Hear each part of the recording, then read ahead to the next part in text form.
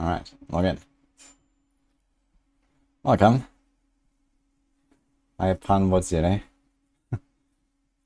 Still Traveler, Drunken Master, Cheyenne, Space Pick, Wonkas, how's it going? Yo, Carlson with the 5 years, thank you for the sub, man.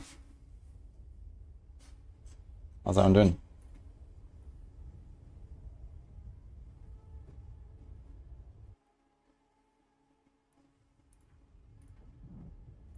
Is my YouTube stream loading properly? It is, okay. Greetings. Hello, Daniel.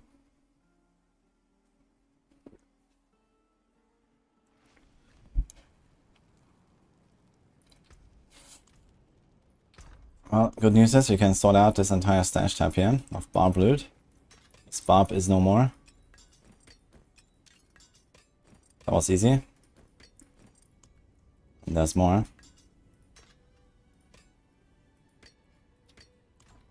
Maybe I should double check if there's anything for other classes and stuff. Is it double GA? Mace. Might be both setting.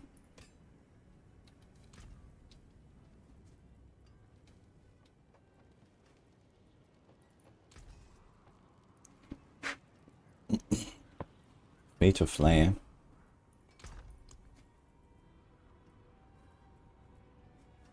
Here's 4 to bash and here's a free to flay.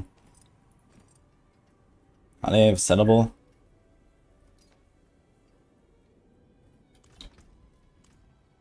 Maze are count bound. Ah shit. Oh goodbye.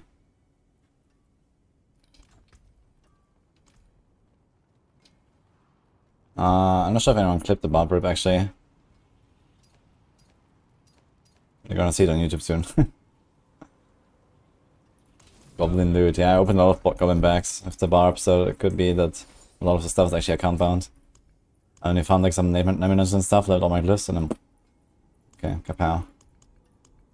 Oh well, it is what it is, I guess.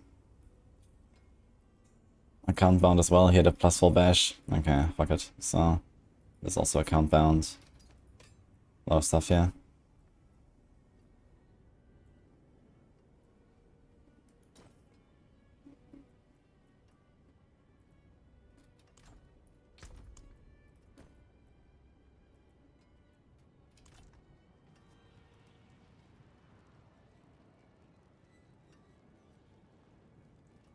Okay, bad side, thank you. 2.5 billion for +3 conservation mastery amulet. Like a normal amulet or like a fractured?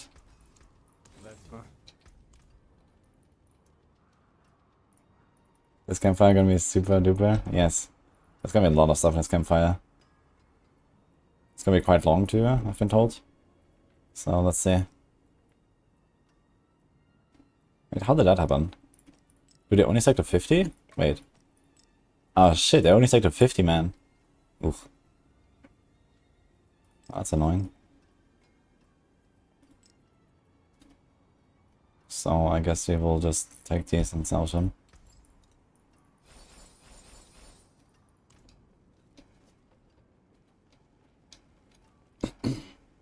Where to get the wings? The wings are from the Vessel Fader pre-order, the Deluxe edition.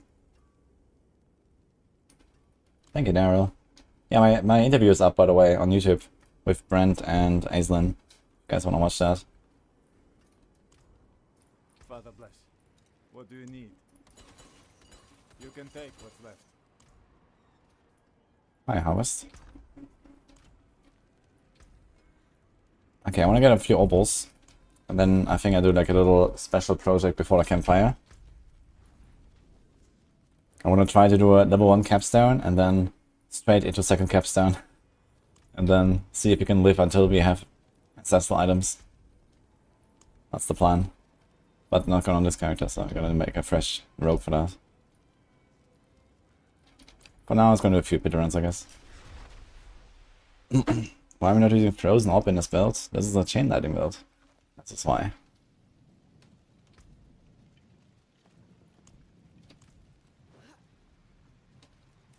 Best build this season.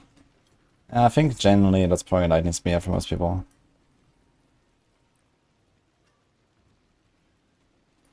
With more 42 elixirs? Over here.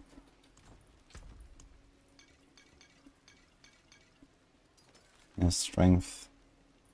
And this amulet, man. 2 to elemental dominance and 2 to devouring blaze. That's pretty big.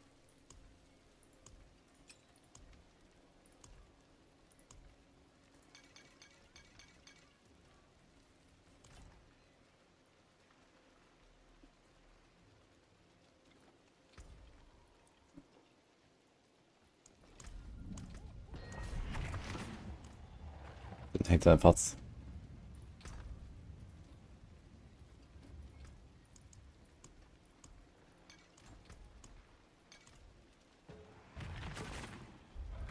Shades for CDR and mana management made me a perma rogue enjoyer.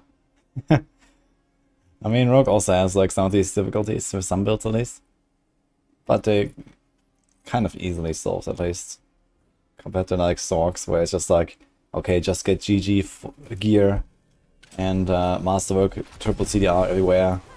Good luck. So yeah.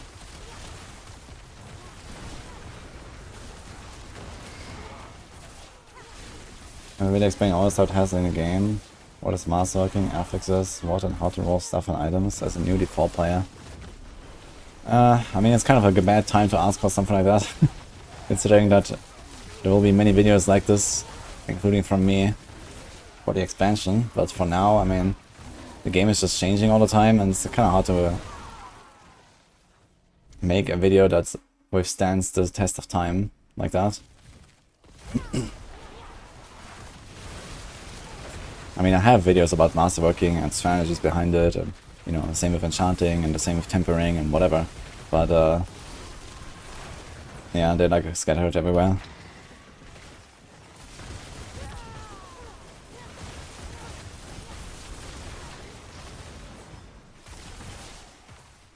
Morning, D.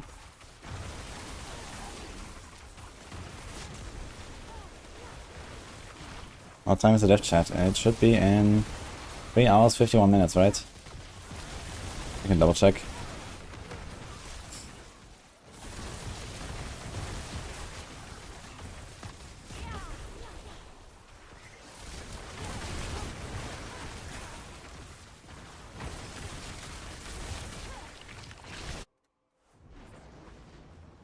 You see any new builds coming up from what I have seen? Well, I heard they're introducing a new class to the game very soon. There may be a new build on that new class.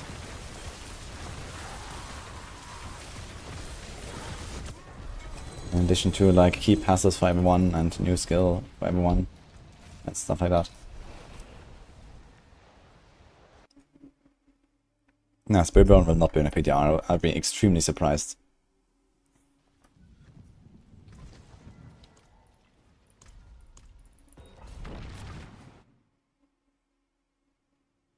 No Deacon.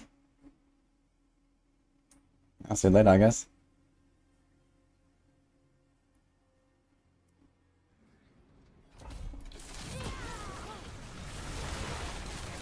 Entire lead pack there, right next to me when I load in. Okay, then.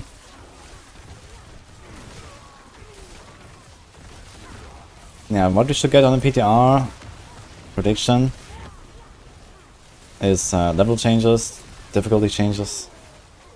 They talked about progression changes, so I guess that means that mostly. Probably some new features. Probably the party finder, I guess. And you know what else they're changing, I guess in the expansion there's gonna be a lot of stuff. So what we're not getting in the expansion is, what we're not getting in the PTR is most likely Spiritborn, Citadel, the Hantu, on the city, campaign.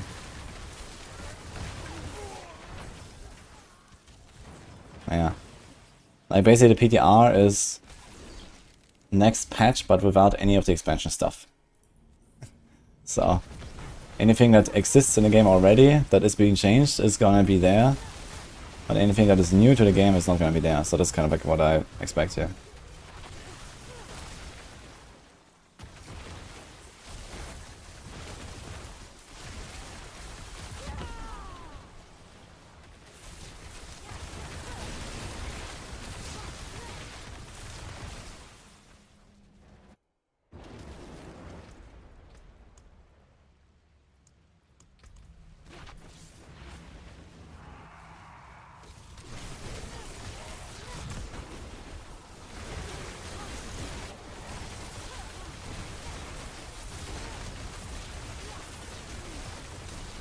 I'm guessing this will be the season theme and that's it.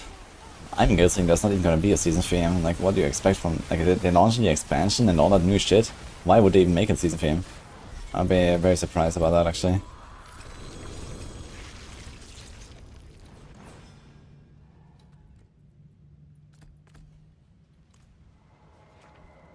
I am hyped for Path XL too, yeah.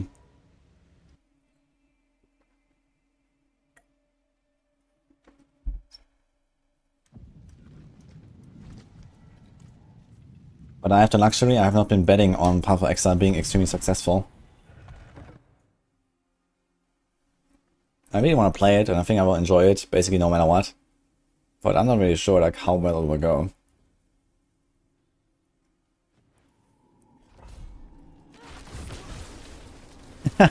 Exclamation mark Barbary, I already named it in Ungas, okay. Do you know how to add commands? Or edit commands? You can do it yourself actually as a mod with exclamation mark, command, add, or exclamation mark, command, edit with a space. And then exclamation mark, the command name. How do I rate this build? Amazing.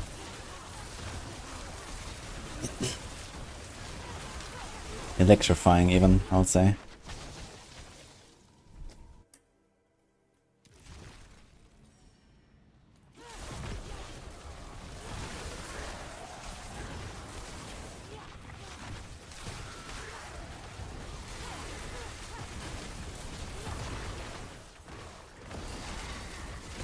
I'm gonna host another pit ladder.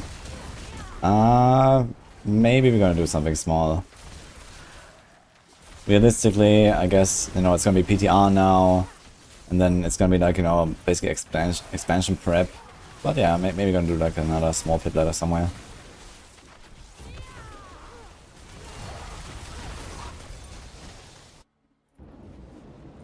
Great success. Nice. Thank you. And usually I just have an exclamation mark grip. Since the old grips are, you know, from like day 1 and day 2 now. They're like almost a month old. I can just make exclamation mark grip actually. I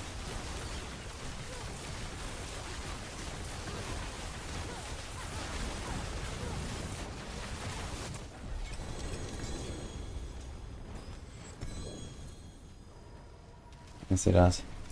What did I actually say there? 2 stacks. I didn't even check like how much damage does the thing do, but... Oh! Oh, okay, I'm dead. Wow! I just wanted to check, man. Okay.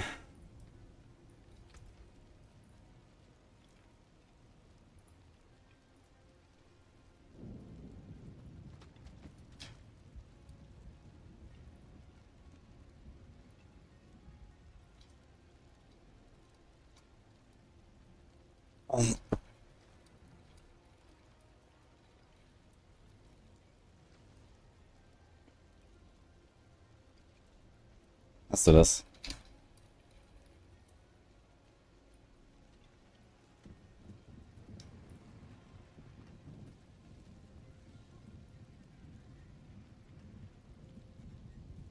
See some steel you need? What's left, you ask? It really feels not the way to go. I mean, if you know what you're doing, you can definitely play hardcore and get away with it. But yeah, I guess it's just also that, you know, I'm so experienced playing hardcore. I'm very experienced at making builds. You know, I'm you know, good at theory crafting, I guess. So for people that are less, you know, with the numbers and more likely to try out stuff in like a real gameplay, yeah, it's definitely more problematic to play hardcore and try stuff like this. And for me, you know, I don't have trouble doing this on hardcore, but you know, something can always go wrong. But so far, like for the past like 15 months actually, I've rarely ever had a problem playing hardcore and, you know, doing my theory crafting and making my builds and stuff like that.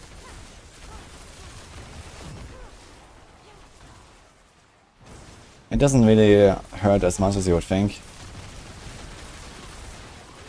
As long as you make sure that you don't like rip in the wrong moment, you know. Of course, if you rip on like day 1 and day 2 and day 3 of the season start, then you're just kind of fucked. and everyone else is gonna have the builds out before you. But if you're careful, it's gonna be fine.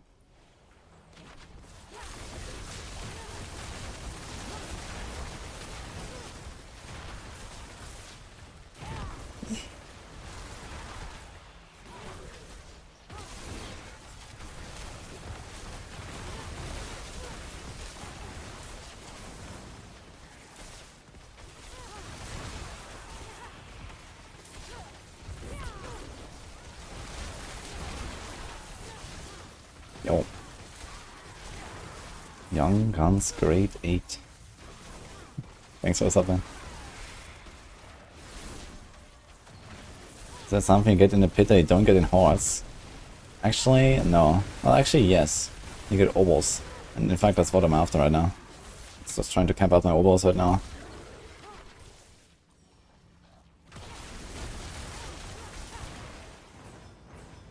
How am I playing without a Faction Radar class? Well, there used to be a time before Faction Radar class where other builds existed. It was a great time.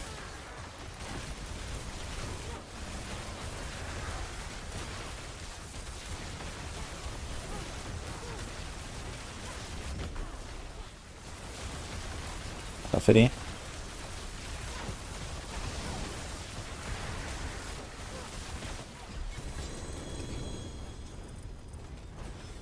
The build is a chain lightning build on Maxwell.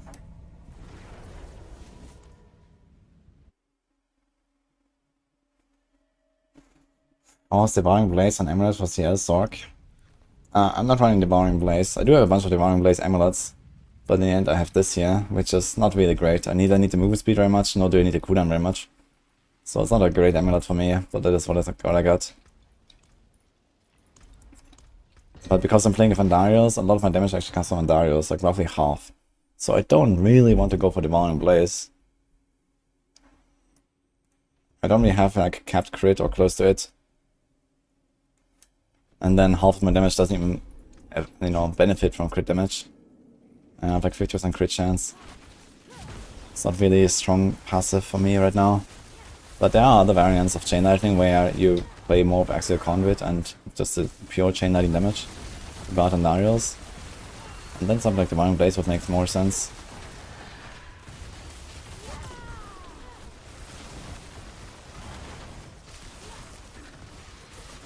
Hope we get a good ball lighting build next season. Yeah, I wonder like what they're gonna do in general with like shaking up the existing classes outside of okay, new skill, new key passive. Like how much are they gonna actually be tuning?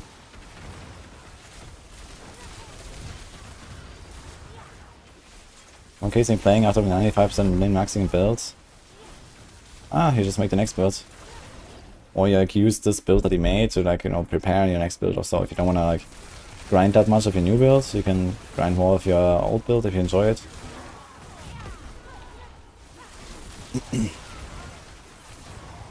But yeah, right now we don't really have like this kind of like super long-term objective, no leaderboards and you know this kind of things, so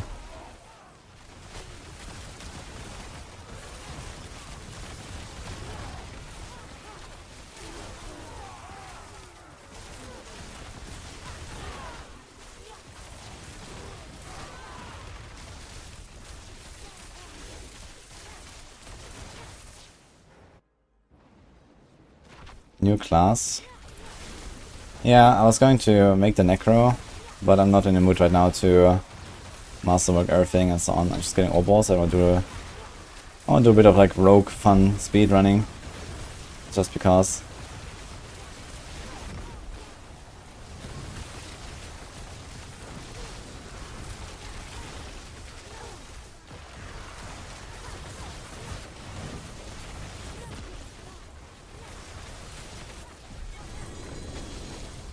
To make Shadow Sork a thing. Shadow Sork.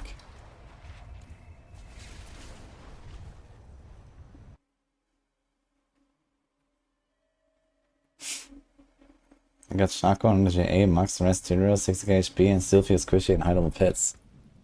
What are you doing wrong? Are you playing Necro maybe?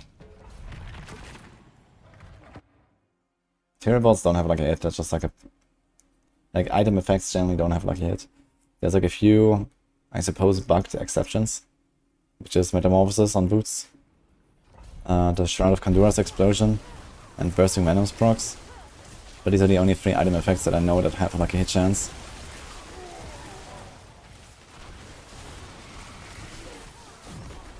Rouge sounds nice, I agree. Sounds way more smooth than saying rogue.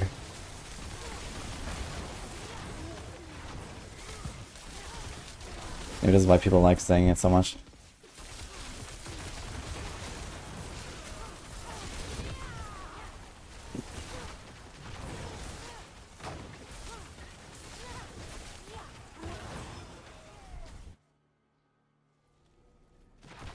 World boss in 7. Ah, nice. We're gonna go there. This kind of checks out here. We have this run, one more, then go to world boss, and we had Oval Cap as well.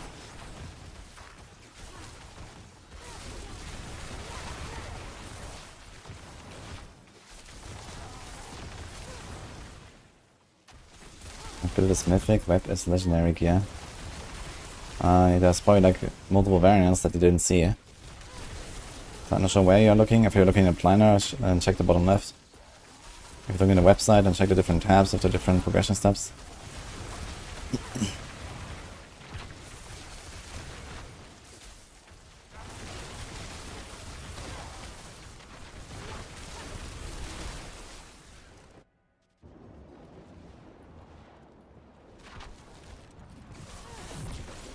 What is the reason around the pits so you can get more Neve Iron Hordes? I can tell you the reason. The reason is, it doesn't matter.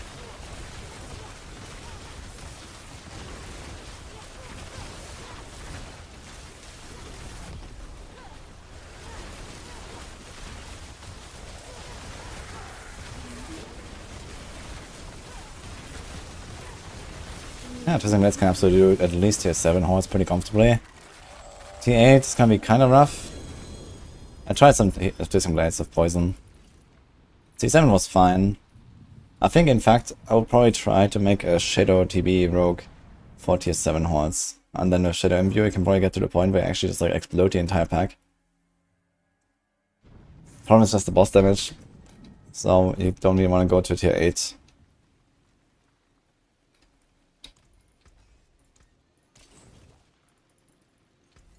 Well, there's something special. Okay.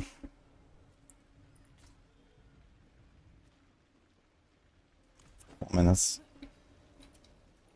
Oh, we started lagging already before the world boss.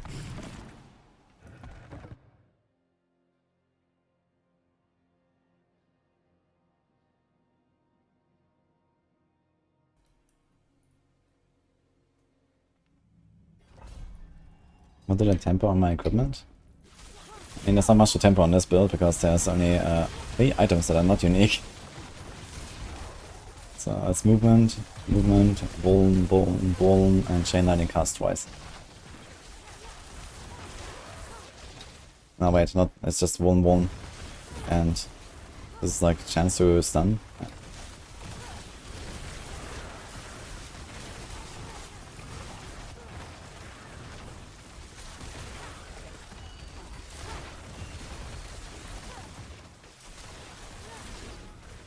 How would it be for me to not skip campaign on day 1?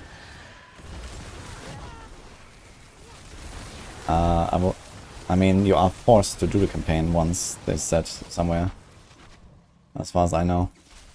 So it's gonna be a bit like the original launch where you have to like speedrun the campaign first. I kinda like the idea.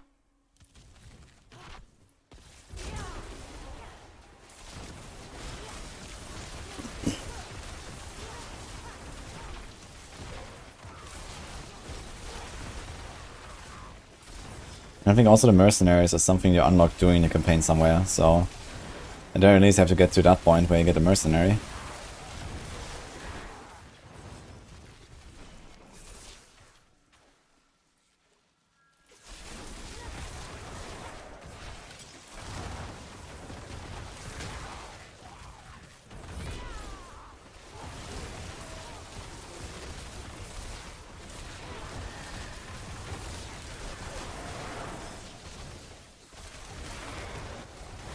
Can you walk back the statement on SSF? I don't know. I mean, the thing is that there's a huge lobby for SSF, or something like it. And that lobby will never disappear. So I don't think it's like that unlikely to get it. No matter what they say.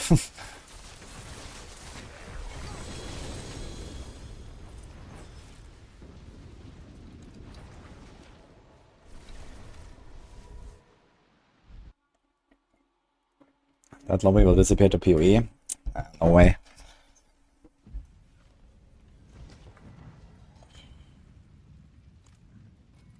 You don't just play PoE because they have SSF and Diablo doesn't.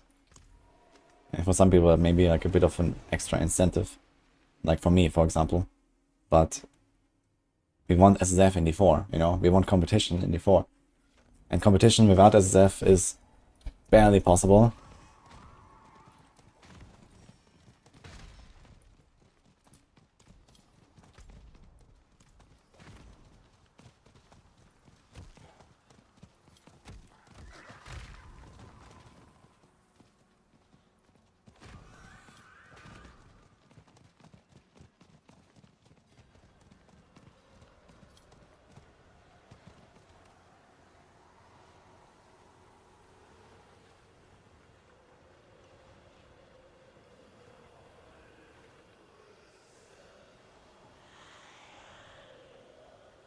Hi, Crucible.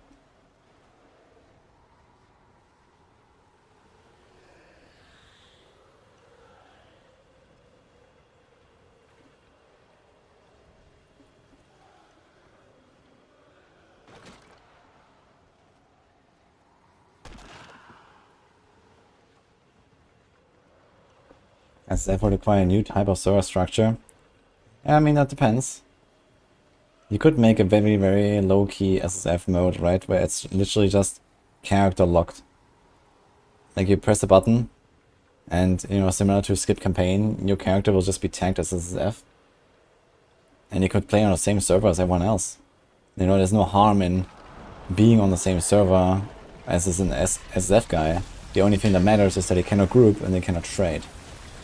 Well, not grouping actually prevents you from trading anyway, right? You cannot trade with people that are not in your group, I believe. So the only restriction has to be you cannot group up. And that's it. So you don't need a new server or anything like that for SSF.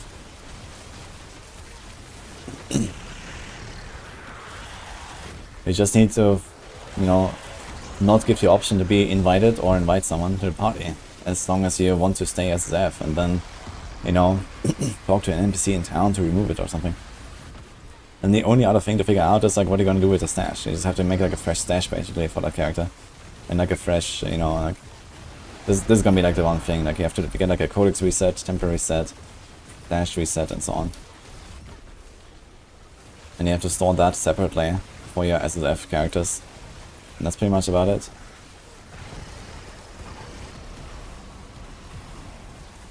Hellfire boosting can matter at the start? Nah, it doesn't. Doesn't matter. Without inviting someone to the party, you cannot even like, you know, realistically group up with someone like to get boosted in Helltide or something. So that doesn't matter at all. Like you will not find each other because you're on different servers.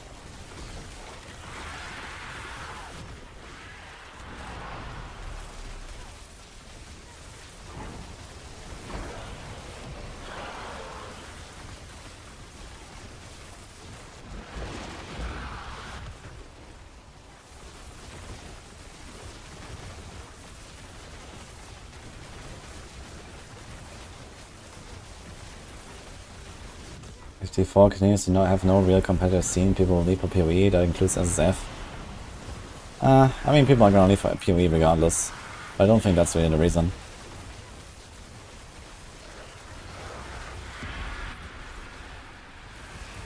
Like, we also don't know that much about the PoE competitive scene or something. I mean, okay, we know from PoE 1 there's a huge competitive scene, but how is PoE 2 gonna be? Yeah, maybe they're gonna continue similarly, maybe not.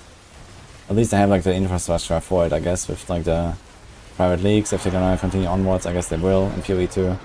Plus it's the F mode and so on. definitely like more opportunity there. Dude, not a single Whisperer guy spawned. Wow. It's actually wild. Okay.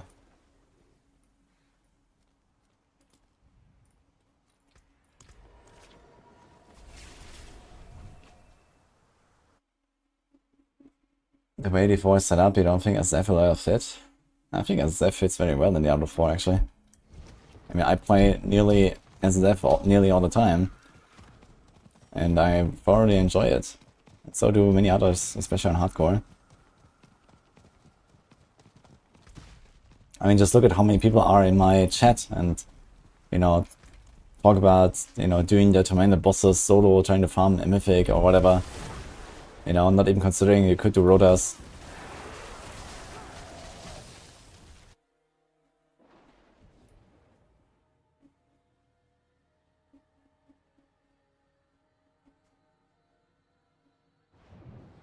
See ya, robot. It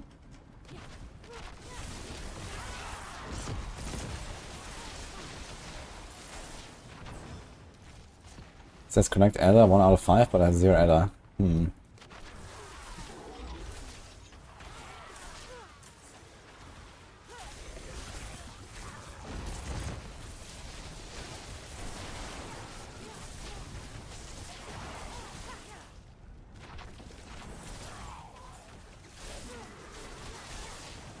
They made it monetized in the group activities.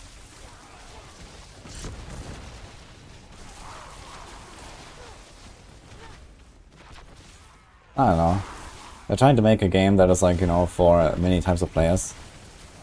And they're generally doing a relatively good job at it, so I just don't see why they wouldn't do something like SSF or, you know, these options to make like, you know, competitive events and so on. Competitive modes. Because they're actually like really crucial for like the longevity of, you know, the community basically in that game.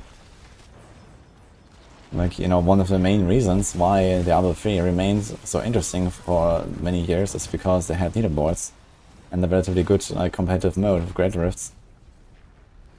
I mean, yeah, just adding leaderboards won't really do that much in Diablo 4 because the competitive modes that we have don't really exist and they're not really great to play.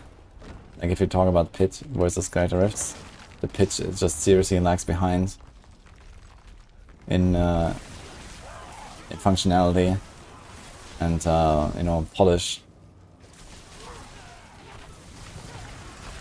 But I mean, you can work on that, and you can do other stuff with like, you know, competitive modes or competitive like leaderboards and stuff.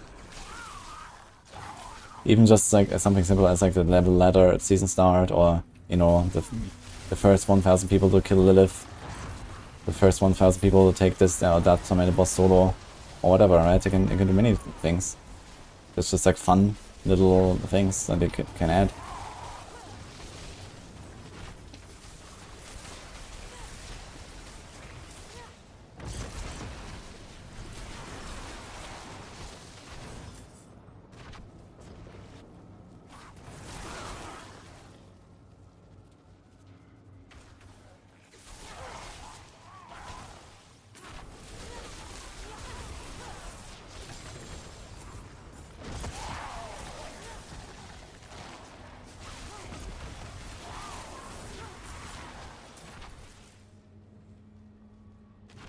Yeah, trade? Yeah, exactly. Like any kind of like real competition has to be about trading, and that's why you have to go SSF.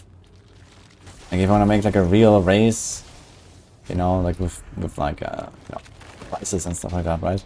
Like I would really like to set up something like the PoE Gauntlet, for example, but it's just like almost impossible to do because you can't really give out prizes to people that have such an easy time cheating, right? If you say it is an SSF race or something, then it's extremely hard to police this in Diablo 4. And this is why you can't really make like big events with big prizes.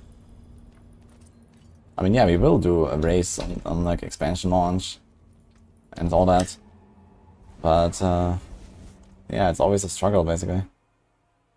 You know, last time we did the pit ladder and like the total prize pool of that was like, I don't know, less than $1,000 or something, right? I want to do a race with like 10,000, 50,000 or whatever in prizes. You know, that's what I want to do, but it's like almost impossible to even set something like this up without attracting people that will just try all like everything possible to cheat their way to the top.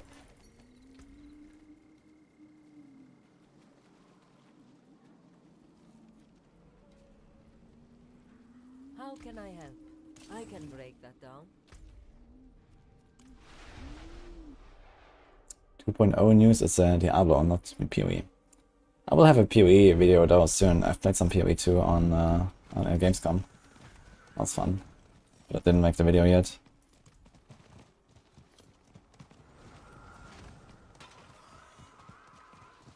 Spellborn Dash can go through walls like Monk Dash. No, it cannot. Monk Dashing Strike is more TP. And the Spiritborn is just basically an enemy targeted dash from Rogue that goes a little bit further and can be cooldown reset.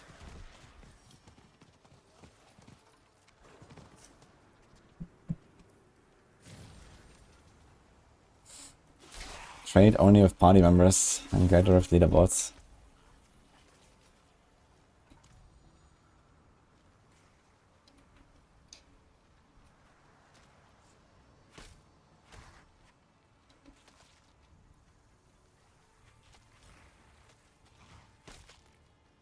Max resource GA and local is actually best. Yeah, but it was 42% and not 40.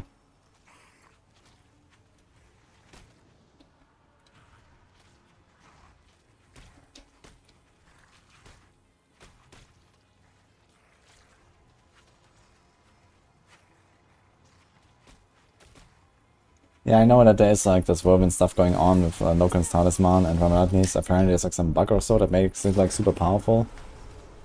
Or so, I'm not really sure what is broken there.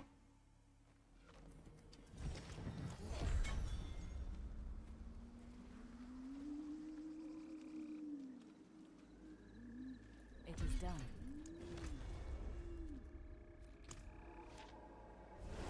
The arrows are from Tyrion's Might. Chest piece.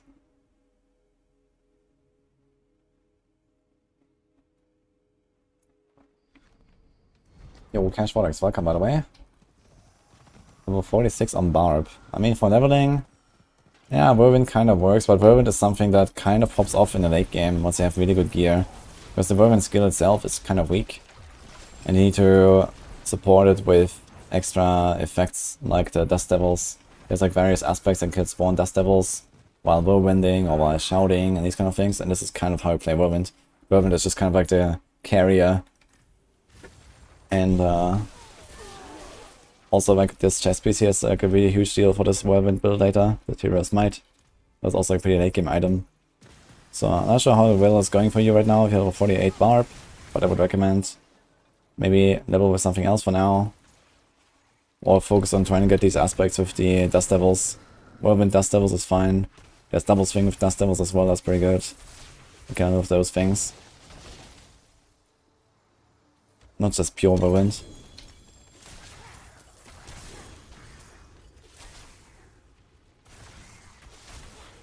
Int and crit.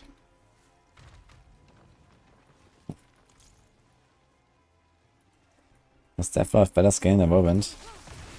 Yeah, I think there's like some bugs with Whirlwind right now that people are abusing. So I'm not sure how strong that is exactly. But Deathblow definitely dishes out some serious DPS. Like a few billion DPS is probably doable with Deathblow. Not very impatience on PoE too. Very fun. But I'm not sure it's gonna be the same for everyone.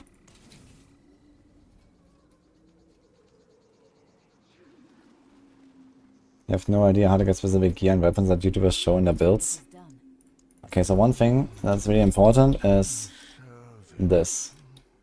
So if you want to try to farm certain uniques, you want to check out this link. There are certain bosses that drop certain uniques.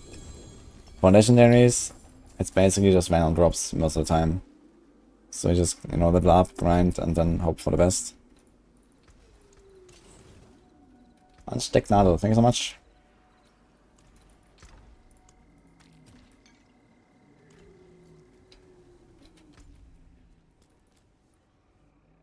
Okay, the Helltide lasts another 12 minutes.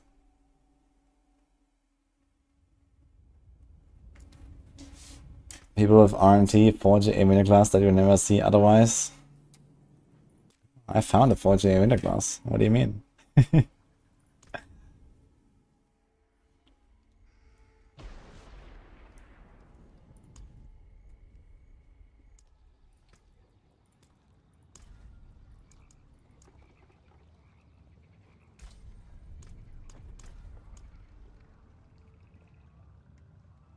40% one.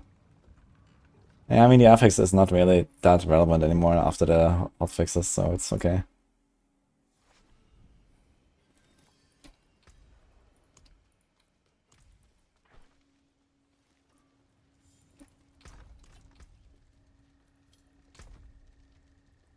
Do I have any like low level gear? No.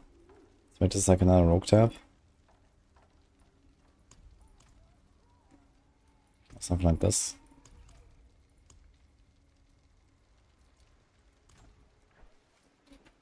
Okay, I want to try to get some low level gear, similar to what I did with the prep for the barb run. Some level 1 gear. Shouldn't take too long, but I don't have any stuff there. Morning, for good.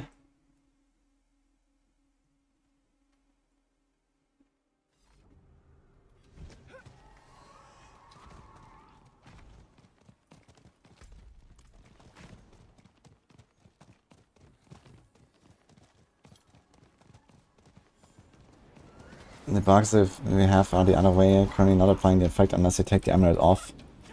Yeah, okay, I know about this Marmeladne swap you have to do. But it's still kind of weird. Like, why would you use Locrons in the first place? Like, I've not seen any build that uses Locrons, and now suddenly we have this build of Locrons? Like, where is it coming from? Or is it just because it's like one of the only ways to like buff Tyrion's might? So you just go for it.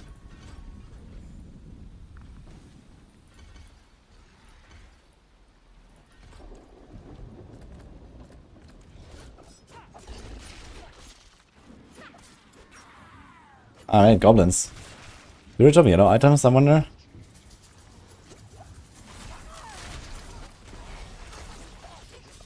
At this level? Ah, there's one actually. Very nice.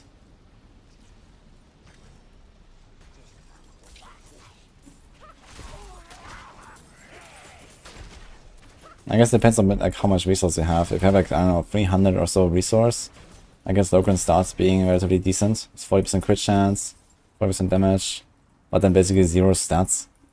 But yeah, if you don't have like no overly powerful passives, then maybe it's okay. No. I don't know. No. In the kitchen, I think.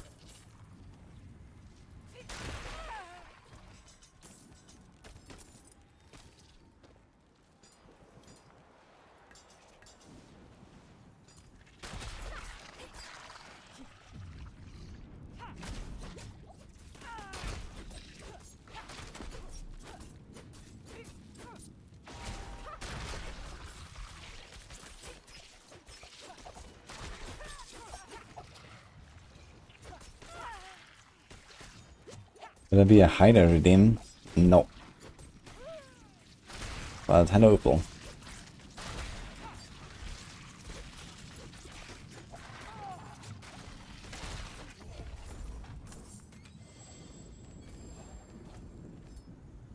Ah, Opals. Dude, what's up with all these daggers? I only have many weapons. Holy shit.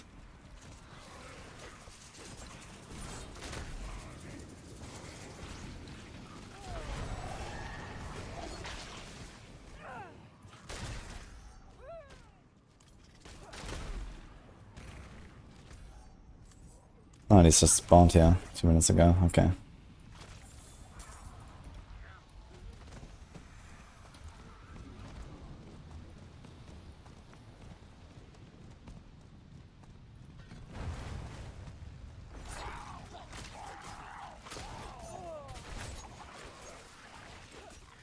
I'm doing Genshin Impact. Enjoy.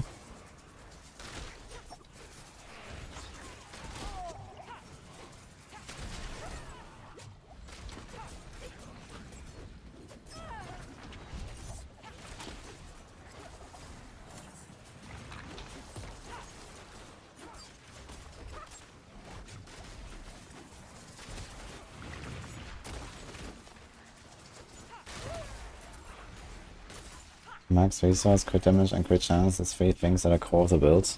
And how is max resource core to build, outside of like the benefits of Locran? Like on a Worm build, what are you gonna do with max resource exactly?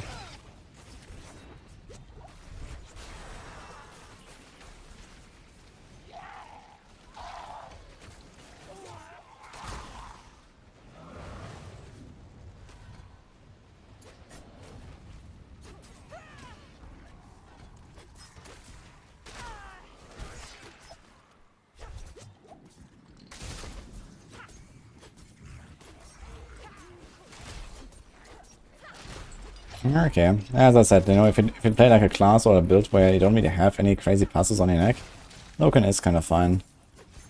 Especially on Barb, where you can actually stack max resource relatively easily. You can also like throw in a Shaco, for example, if you don't go Lucian, depending on if whatever you're doing it works with Lucian or not. Shaco has extra maximum resource as well. So does Radnis.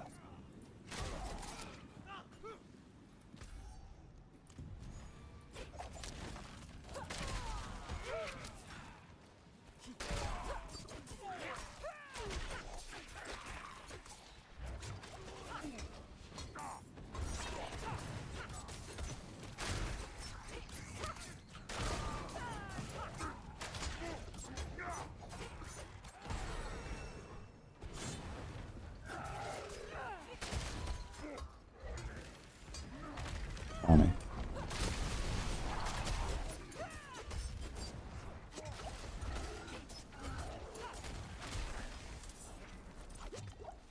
Do I need a weapon? How is it that I have no weapon?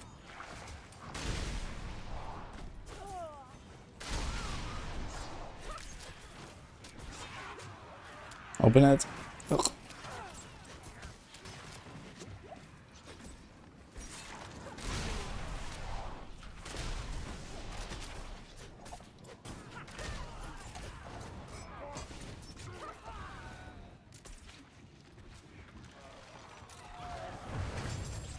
Okay, finally.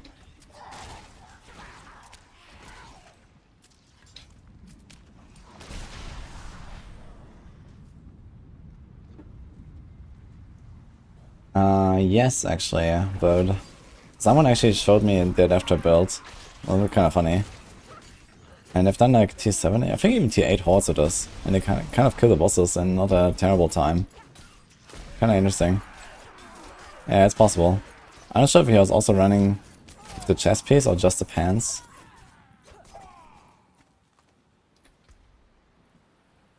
But it is a thing, actually. Death Trap Rogue. For real this time.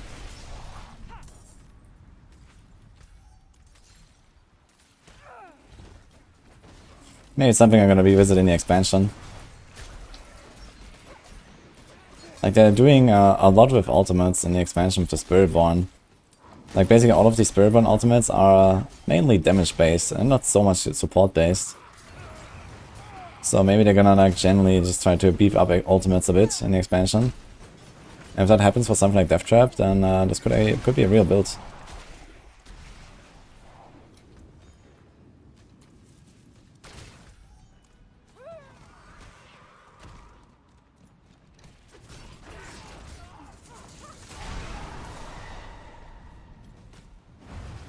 We have a plan of that somewhere. Ugh. I think he might have sent it to me. I'm not sure. I could check if I find that again. But I'm getting a lot of DMs. It'll take a while.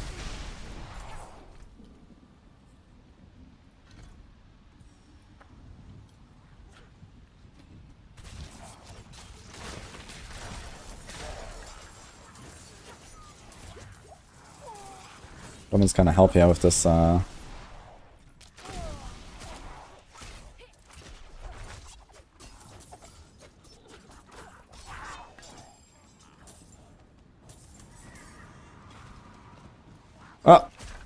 Ah shit, I shouldn't have gone on the horse, huh?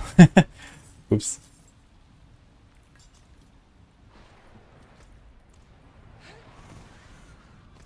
Can you do one more chest? Might be a bit close, yeah. We're still missing rings, amulets.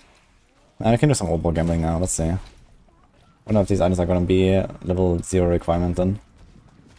I want items with level 0 requirement.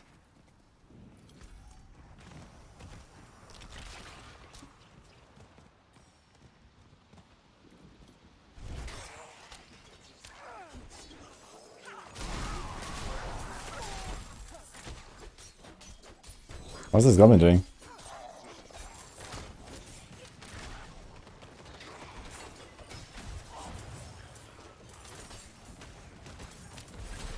Okay. Oh, I can open too much chests. Greater treasure bag. Wow. Wait, I got a greater treasure bag before I got a normal treasure bag. That's kind of funny. Okay.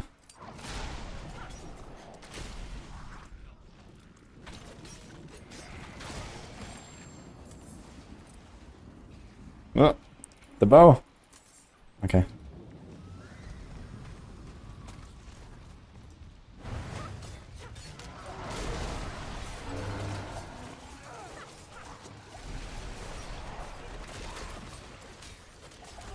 Yo, you're leveling Necromancer new to the game. I recommend you go Blood Surge or Minions. These are both very good leveling builds and very easy starter builds.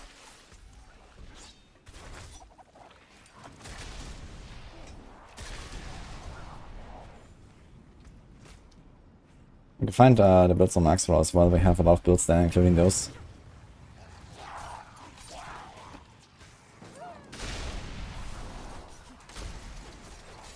Okay, 30 seconds. To clean up here so I can open the chest.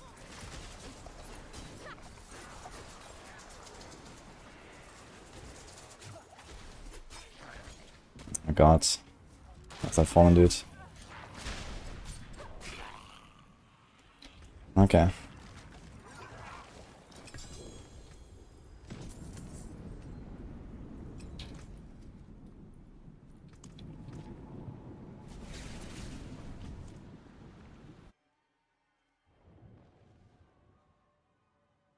A good leveling build for Barb is usually Walking Arsenal, People, Charge. That's kind of like stuff like that. I think I have a Walking Arsenal Barb on Max, so I can check that. Or like an Upheaval Barb. Oh, wait a minute, these treasure bags are blue. Item power 100. Okay. Oh, they're legendary. Wow, what? Okay. And it's definitely not 100, it's 216. What? It's 218. Okay. Interesting.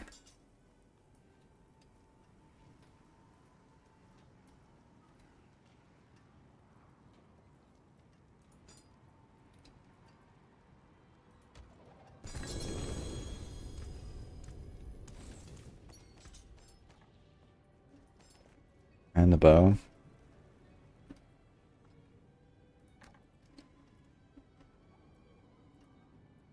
Okay, so all these items are still level 1 requirements, which is nice. Let's get a helm, ring, and neck.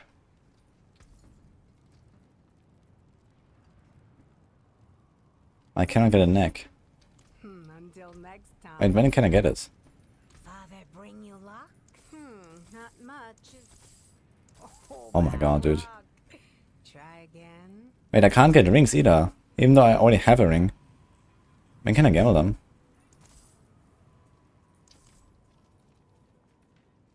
100 was just a suggestion. What will it be? 15.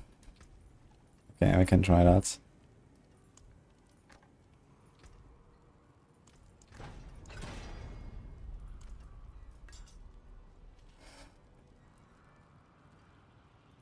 Actually, I should probably go for the puncture. I mean, going two-wheeled, two-handed bow gives me basically double the elemental surge damage. And here I can get up to 65% chance to cast twice. Realistically, like 55, 60, something like that. So this is like a 100% bonus. This is like a 60% bonus. Because I can master work it to 100%. But it also gives me just like more hits. And also more chances for arrow storms and stuff like that. But realistically, I guess you just go triple elemental surge.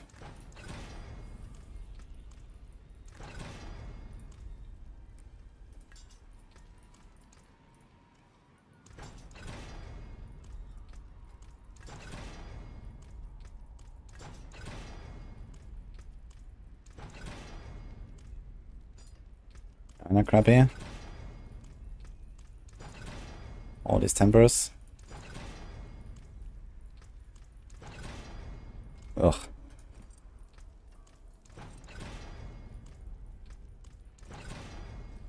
Nice. I think actually I'm gonna try to hit a freeze here. Instead of movement speed. So we can go frigid.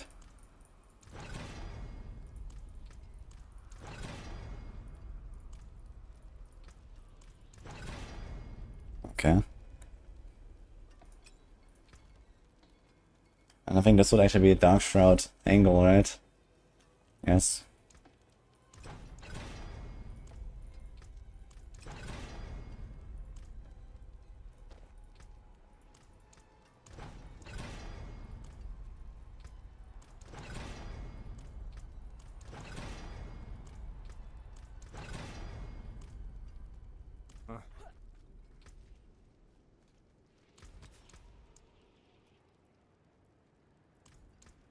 I don't have a perfect Umbros aspect, it's kind of funny.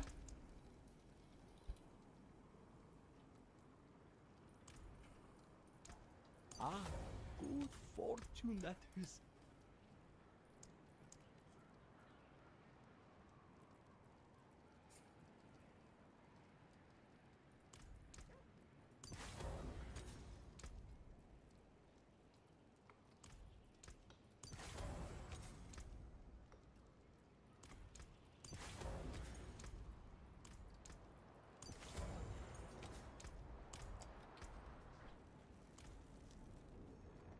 All tide has risen. Let's go.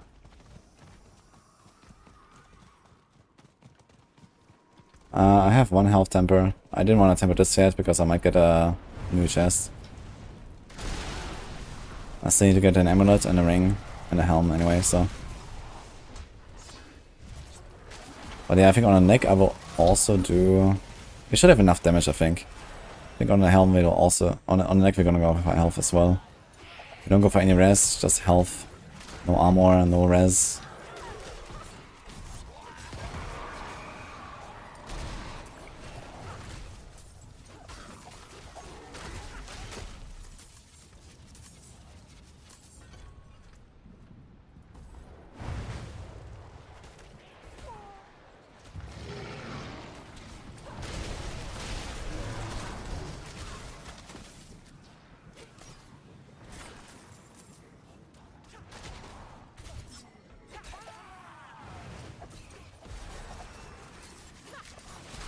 Does any skill feel better than Shadow Imbued Pen Shot? It does feel really good, man, that's for sure. Okay, we can temper this thing as well.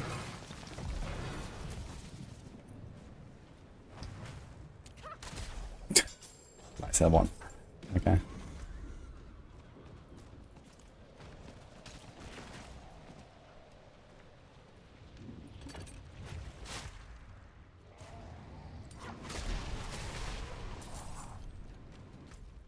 Okay, we had 6. I guess we can do Blood Maiden. Blood Maiden might also drop something for us.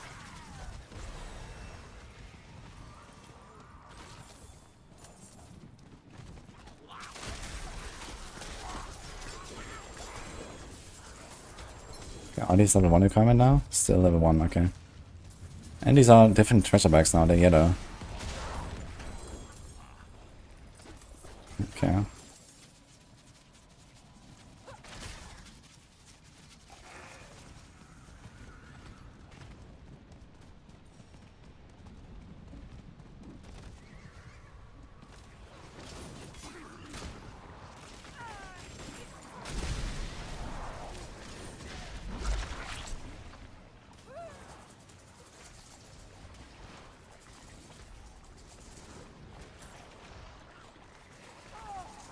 35.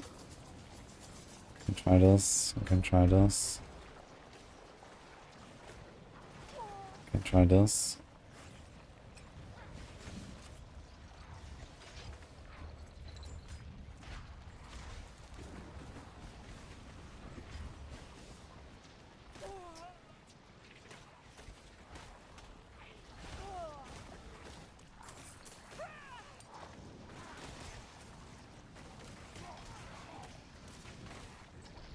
What exactly happened in the Bob dying clip? I didn't understand.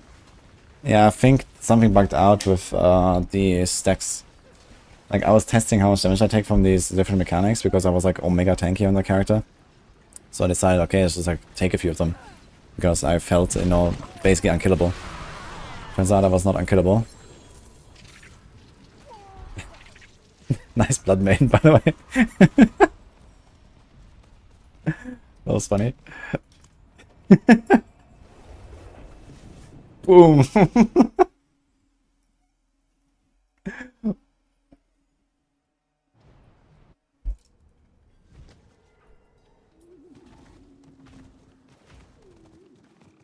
is done. Alright. That's like chaos. I should have taken rings maybe, but we have one ring there.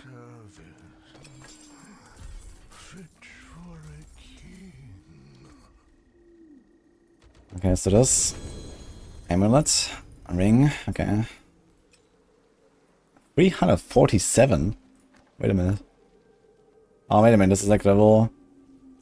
This is level 10. Okay, so we can't do that. This thing's also level 10. I want to do the level 1 gear, so... Let's take this. That's level 10. That's level 10. Okay, let's hope that the other items are not level 10 or something.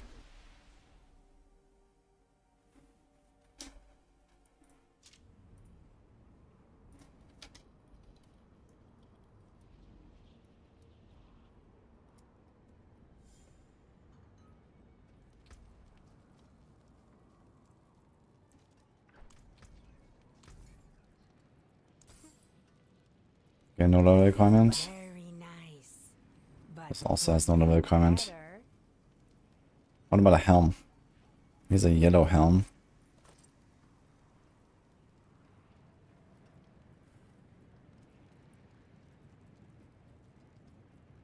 A fair bit of magic in that one. Okay, let's try this here. 208, 234. Let's take this. Nice. Okay, let's try this.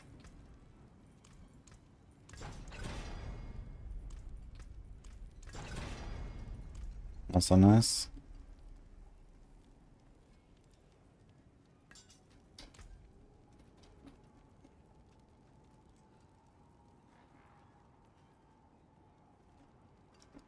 Ah, this ring is level 1. Sorry, temperate.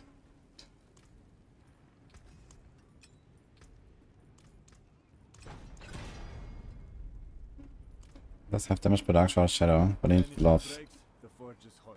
So it's attack speeds.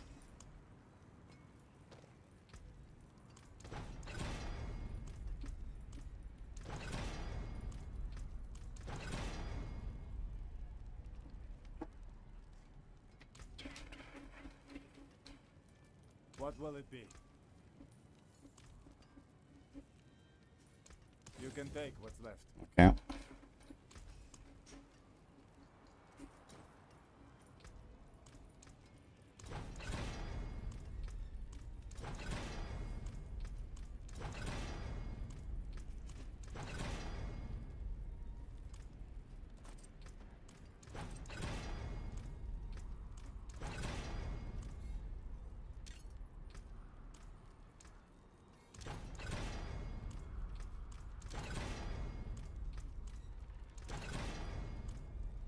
Okay, so something like this, basically.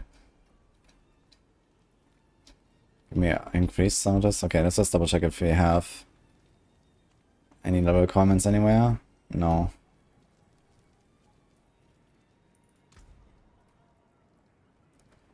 Got Umbers there. So what do we play? I guess it's just gonna be like... Father, You can't do Flurry. I mean, you can do Flurry just for teleport, but not really. So it'll be Puncture. This. 1, 2, 3, 4, 5. And then it's either Concealment or Poison Trap, I guess. Okay. So something like this is gonna be like Might, I guess. And something like this is like Prudent, maybe. Anything else I could do there to avoid one-shots?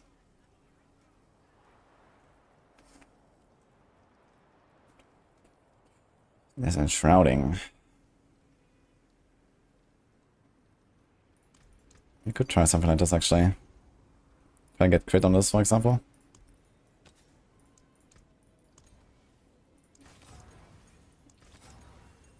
Does crit exist? Yeah.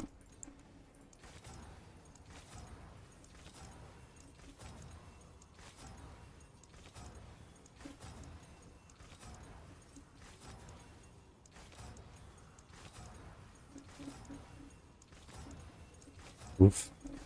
Why is it so hard to roll? Okay.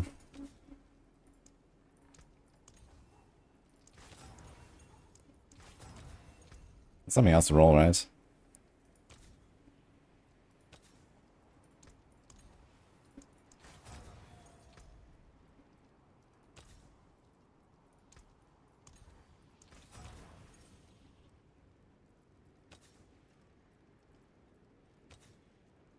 So that's crit chance, that's fine. And Gem Killer is useless. Is there anything? Attack speed, I guess, or crit.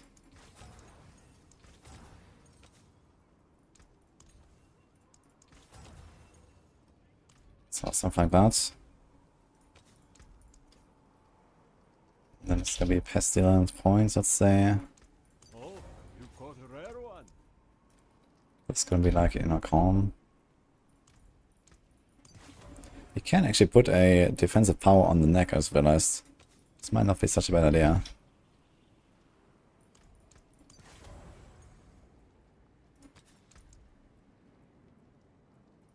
Vengeful. Rapid.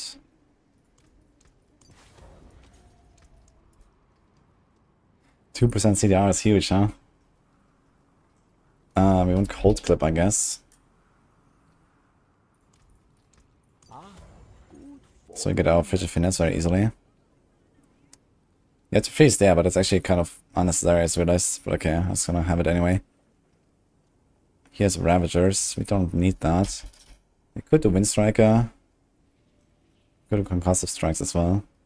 Just for damage and for CC. Or we do Shared Misery.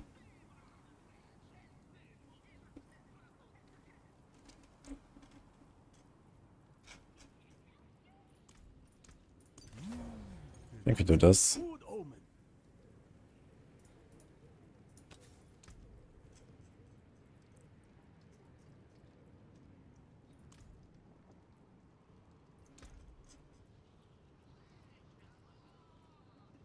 There's Undying. We probably don't need that.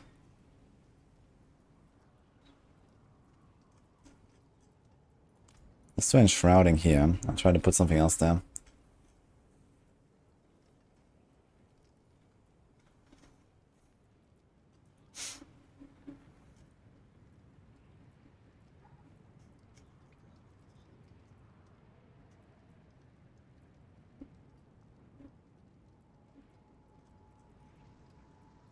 Okay, I'll do Prudent Heart.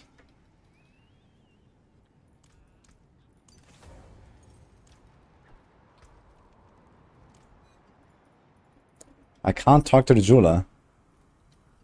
Kick. Maybe level 20 for that, right? I like to at least craft the gems already. Okay then.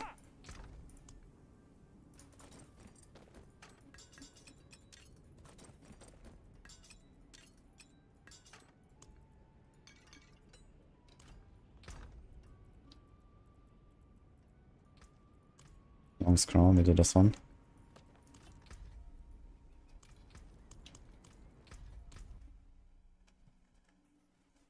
Yeah, I want to do level 1 items only to world tier 4. And see if we can actually survive the second capstone and get to like ancestral gear.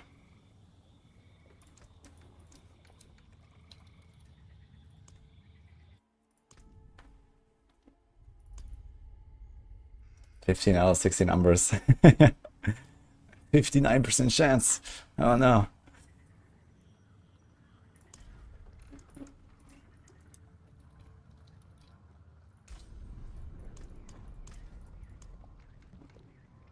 It's gonna be like an Aerostorm run, basically. Aerostorm elemental surge stuff.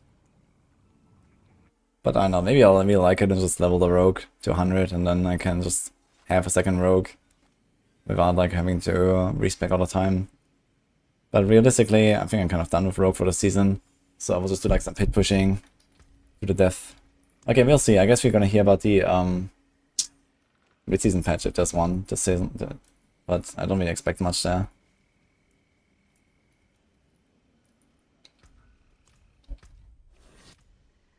Okay, before we start though.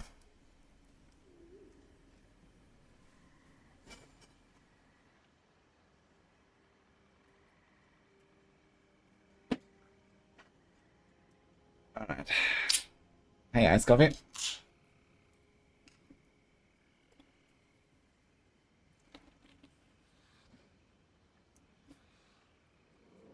You remember in one of my YouTube videos I showed a screenshot of Arclight Sorg Planner that used a unique in every item slot, exact eminence and focus.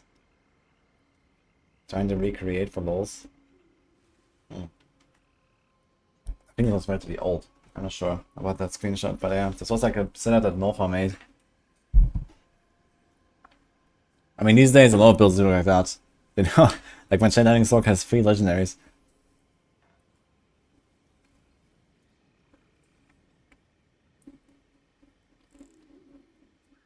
Now's the time to start cooking crazy builds. It actually is, yeah. I've been cooking on a lot of Spiritborn stuff lately. Off stream though.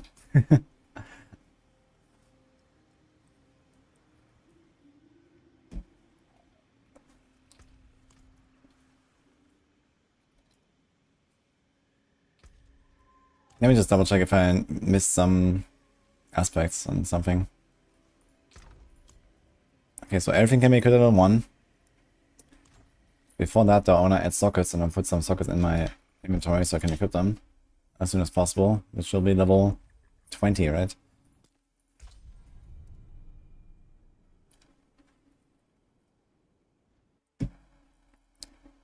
It's not coffee, this is called ginger beer.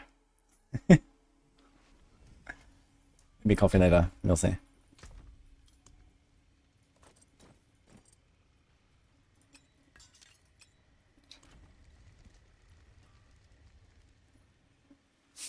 And show some Spiritborn builds. Not yet, but soon enough. Beautiful and handy. I've been cooking some really interesting stuff.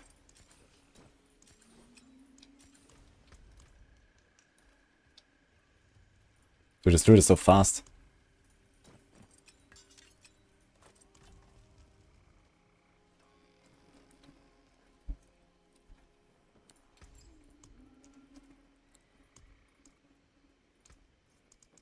How much are these? 2% life.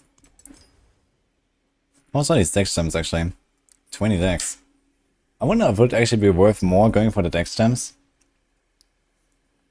This is 20 dex and this is 2% life. And then it just goes up to 100 dex and 9% life. So technically the scaling is worse on the dex gems. On the other hand, 2% life, 5 times, 20 dex. Okay. You have a lot of stacks on low level. You know, I have like, I don't know, what, 200 decks or something? And then making like 300?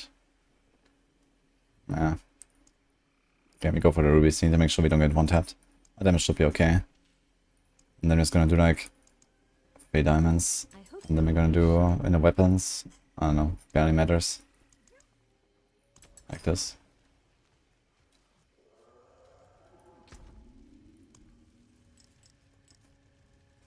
Okay. Pot. This is level 35, this is level 20. That's level 10. So we start at Physician, then Fortitude. What about Advantage? It's level 10 as well. We should probably go with that one. Okay. Yeah, Jim's at level 20, so I couldn't use this Druid on my other character.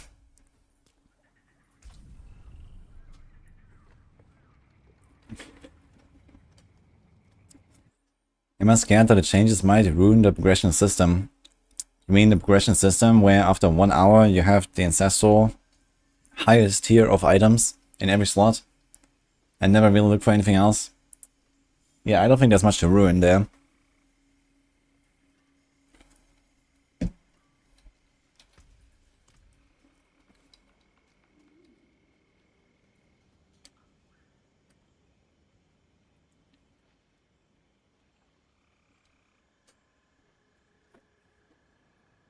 I mean, it definitely needs an overhaul. You know, World Tier 3 is like completely irrelevant these days, right? Like, I think, like, if I was going to do, like, let's say, mild changes to the current game, right? I would, like, make World Tier 3, like, 50 to 90 or something, or even 50 to 100. Sacred Gear, 50 to 100, and then have the second Capstone or something at level 100. Pretty tough. And then World Tier 4 is, like, kind of like, you know, 100 plus. Or 90 plus or something like that. And then there's at least a bit of like a reason to stay in the different world tiers and stuff like that. Like World Tier 3 is so irrelevant these days. In fact, it's exactly the run I'm about to do now, where I just like skip World Tier 3.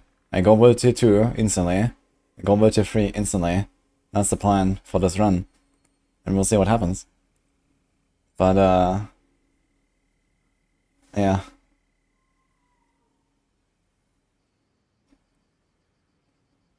Problem with having tiered gear is that no one cares until they get to the highest tier. Yeah, kind of. I mean, in the past we did care, you know. But number one, the jumps between the tiers are way too large. You know, like a sacred item is so much better than a normal item. And an ancestral item is so much better than a sacred item, you know. It's just like, no matter what, you equip the first ancestral item that you get in every slot. And no matter what, you equip the first sacred item you get in every slot. Like the jumps are way too large. On top of the, you know, opening up, you know, extra perks, like, okay, on ancestral items you can suddenly double temper, you know. Just the double temper alone is already worth so much. Why does it also have better stats, right? So, these kind of things.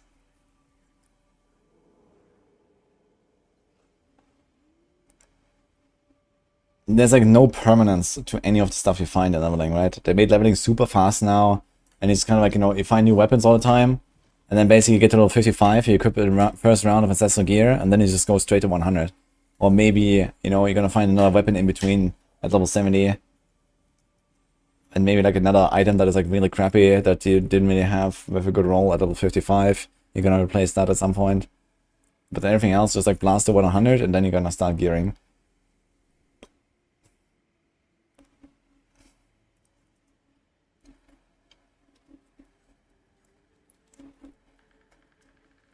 Thank you so much, iced coffee, by the way. Did everything this season, how come we can't craft horde sigils? There is a priority quest.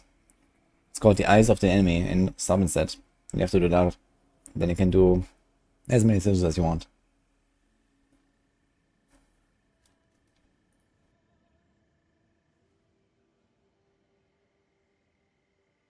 Anyway.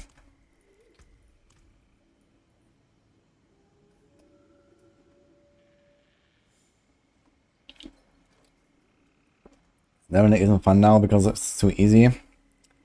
I mean, if you're speedrunning, it's not necessarily easy, I think. Like, if you constantly, you know, if you go like World Tier 2 at like level 15 or something, if you go World Tier 3 at level, World Tier 4 at level 35, it's not really easy. It's not trivial to do this, I think. So the leveling process is still like difficult enough, and then you also want to do like this plus 30 monster level all the time. So you have to go like, you know, kind of like high DPS, low toughness setup in order to be able to do this. And it's like the fastest leveling strats. And I think that's okay. That, you know, leveling generally is easy for the majority, but if you want to be fast, it's very difficult. So I think this is actually excellent.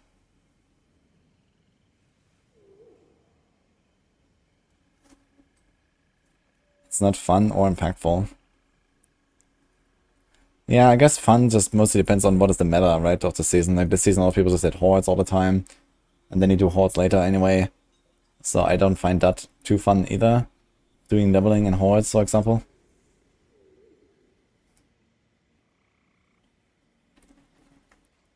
Now we just hit torrent 16 and go for another one.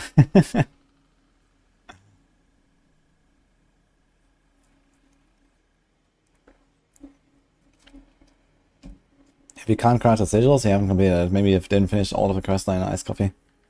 So check your priority quests, yeah. You might have something. They nerfed desecrated damage, yep.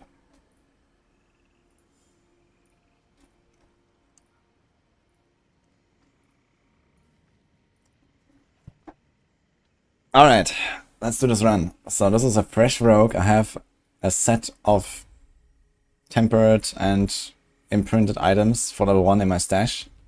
The goal is we're gonna do a level 1 capstone, and then whatever level we come out, 10 or 15, we're gonna go second capstone. Usually this is something you do at level 35 with a bunch of sacred items. I'm gonna try to do this with level 1 gear and see if we can actually live through it and how fast this will go. Fine as we go Aerostorm's Rogue with Elemental Surge Tempers. We skip the class quest and see how fast we can do it. So let's go.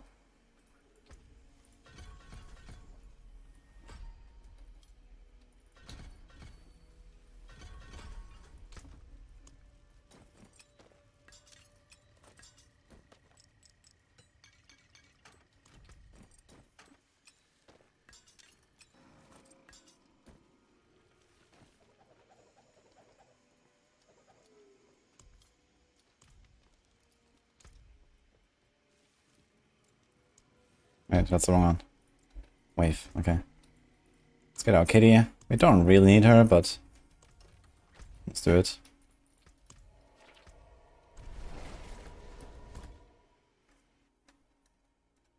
No bone spell today. Maybe later. I mean, this one will not take very long. Because either I will rip or I will just like not want to continue. I don't really want to finish this character necessarily. I just got a bunch of gear. I want to see, you know, it's just like a thing. A possibility that I'm doing here. And we'll see what happens.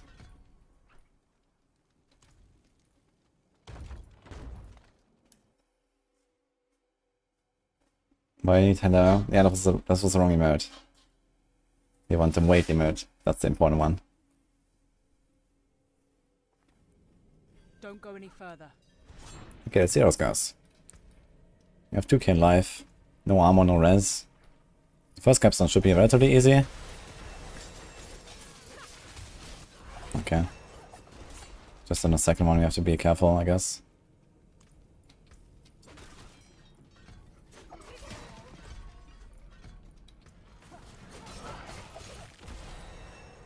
And we have lots of damage with the Dark Shroud Tempers.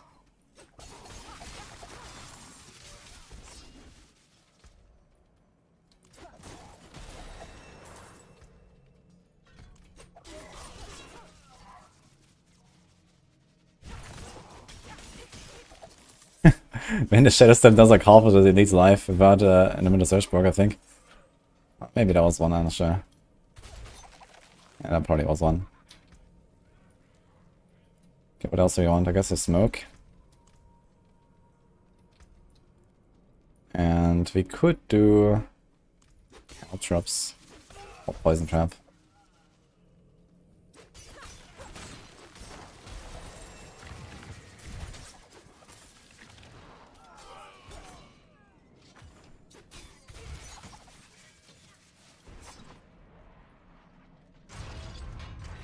This looks fun. I can recommend, man. Aerostorm's Rogue is super fun. A lot of people played it this season. Very good for leveling, as you may notice.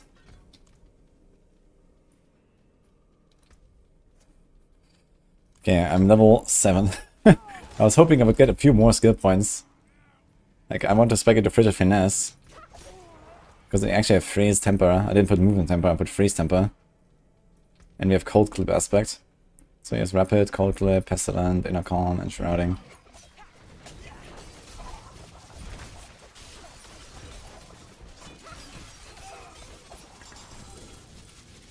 But yeah.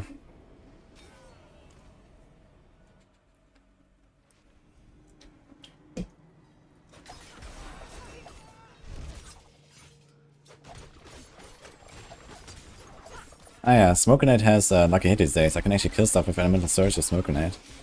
That'll be funny.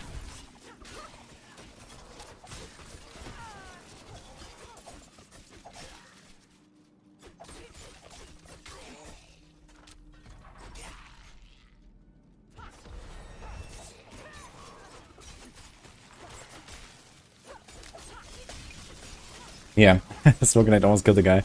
It's kind of funny. I need to crit a little more. I don't have that much crit chance. I just noticed. How much is it?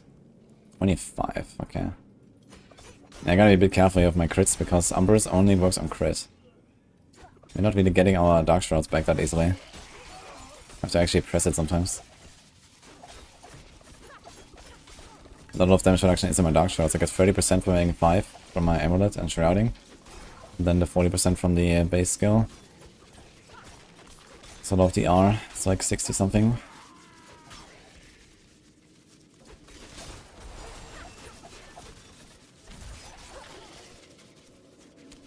Yeah, I'm not sure about the last skill now. I guess we do the Caltrops. Get some more crit there, I can just put it on the boss. Let's see how fast we kill him. Otherwise we can do Concealment. Just have a backup unstoppable.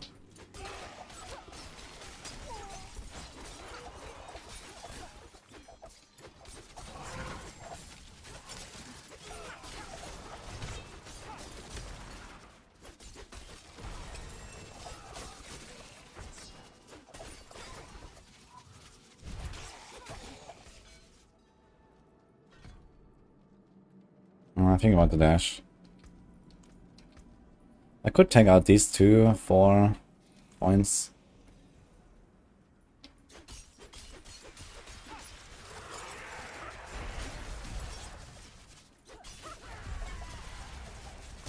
Okay. So that's 5 minutes 55. Curator down. Nice.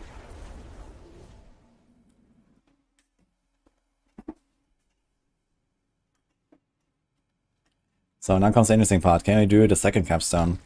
I will probably get one tapped by the big elites, so I gotta be careful with those.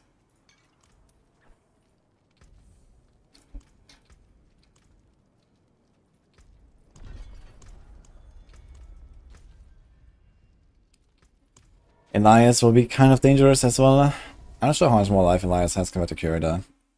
If I had to guess, probably like times 20. So you probably have to fight him a little bit and have no res.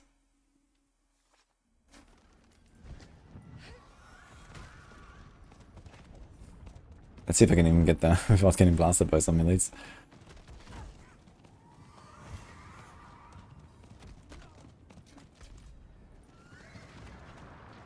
I don't have Dark Shrouds and stuff right now. So I'm actually very squishy. Okay.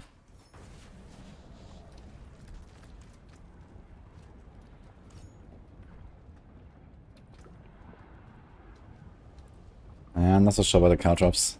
I think the Caltrops might kill me if I try to use them. Let's just do this.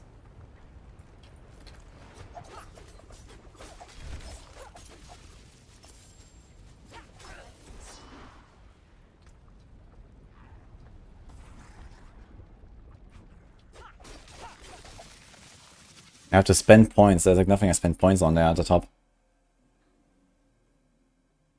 Am I hard for the show? I am. But I also do know roughly what they will say. Okay, there's not really much else I can do, I guess. That's to fridge it. I could do Trick Shot, actually. I have concussive strikes. Trick Shot is actually legit.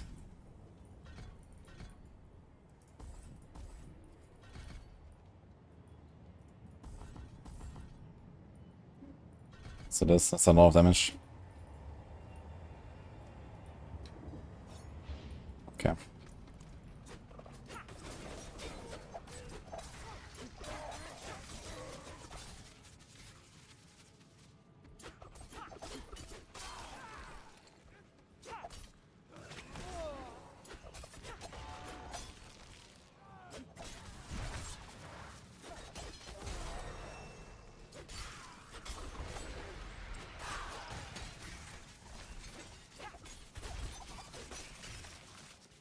can also conceal our way through a little bit. Not the worst idea, I think.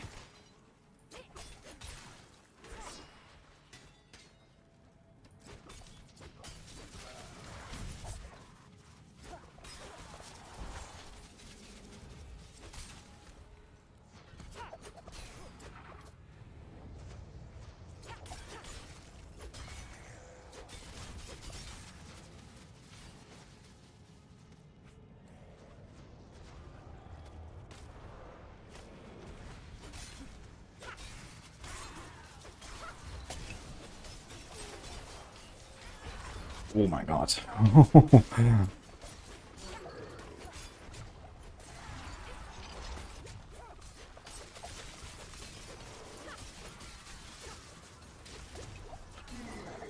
I gotta be careful, yeah. That's hurt. But that's part 1 done. Get a potion. Hey Riley, thanks for 5 subs.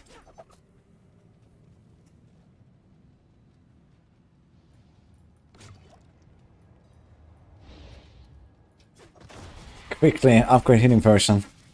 It will certainly prevent a one-shot.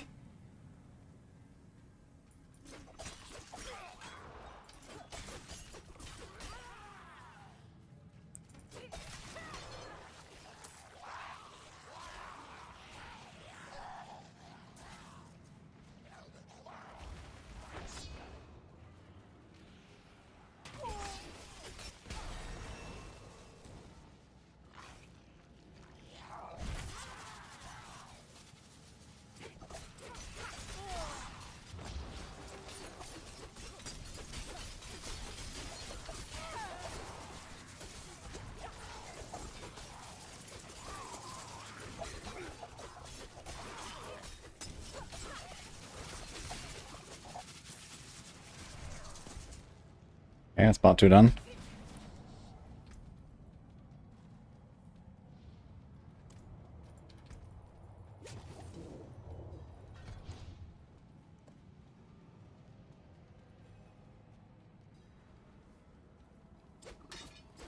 Next expansion, we're going back to Tristan to fight Diablo with a paladin. Let's go.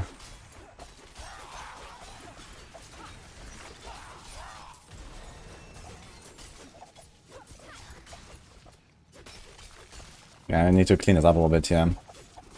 Guess it'll be dangerous, I think. So, okay, it works. Ah, look, I got specialization unlocked. I have to go do the class quest. And upgrade my potion. Oh no. Should do it.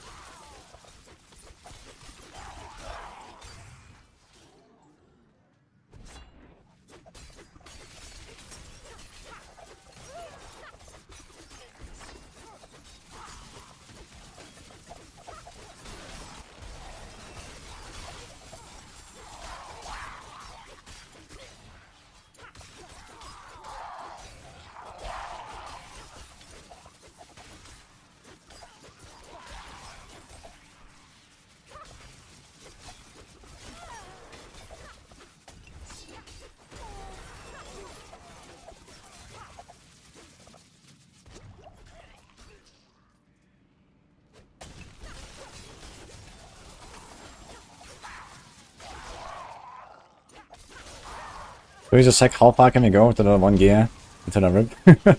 What is the highest tier dungeon I can do? Can start at 21 and go up. Gonna be fun.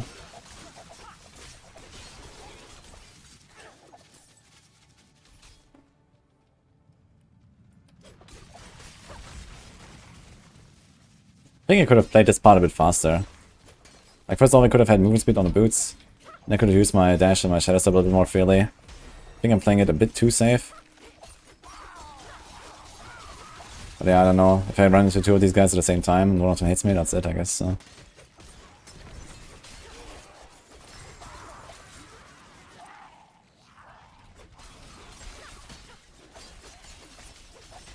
That's the last guy.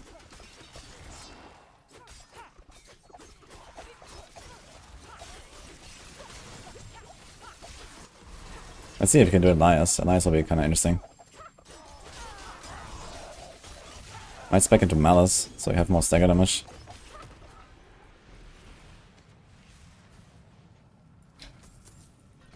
Okay, we got it anyway. So you will probably stagger him once.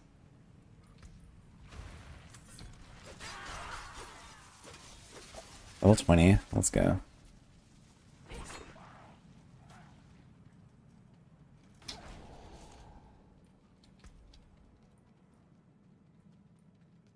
And this point will not help me at all right now.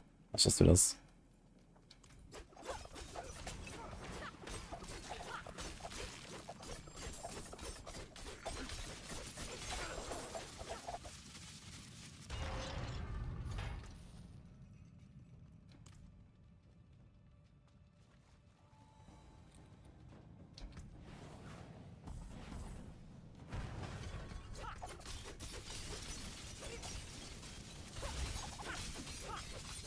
Okay, no stagger, I guess.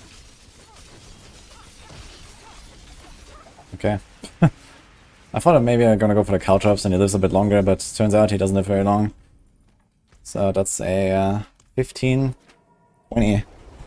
Capstone 2. The diamonds, oh yeah. Let's see our res. 2 at level 20, I have the gems. I forgot about them.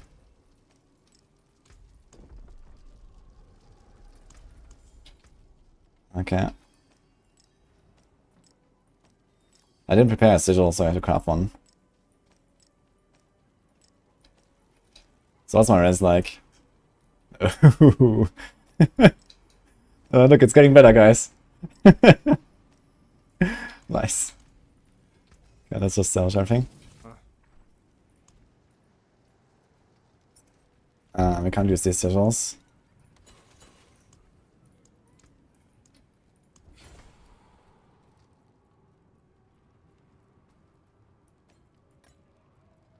Blind burrows, that'll be very funny. Go run canals. Has the okay, let's try a go run, I guess. Can even do the fortitude pot now. Huge. And even scroll. Yeah, so this was basically all I wanted to do with this character. Turns out 15 minutes is the time. Now, can we live with our level 1 gear? I actually salvaged all my sacreds. I could craft sacreds for level 35. But the question is, can we live until 55? So you completely skip sacred. Let's see. Yeah, Knife and Dungeons will probably be a bit harder now than the Capstone just now. I think I'm gonna remove this again. And we're gonna start speccing into debilitating and chemical.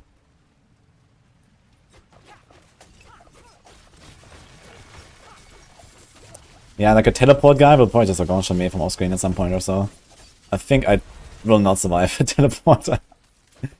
What else is like one-shot territory here? I mean, the volcanoes for sure. Let's pay attention to those, but I can dodge them. Yeah, teleporter is probably like one of the most dangerous things. Maybe like cold enchanted. What is it? Frozen? Found it. Okay, I'll take that. Look at the XP bar. Very funny. Another conduit. You can chain it. Gonna wait a bit.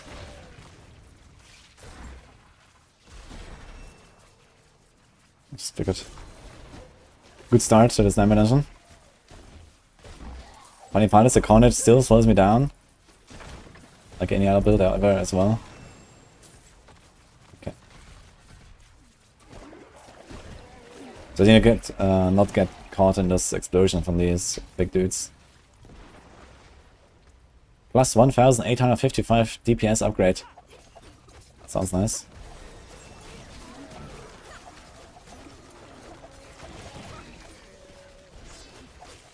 Not exactly the best dungeon for this, I'm gonna say.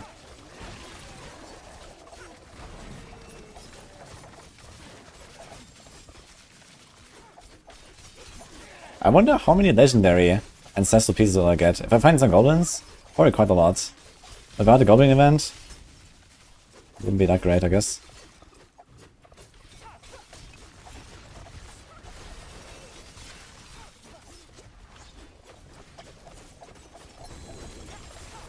Oh, that was lightning enchanted man. Yeah, the charge will probably one-tap me as well from these guys.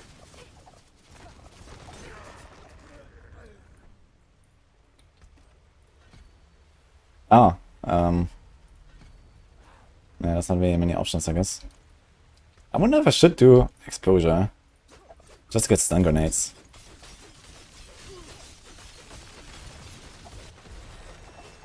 I'm not really proccing close quarters right now.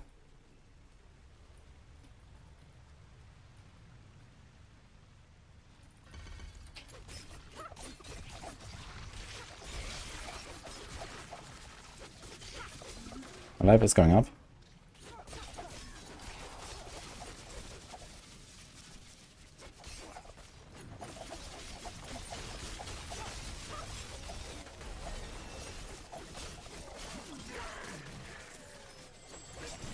Wow.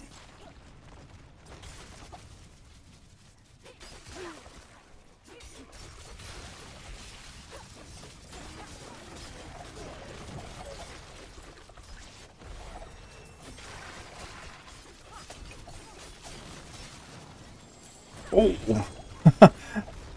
The volcano and the fire. Alright. Watch it.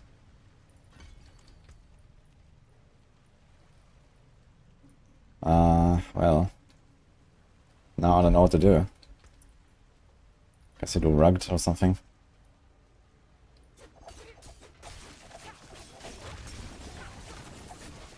Why is the wall not disappearing?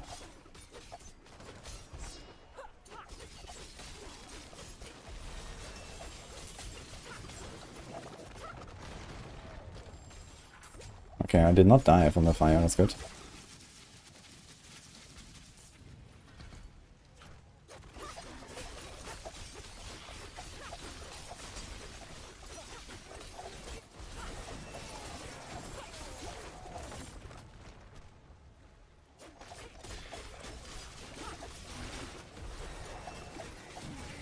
I should do my class quest at some point. That'd be nice.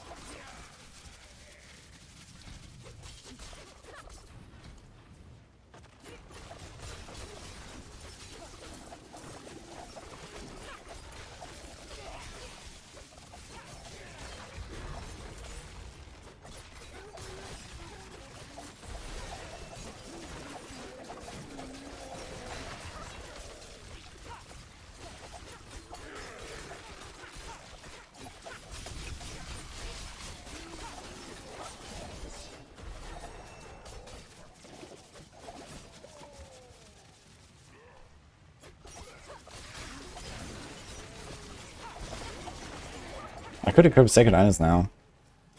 Actually, then I have all salvaged. So I guess we keep going.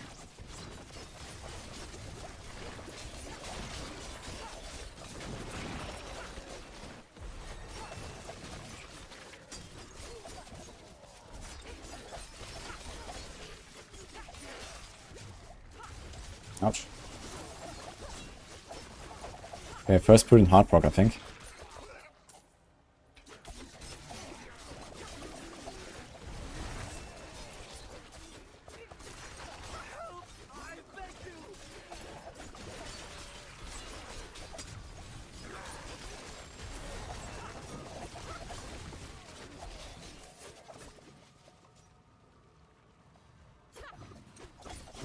I wonder if I can do one dungeon to 55. Actually, that would be nuts.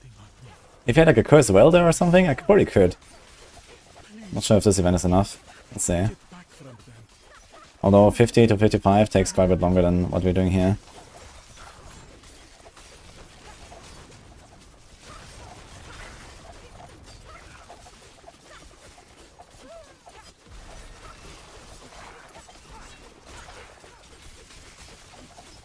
We're almost reaching Paragon.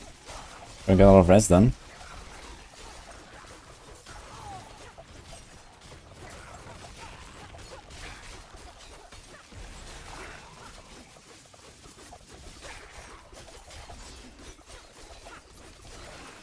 some life.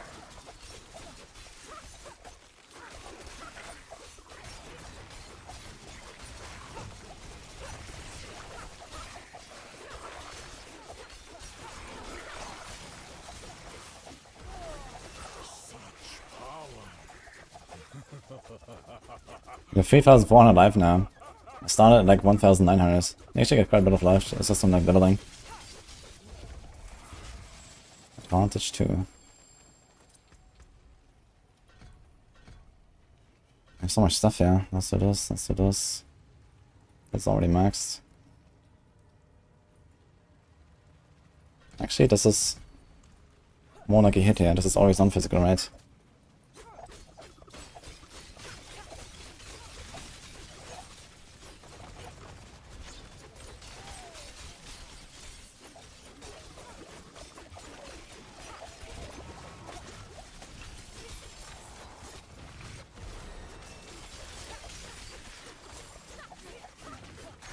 If you hit Paragon, you can go to 100 in this gear.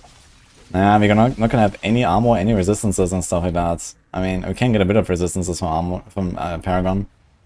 But yeah, we're gonna be extremely squishy. I mean, you have to see that instead of 85% physical damage reduction, I will have like 10 or something. So I take, I don't know, let's say 6 or 7 times the damage from physical attacks. And then kind of similar with like resistances. If my resistances stay, let's say at minus 20 instead of plus 70, I take 120% damage instead of 30, so I take quadruple from elemental attacks. I have like almost no life. I can't take this thing. So we can finish the dungeon. We're almost 50. Nice. I guess, yeah, it's fine. We're not gonna have to do the last part there.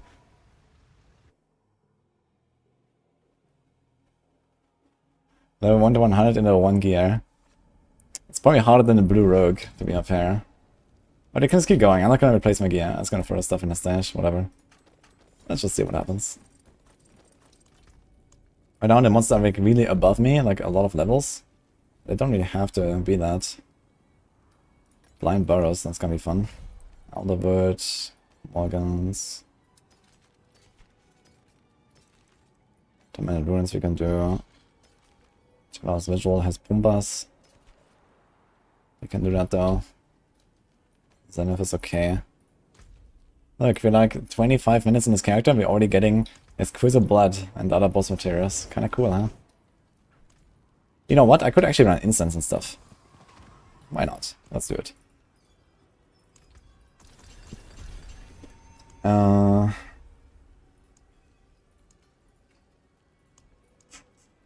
What do we have there? 200 armor. Big. Let's do this. And I also want to get the big 42 elixir.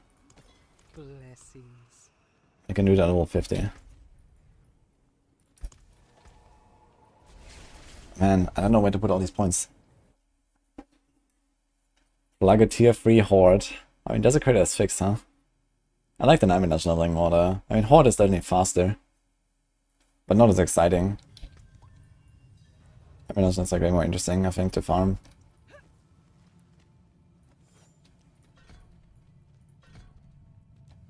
Could also do the siphoning strikes. They have 3 more skill points. Okay, this rock will probably one-shot me. I gotta be careful with that.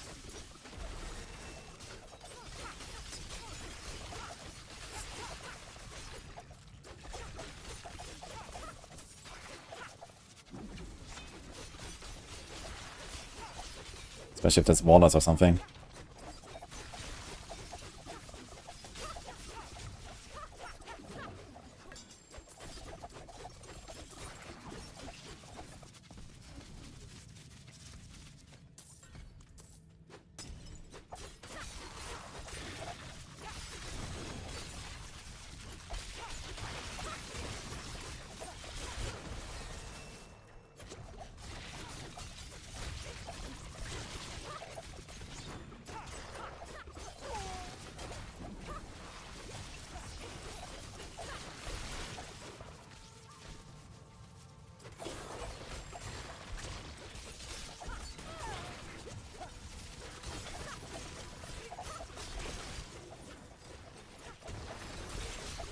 Sometimes we should Heartseeker instead, so I can like shoot here at range like this.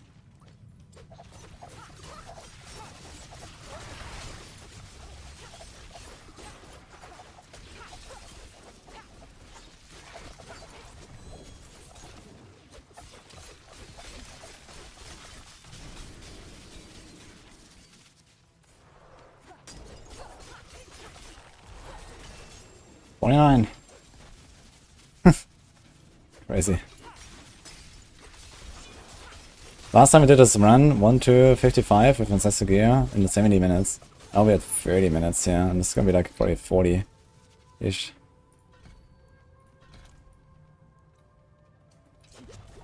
Yo, shoulder, thanks for the sub. But last time I did it without level 1 gear. So I had to like make my gear, I went to like level 35 before I rolled tier 4 and so on. Sacred items.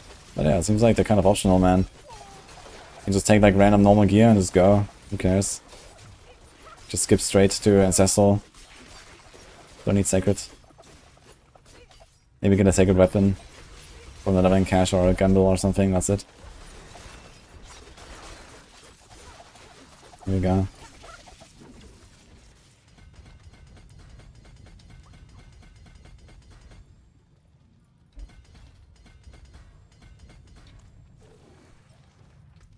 Now we have 4.3k life. Armor is like a negative. 9% damage reduction against level 50 monsters, by the way. Not even level 75 that we have here. So I have like 0 armor against these guys.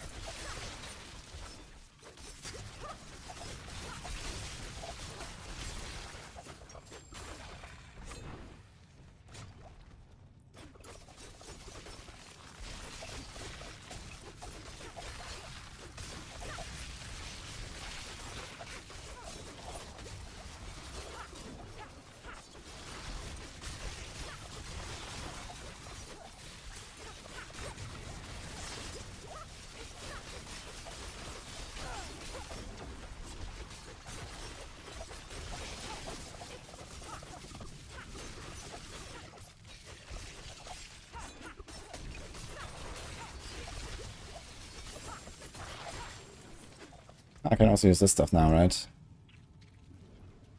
Here. Here. So that's negative armor. Basically. Oh.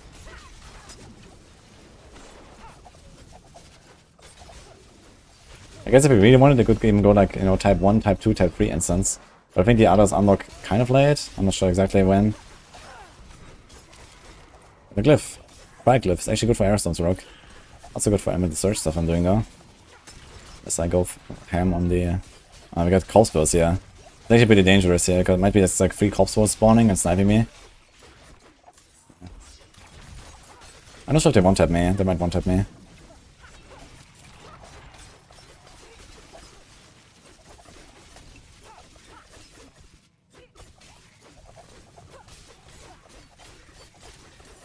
So let's try to chill out a little bit here.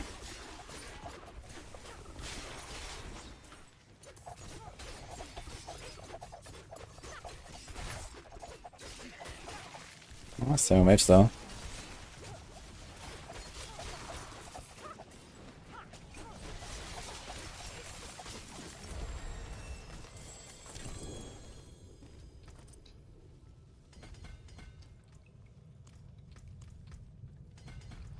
We could go for cheap shots first, so we get a DR. We can get this and get even like a shared misery or something. It's not a bad idea, I think.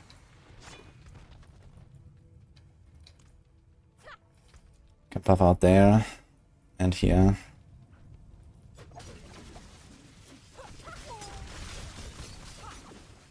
Then we try to do a class quest on World Tier 4. I guess we're gonna do it. Or do you just ignore it? You might just ignore it.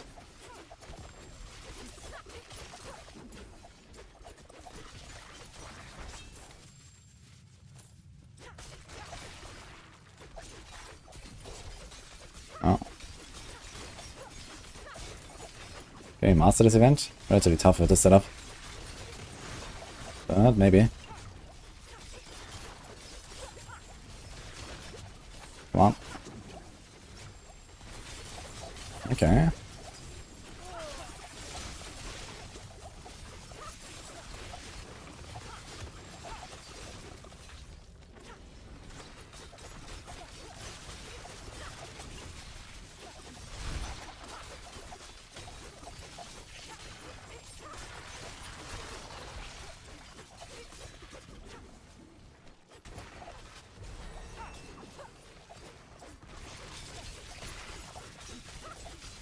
It's almost half the time that we did in the other run, actually. Crazy. To 55. You were level 93 when you did a class quest on Rogue this season. It's funny, with what build did you level a Crucible? Yeah, I mean, it's not really that necessary for this, you see how strong this is, and... Yeah, okay, get the flurry attack speed, but it's not really that insane. 3 hours in the campfire. This rogue could be 100 by then.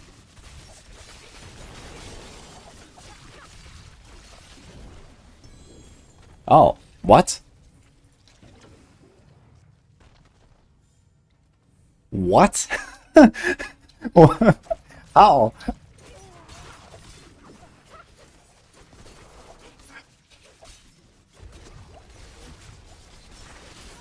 I have like, I don't know, 50 hours on Rogue this season or something. What is going on?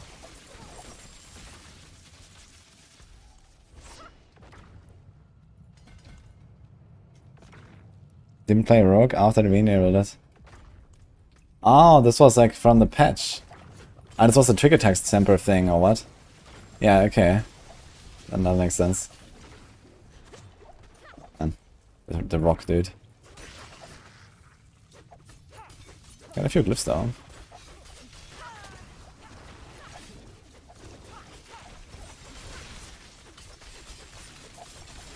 I'm so close, not 55 after this.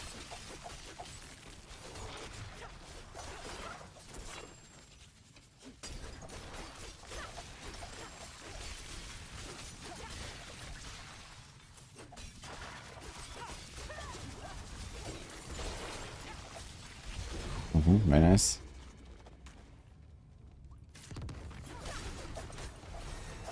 Ah, we might get 55 at all.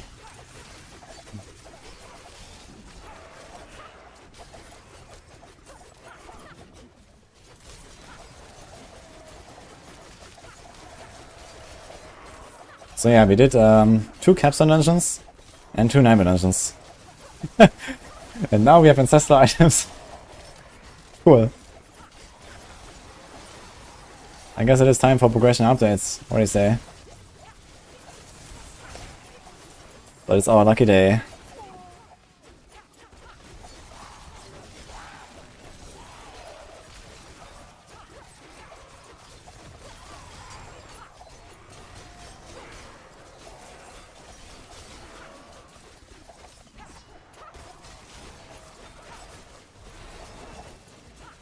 There we go. 37 minutes. Damn.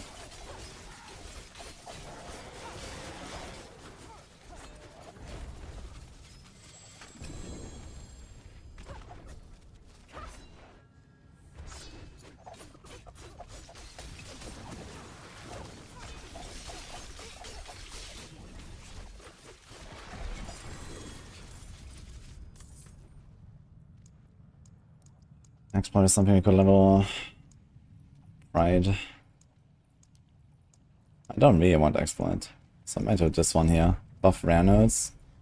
Can put it on no witness sport.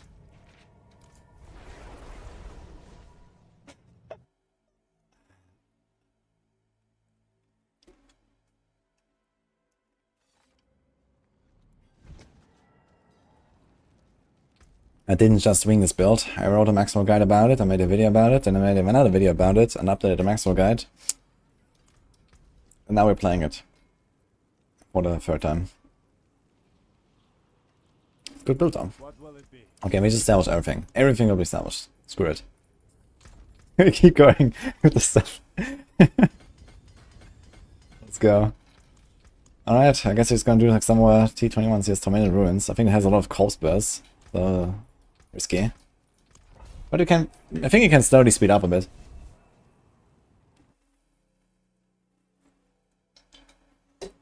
This is Aerostorm's Rogue. Should be linked in the description on YouTube. Yeah, 2 capstones, 2 dungeons, I'm 55. You get this insane like XP multiplier here.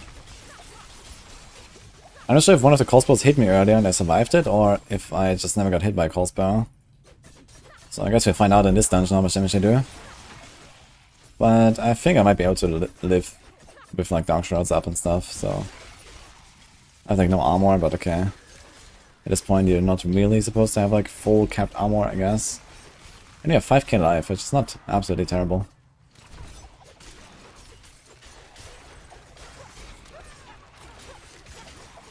Okay, I think this guy hit me and I actually didn't take that much damage.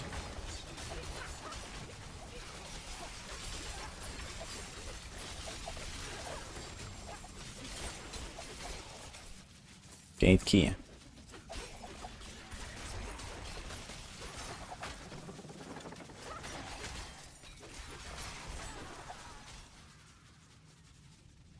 Actually, I should do tier 2 hordes, right? Tier 2 has level 75 monsters, I think. And then tier 3 has level 100 monsters. Since I don't care about the loot, I can just like do hordes. I could do it actually. I'll just see how the XP goes.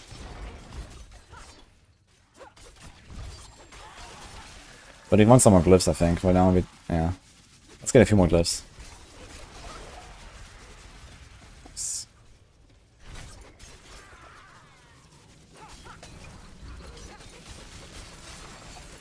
And I guess even with the nerf desecrators and hordes is probably still more dangerous than enemy dungeons. And I don't have a crazy AoE clear, I have relatively good single target. I do have arrow storms on my side. A whole 1549 arrow storms over 3 seconds. But it's something.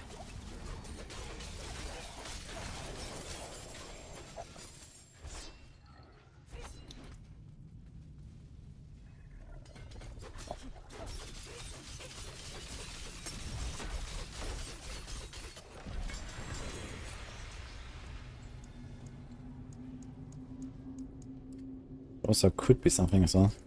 So I get a pride glitch of 15 actually. It's gonna give us a nice juicy chunk of extra life.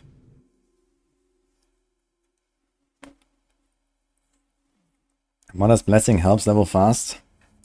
Brew, why didn't I think about it, man? I should have just turned on the Mother's Blessing buff.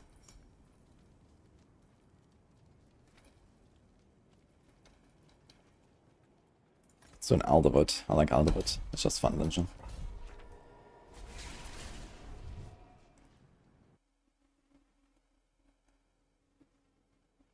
And then with the Rain of Arrows had so much fun.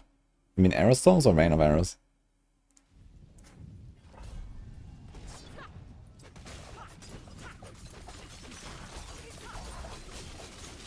Oh my god, man, these champions in the back. Like 5 elites in front. Okay. I'm gonna build like this, it can actually be a problem. Okay, Pumbaa's dangerous. Let's be careful with those. As much as I like this dungeon, it's dangerous. I remember in the past when these charges were bugged, and even if you killed them or CC'd them, when they started their charge animation, they would deal damage to you anyway, like a second later, in the like line where they would charge, without actually moving. But that was fixed at some point, at least.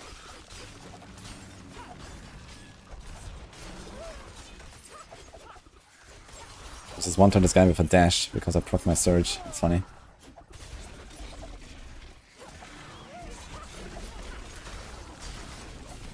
Adventurer! My friends will cut down. I won't last on my own. I can't take anymore.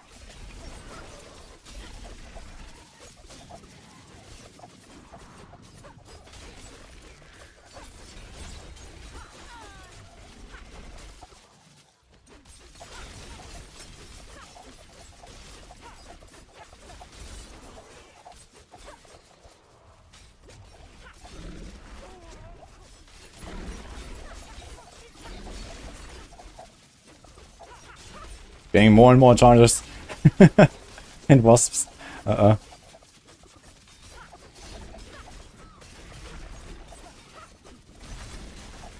I gotta say I love this cold clip and freeze combo. And like this shatter animation. Shattering stuff is always fun, man. 9 waves.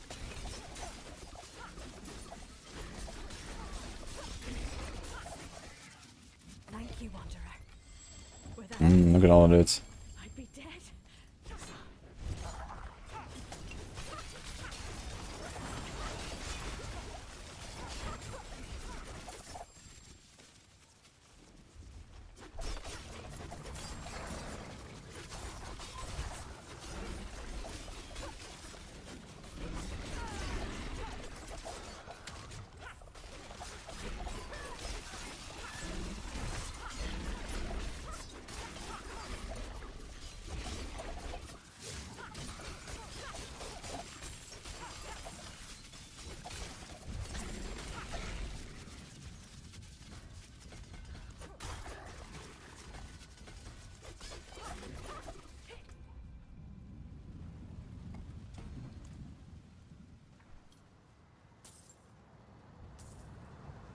This is Aerostorm's rogue from the Will command.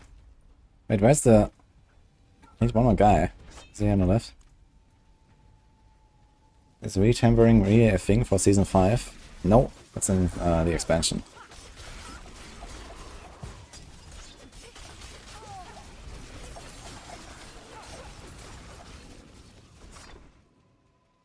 Yeah, I'm not using Flurry because I have never completed my class quest, so there's no reason to run Flurry. Oh, there's a slight reason, which is you can teleport a little bit, but that's kind of secondary.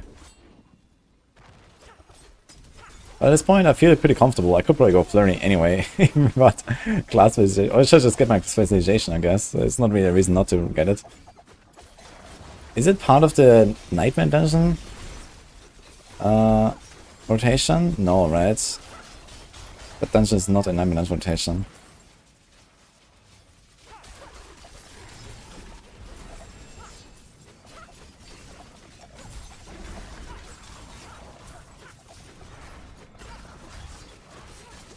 I wonder if you can actually do it in Nightmare Dungeon form, basically. Probably can, huh?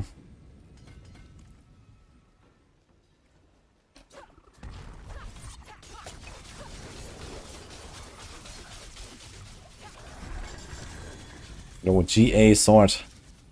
Who needs that? Okay, let's do the quest. I think I can get Flurry. I don't need the concealment anyway. I never press it. Oh. Ice cream. Wait, 2 of them? One is fine. Yeah, it's fine. Thank you. We got ice cream, guys. And apple pie. We're doing a funny run here. We're doing a very funny run.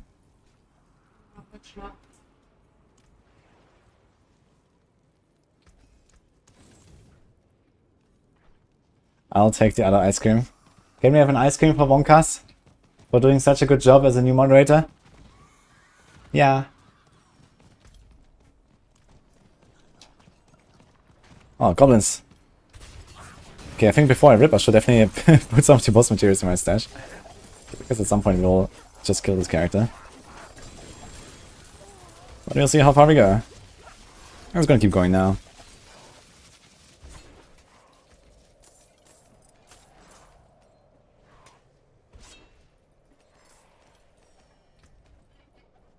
Oh my god. No. Rogue. Yes. Nothing. I just had an idea. What idea? You see my gear? Yeah. And the glow and stuff? Glow. Yeah. That glow. Yes. What are you gonna play with? Yellow or what? Kind of, yeah. We're doing the full level 1 set of gear. Oh, And I'm level 59 right now in World Tier 4. It's very funny. Yeah, it works. Who the hell are you? Look at all these GAs, man. Who wants those? Oh, he's a friendly guy in town, I think, who wants them.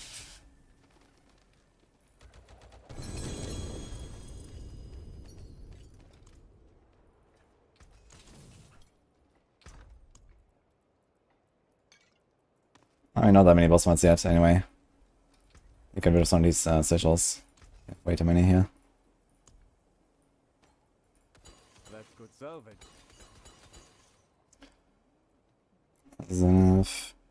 Yeah, we're gonna do a few more here because I want glyphs.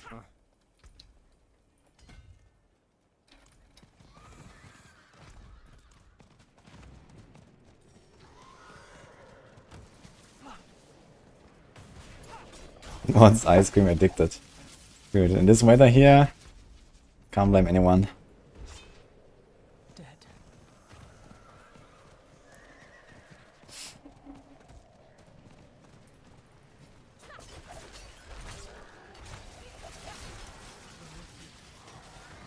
These arrow storms, yes.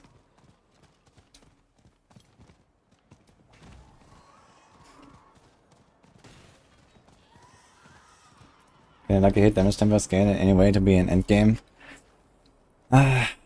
I mean, you can make a build out of it, yes. But realistically, it's too weak in late game. Hold up. Hmm. It's not just the The thing about after. elemental searches, if you go for an elemental search build, you can just always do exactly the same, but with Andarios and better.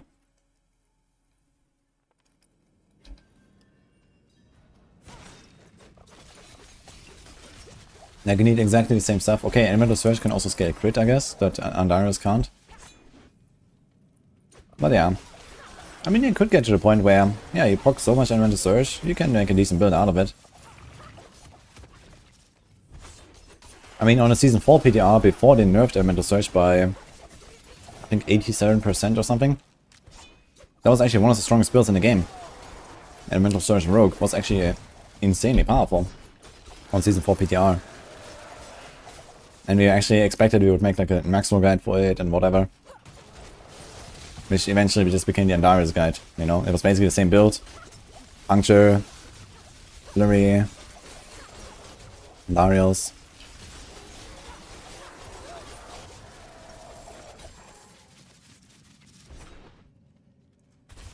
Oh my god.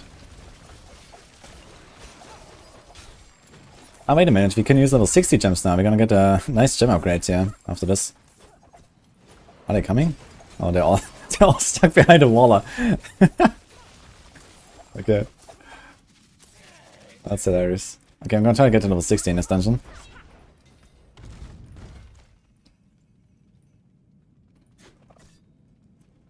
Uh-oh, speak German with him. Okay, Jäger. Akira. The queen. Where is it? 1403. Machen wir jetzt kurze Runde auf Deutsch. Wieso gerade auf Stufe 60 aufzustufen. Damit ich die makellosen Edelsteine verwenden kann. Und in meine Ausrüstung sockeln. Und die Erfahrungspunkte For all the good it did. gehen gerade sehr langsam vorwärts. Fight it to the last. War noch ungefähr ein Viertel von dieser Stufe.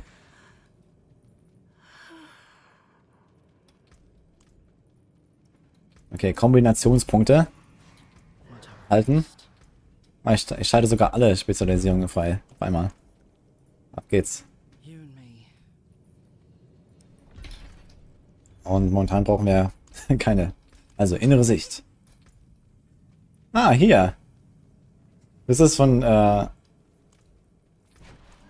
in der Aufgabe. Eine Aufgabenbelohnung. Das ist ein spezieller Gegenstand. Mit Geschmackstext. Und ich wusste nicht, dass er auch auf wie heißt diese Stufe von Gegenständen? Ich weiß nicht, wie es auf Deutsch heißt.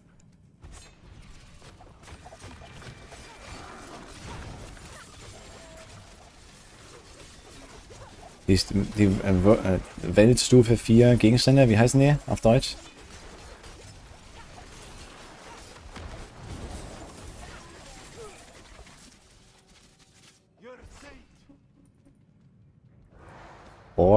Ausrüstung. Oh mein Gott. Vermacht, ja genau, vermacht. Ich glaube, das ist es. Ja, eine vermachte Variante von diesem Dolch. Lustig.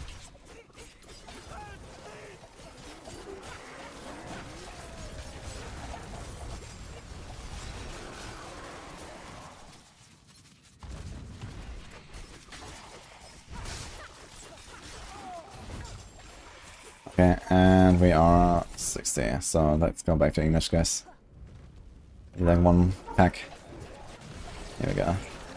Just wanted to get 60 before we leave here. We get the new gems. We had 5.5k life. Let's see how high we'll go.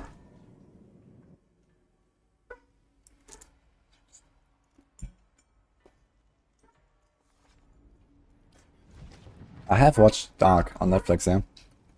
Very nice.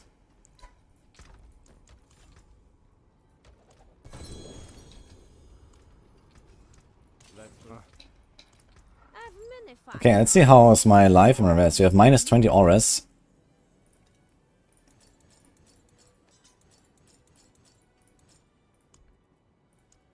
Diamonds give 6 to all res, and this gives 33. So the individual ones are still better. But I kind of just want to go with all res anyway, just to like have like a general improvement to everything. But at some point you're gonna get cold rest, at some point you're gonna get poison rest from our tree. And then we can go like ruby, topaz, and amethyst, I guess.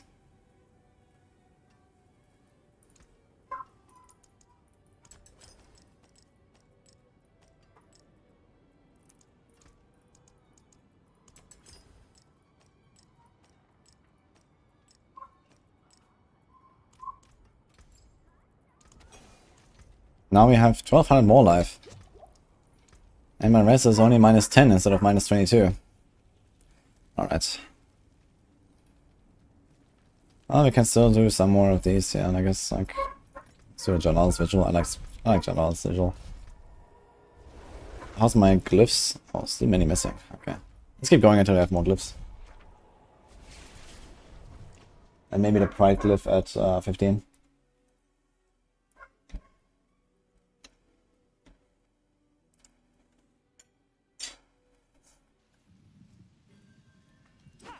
But do it the inside, you want Tyrael or Starless? I'd say Starless. That's actually people that play without Tyrael. I did Tyrael, but you can also do Doombringer.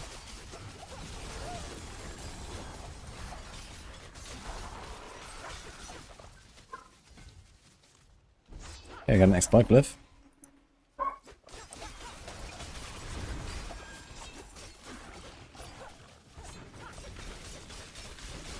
It's funny, even through the champion aura, I'm like two-shotting these Pumbas. Okay.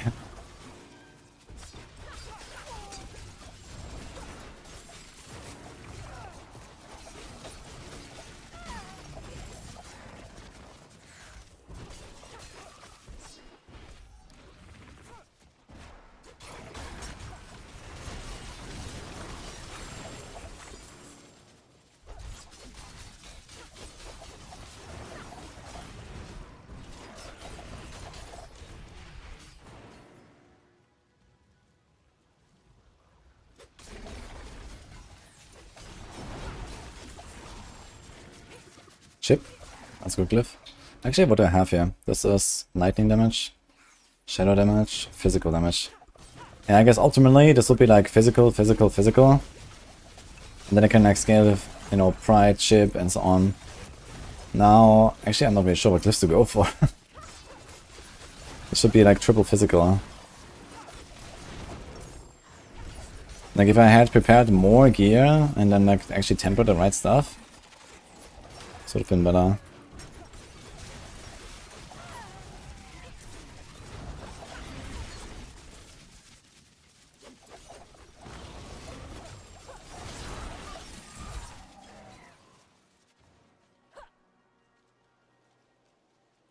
What do I have in mind for rogue? Yeah, live. Just live for now.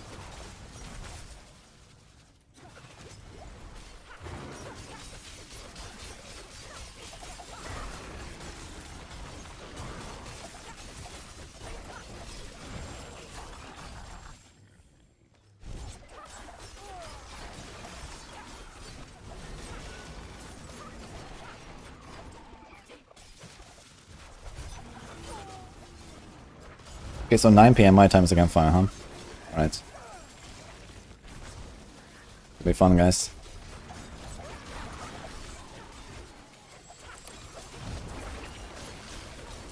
Oh, wait a minute, I need to respec actually. I still have the concealment on the bar. It should be a flurry now. Forgot about this. We did a class quest, but then I didn't do anything with it. So, what do we do?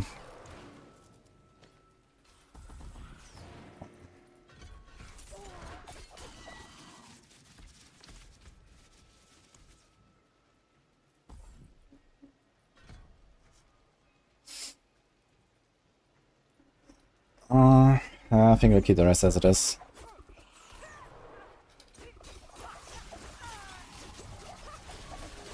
Wait a minute. 1, 2, 3, 4, 5, 6. Oh, so great. Okay. Yeah. Campfire timer. I can do that.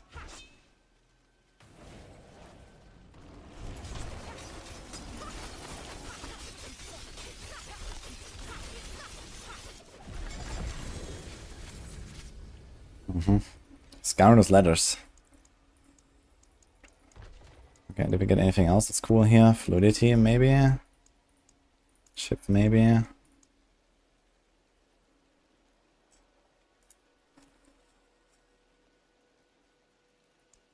Let's get our pride level up.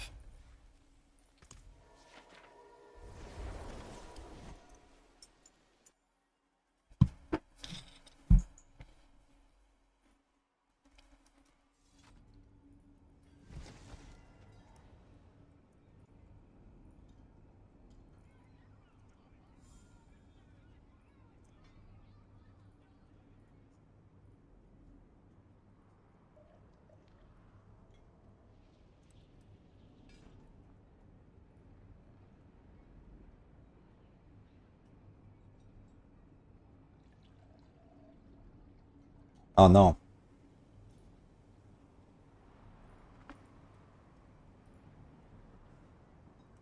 Problem.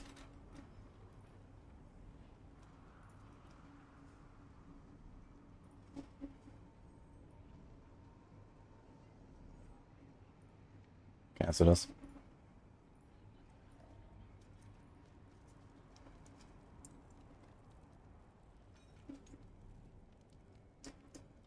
Jonai Milopitaki. Small apple pie. Where's that coming from, by the way? Is that what you got earlier from the bakery? It's pretty nice.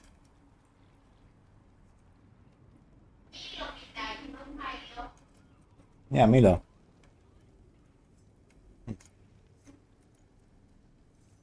Oh. My ice cream is melting, actually. Sorry, guys. I think I really have to get this ice cream now.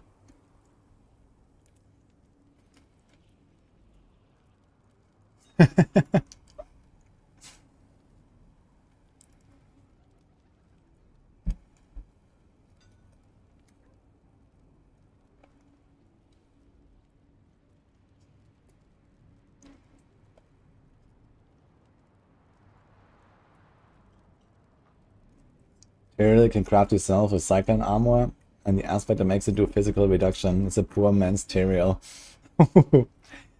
Very poor man.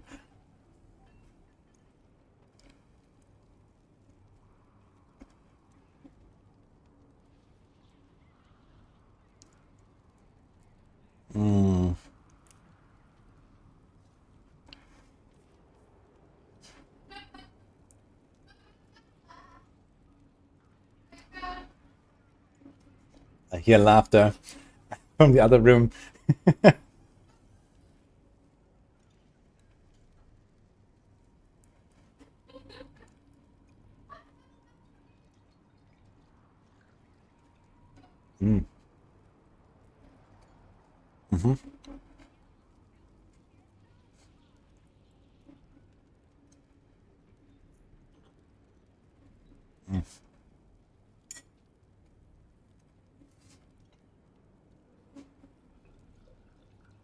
Do we enjoy coffee? Yeah, occasionally, but these days more decaf.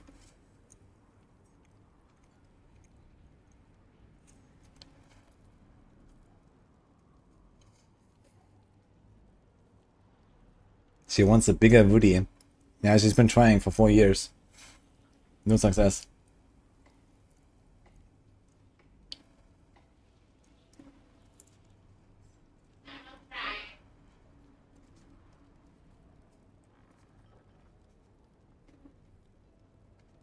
She says I'm not trying. Okay. Okay. I'd like to wash my hand though real quick. So give me like a minute.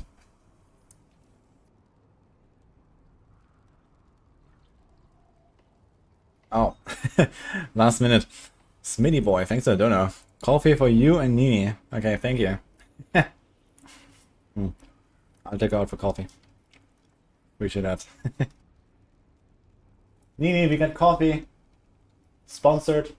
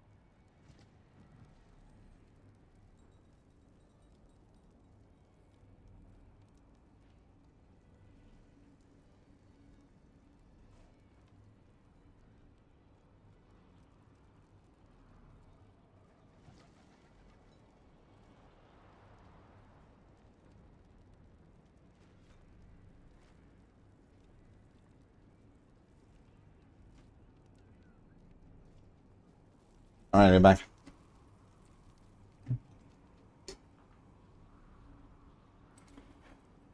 Let's continue this round. We had 1 hour 1. Level 61. It's exactly 1 level per minute.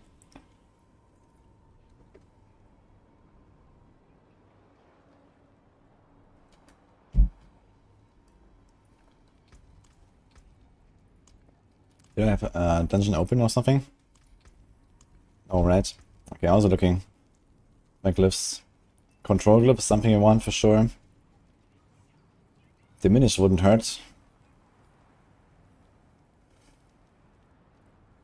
Turf wouldn't hurt. Okay. Oh, this is actually empty still. I could do something there.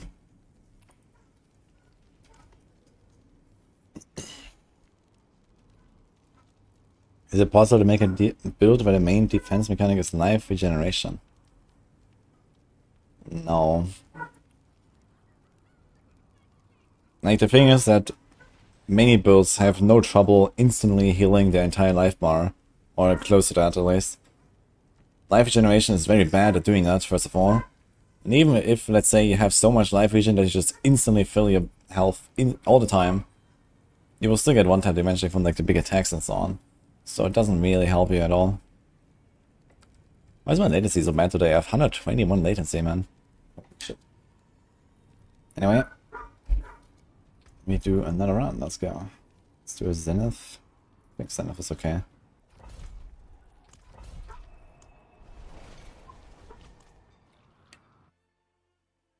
It's called a Nair Visage. Yeah. I mean, the idea behind like a life regen setup is interesting. But in D4, it's just like not a thing. Life regeneration is extremely weak in this game.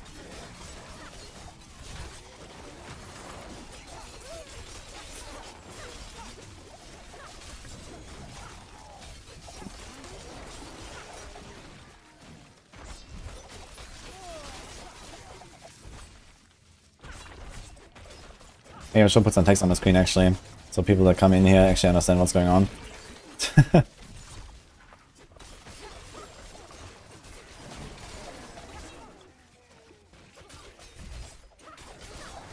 Bleach Shrine.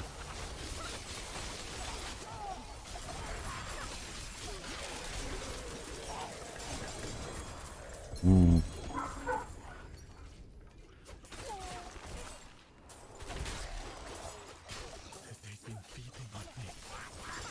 My soul. Please. Take it back from them. Let it end.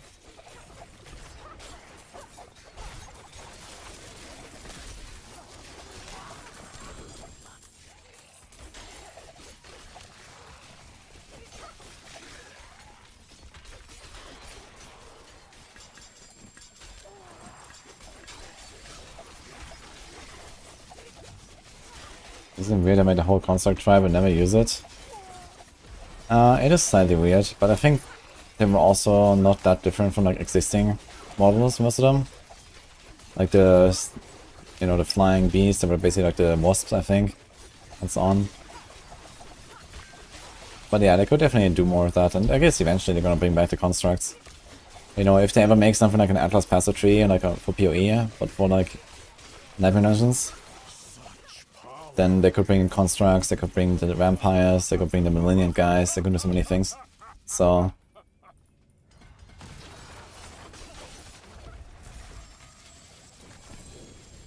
you know, give them like summer seasons when they have like a bigger bank of stuff to draw from, and I guess there you go.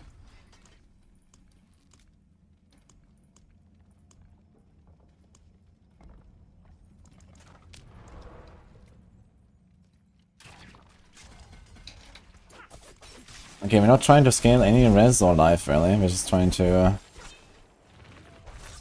sorry, res or armor, we're just going full life. Let's see what we can do. Maybe we're fine.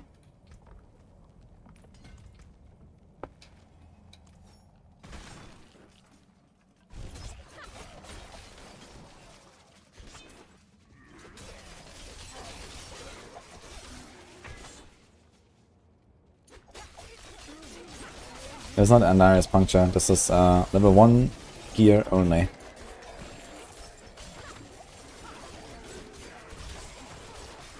Unfortunately, Andarius cannot be used at this point.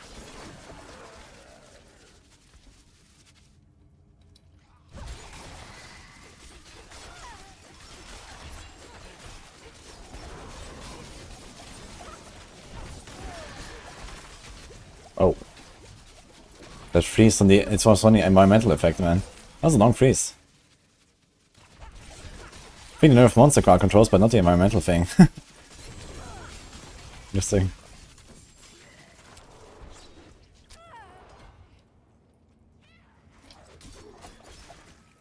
Can do control glove here, right? Let's do it. Where's control? Int. 1, 2... okay, let's go.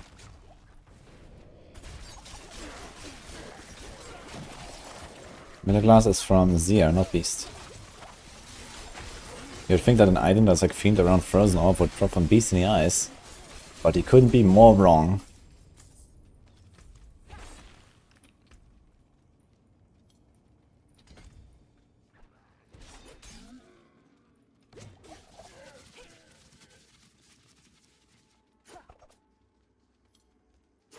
Nothing was changed, guys, here. Besides, they made it actually easier to get more Ether.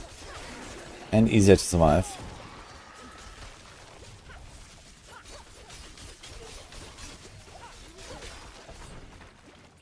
Wait, going the wrong way.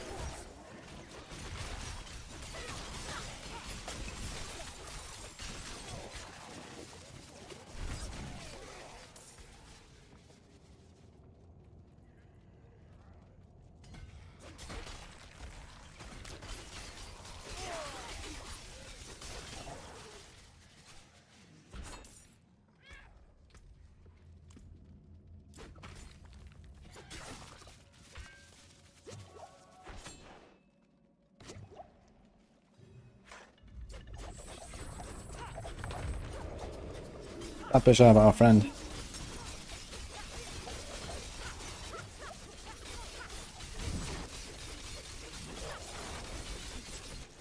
Almost took him.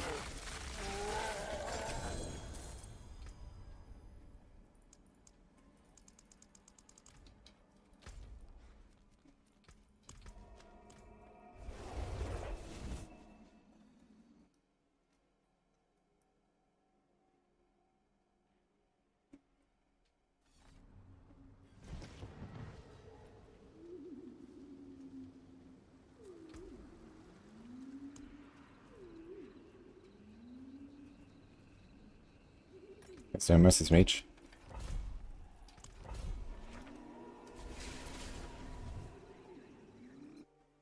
When do you know time to move on or done with the current alts? I mean, that's always up to you. Like, how far do you want to go? Do you want to like min-max a character to like the teeth, or are you fine with just like being like 90% min-maxed or fit 95 or something? I mean, you will see, like, you know, at some point you're not gonna get upgrades anymore. And then it's just like up to you like to decide, okay, how many dozens of hours do you want to farm for an upgrade or not, for example.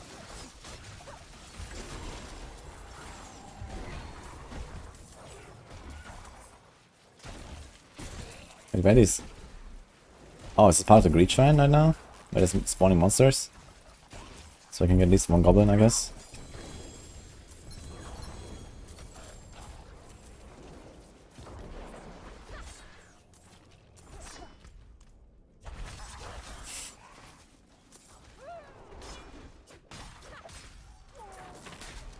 Wait, what happened with this dungeon? Where's the 3 guys?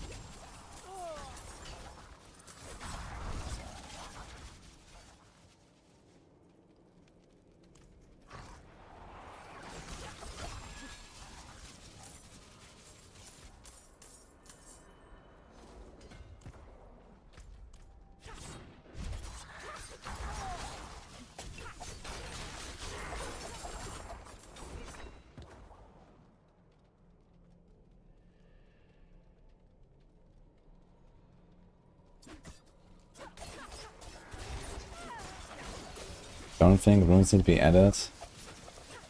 At the moment, if they suck, we will just rage. I'd save it for next expansion. We have more development time. I mean, maybe unaware or maybe you forgot. But it was around 5 years or so that they previewed.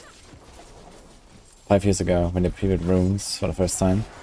Or the other 4. Seems like they had ample development time. No?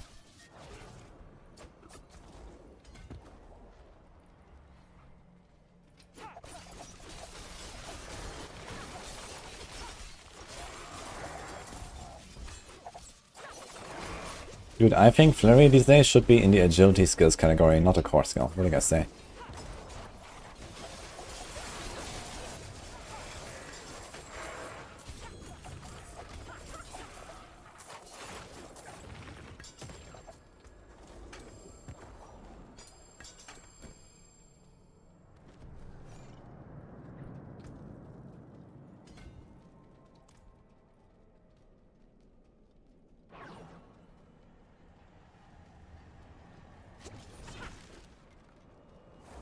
Ah, they made the second path way shorter. Interesting.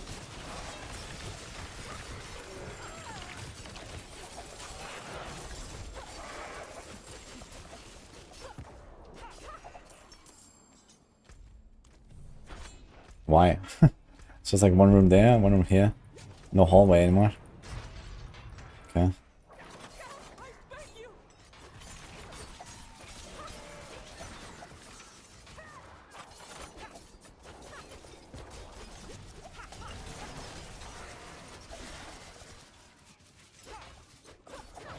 What's the new skill for Rogue? Let's say you wait like 5 weeks. Find out.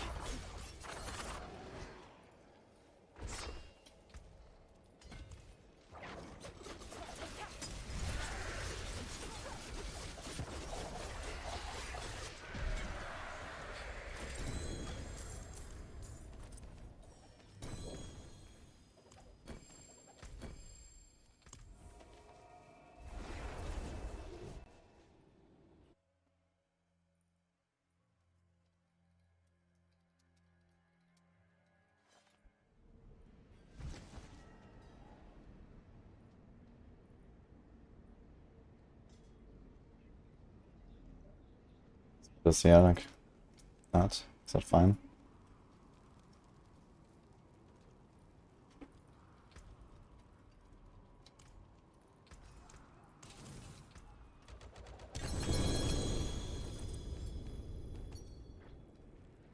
Forge a dark shirt. Oh damn.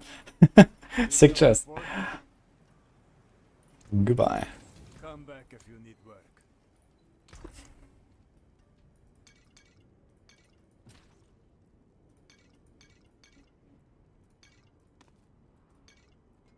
I really want to use these advantage elixirs, but maybe for now I could. But I kind of just feel safer using the health elixirs, I think.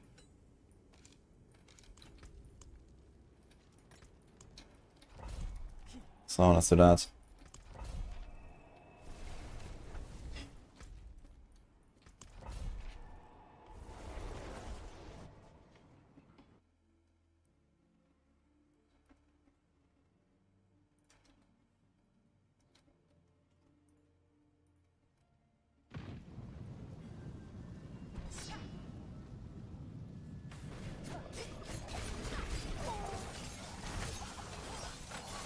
Goblins! Wait, 3 goblins. Nice. Dude, look at that loot. Entire screen, man.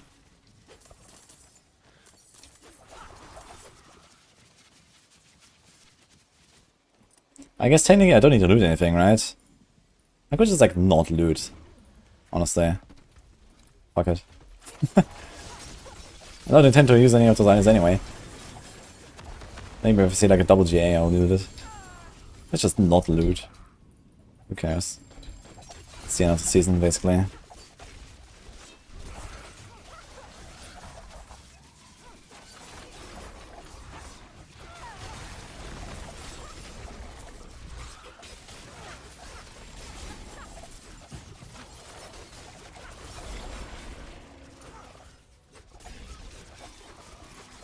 Does a minion skill like an eagle? Ah, you mean like the new rogue skill? You mean like the falconer from last epoch? Yeah, I don't think they're gonna do something like that. They'll be way too far out of the rogue fantasy, I think, that they have in D4.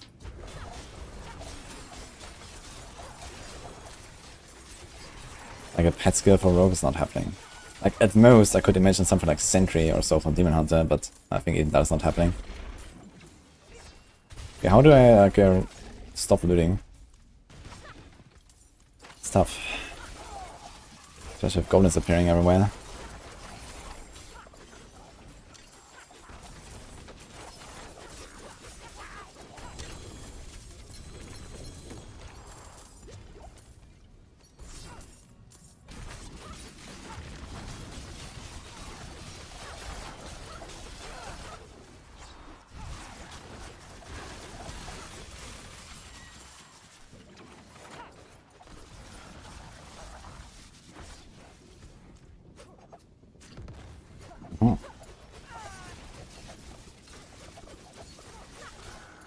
Can't stop looting. We're addicted. Just always have full inventory. That's a good strat actually.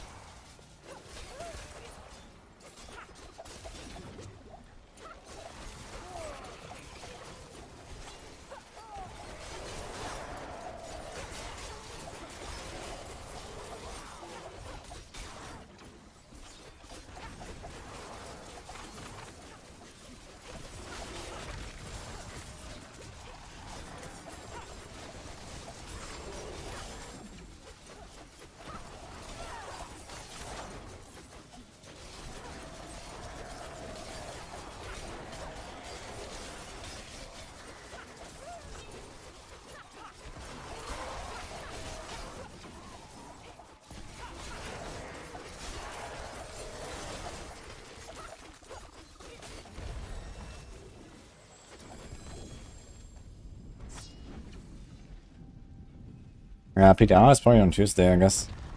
I mean, you're gonna hear about it in 2 hours, but it should be on Tuesday. I don't think I should wait another week. Or they can.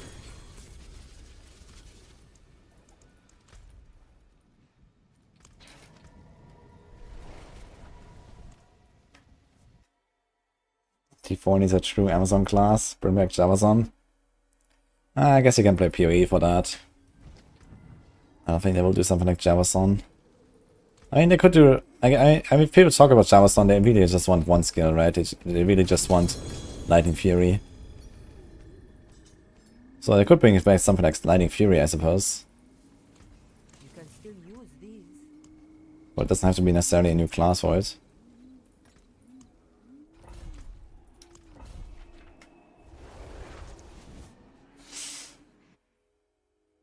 Imagine give Rogue bleed damage at some point. Yeah, if they actually go down a route of just adding extra elements to different classes and stuff, I guess. Bleed would definitely be an option for rogues.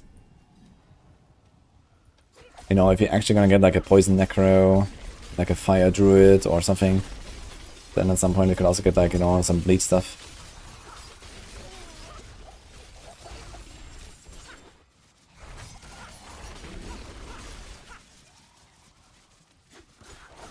But yeah, I think almost guaranteed PTR should be on Tuesday. So in like 5 days. I mean, waiting until the 10th would be... Ooh.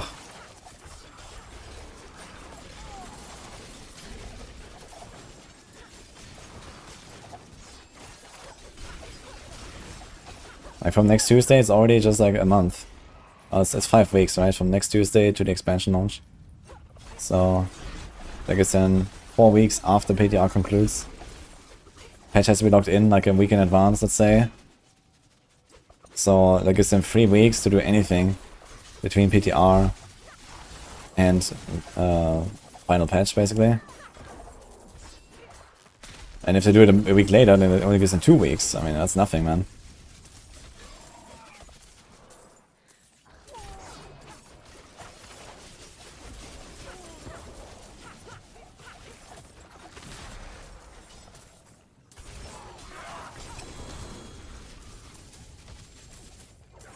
Yeah, I think this whole no loot strat is not working out. I'm just gonna loot.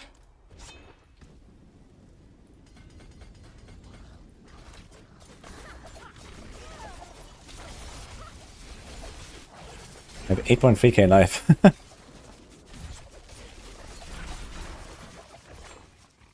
Oh. Oh wait, it's last stand up for its potent blood event. The only way out of this is to fight.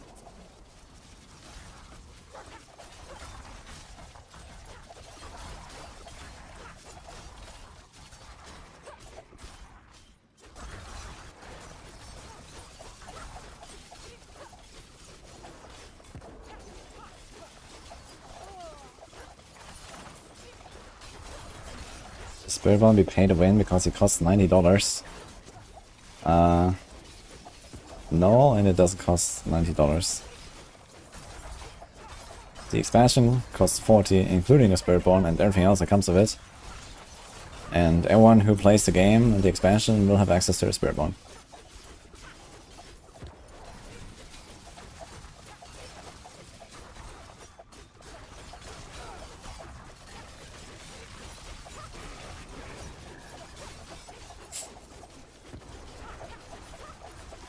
Take this, my friend.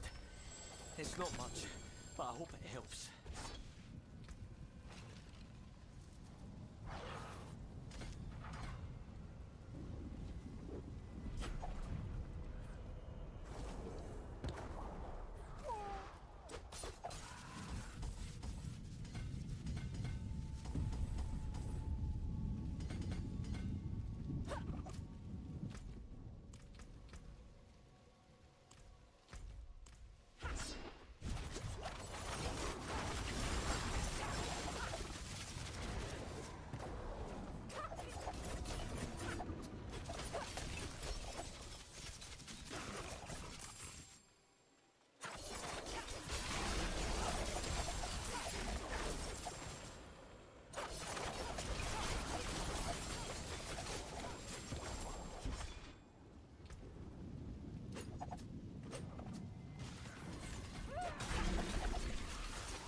This looks cursed, man. This block of 6 nodes. Should go for the top.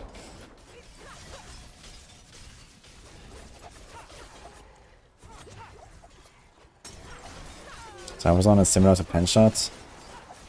Not really. I mean, Java, like, if you're talking about Lighting Fury, it actually kind of like chains from monster to monster. Pen shot doesn't really do that. Has a pretty different feel, I'd say.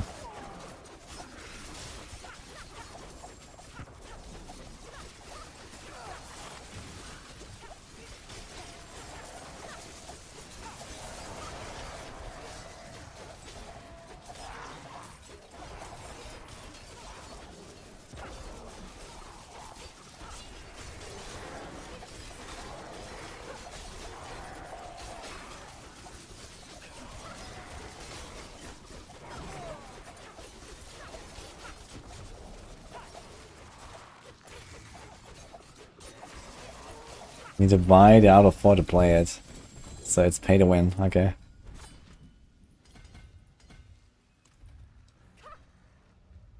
You're almost level 69 already. That's just been chilling here a little bit.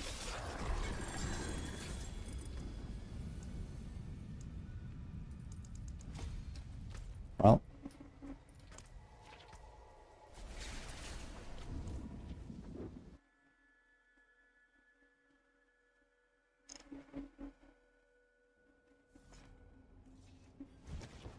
Spiritborn and New Era will not be on PDR, I'm pretty sure. Like, everything that's new in the expansion is not gonna be on the PDR, I think. Just anything that changes, that already exists, is gonna be here. So that's like what I think.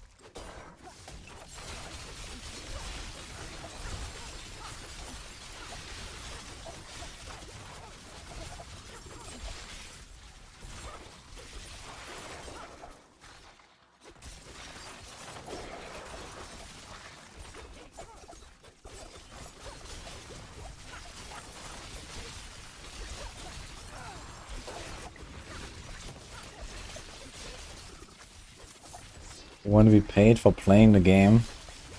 Well, if you put it that way.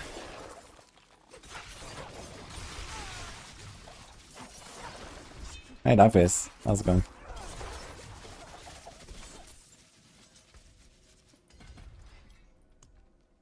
Do we have anything else? Exploit weakness, I guess. It's like the only other thing here that matters.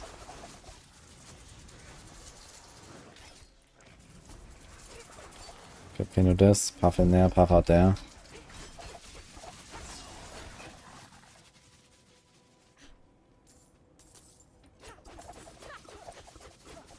If Blizzard added aspects for health regeneration buff, then such builds would appear. I mean, as I said, you know, life regeneration is very far away from being viable. It's like a real defensive mechanic.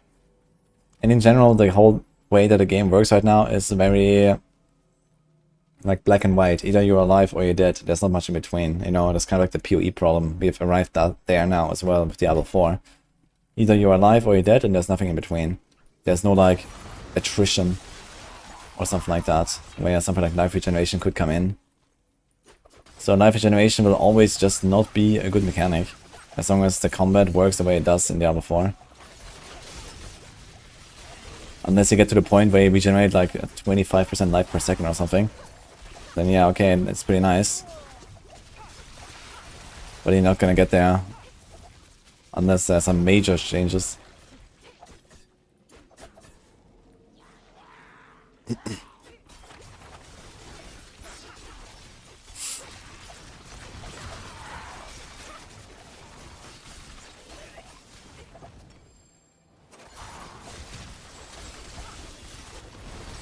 If they made life regen viable, where would you get a GA?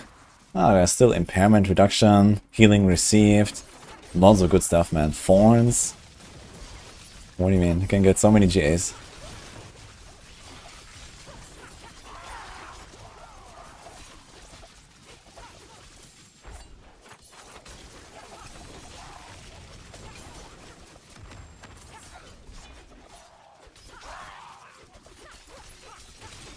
You like endurance mechanic? Yeah, I mean, it definitely is a better combat design, I think, if there's like, you know, some back and forth and, you know, a bit of, you know, attrition and, okay, you have to be careful with your resources, right?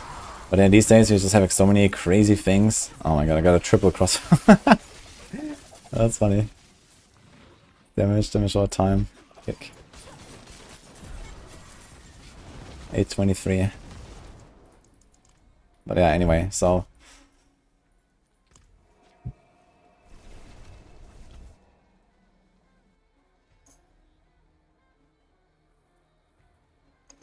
For Laminations, it would be cool to give us ways to upgrade and modify sigils. Yeah. I talked about this with the devs when I was in Seattle, and was like, they asked me like, okay, what do you think is like a thing that we don't have that the game needs? Come back if you need. And then I just said Atlas Passive Tree. And it's kind of funny because apparently I asked the same question to a Chronix, and I talked about him with this. And he said exactly the same thing, and we haven't talked about it. That's pretty funny. So I don't know, maybe something like that is coming at some point.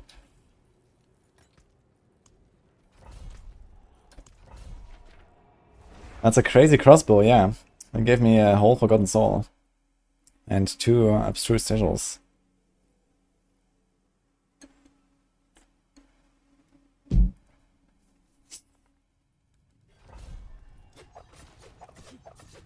Is there a place I can go fight the death IRL after 100 Uber bosses, no drops? Uh oh.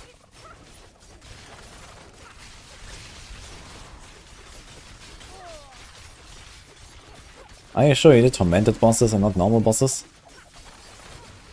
100 is pretty extreme.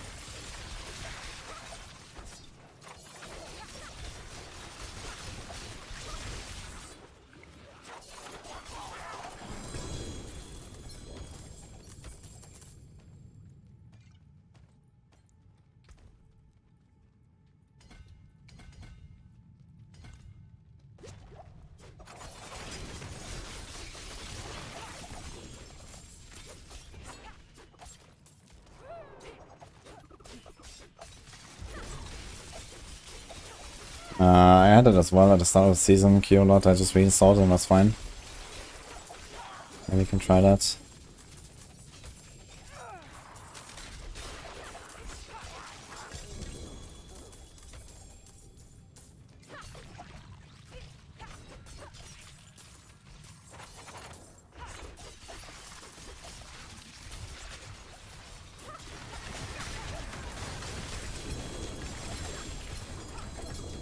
My god, dude.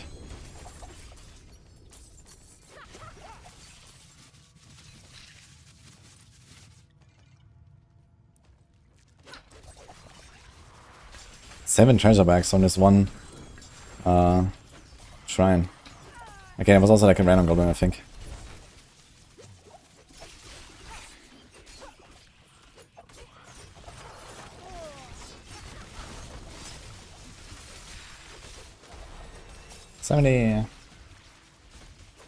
I actually want to pick up that res. All of it. I just realized.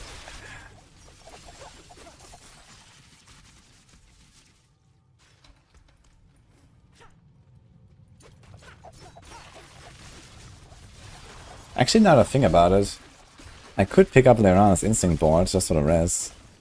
Should probably do it. Put like a magic or wrap-up glyph there. It's gonna be a lot of res.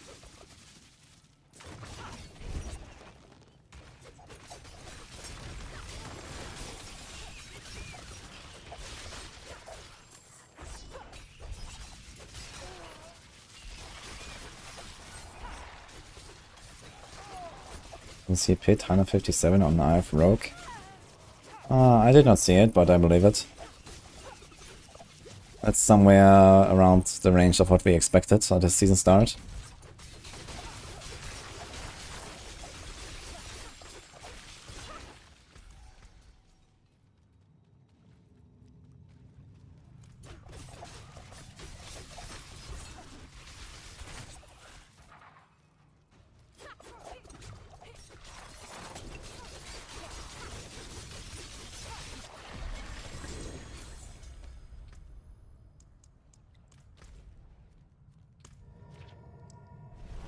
There's a video on the leaderboards.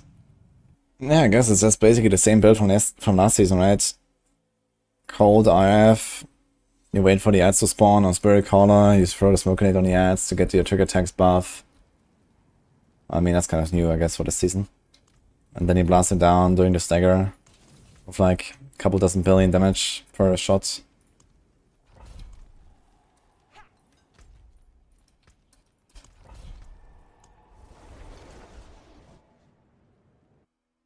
In the Fist of Fate, you can actually stagger bosses really fast these days. Like a good Fist of Fate, maybe it has a Fist of Fate in there.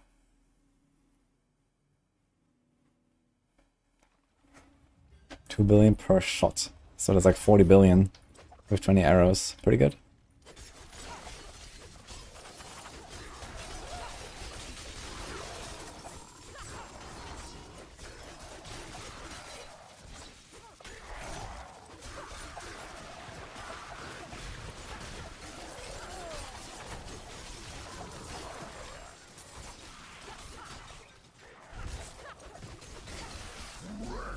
Oh, Butcher. Should I try him? Might be a bit risky though.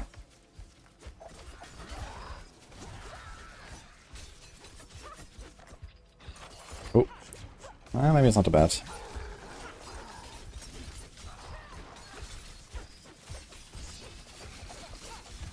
Whoa. How did he hook me, man?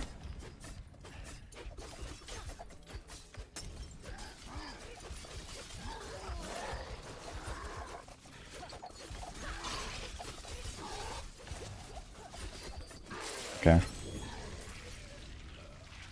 Not too bad. I think I could have probably tanked him a bit more, actually.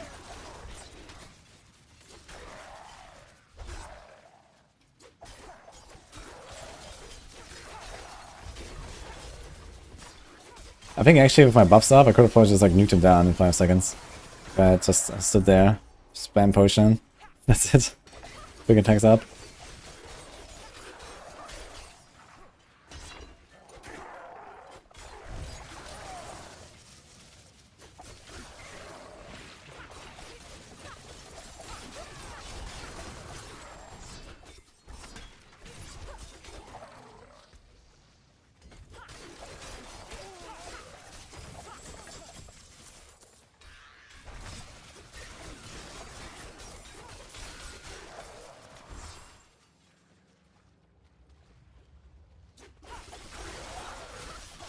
How fast can you stagger a boss past the first 3 if you really min-max it?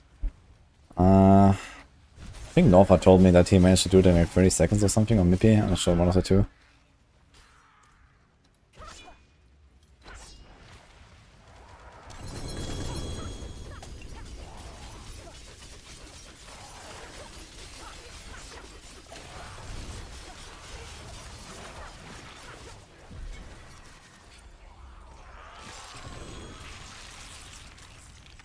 I need to farm high dungeons, man.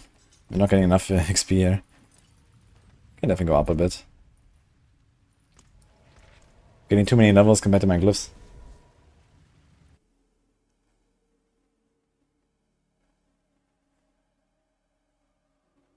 I think I get to a point where this gear gets too low and it becomes a slow grind. I don't think I will really have damage issues. I think I'll just get killed at some point. I mean, for now, my goal is to stay 10 levels below the monsters. So we're doing like the old, like minus 10 level strat. And see how that goes, basically. But so far, so good. No witchcraft here. And, yeah, I mean, if I actually hit level 100 with this, could happen, then I might just like start pushing higher tiers until we die, basically. And if I do a tier 100 dungeon, then, I don't know.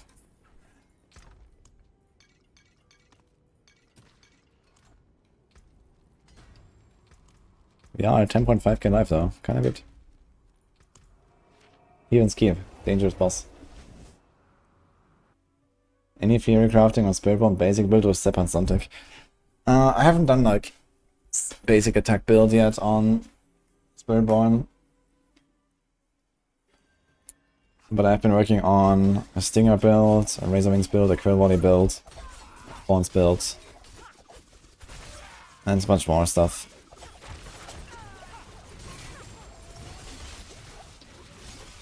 I mean, the thing is that we don't know where Supersonic drops, how easy it is to get it, and you know, whatever, right? This is gonna be like an endgame build. So it will take people a time to even get there and use it.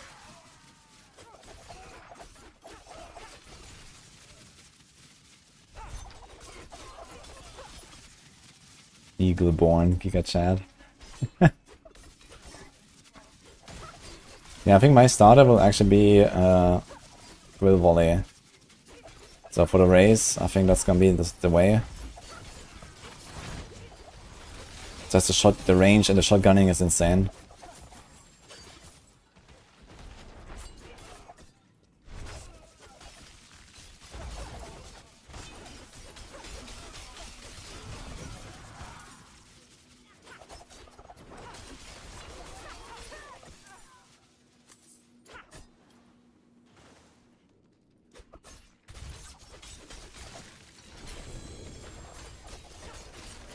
We have the dev pot aspect on. Dev pot does not exist already for like 4 months. And this whole run would be pretty pointless if I used it. Anyway.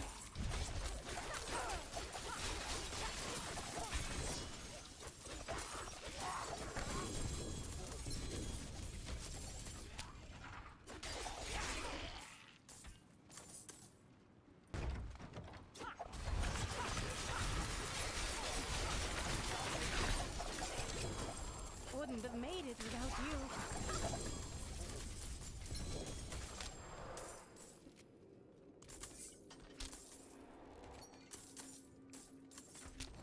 What?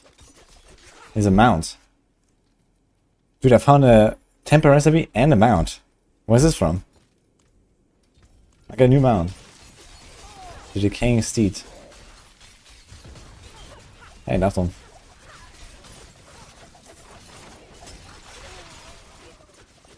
We got 50 on 76 Ella, damn. That's sick.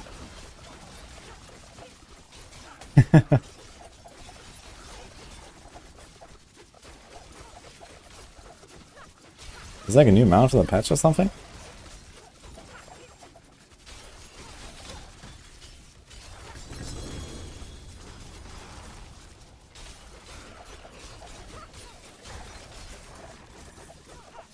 You get a mount, and you get a mount. Like,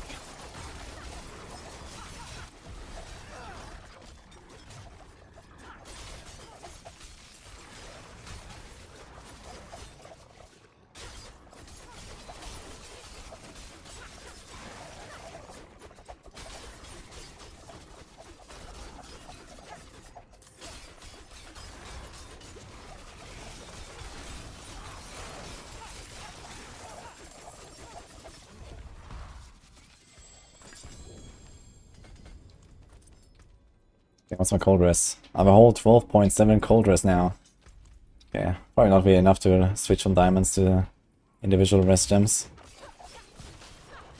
Unless I ignore poison, and as long as we dodge these poison explosions, I can go like fire, light, shadow. Might not be the worst idea. Or I still just go like double fire or double light and just be like tanky against one of them. That'd also be not a bad idea. So I can ignore at least one of the elemental types.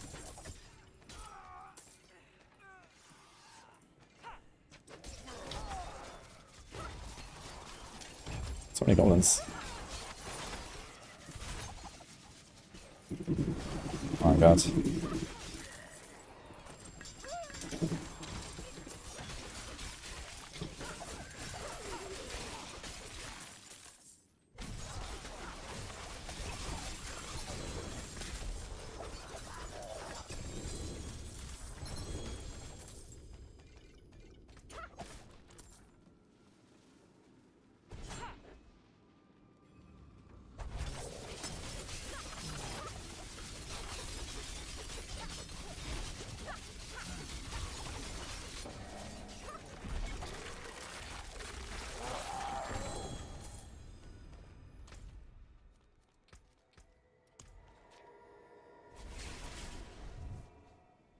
The treasure drop mount has been in the game for a year now, just rare. It wasn't even for the treasure goblin, it was just some random monster in his nightmare dungeon. You tell me I never got it? After all this time? That's insane.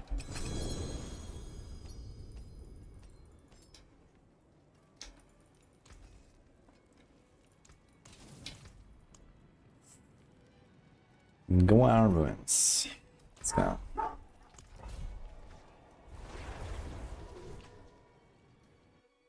How to get decaying steed mount.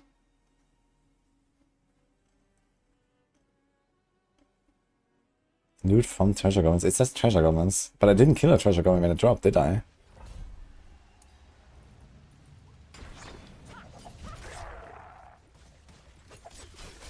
Interesting.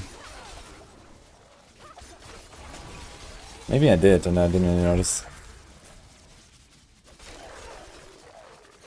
Doesn't he have all the mounts? Yeah, unlucky.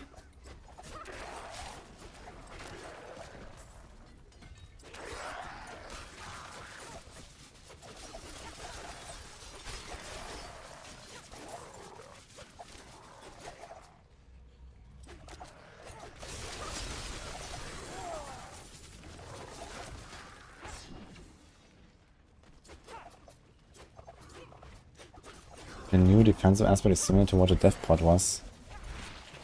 Are you talking about the slice steps aspect? Because it was changed from Season 5 PDR to Season 5 Live TRF. You don't have like invincibility with that anymore and stuff. I did that on the PTR. I managed to do like a full like one-shot protection setup with well, basically it's like you could never die as long as you didn't die twice within 20 seconds. The Sork. If you had only flame shield on your bar and that aspect, then you would always be protected. But it's not how it works anymore. My aspects right now are Might, Umbrus, Amulet and Shrouding. And I think Prudent Heart, yeah.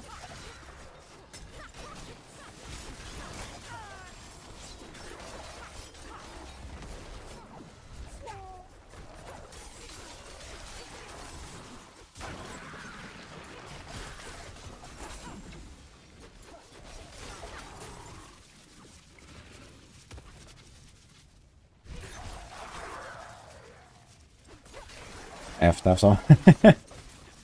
But thank you so much for the big sub, man. Did you lose the streak now or what?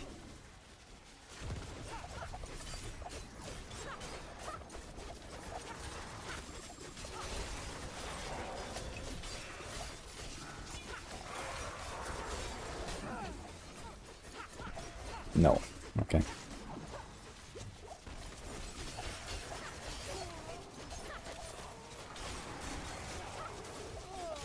I think I get to level 100 by the time the Campfire Chat starts. I mean, that's in 1 hour 40. Maybe if I did Infernal Hordes. Evidence is a bit slower than Infernal Hordes. Quite a bit slower, actually. In Infernal Hordes, we could maybe get to level 100. But that wasn't really the plan. The plan was just to do like a 50-minute run to World Tier 4 and then live. And I just kind of extended it because I had fun. So now I'm just gonna do a challenge run and see if we can hit level 100. And then go from there.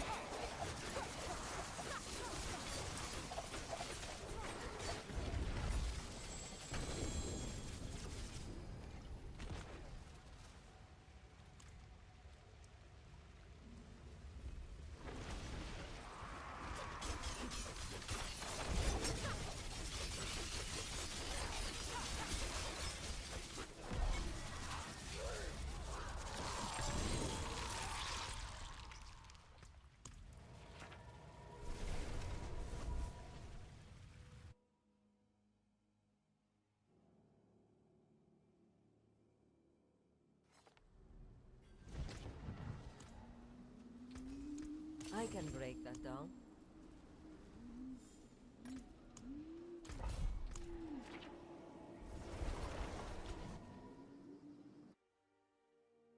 Hello, Huggable.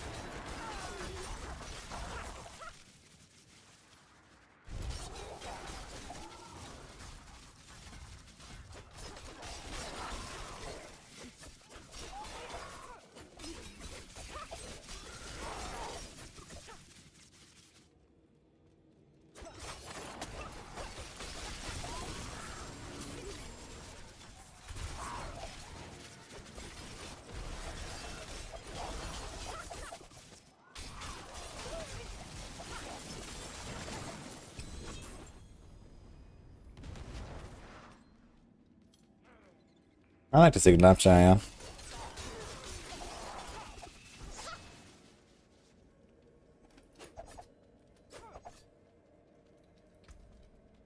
I've been using it now for over a year. They sent it to me before launch. And right now Nini is actually using mine for like 2 weeks, but I'm gonna get it back soon. But yeah, I've been using it all this time and I really like it. Good chat.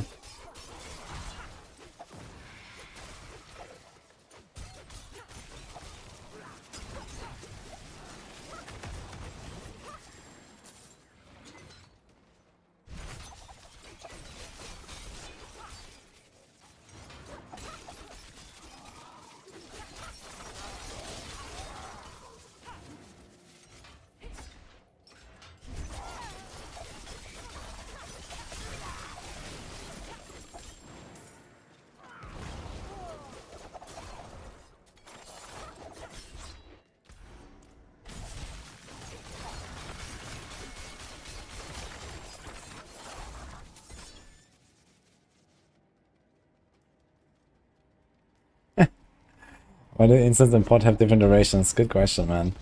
Just a mess of you, I think. That's probably it. But don't worry, the devs will hear your feedback. They're gonna nerf pods to 20 minutes.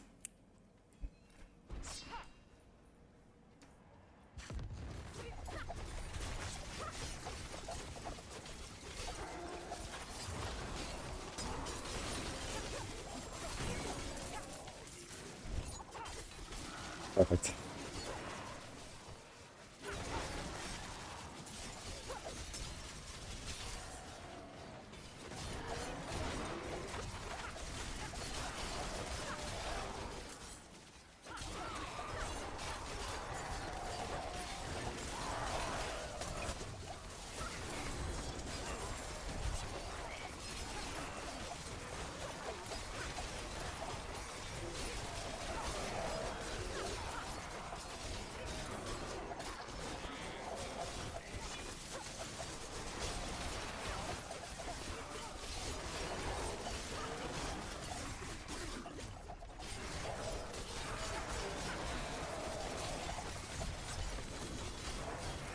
Scroll.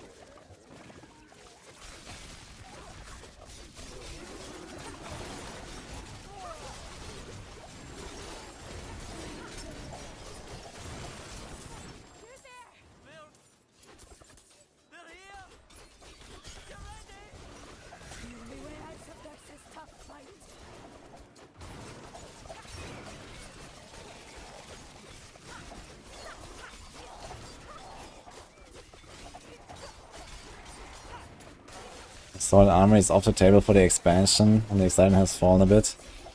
I mean, I think that if they had armor ready for patch 2.0, they would have announced it already. So yeah, I don't think it's coming. But it might be like Season 7. I think Season 7 is like the likely date, after the expansion is out for a few months.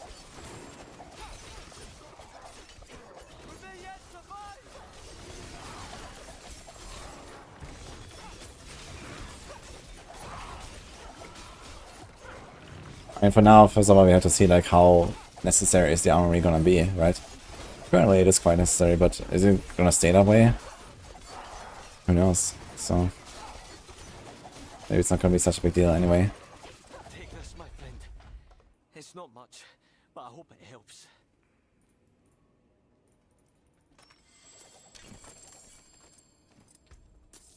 Ah, so close.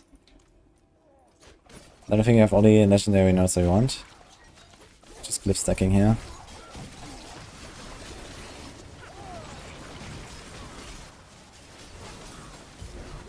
Retry and let's go.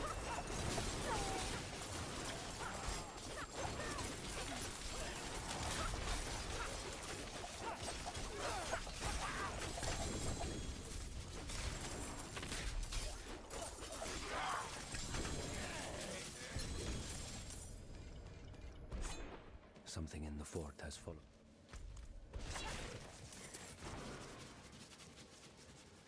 I just realized instead of Intercom, I should probably be running Moonrise. Should have done this all this time.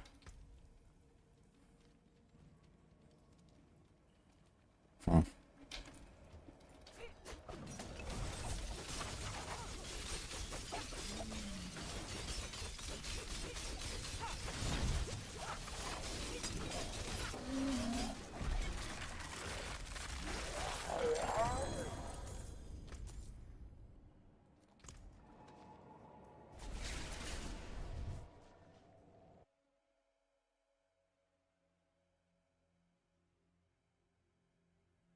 What if you get rumors for skills instead of items? So you socket your skills, or like what is the idea? I mean, I could do many new things. I don't think it's gonna be just like a system like, you know, D2. Like D2 and rune words are effectively just unique items with extra steps. Like, yeah, it has like kind of like a interesting concept behind it that you build the item with like individual pieces, but in the end it's just a unique item that's not really different from any other unique item. So I'm not sure if that's really the way. Yeah, some new cool concepts could be interesting.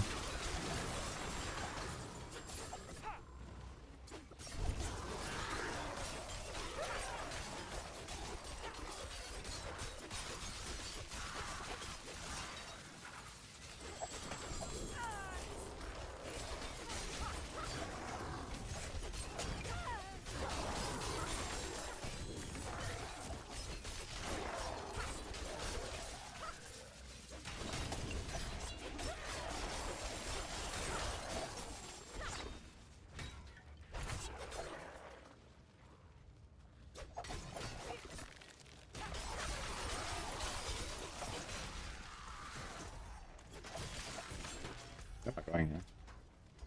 Okay, so let's get this here. Huge.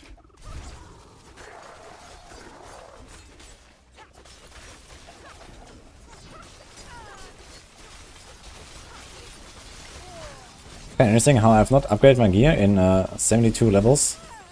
I feel like I'm not really getting much weaker.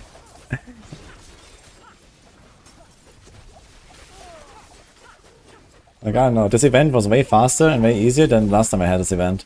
Like, last time I almost failed to mastery this, basically. This time I walked in and just destroyed everything. So what happened in between?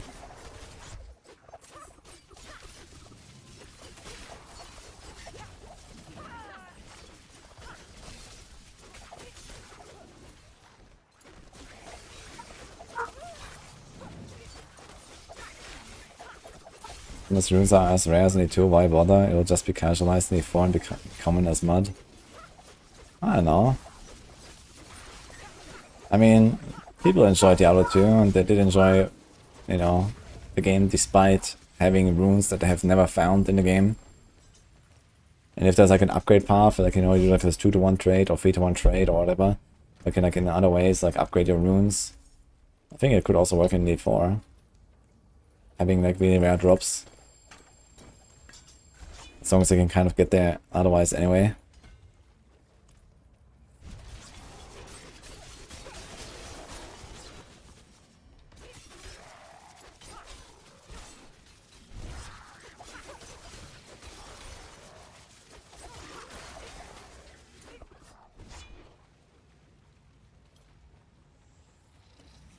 Rune sentences. Why only words?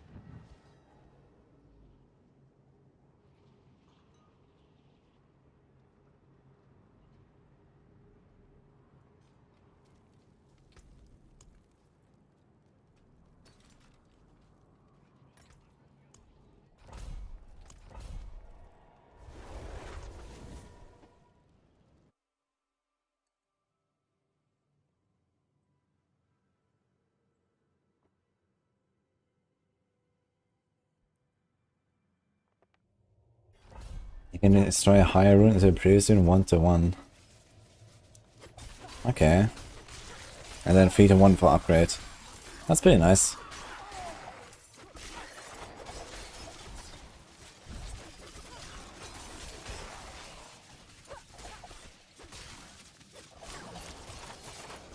I guess one big problem that Diablo 2 had is that runes had like vastly different value. And it was very difficult to understand their value.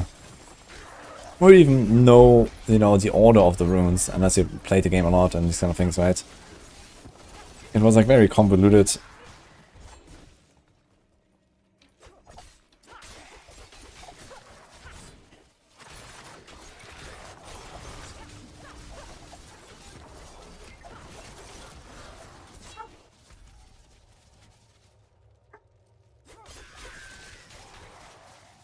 Campaign playthrough still on the table? Yes, I'll do it.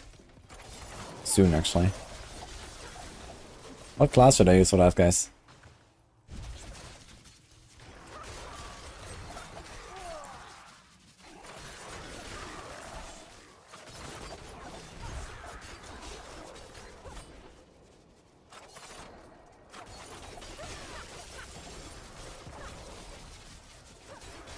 Necro in the cinematic walk.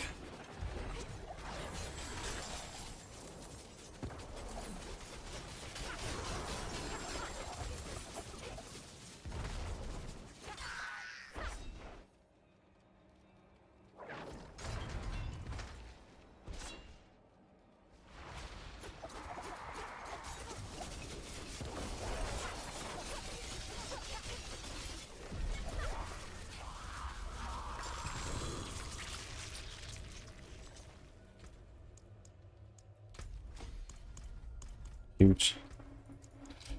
Yeah.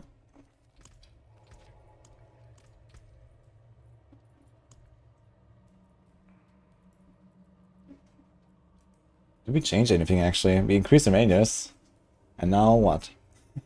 We actually don't change anything, right? We can do 1, 2, 3, take out 1,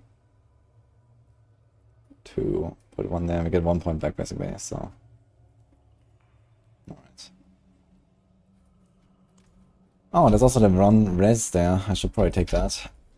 I didn't actually take the res.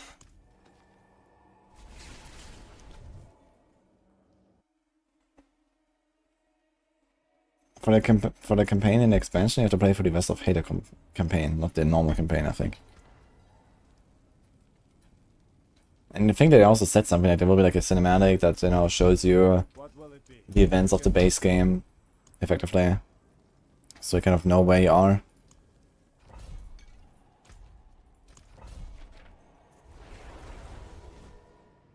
And then there will be 90 more statues to find. Oh man, I wonder if they're gonna do statues again. Is they gonna just do the same renowned system everywhere again?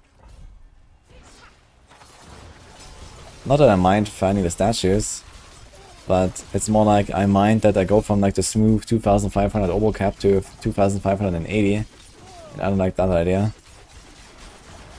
Unless they do something else with it.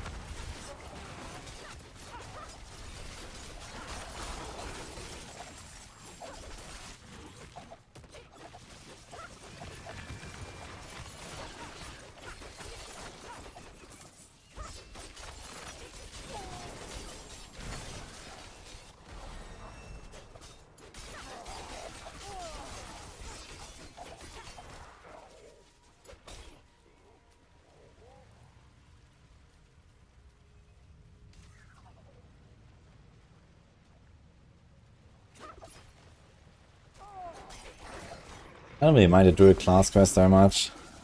Yeah, it's like the longest, but you know, we're talking about like 5 minutes more than you spend on the other classes in like the whole leveling process. I don't know, it's not really a big deal in my opinion.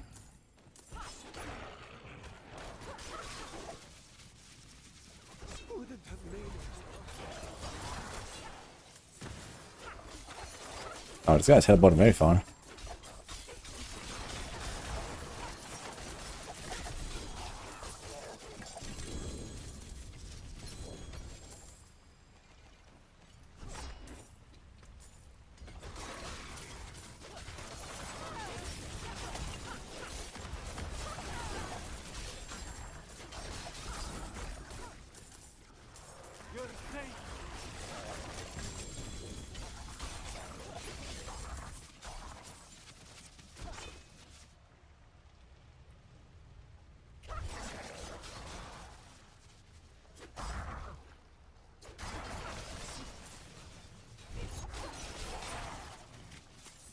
Wouldn't have made it without you.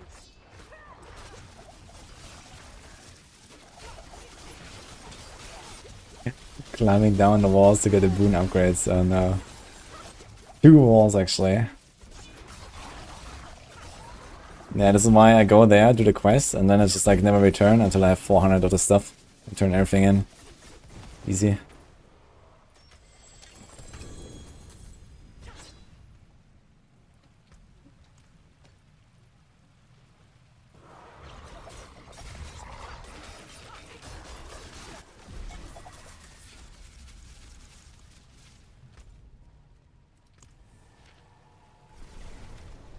If I get to level 100 of this gear, then what? Maybe try Uber Lilith? I think before that I would have to go and try like a T100 dungeon at least. That's what I did with the Blue Rogue in Season 2, I think. Did the Blue Rogue run. And I went all the way to T100 dungeons. Now I expect this one here to be a bit harder. I do have aspects, which is nice, and I have a few tempers, which is also nice. So I may do more damage than the Blue Rogue, but maybe not actually. This weapon is like roughly, I don't know, 7% of the damage of a 925 weapon or so. It's not very much. So even with the aspects, I'm not sure if I get to the point where I even this out. Did the Blue Rogue kill Lilith? I did get to like 50% phase 2 after like a few attempts and stuff. And I think if I had just like done more pulls, or if I had been like more in shape, because at that point I was really not in shape for the lift, I could have done it, yeah. And my gear was also not perfect. Like I was missing like 2 or 3 stats on my gear. I just couldn't really get the right blue items basically. It's really hard to get the right blue items with the right stats that you want. So I was missing something like, I don't know, 20% DPS, 20% toughness. If I had had both of these and I, you know, maybe played a tiny bit better, I could have done Lilith with the Blue Rogue in Season 2, yeah. But this was the old Lilith, you know, this was like the Omega Easy Lilith. Actually, it was buffed now in Season 4 and stuff, right? So she has like, I don't know, 1 billion plus life or something. And this will be a very long fight if I fight her. So I'd have to play this very well. Also, I don't really have like a lot of movement speed, for example. Now, I could actually do this. I could actually go for movement speed or Dark Shrouds. Temper on my boots. So I need to try to get more boot and another pair of boots that have life or dex, and then movement speed, and then a temper to movement speed per Dark Shroud. I'll get something like 20% extra movement speed. This could help me to do another fight. But I deleted my level 16 rogue now. Well, okay, I guess I can just take this gear, make a new rogue, and farm up another pair of boots in like a few minutes actually, so it won't be too bad. Just go in, press a mind cage or 2, stop blasting. Is that guy in the wall?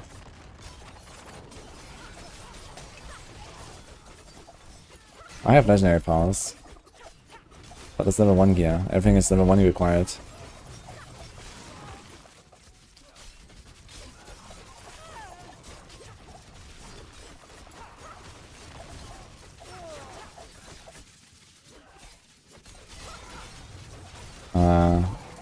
I have never tested if diamond increases shadow clone damage.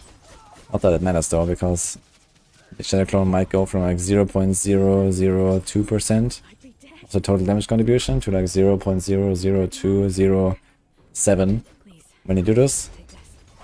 So overall not very impactful. The reason you use the ultimate damage gems is to buff the no witness paragon node, which actually gives you something.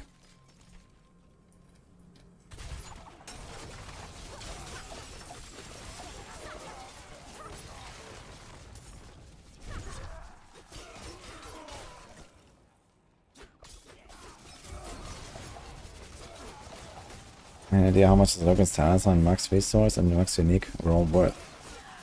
That might actually be a bit right now. There's some hype around that item with barbs currently.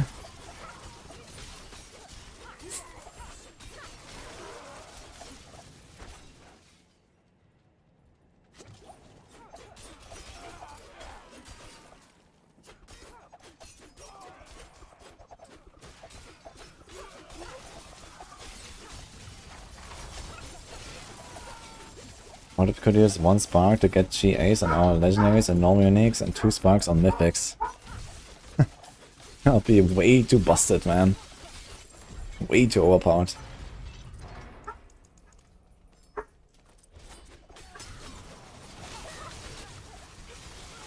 Like right now, the expected cost of crafting a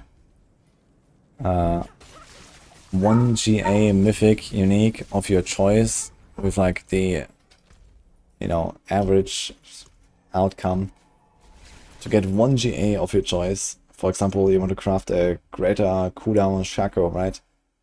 So the expected average of that is 160 sparks and 2 billion gold. I got a cow of the nameless, man. What will it be? That's funny.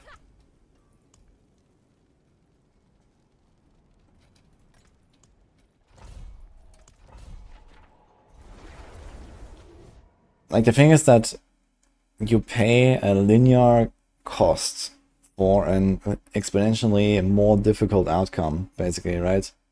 What you're trying to propose is, okay, 2 sparks, or let's say 2 sparks, you know, whatever. 2 sparks to get a GA.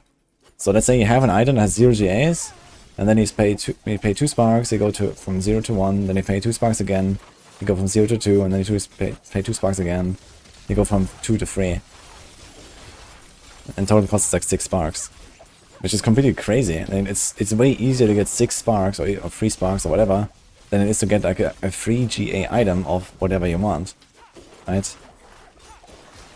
It's 1,000 times easier to get 6 sparks than a free GA item, because, you know, going from 0 to 1 GA is extremely easy, right? Like, everyone easily gets 1 GA gear in every slot. At least legendaries, and then, okay, uniques, you have to try a little bit with the bosses, but eventually you're gonna get there if you want. There's a bit more RNG with the uniques. But yeah, for legendaries, it's very easy to just have at least 1 GA of, you know, something useful on every slot. And then 2 GA is already like pretty rare. It's really hard to get like 2 GA, like you need exactly like 2 out of 3 of the stats that you want. Maybe one of them has to be like a specific one that you really want to hit. Let's say a cooldown roll or something, right? So it may be kind of hard to get this upgrade from 1 to 2 GA, and then a 3 GA, I mean, that's just kind of like a lottery win, right? Because everything about it has to be exactly the right 3 stats. You can't even roll one of them. And it's on top of this, it's like really, really rare, right? It's like really rare to even get it for triple GA drop. Any. So it's like, you know, 1,000 times harder than just getting like 1 GA in every slot. So maybe you could do like a system like, okay, you pay like 2 sparks to get 1 greater affix, and then you pay like, I don't know, 10 sparks to get a second, and then you pay 50 sparks to get a third, or something like that. And I would say, yeah, okay, maybe.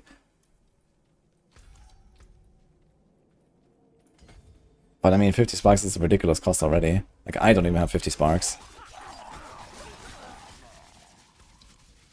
But yeah, if you really want to go for it, you know, get that GG item, let's say if you actually get lucky and you find this like triple passive amulet and you're like so happy, And then you have like this upgrade path for it. I mean, that would be okay because of how crazy of a grind that is.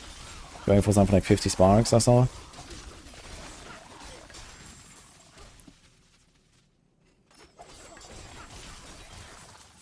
But yeah, on the other hand, I'm not really sure if we should like pursue something like basically primal items from Diablo 3. I don't really like primal items in Diablo 3. And I don't think they're really good necessarily to have in the game. At least not in 4. Like, it's actually cool that our gear is like a bit different from character to character, and they can't really expect to have like their all perfect gear in every slot and so on.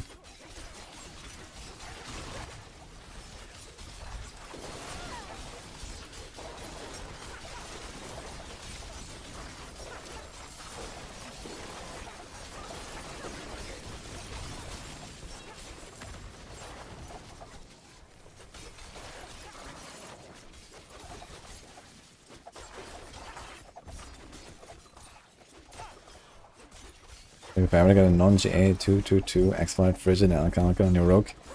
Yeah, and I mean, that is already considered like the absolute dream item, right? 0 GA. But it is the absolute dream. That's the cool part about it, I think. It can still get so much crazier. But, you know, everyone envies you anyway.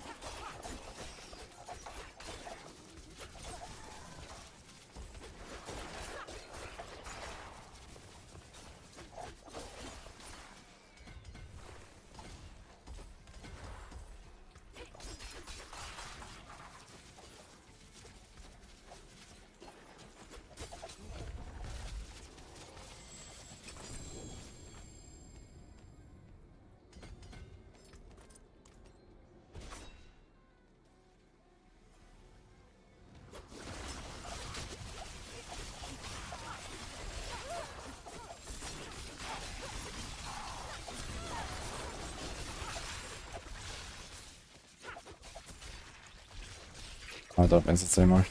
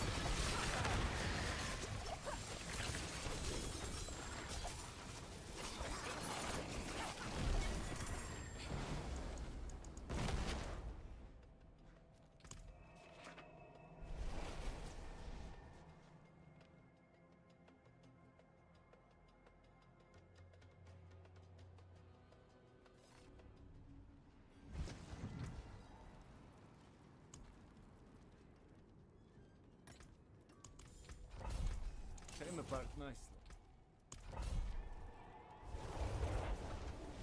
Good. 2 manas and 2 precision imbued amulets. Yeah, precision imbued is not very good. I guess it's not useless, but it's not really something that almost any build wants. Like precision imbued would be maybe something for like a poison TB rogue or something, but I mean that's already pretty far off meta currently. There's so many good builds for rogue that people don't really play TB, for example. And even then it's just like a suboptimal choice. Melis is good though. What's this? I just realized maybe I should do the Mother's Gift quest at some point. I would actually get more XP as well, right? Oh, wait a minute. How much XP did I lose on this? I've just been... Yeah, I should go do the Mother's Gift quest. I never intended to to do this stuff. Totally forgot about it. 1 hour left. Let's go. Yeah, after this dungeon, let's go Mother's Gift.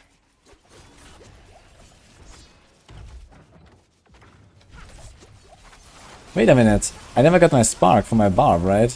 My barb died before I turned in the rank 20 spark, I think. Oof.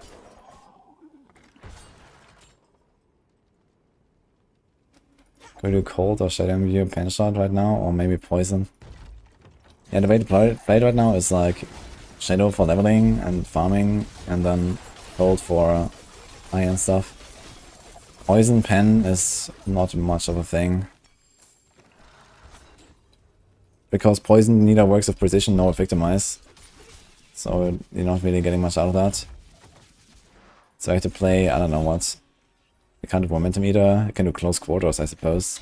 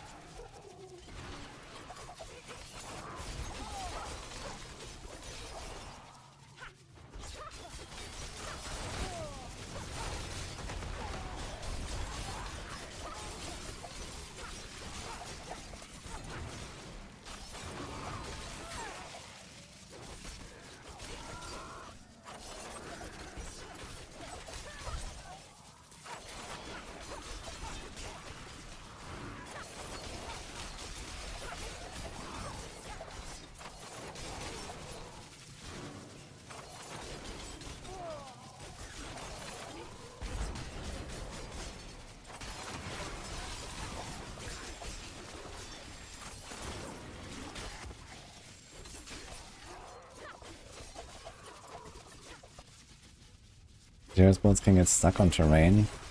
Means stuck in as they actually just don't disappear or something, or what? I guess the Tyrius like generally just fire straight and doesn't go like, you know, with the terrain.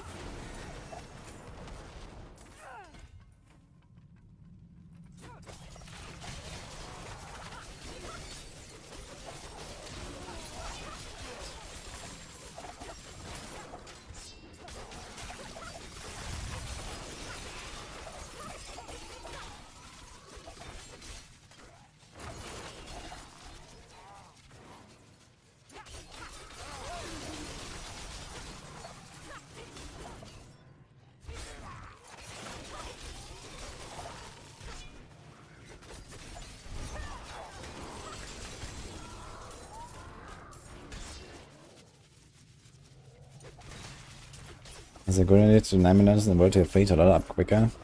Yes, actually.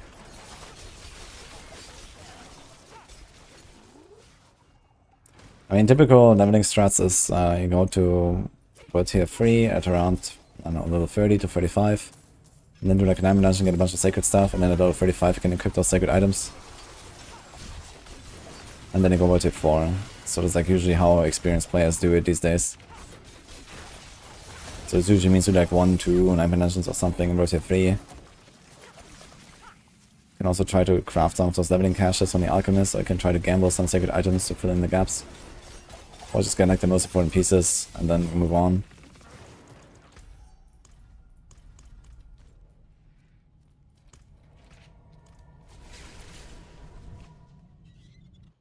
The PTR should be on Tuesday. In 5 days.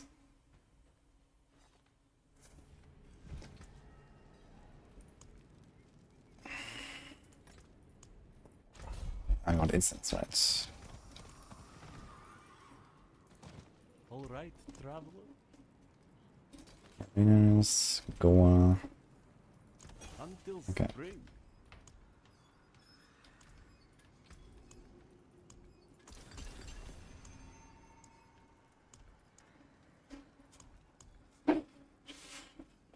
Ah, it's also like res incense and stuff like that. Is there actually still res elixirs? No, they don't exist anymore, right? The magic resistance, there's like fire res. Oh, shit, okay, that's like only individual. So I think I'm gonna keep going with the 42 elixirs.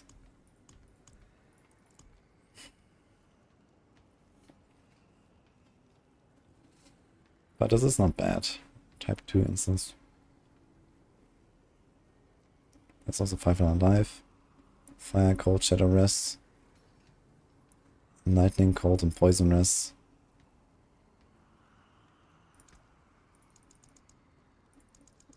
We can craft so many of them. Let's just do it. There's only 100, so...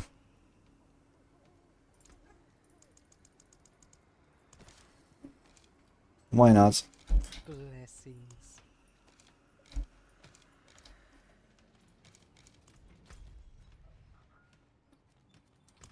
Oh, world boss in 2 minutes.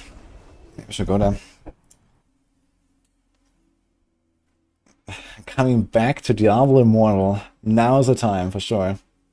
I'll think about it. Very much.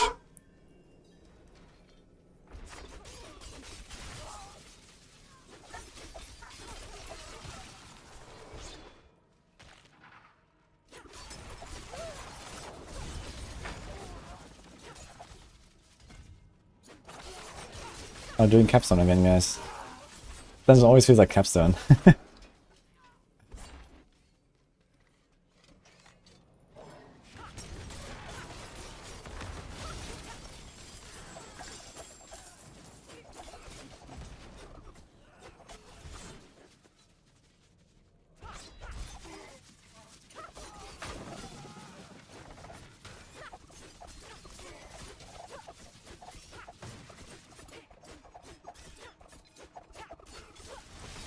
Game keeps crashing. I also had some bug at the start of the season and then reinstalled, it was fine. Maybe try that. Is some more witness a must have for every build? Only for the preparation builds. Or rather for the no combo point builds. Combo point builds usually don't go for no witnesses. But if you don't go combo points and you go preparation, then no witnesses is a must, yeah.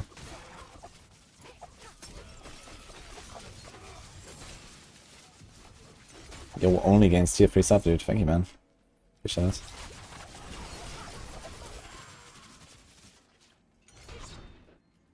You there.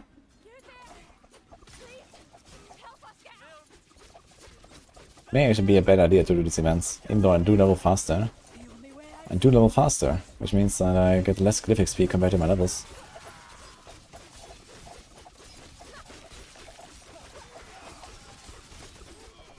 Adventure Guide on Maxwell has no witness. Okay, I mean, there is a reason that I can think of, which is that if you're talking about like high-end pit push, you stagger the boss after the third stagger, like roughly once every half to 1 minute. And if you do like a 10-minute boss fight or so, then basically the only damage you deal is during those stagger phases. And in that case, you can actually, without much cooldown investment and without preparation, just kind of like press no witness during your stagger phase, or like press your death trap, activate no witnesses. So I can see that kind of work. So there is that reason. Just so you stagger the boss, you press your trap, and you blast. But it will have like very low uptime, basically. Being wandering left could one-tap me at the moment. Ah, good question. I have almost 40 cold rest and 12k life, so I take roughly double the damage from the beam if it's cold damage. I think it should be cold. Cold or shadow, I don't know. Looks like the curated attacks which are cold.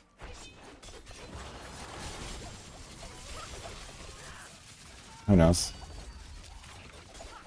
Pretty sure I could tank. Not tank, but I could not get insta-clapped by Wandering Death if I'm careful. We're only 14 levels below the boss. Most of these enemies here don't really hurt me much. And they're the same level basically.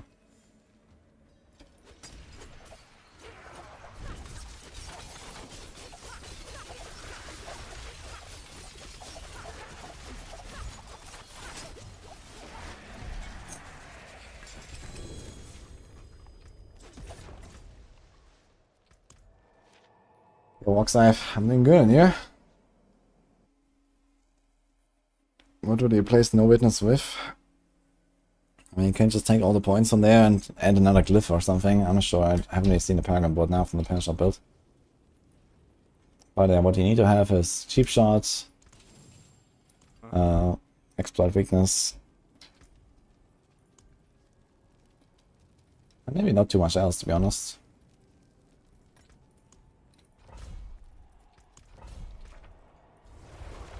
Elvish Bounty, I guess. Deadly Ambush, okay. So you want Deadly Ambush or an Elvish Bounty? Am I going for a Deadly Ambush, actually? There's life on that board, and there's damage reduction from traps. You could throw in the Poison Trap and later pick that up. If my damage goes too low, I will probably take Deadly Ambush towards the final stages. Oh, we're lagging as fuck. Ah, it's a world boss, right? Oh my god, dude. What the hell? It's actually wild. I'm in a dungeon, man. Why am I lagging?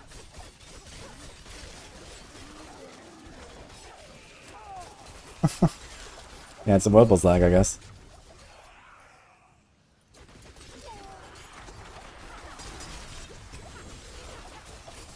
And to think that they already like did some massive performance improvement on like the Lightning Spear stock. Kinda wild. You always thought running death shadow damage. I never tested if it's shadow or not. But I tested what Curator does, and Curator does cold damage. And the wandering shadow attacks have the same color. So it could be cold or shadow. I'm not sure which one it is. Maybe someone will test this at some point. But yeah, for now, I don't know. I could just, you know, if I knew what it is, I could just like slot in those sockets, right? And it would be capped, and then it'll be chilling against Wandering Death. I guess his auto attacks would hurt me quite a bit, because I have no armor whatsoever. But they do have Dark Shrouds and Shrouding Aspect and Might Aspect, so I think we should probably live through the auto attacks.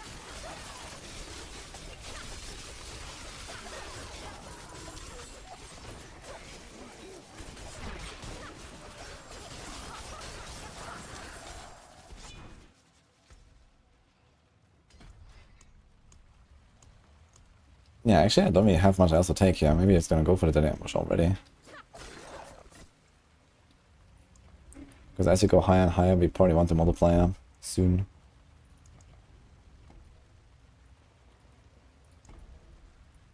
And then I mean we can take this glyph socket as well in the speed here. Can go down, grab this, take the glyph. How many more do we get? Like 80, 90 points. That's actually quite a lot. So like 30 here. This is like 20, it's like 50, 60 maybe. Then we can go out here. We have like one more glyph, two more, three more. We could still take Leiranas and get some more res, which is nice. Yeah. There's also this here. Could even like path here, take this life and poison res cluster. And then this res cluster. It's not bad either.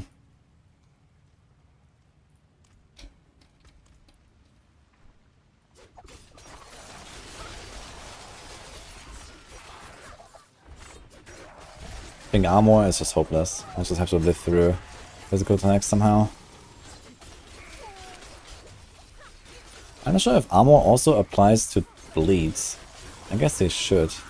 But the question is who bleeds actually? Which monster does a bleed? I guess there are some that do, like some cannibals or whatever.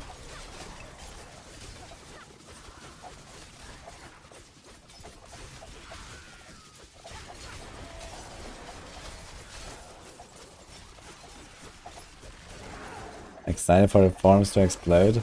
About what? Oh, Daria, I'm doing good in you.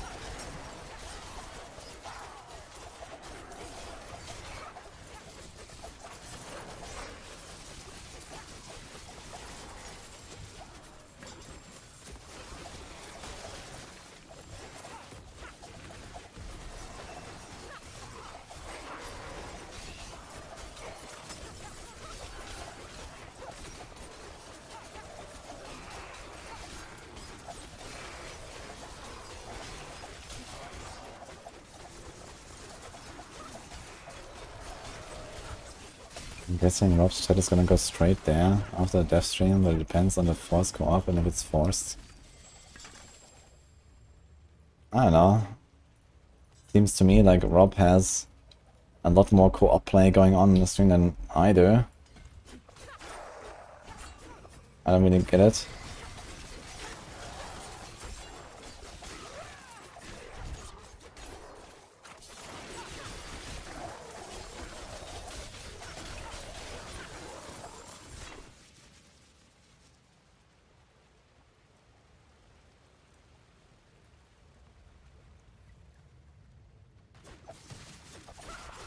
We do it begrudgingly. Okay. Yeah, realistically, I don't expect him to force you to do Citadel. Citadel sounds very optional to me so far. And I'm pretty sure they are aware that they need to be careful with that stuff.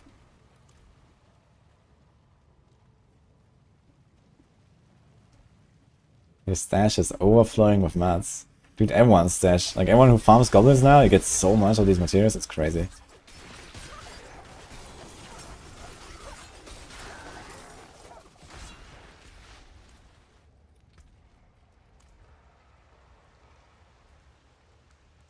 Yeah, exactly. It's like there's some cosmetics you can get. And that sounds about it, honestly. So...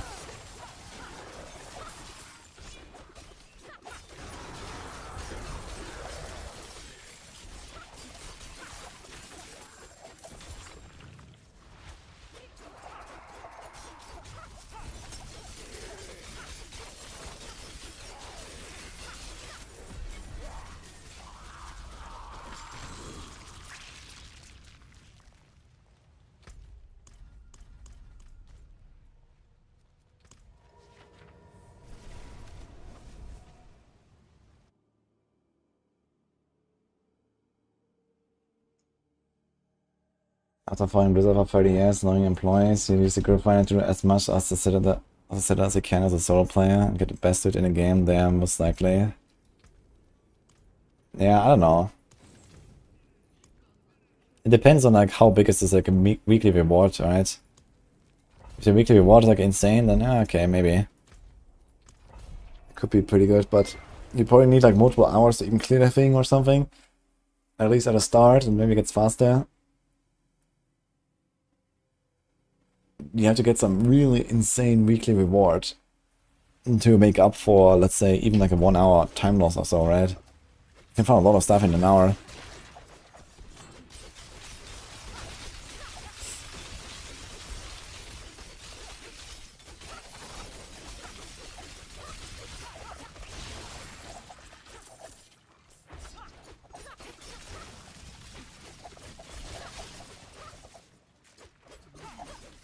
I am 18 years old, exactly. And my content creation career started around 10 years ago. The early bird and all.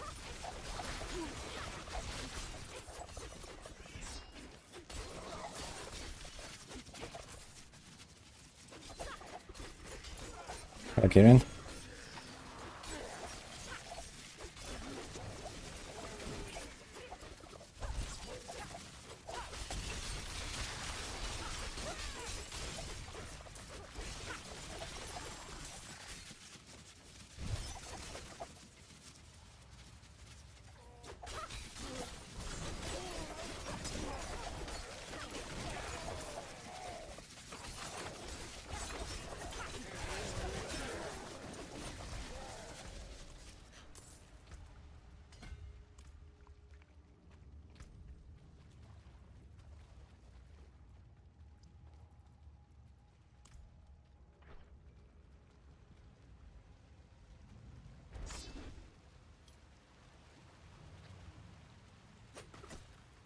Why is Warmth so good on Sorg? If you have Starlight Aspect, you can give you like lots of healing, even overhealing, and that translates into extra resources, which is good for something like Chain Lightning Sorg, for example, with the Axial Conduit. You want a lot of healing, either from Warmth or from Andariels. Other than that, not so good really.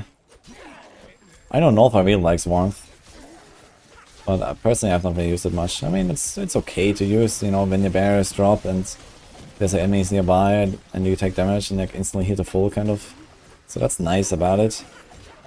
But personally I'm more in the camp of I just don't want my barriers to drop like ever. So I would rather go for something like ice armor duration or whatever.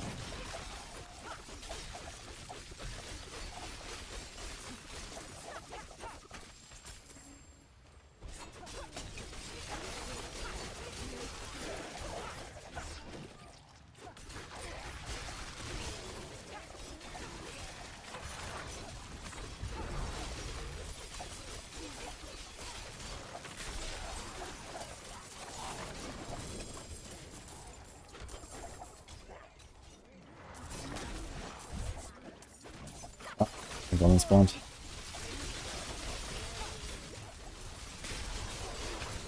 Oh my god, dude. I wonder if the goblin is gonna wait for me down there.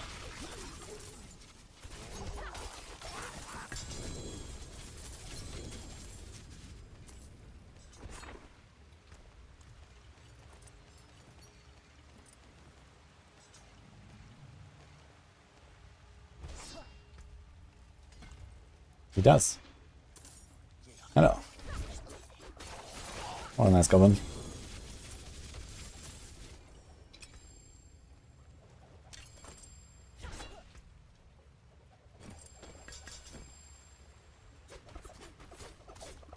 Sounds like a D2 challenge. Yeah, this will be something for macro as well, I guess. He's done some funny D2 challenge runs as far as I know. I watched him do this pacifist run. There's this YouTube video about it, which is really cool.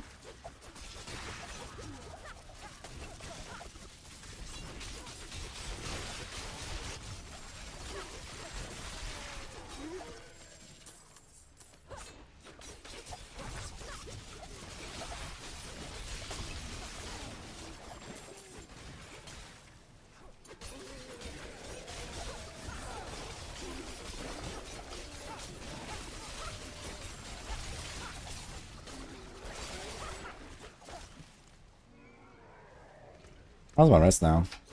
39 cold rest. 2 lightning, 2 poison.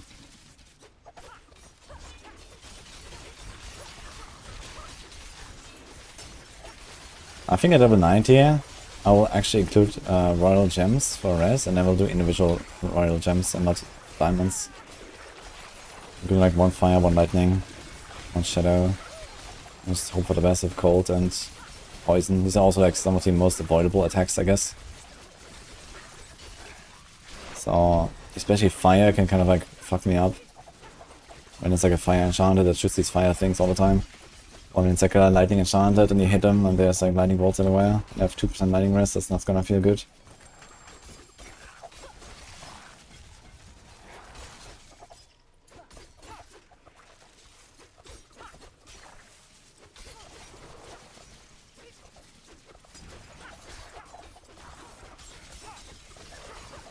"25 minutes. You guys excited?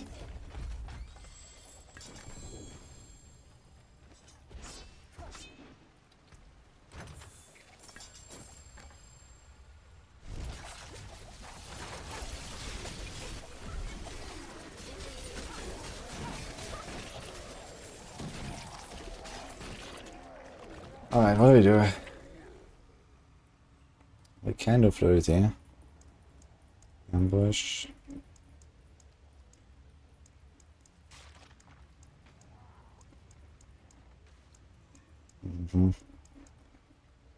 Shit for some damage.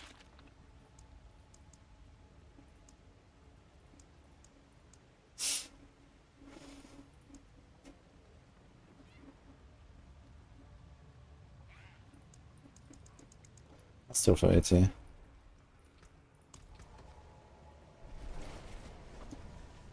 Patch notes? Wait, are they out already? No, I Rob didn't die. I was just doing like a challenge run.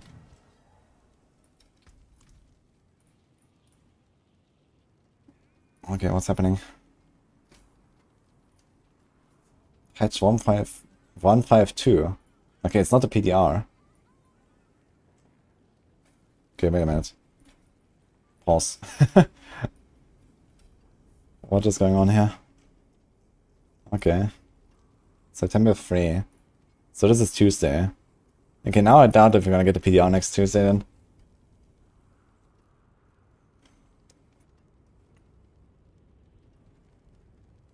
Let's check it out. Mounts and pets will now be displayed on the loading screen. Okay, I need to sell at MTX. The chest and Hellbreach ends now the channel to avoid instant clicking. Okay. Frenzied and Mind Cage titles will be granted to every player upon the first monster kill after 152. There's to remedy issues requiring the title in Season of Loot Reborn. Okay. Season Journey task to defeat Helltide Commanders has been reduced from 20 to... Ah, nice. Easy Season Journey. It's also the last thing I'm still listing, I think. Dude, I have 99% of aspects. What happened there? It says 99. Where's the Season Journey? Yeah.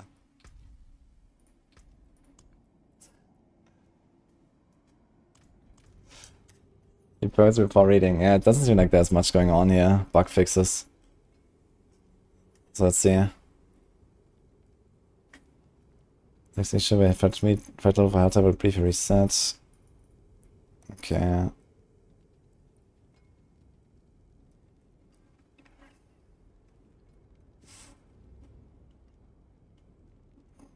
Ah, you can now see the Masterwork stats on the channel preview. That's kind of nice.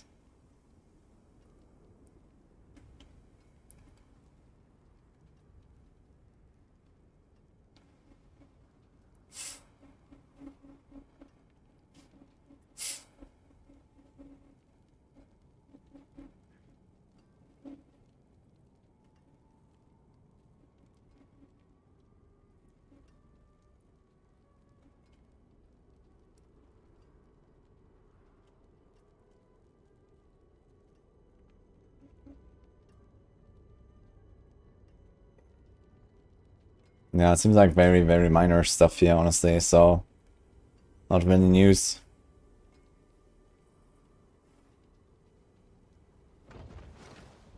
Oh my god. Fixed an issue where shadow clones with the imitated imbuement aspect equipped did not cast basic imbued skills when using the cold clip aspect, man. Wow. Shadow clone saved.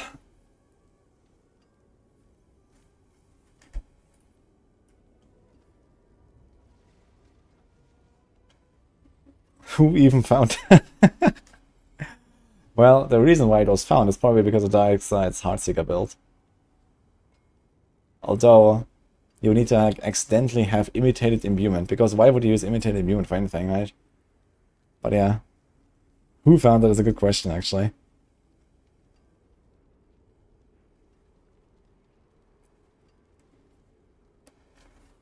No victimized patch? Yeah, they're not doing anything with victimize, I guess.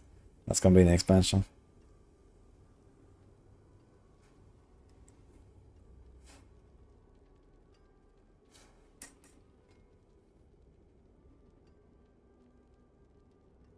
Fix an issue where 200 access acquired through Purveyor of Curiosities would always be legendary. Wait, I thought this was only with maces. It was also a two-handed access, apparently.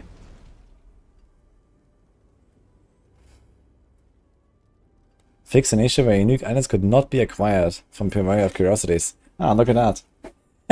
I remember asking my chat about this sometimes. Like, not only once. There's certainly, like, at least a handful of people or so that told me, yeah, I got uniques from gambling. But everyone else said no. So either they were lying, or they didn't know what uniques are. Very sus, at least.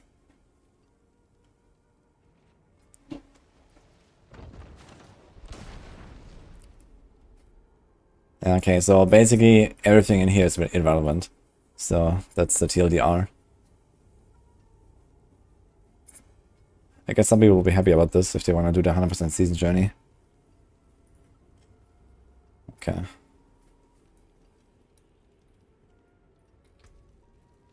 Not much to see.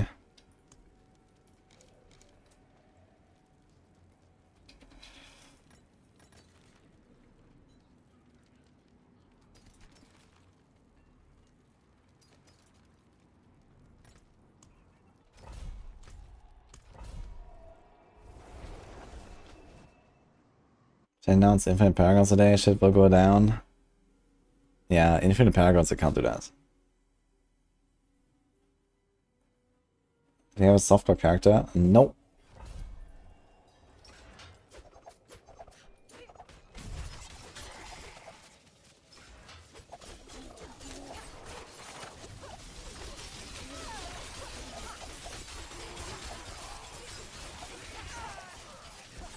Maybe I should do something though.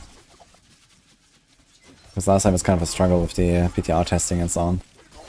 But I guess we're not going to do like a lot of build and testing and so on this time. But it's more like, okay, we play the game. It might even be worth just leveling a character on PTR and stuff. You have to do like all the progression changes there. Like it's mostly what you want to do probably is like leveling on a PTR and stuff. Do like a fresh character.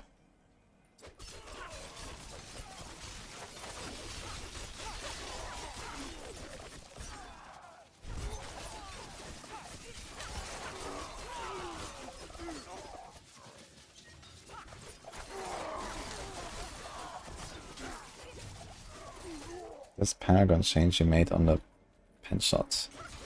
Okay, I'll take a look in a second.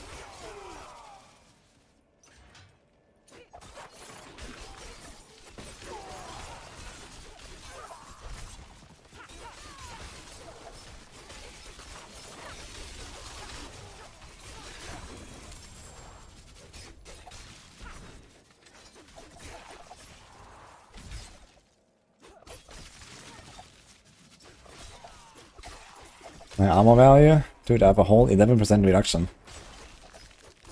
What do you mean? I'm not sure how I got to 2.3k armor actually. That seems surprisingly high. One guy left.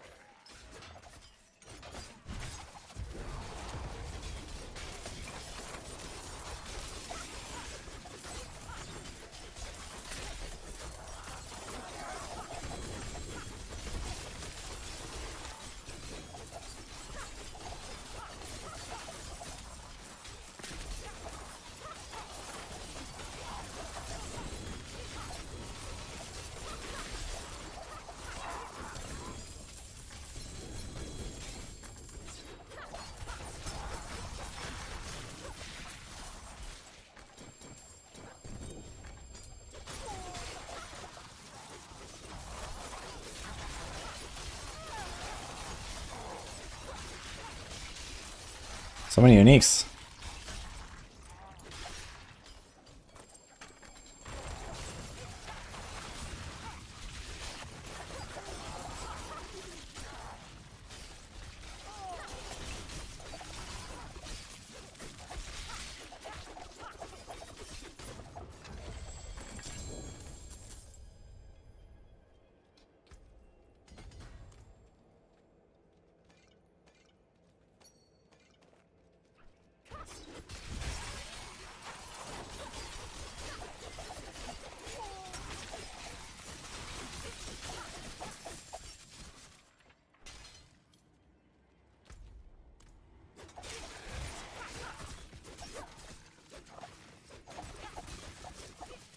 Which would I consider more impressive, the blue rogue or this? It's hard to say. So far it's going really smooth. But I think my blue rogue will be more tanky than this. Despite the aspects and stuff. Like my damage is pretty decent, but I didn't have much damage issues until like, I don't know, 9th dungeon tier 70 plus or something, where I started really fighting stuff for a while. Because precision, OP and stuff. I was playing a barrage combo point build back then. But yeah, I think the defensive side is kind of rough. On the blue rogue, I at least had my armor capped and my rest capped. But I didn't have any aspects.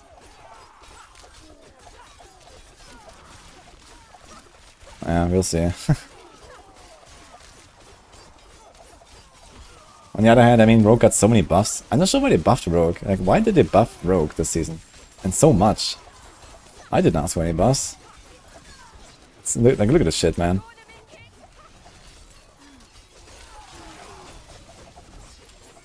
It's crazy. Hey, brother. You excited?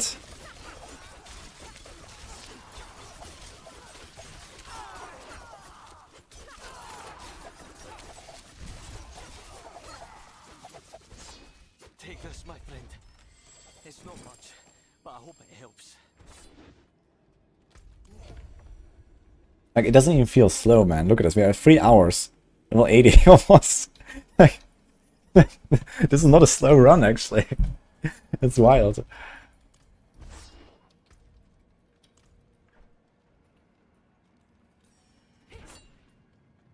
Imagine I had like movement speed tempered instead of this free stuff on my boots.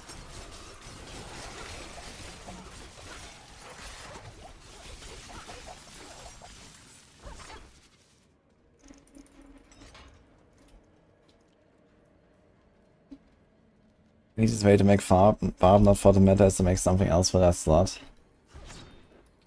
Yeah, but I don't know. I think the overall goal is still to like balance out the classes, right? And I feel like a rogue bus were not really the way for that. That's it.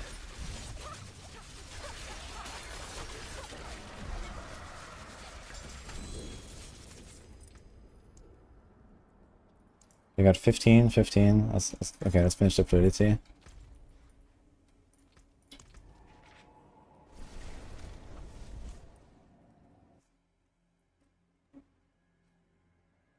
This is faster than most people playing the game regularly. Yeah, maybe.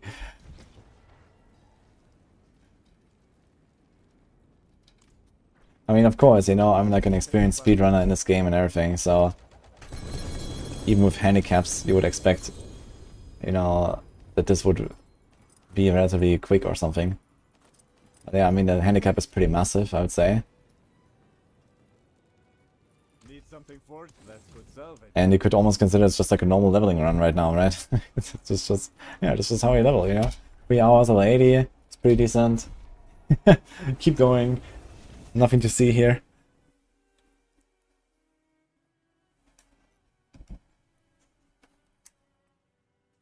Yo, Joe, welcome to Diablo.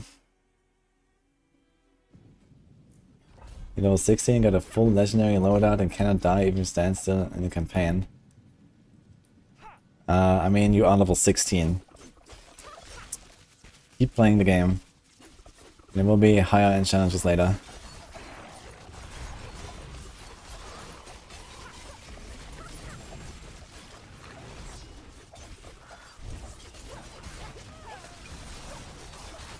I mean, low level progression is pretty whack right now anyway. Because there's like, you know, stuff like life per hit, life per second and whatever, and generally the game is like not very hard at the start, so.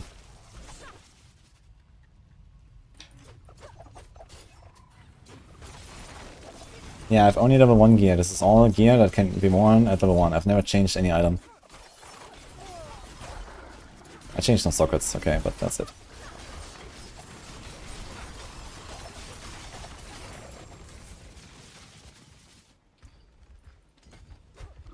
Hello.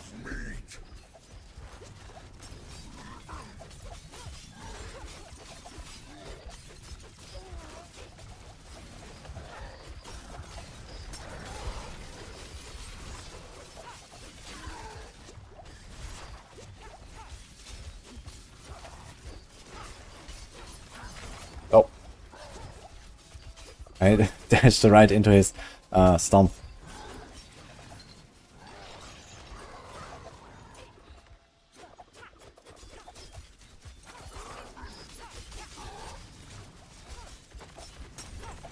Where's it going?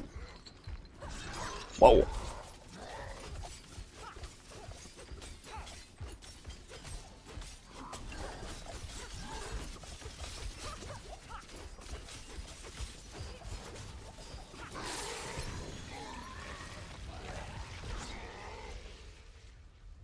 Fresh meat.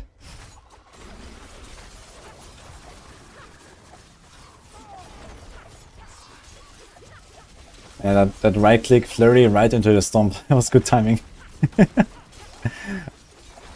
was a bit yikes. Because at the start I didn't have flurry on right click, I had my smoke grenade on right click. I actually wanted to smoke and I'm still on the wrong muscle memory sometimes.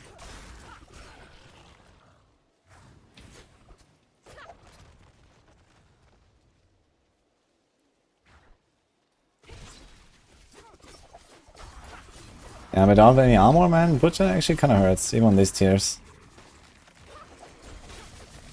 Like, if I actually want to push towards T100, I think I will not be able to really fight Butcher unless I kite him very well. But he might actually have way too much damage on me. Because how much life will I have realistically? I'm level 80. Maybe I'm gonna get to something like 20k life or so, but I will have like no armor. So I'll take like, I don't know, 6-7 times the normal damage from Butcher.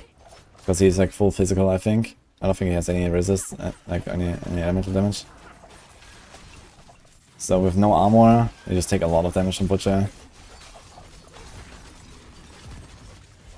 So yeah, if I fight like a T100 Butcher, yeah, I might not want to do it. Yeah, it's still okay, I guess.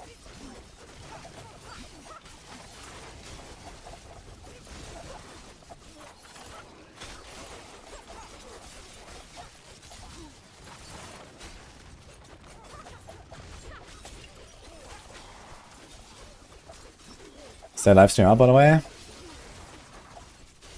Yeah, after this dungeon, we're just gonna chill out and we're gonna continue later.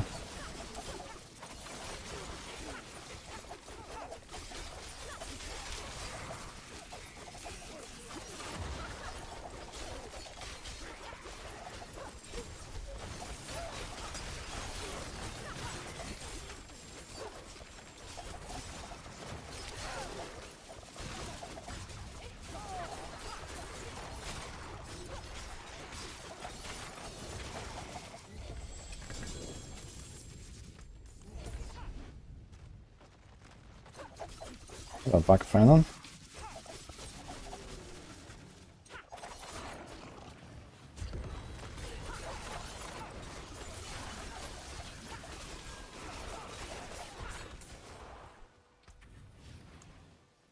What do I have here?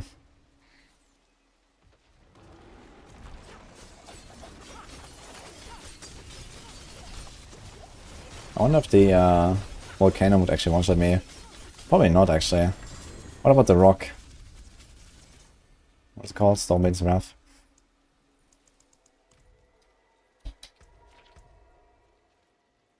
They fixed it, actually. I remember that comment the other day from Bug about the Stormbane's Wrath. That was funny.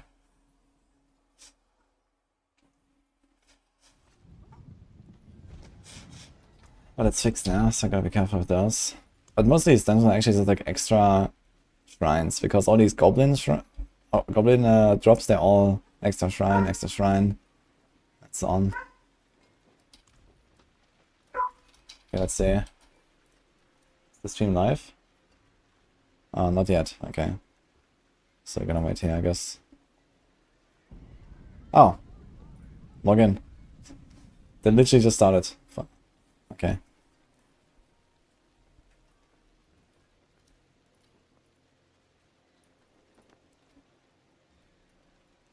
Log in.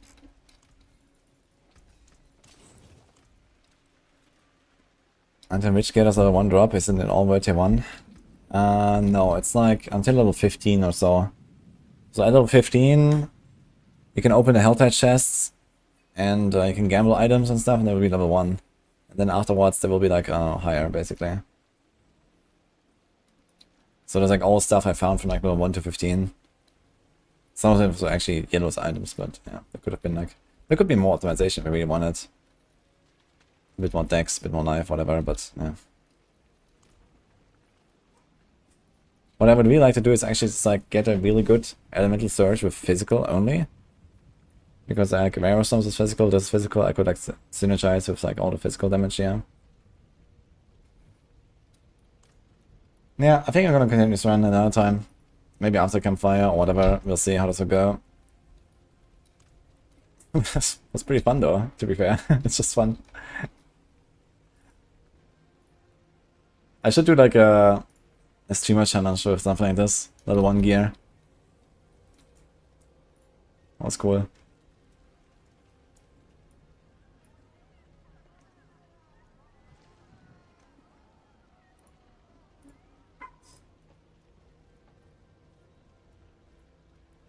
Okay, let me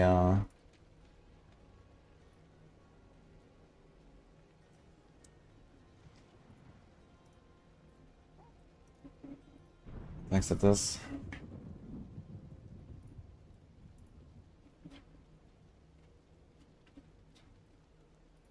Okay, someone remind me later, I need to change my camera spot to the top right, but okay.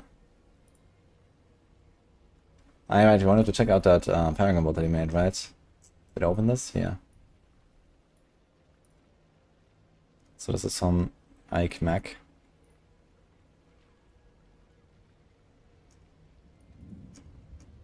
I don't like not picking up unassailable, but okay. Oh, there's a 2 life node there. Like, you have 5% non-physical damage. That definitely needs to be a life node.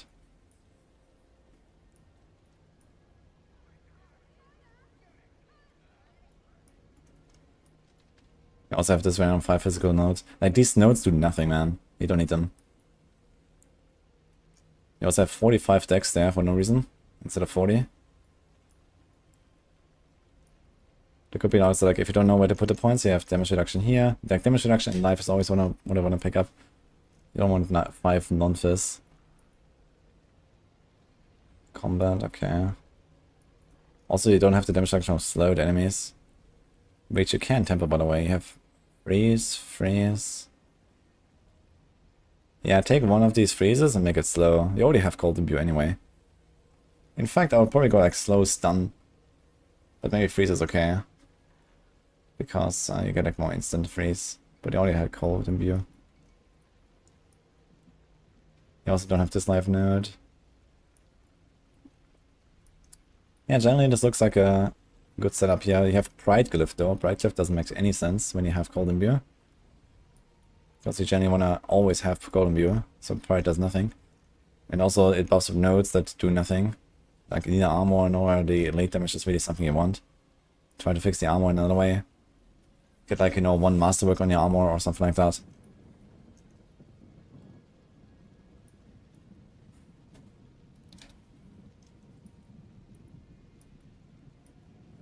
Yeah, otherwise it looks kinda okay. I mean, this... okay, this is a bit weird here. There's like this one node where you can just go there, but I mean, okay, there's decks. Like, you could just do something like this, right?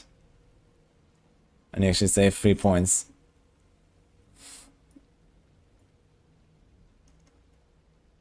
This can probably be like further optimized.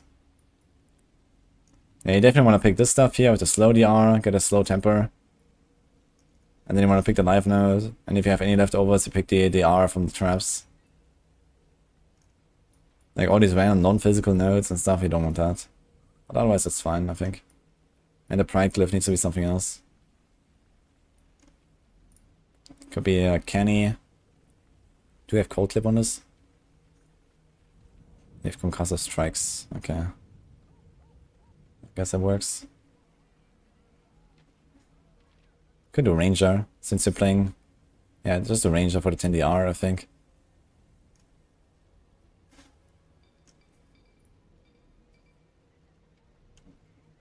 Oh, whoops.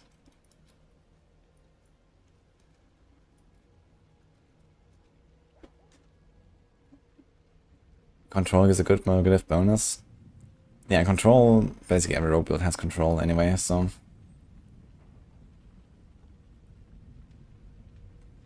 When is PoE 2? Well, they're doing like the secret beta right now. And then the early access will be, I think, middle of November. So we'll see.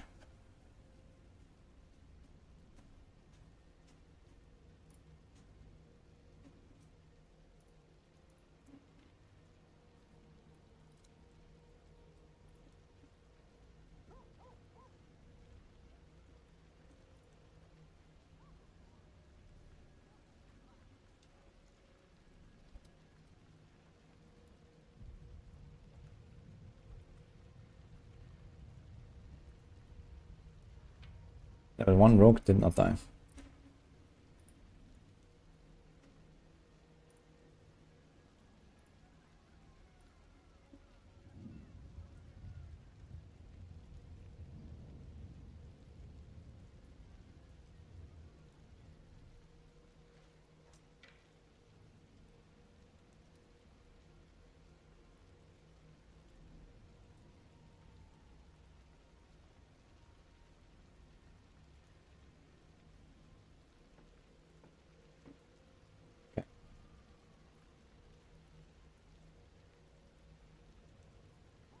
D4 too.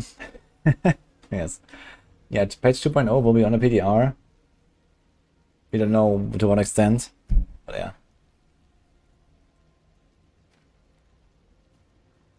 Efficacy is good for Morgative. Efficacy rune is mostly for poison builds, Nilla.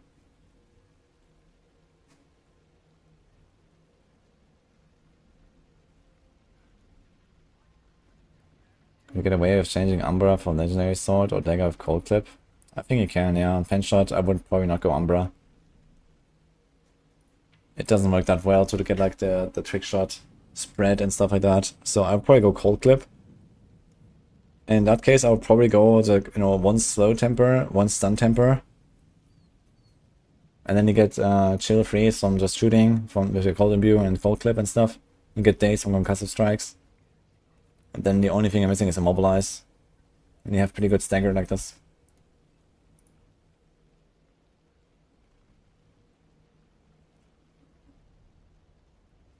Okay. I'll be a B, like 3 minutes, 3 minutes.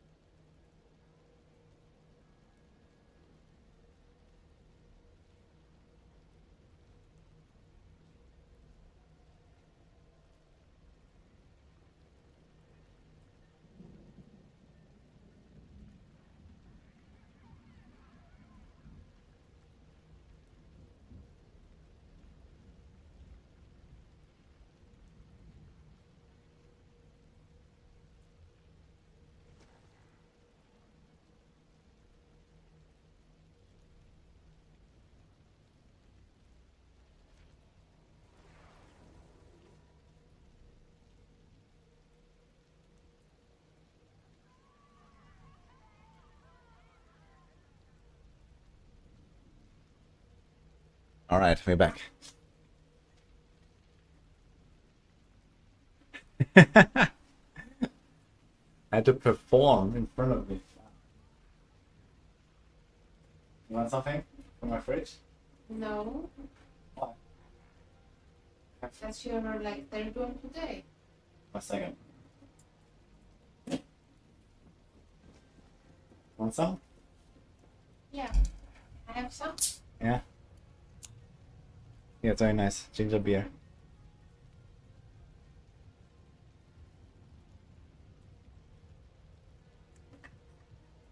Okay.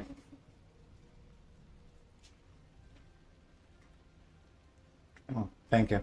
I had one already too. Cheers.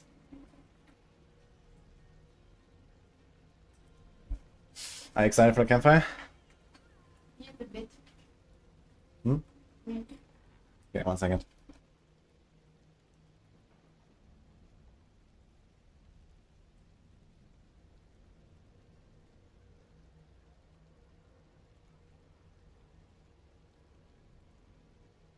It's called ginger beer. It's not actual beer. It doesn't have any alcohol.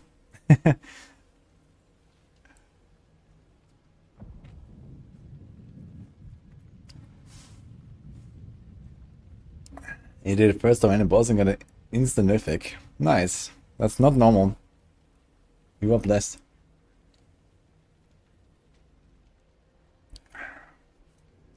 Yeah. Okay, 9 minutes here for this. Okay, time to do a little pet.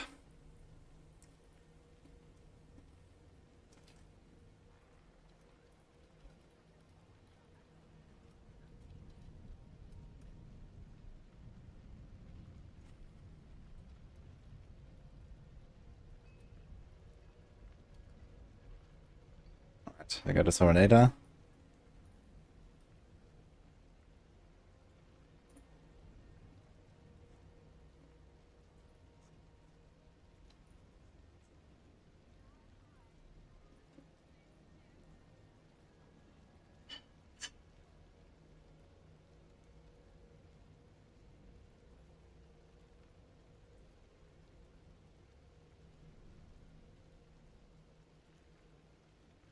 Okay.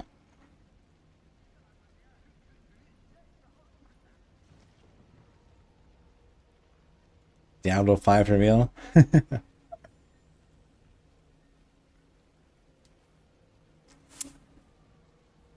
Yeah, she plays Diablo 4 as well. She told me just now, when I had my break, that she got a second Tyrius, which she transformed into a spark to craft a shaco for a lightning spear sword. She's blasting.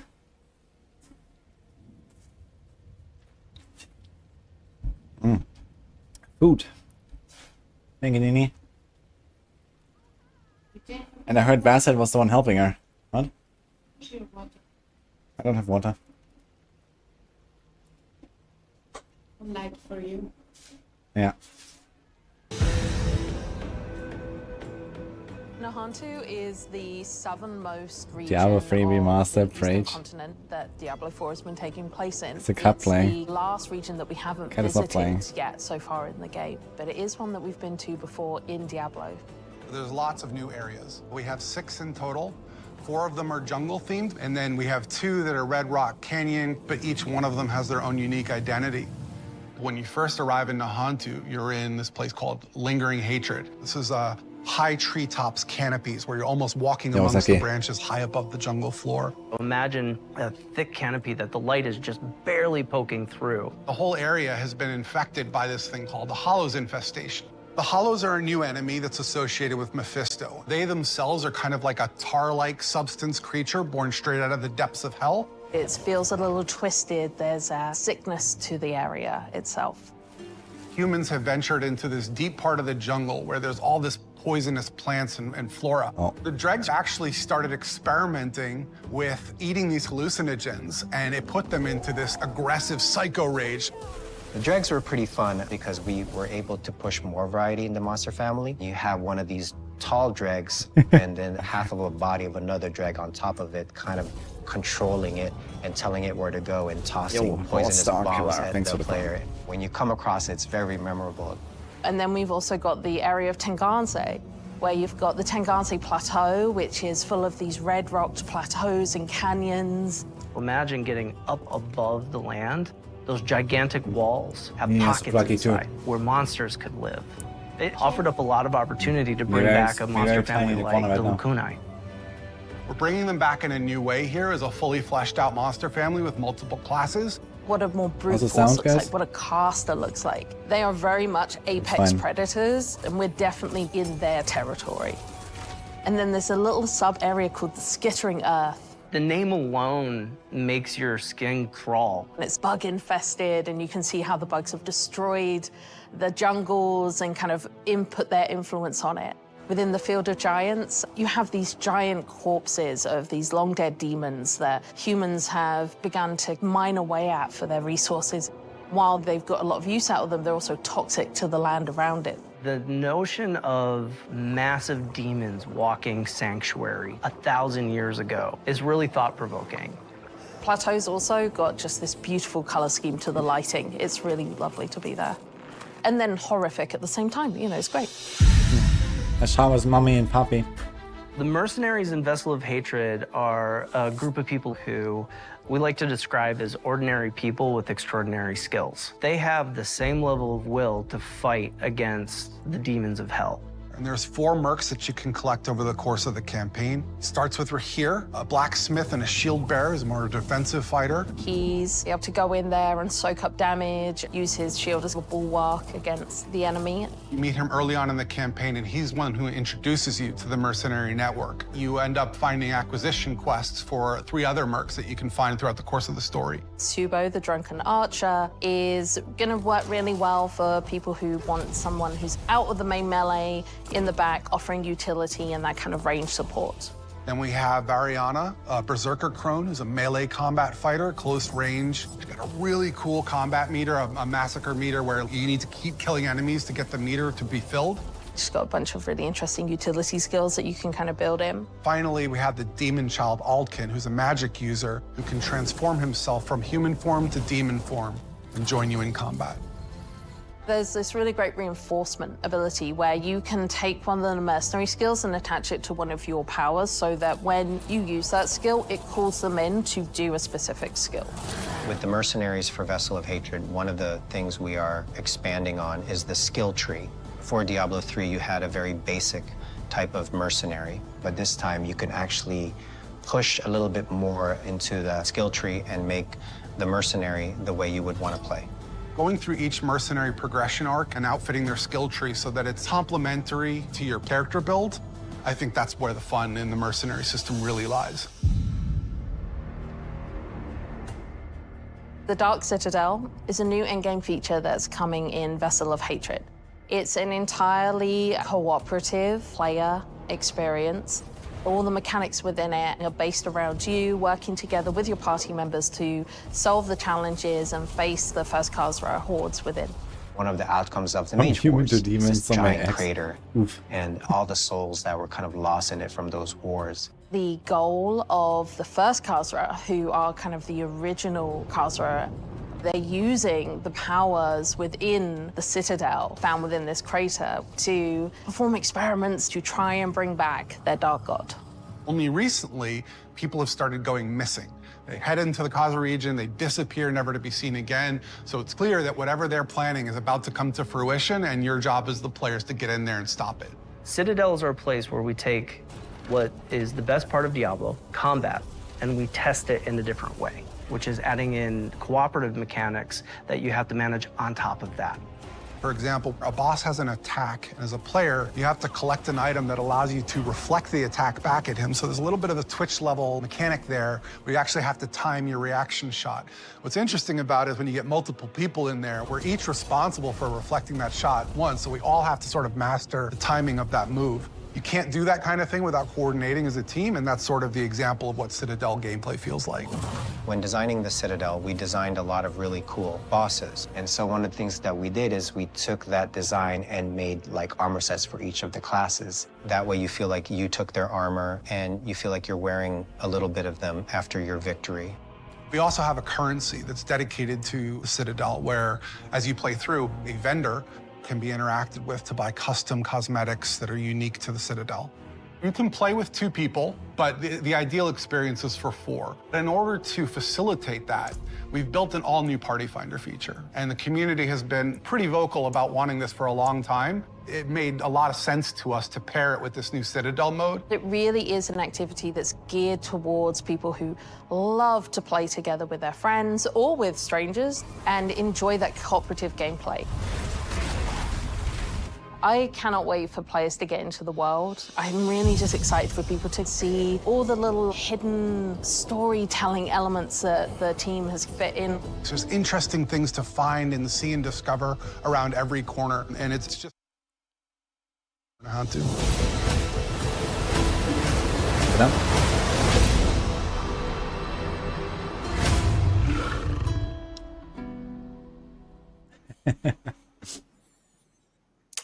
Hello, Diablo community. Welcome to another Campfire Chat. This is the patch 2.0 Campfire Chat for PTR. As you guys can see, we're in a little bit of a new environment. We're all doing this from home. We had to do a quick last-minute pivot about 24 hours ago. I was struck by some con flu after Gamescom, but I just wanted to give a quick shout out to our production teams behind the scenes. Lucas, Jade, and Rich, they made a quick pivot to allow us to do this and for us to be safe and to be able to still give you guys this exciting information for patch 2.0. But to lead us off, I do want us to do some quick intros for everyone here on the actual panel. So Colin, would you like to start off the intros? Yeah, sure. I'm Colin on the... One is a game designer, the other one is an expert game designer. Hello, I'm Aislinn Hall. I'm a systems designer with a focus on live balance. Hey everyone, I'm Charles Dunn. I'm a class designer working on the live balance for Diablo 4. Hey everyone, I'm Jeevan Sidhu, and I also work on the systems team. Awesome.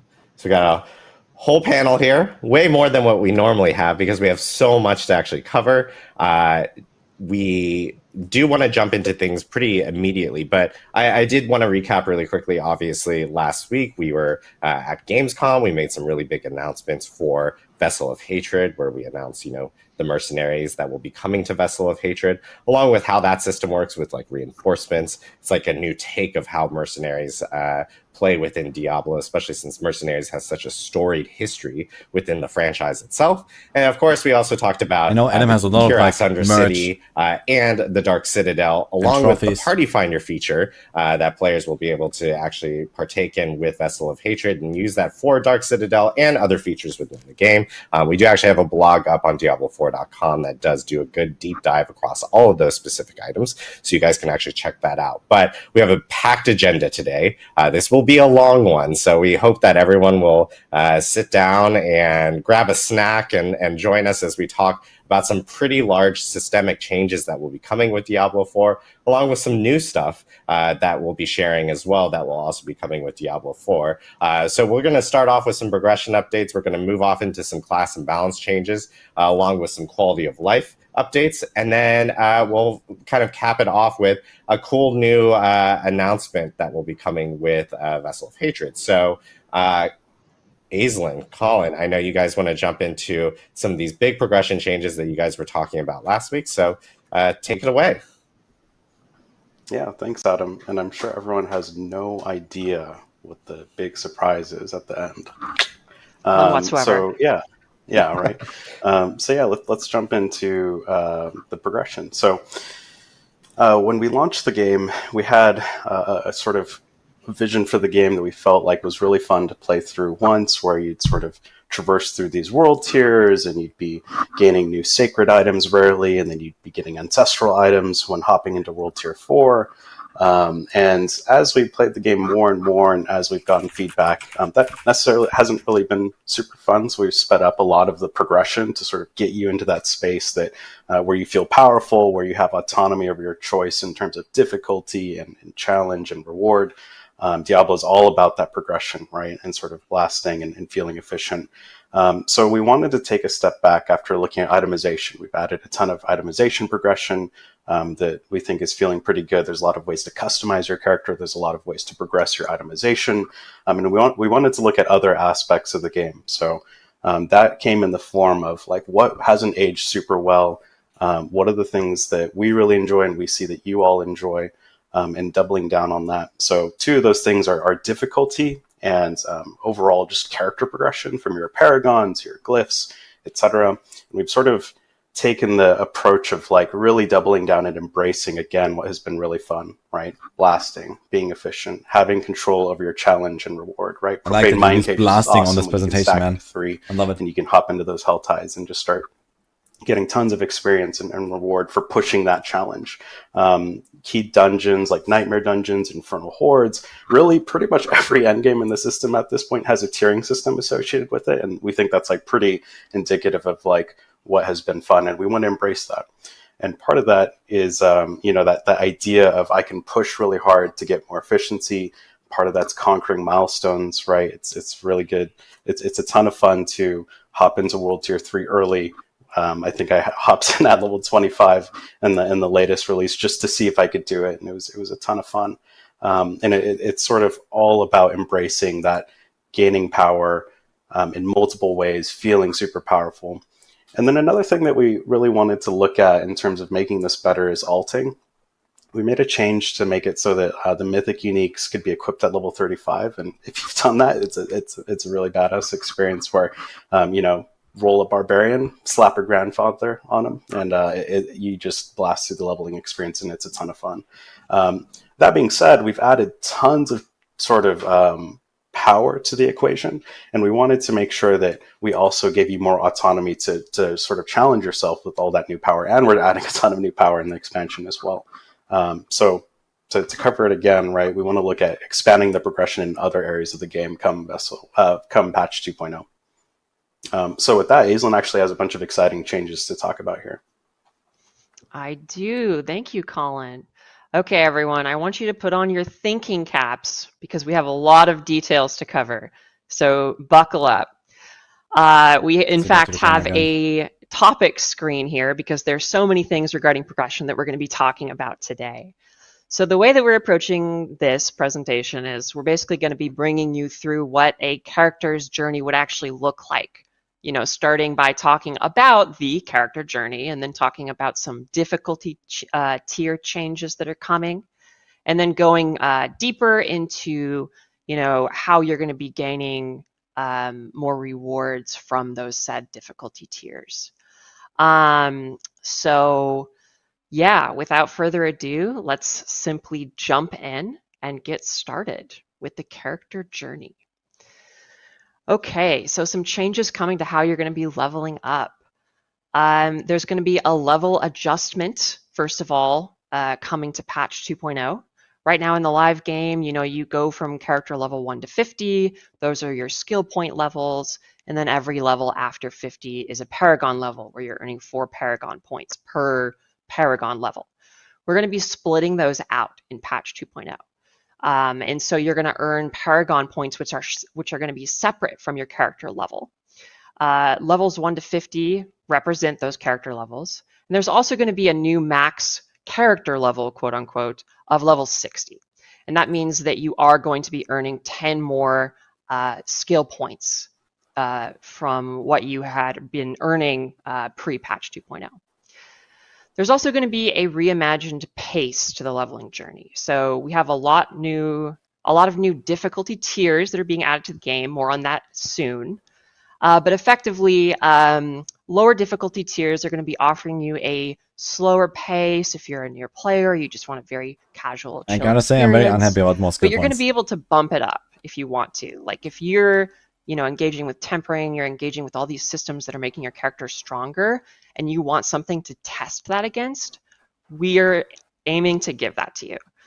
And these difficulty tiers are going to be offering you improved efficiency, improved rewards, and the goal is to improve your pace if you can blast through these difficulties.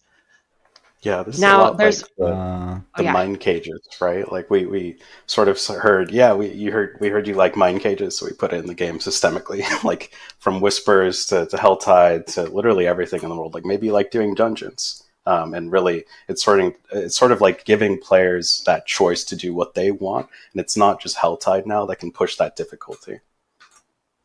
Yeah, totally. Like we were just playing on the development team, and we were playing in Helltides and playing with mine cages, and we were like, this is great. Like I want to just be able to do this or like have this option available to me, like basically whenever I'm playing. So that's a big part of these changes. Moving on here to the number adjustments. So as a lot of you guys found in footage, yes, there is a pretty substantial number adjustment. So a big part of this is we want to make sure that there's room for growth. And we're adding a lot of player power in patch 2.0 and Vessel of Hatred. Already. And we want to make sure that numbers don't get so crazy that we cannot even fathom them, right? And so a big part of this is giving us a good starting point in patch 2.0 where we can afford to grow numbers. Aizen, Yeah. I think it's really important, to have numbers that are like when you're like doing damage numbers to see ones that are meaningful to you, right? If you're increasing your damage like even 10x, but it's taking it from like an 8 or 9 digit number to a 10 digit number, it's almost impossible to see that kind of growth in player power. So with numbers that are more readable on screen, that A, makes it much more obvious when you're getting more powerful, and just makes the game as a whole easier to kind of comprehend. Totally. Yeah, and it's important to note that like this is relative. In that we're not slowing you down in any way. This is purely they sort just talked of one about of those mine adjustments that we're making to ensure mine that cages gonna be everywhere for everything. We're not with difficulty at settings, the top I guess. end nerfing things like crit chance or CDR. Really, this is all about having actually like sort of what we set out to do when we launched the game is have more grounded numbers for longer. That's not to say that you aren't going to get insane in the deep end game, right? Yeah, you're still going to have a lot of power to game. And yeah, finally, just going back to this first bullet here on this slide, we're going to talk more about Paragon later, but for now we're going to focus on some other things. So sit tight. Okay, let's talk about how monsters are changing.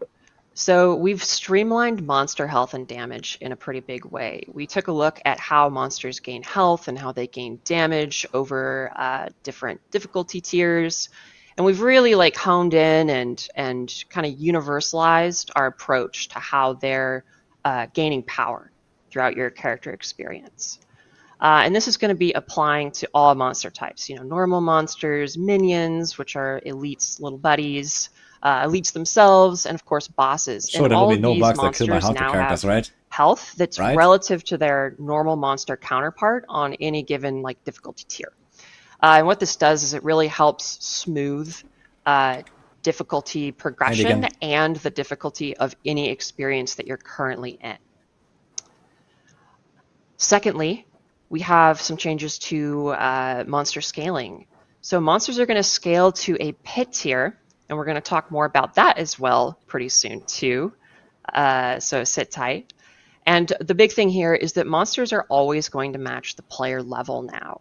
So on live, we have a world where monsters can be, 100 levels offset of you and anywhere in between. And that can be fairly hard to understand. And so a big part of this pass is kind of removing that element of the game so that we can focus on what difficulty we're currently in and using that as the judge of how hard or how easy or wherever in between the content you're currently in is. It's actually the free system, right? We have some pretty cool combat tuning changes. I found like the high level monster fights actually kind of interesting. The moment-to-moment and it combat was somewhat pacing intuitive. in the game. Like And monster mechanics dangerous. across the board have been adjusted to really hone in on player momentum. You're here to slaughter demons. We want you to move quickly through the game. And we don't necessarily want monsters to be slowing you down, especially normal monsters. And to achieve this, we've reduced instances of getting one shot like out of nowhere, and we've also adjusted boss HP so that they're not quite as grindy after you're moving in from, after blasting down AoE packs in the pit, for example. Thank you, Kamoth. Yeah, it was definitely a pain point. Oh, go ahead, Charles. Yeah, just saying, right, that's always been the pain point in the pit so far, is like, hey, you're really strong, you blast through most of the dungeon, and then you get up to the boss, and the boss takes 5 minutes or more. That's just like such a slog. So we're definitely making sure it's a more consistent experience. In a given difficulty tier, you're going to have a more consistent experience across boss and other portions of the game. Yeah, and we've already taken a lot of steps towards this. In one of the previous seasons, we set it so that you wouldn't get armor cap penalties as the monster is leveled higher than you, right? So this is really just sort of consolidating a lot of the, I'm going to get shit for the Blizzard math, on the back end to make sure that, I agree with that a lot of point. the It is a things mess right now. are really being reworked. So on the like back a level end to address 199 the monster in a problems we pit see is online way with the easier than in crazy Infernal Hordes. exponential That's actually scaling of true. boss health from like 4 different So it's very multipliers, unintuitive the because you crazy don't know, exponential okay, damage that some the of the pit is monsters actually can do. nerfed compared to the Infernal Yes, the Hordes, for corpse example. bow, And of Nightmare course, are even more nerfed than the dying in pit. one shot from And there's like on-screen. some A weird lot of those multipliers things they have should be much applied. more And if consistent everything as is kind of we like the plan same, into and those okay, features, which we're gonna you talk are about in like Torment 4 and everything has kind of this this difficulty, I guess it does make a lot more sense. Very so soon, maybe in it's fine. fact. Like right now, difficulty tiers. Right now. Let's talk about it. So this is our beautiful Blizzard illustration, if you will. Wait, what is World Tier 3? I didn't know that existed. Art by Colin, thank you very much. Gotta call out Colin, yeah. No. We've got we're gonna get art for this. This is art. What are you talking about? Yeah, this is beautiful. Modern art. Yeah, you can see we have the big bone boss, very, very sad at the current state of things up there. So what this is basically illustrating is that there are basically brackets right now on live where various content is relevant. You have world bosses that stay relevant for a certain amount of time. You have Helltide that stays relevant, maybe a little bit longer than world bosses do. And then you have world tiers 1 and 2. Then you have world tier 3, which is, very sad. Sorry, world tier 3. Yeah. And then world tier 4. Magnifying glass, you can see it. Yeah. Maybe if you look really closely, you can see how long it takes to go through world tier 3. And then world tier 4, which has like a bit of a tail, but still pretty short. And then we compare it to like where our character's power currently exists, which is, you've got level 1 to 100. And then of course your journey throughout all of the pit tiers. And basically what this is illustrating is a lot of these content types fall off. World bosses don't stay relevant forever. Helltide doesn't stay relevant forever. The world tiers you're living on in the open world don't stay relevant. And eventually it simply becomes about running the pit. And that's the place where you can judge your character's strength. We don't necessarily want the game to work that way. We want a lot of activities to stay fun and interesting and engaging for as long as possible. And so to accomplish that, we've got some pretty big changes coming to difficulty tiers. So let's dive into the meat and potatoes of this, talking about pit arbitration. And that's just a fancy way of basically saying that the pit is going to be something behind the scenes that's setting the pace of all difficulty in the game across all content types. So pit tiers are going to match difficulty tiers. There's going to be 5 pit tiers per standard difficulty, which is just encapsulating 4 new world tiers pre-level 60, which are normal, hard, expert, and penitent. And then there will be 15 pit tiers per torment difficulty. And there are going to be 4 torment difficulty tiers, 1, 2, 3, and 4. Difficulty tiers are going to derive monster health, damage, and intensity from the pit tier that is associated with that difficulty tier. And I know that's a little complicated, but we're going to have some supporting stuff to show what this means a little better pretty soon. And I do want to call out intensity here. Colin, do you want to talk about monster intensity raising between difficulty tiers? Yeah, so intensity is something we played around with in the base game, and it's sprinkled out throughout the game. But what intensity is it's a back-end system that controls monster aggressiveness as well as monster intelligence. So by aggressiveness, it's things like they attack faster, they have lower cooldowns, they move faster, And then intelligences, they predict your movement more, they'll face you more. So if it has a big swing, it's actually going to try and track you a little bit more accurately. So it's not just the health and damage that's going up through these difficulty tiers. The monsters are actually becoming a little bit more dynamic and fast-paced. And we think that feels pretty good, especially when it's sort of scaling through the new difficulties here system that we have. Yeah, this is something we do have on the live game, but in the new patch 2.0, you're really going to feel that difference. Currently, you feel a little bit of difference in between the different world tiers, and that's just going to be 60. magnified. And your moment-to-moment combat it's not just going to be higher numbers. The moment-to-moment will feel different and harder at these higher torment difficulties. Wait, and how do you become bigger jerks? How do you do this? As you ascend difficulties. I thought this was All leveling. right, so let's talk about difficulty gating. So this is basically how people are going to be moving through these different difficulty tiers. Okay. So the pit is going to unlock once you hit character level 60, which is the new maximum character level in patch 2.0. So pit tiers associated with standard difficulties are going to unlock immediately, which is pit tiers 1 through 20. You're going to be able to challenge all of those immediately once you're max level. And you're going to need to beat pit tier 20 to unlock the first torment tier. Once you beat pit tier 20, you're allowed to go into the overworld on torment 1. And then, as we see here, there are 15 pit tiers per torment difficulties. So to unlock torment 2, you would then need to progress through the pit and beat pit tier 35, at which point you can now go into torment 2 in all other activities, so on and so forth. So this is basically creating a... go ahead. If you have played Diablo 3, it's exactly like Diablo 3. Jump in and say what's it's exactly like Diablo 3. Torment 1, levels, you can think about as World Tier 3 today. And what we're sort of doing is essentially saying, now that level cap is 60, you actually can find some of the best items in the game very early, right? Imagine if you were able to just start finding the best items in the game in World Tier 3. That's really sort of what we're talking about here. We're really speeding up when you can actually get to the end game, where we've added things like the pit, we've added things like nightmare dungeons and more end game activities for you to engage with, and item modification systems. It's a good thing. It really is. Like Diablo 4's difficulty system, at least in this year and age of 2024, is dog shit, and it can only get better. I'm going to start looking for awesome items. I'm going to start modifying my items. So we think that sort of represents a pretty substantial change to how you play the game. Oh yeah, for absolutely. us wondering why we kind of built it around the pit, and why we associated difficulty with the pit. Yeah. How do y'all think about It's certainly a massive improvement. I would have liked maybe something else, something a bit more right modern. now the pit is a fantastic. The Diablo 3 razor system to is judge your not bad, I character think. So.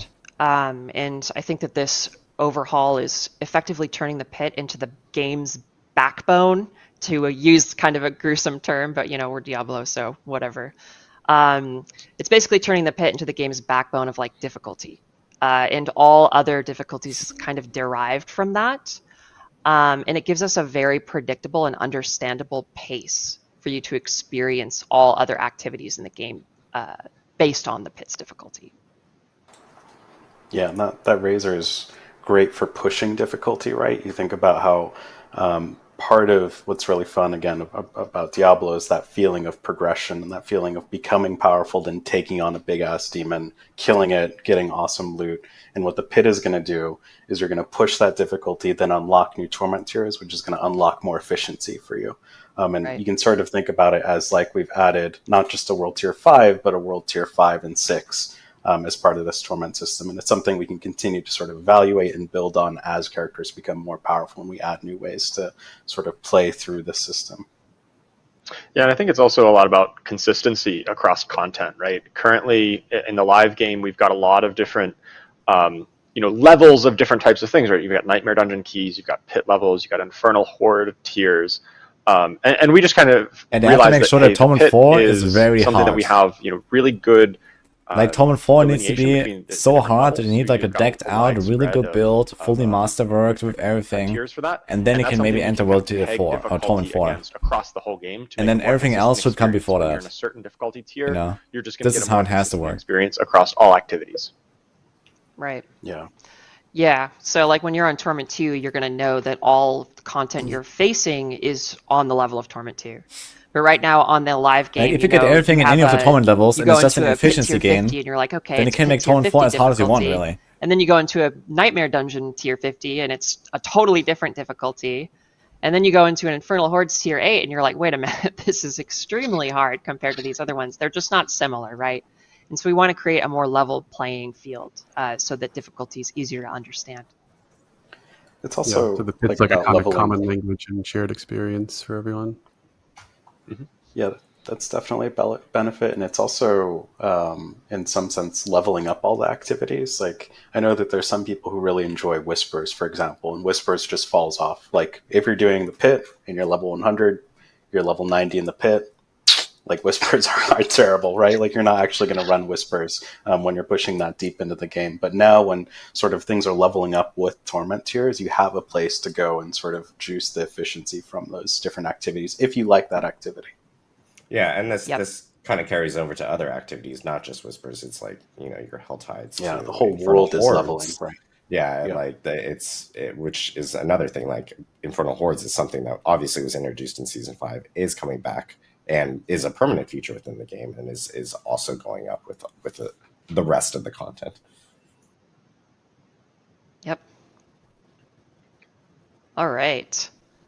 So let's talk a little more about the details of difficulty tiers. So on the right-hand side here, you can see this table. It's basically showing off the associated pit tier 100 is like with the any new given 200, difficulty then tier. 65 will be So pretty normal hard. simply starts on 1, and sure. then like we saw before, it goes up by 5 each time until you get to Torment tiers, at which point it goes up by 15 each time. So Torment 4 lands on 65, Torment 1 starts on 20. And in light of this, we have changed the highest pit tier to be 100, down from 200. And this doesn't mean that the pit tier 100 is going to be the same difficulty as it is on live. It's going to be harder. So each pit tier you're going up is going to be harder than it was before, effectively. And we also have this pretty neat new system where we have smart keys. And what that means is your things like Infernal Hordes or Nightmare Dungeons, the keys to enter those activities are now going to follow the current difficulty tier that you're on. So if I have an Infernal Horde key and I'm on Torment 3 and I use it, I'm going to go into a Torment 3 difficulty Infernal Horde. And the same is true for Nightmare Dungeons. So we're pretty excited about that change because, again, coming back to all these things we've talked about. I like the idea. It just kind of makes things easier. Like Whispers, on a high difficulty level, Hell Tide on a high difficulty level, everything is like streamlined a bit. On live right now, you get a bunch of sacred. Like basically what I wanted with World Tier 5 eventually. I'm sure everyone runs a ton of World Tier 3 Nightmare Dungeons, right? You definitely don't just pop in to get a sacred weapon, but what I'm getting at is a lot of those keys just end up getting salvaged. And now when all keys can sort of carry weight through various torment tiers, I've been cooking some getting a nightmare crazy key stuff. is this interesting choice of like, well, do I keep it or do I run it now? Because if I keep it, I can just use it at a later time. And it's really about giving the players that choice on when do they want to run this content. We're not just going to invalidate that key and say, oh, in Torment 2, you need to find a new key to do this thing. So I think it's definitely making key management a lot easier and more fluid as well. One thing on the pit, Aislinn, that I think is really interesting is we definitely have rescaled the pit. Tier 100 is sort of like our 200 on live. But I think that's something that we definitely want to keep an eye out on PTR. We don't have any problems with increasing the amount of pit tiers. Like, this is something we can definitely revisit if we see in PTR that you all are insane, which is probably going to happen, and you beat tier 100. We really like that it's a razor and measuring stick, and we don't want to take that away from players. So that's something that we want to get PTR feedback, and we could really use your help in breaking that system and seeing how far you can push it. Oh yeah, that's a great point. And like we said on this stream, there are going to be a lot of new player power opportunities coming. And so, it was just a distraction, please show us what you got, as they say. Okay, so let's talk about, let's just dive a little more into the details. I think we went over a lot of this stuff already, but we can kind of go through this slide here.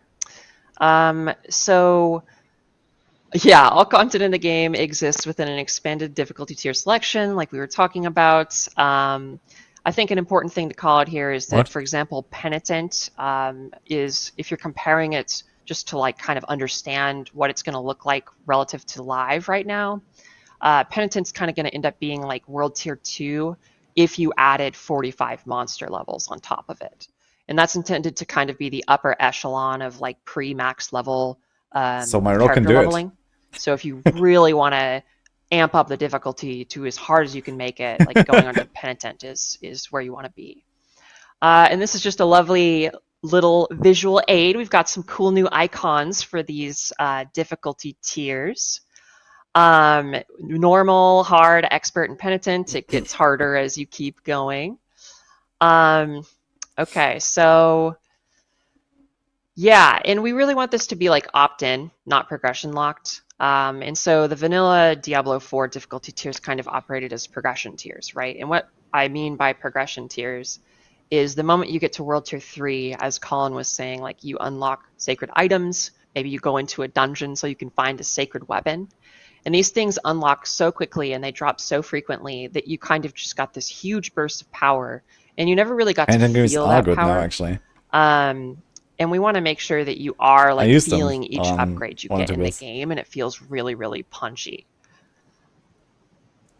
And we really want these new difficulty tiers to be player guided. Like we want you to be able to make your own decisions on You're when thinking you're veterans moving to on start to a the next one penitent? and what's the right Dude, pace for you. you want to start a penitent? You want to fight literally Capstone monsters at level 5? Find more gold, more Yeah, some people do that. experience, you're gonna have more loot But I think many people will not do penitent, especially on a season the start. higher Yeah, difficulty on an tier alt you maybe. fight the game on, the more If you have a strong efficient build. your experience is going to be effectively.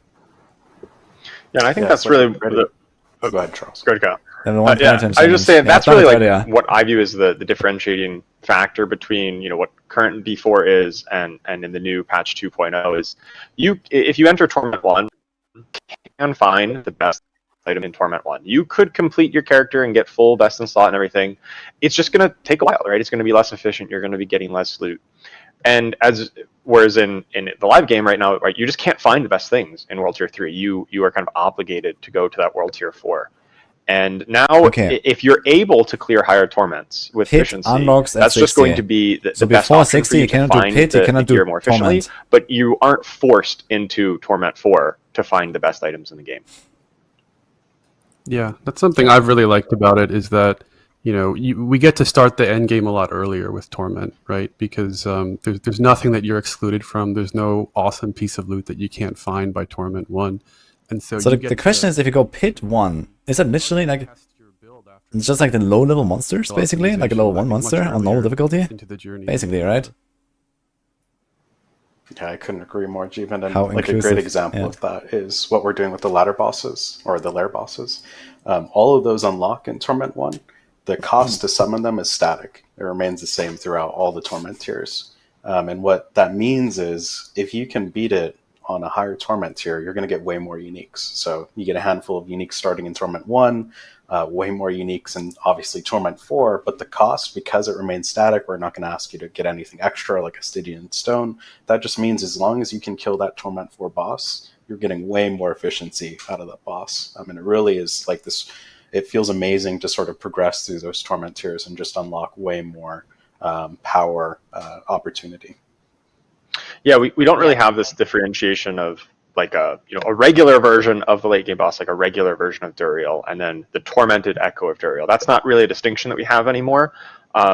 Whereas previously it would cost more materials to summon the tormented version. There's no but it would tormented give more boss anymore. rewards. Now it's the same cost across the different torment tiers. It's just if you're able to conquer him on Torment 4, that's where you're going to get the absolute most bang for your buck in terms of resources in to loot out. Yeah, Torment 4 boss carries, but you have to do the pit first.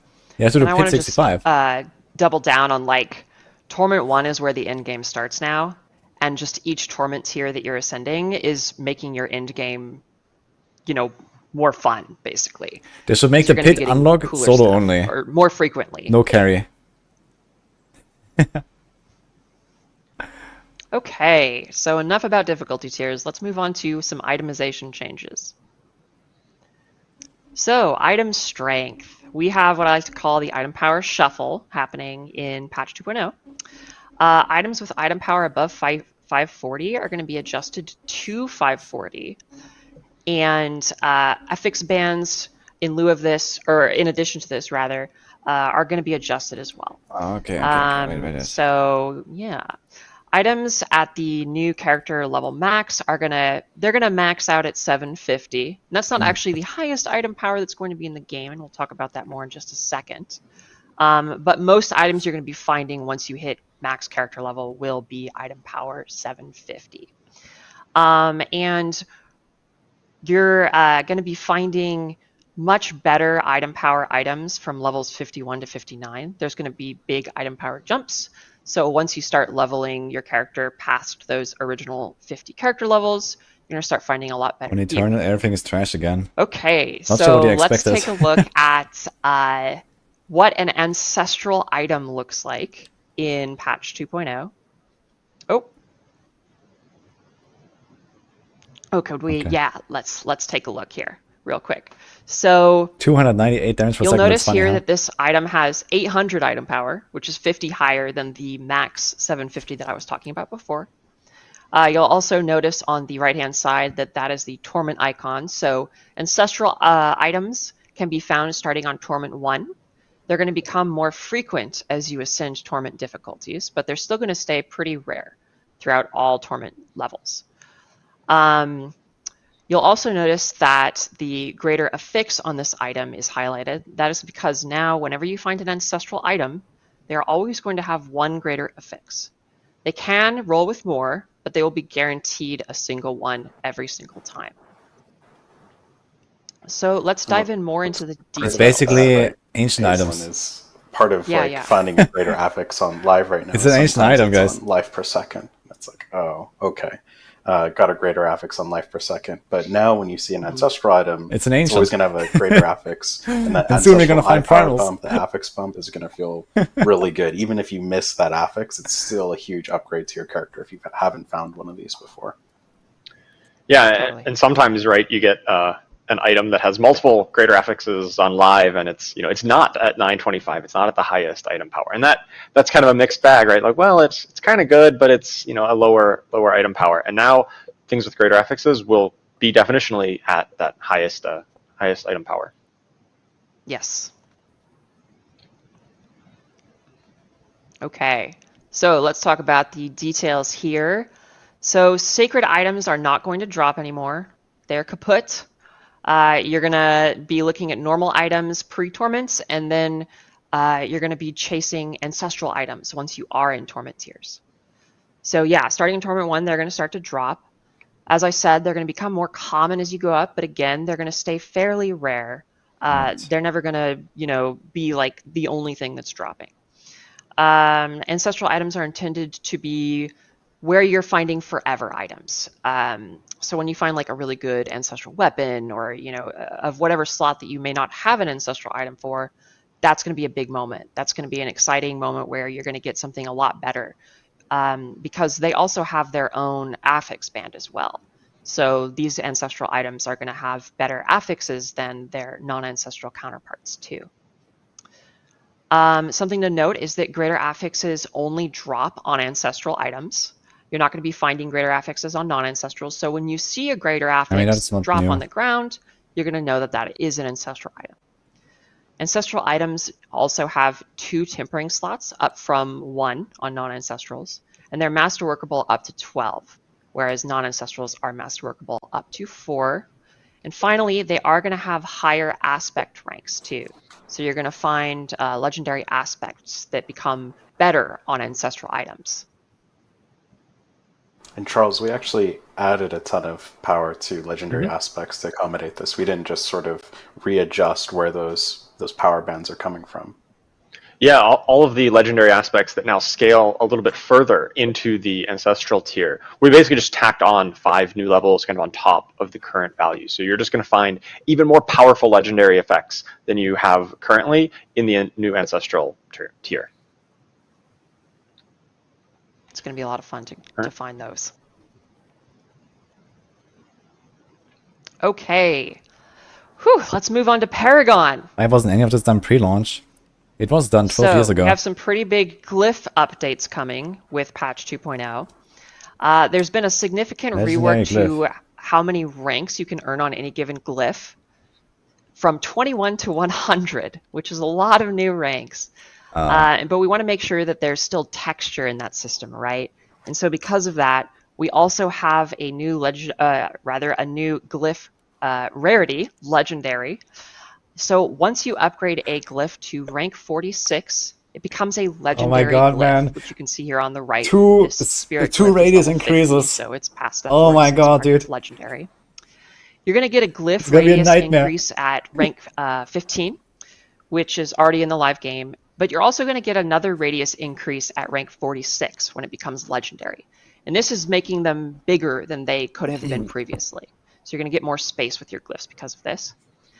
And when a glyph becomes legendary, it also unlocks a significant bonus, more so than it did before. And you can see that on the bottom of this glyph here. It's got the legendary bonus, increases critical strike damage by 21.6%. And it's very important to note that this is a multiplicative bonus. This 21.6% is not an additive bonus. So you're going to be getting a lot of power from that bonus there. That is a pretty big bonus, to be fair.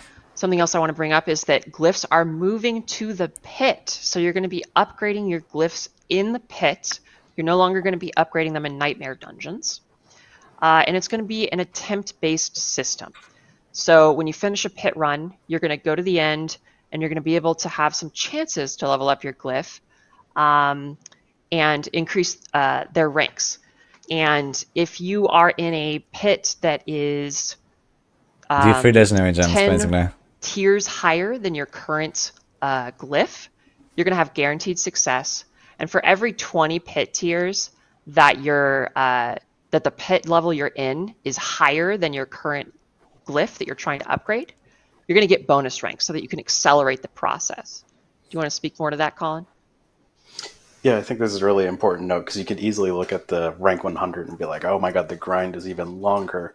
But based on how that upgrade chance works, it's guaranteed as long as you're beating pit tiers that are higher than your glyph. And then how I'm going to get multiple upgrades? math ends up playing out is if you're beating, for example, a pit tier 30, that's roughly somewhere between today's world tier 3 and 4. You can upgrade a glyph from 1 to 15 in 3 runs. So you think about the difference between today's game and patch 2.0, you're getting those glyphs leveled way faster if you're pushing that difficulty. And what we really wanted to do here was we've heard a ton of feedback around how the XP system for Nightmare Dungeons feels really grindy.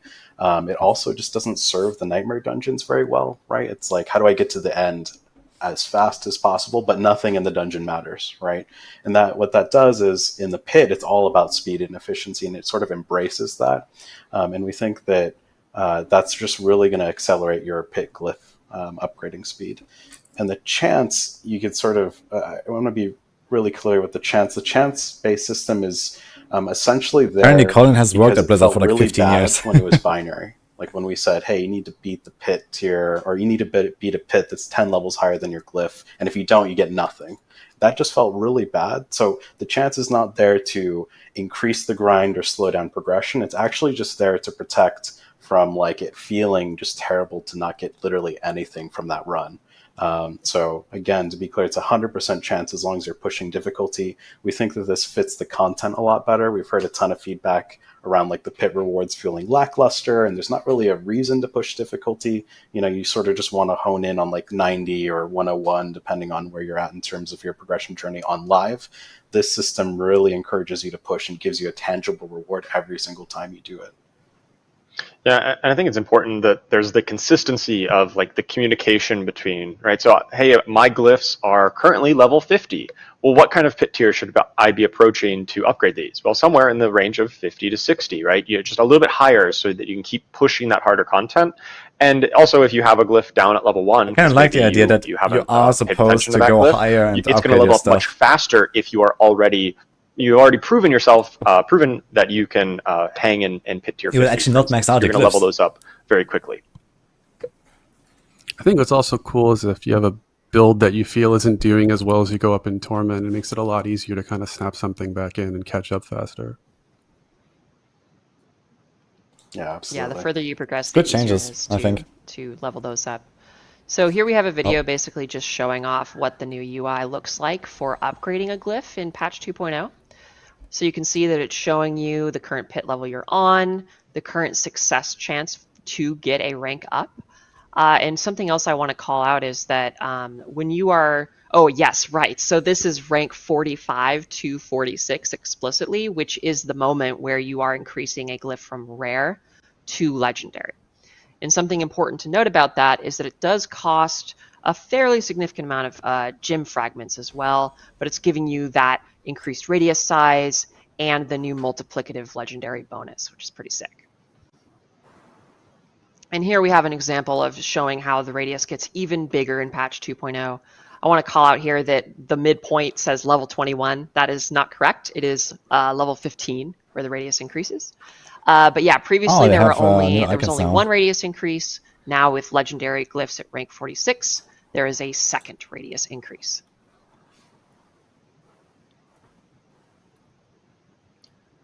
Okay, so let's talk about some more stuff related to Paragon. We have realm partitioning for Paragon now, and this is kind of getting into alting that Colin was talking about.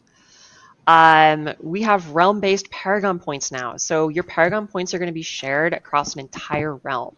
And remember that what a realm is like either seasonal softcore or seasonal hardcore or the same for eternal. Those are realms. And these Paragon points are going to stay latent on a pre-level 60 character. And what that means is that, you know, if you have, let's say, 150 Paragon points on a realm, those Paragon points will remain inactive on any character that's pre-level 60. But once you hit level 60 on that character, they will have those 150 Paragon points. And it's also important to note that any Paragon points you earn on any of your characters in that realm are going to be shared among all characters in that realm. So if you earn 25 or 50 Paragon points on one character and then hop over to your alt, you're going to have 25 or 50 more Paragon points to spend on that character too. And in addition to this change, we have a pretty hefty Paragon level increase. So right now, the current max, besides Renown and Altar of Lilith bonuses, is 200. And we're increasing that up to 300, which is going to give you a lot more levels to chase throughout any given season.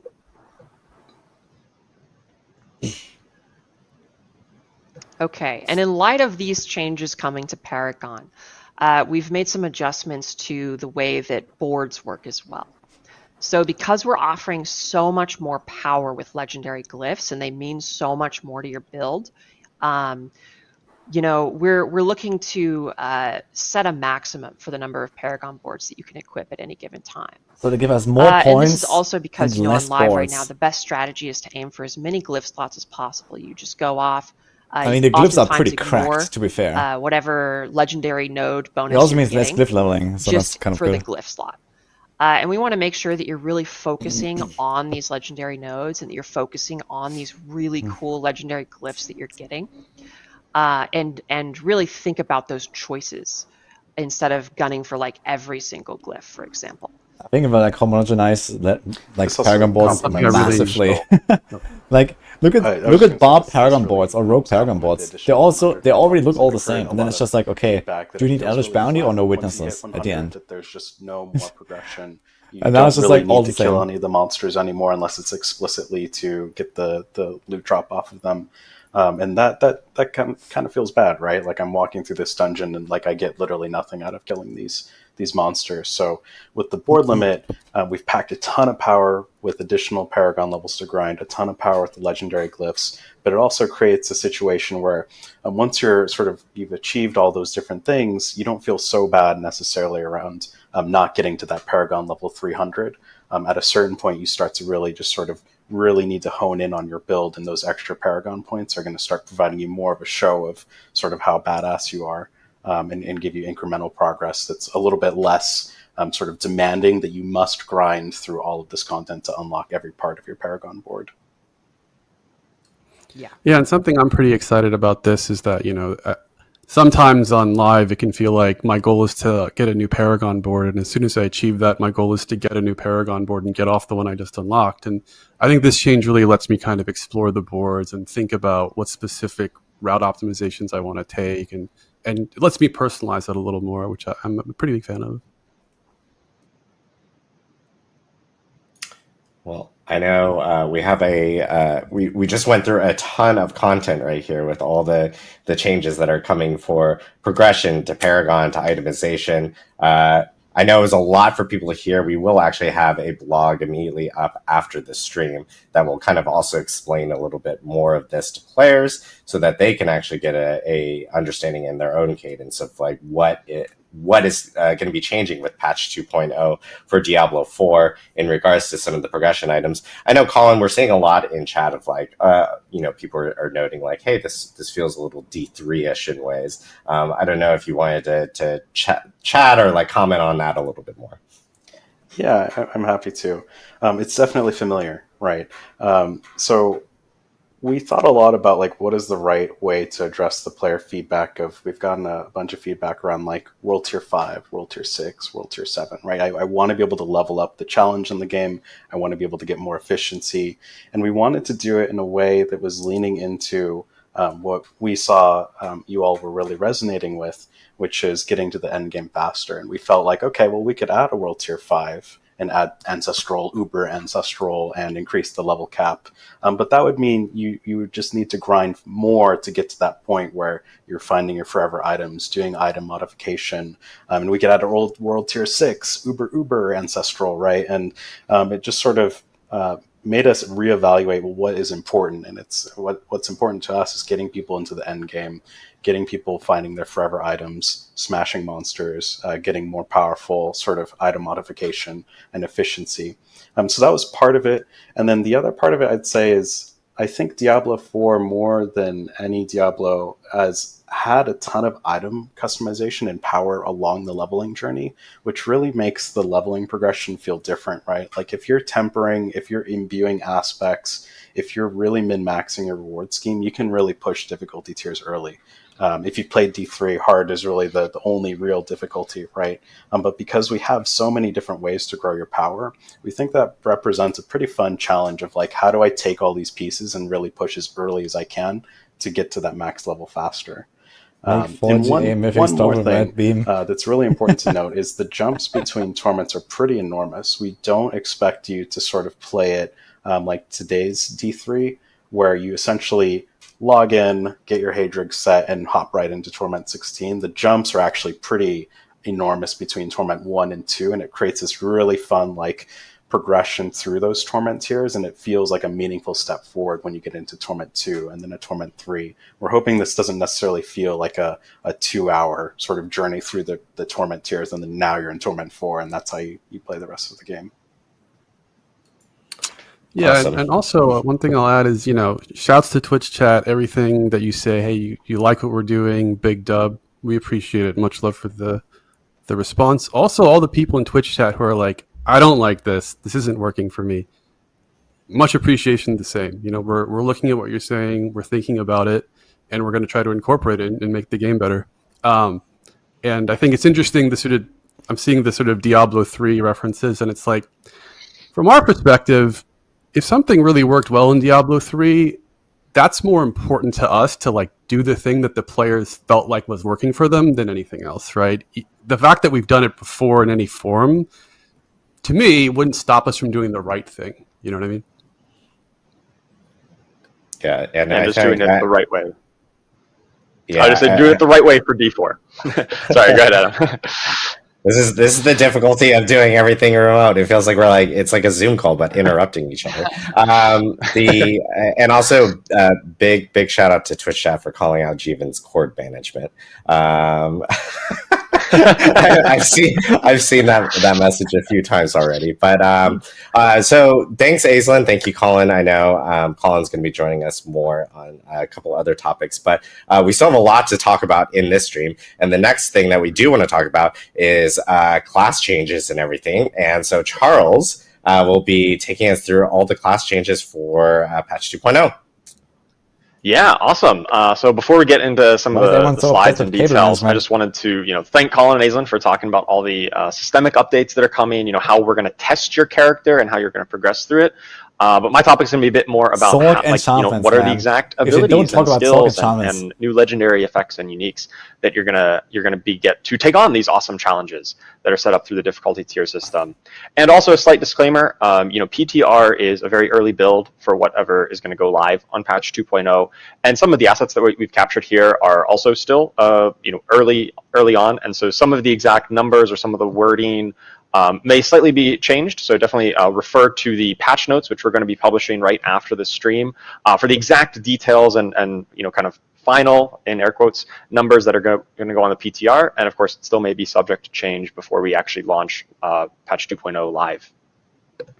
All right, so with that out of the way, let's start talking about some of the tempering changes that are going to come in patch 2.0. So, tempering is a system that we introduced back in Season of Loot Reborn, Season 4, that gave you a way to really customize your items and kind of make your build your own. And we've received a lot of feedback on the tempering system, and we're really committed to iterating on and making sure that this system is the best it can possibly be going forward. One of the key points of feedback that we heard was around weapon tempers. So these affixes that you get to attach to your weapons, right? Your weapons are your big important part of your build and your character. And there was a big disparity here, where some affixes that were on weapon tempering were multiplicatively increasing your player power, right? Things like double projectiles or things of that nature, or bash cleaving, which was a multiplicative bonus. And others, not so much, right? You had some other ones that were more duration or size effect, and they just were hard to compare against each other. And so going forward in patch 2.0, we've made all weapon tempering affixes multiplicative damage increases, oftentimes to very specific skills. And to accommodate this, we already had one bonus projectiles, and now we're going to have new affixes that give skills chance to deal double damage, which means if triggers the chance to deal double damage, the entire skill is just going to do twice as much damage as before. Every hit of it will deal double damage. It's kind of an all or nothing kind of deal. And now this includes and then the chance to hit twice is the chance for any time it deals damage, you just get an extra hit of damage. And this allows you to trigger things like lucky hit procs or anything that counts the number of times you deal damage. That's going to trigger an extra time with the hit twice. Offensive tempering affixes, these are the ones that can also go on your weapons, but can go on other spots as well. These are going to be additive damage increases, and these will often be to broader categories like bonus fire. Unless your class is Spiritborn, where you temper incredible passives on every slot. Whereas the weapon temperers are often talking to more specific skills. And so here we can see an example with the Shadow Augment's Execution, where we had the Sever projectiles chance to cast twice, but now we've got new ones that are chance for Reap to hit twice. So you cast Reap, and every target you hit, there's just a chance to get 2 hits on that target instead of 1. And Corpse Explosion, whenever you cast Corpse Explosion, there is a chance for the entire skill to deal double damage to every target that it hits.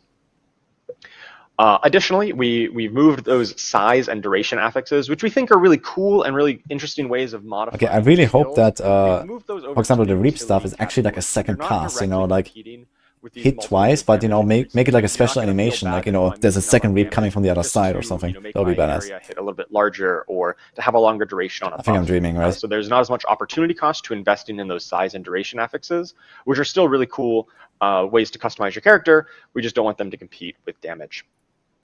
And finally, we know that oftentimes tempering leads itself to, hey, I see this list of 5 or even 6 affixes sometimes. We really are going to try to be limiting tempering recipes to at most 4 affixes that could possibly roll on them, just to give you a little bit better odds of actually hitting the one that you care about than the one that you want, and just be a little bit easier to kind of comprehend. And even so, we're trying to set this limit at 4, but oftentimes we're aiming for just 3 on the recipe, depending on how the grouping them together in ways that make sense.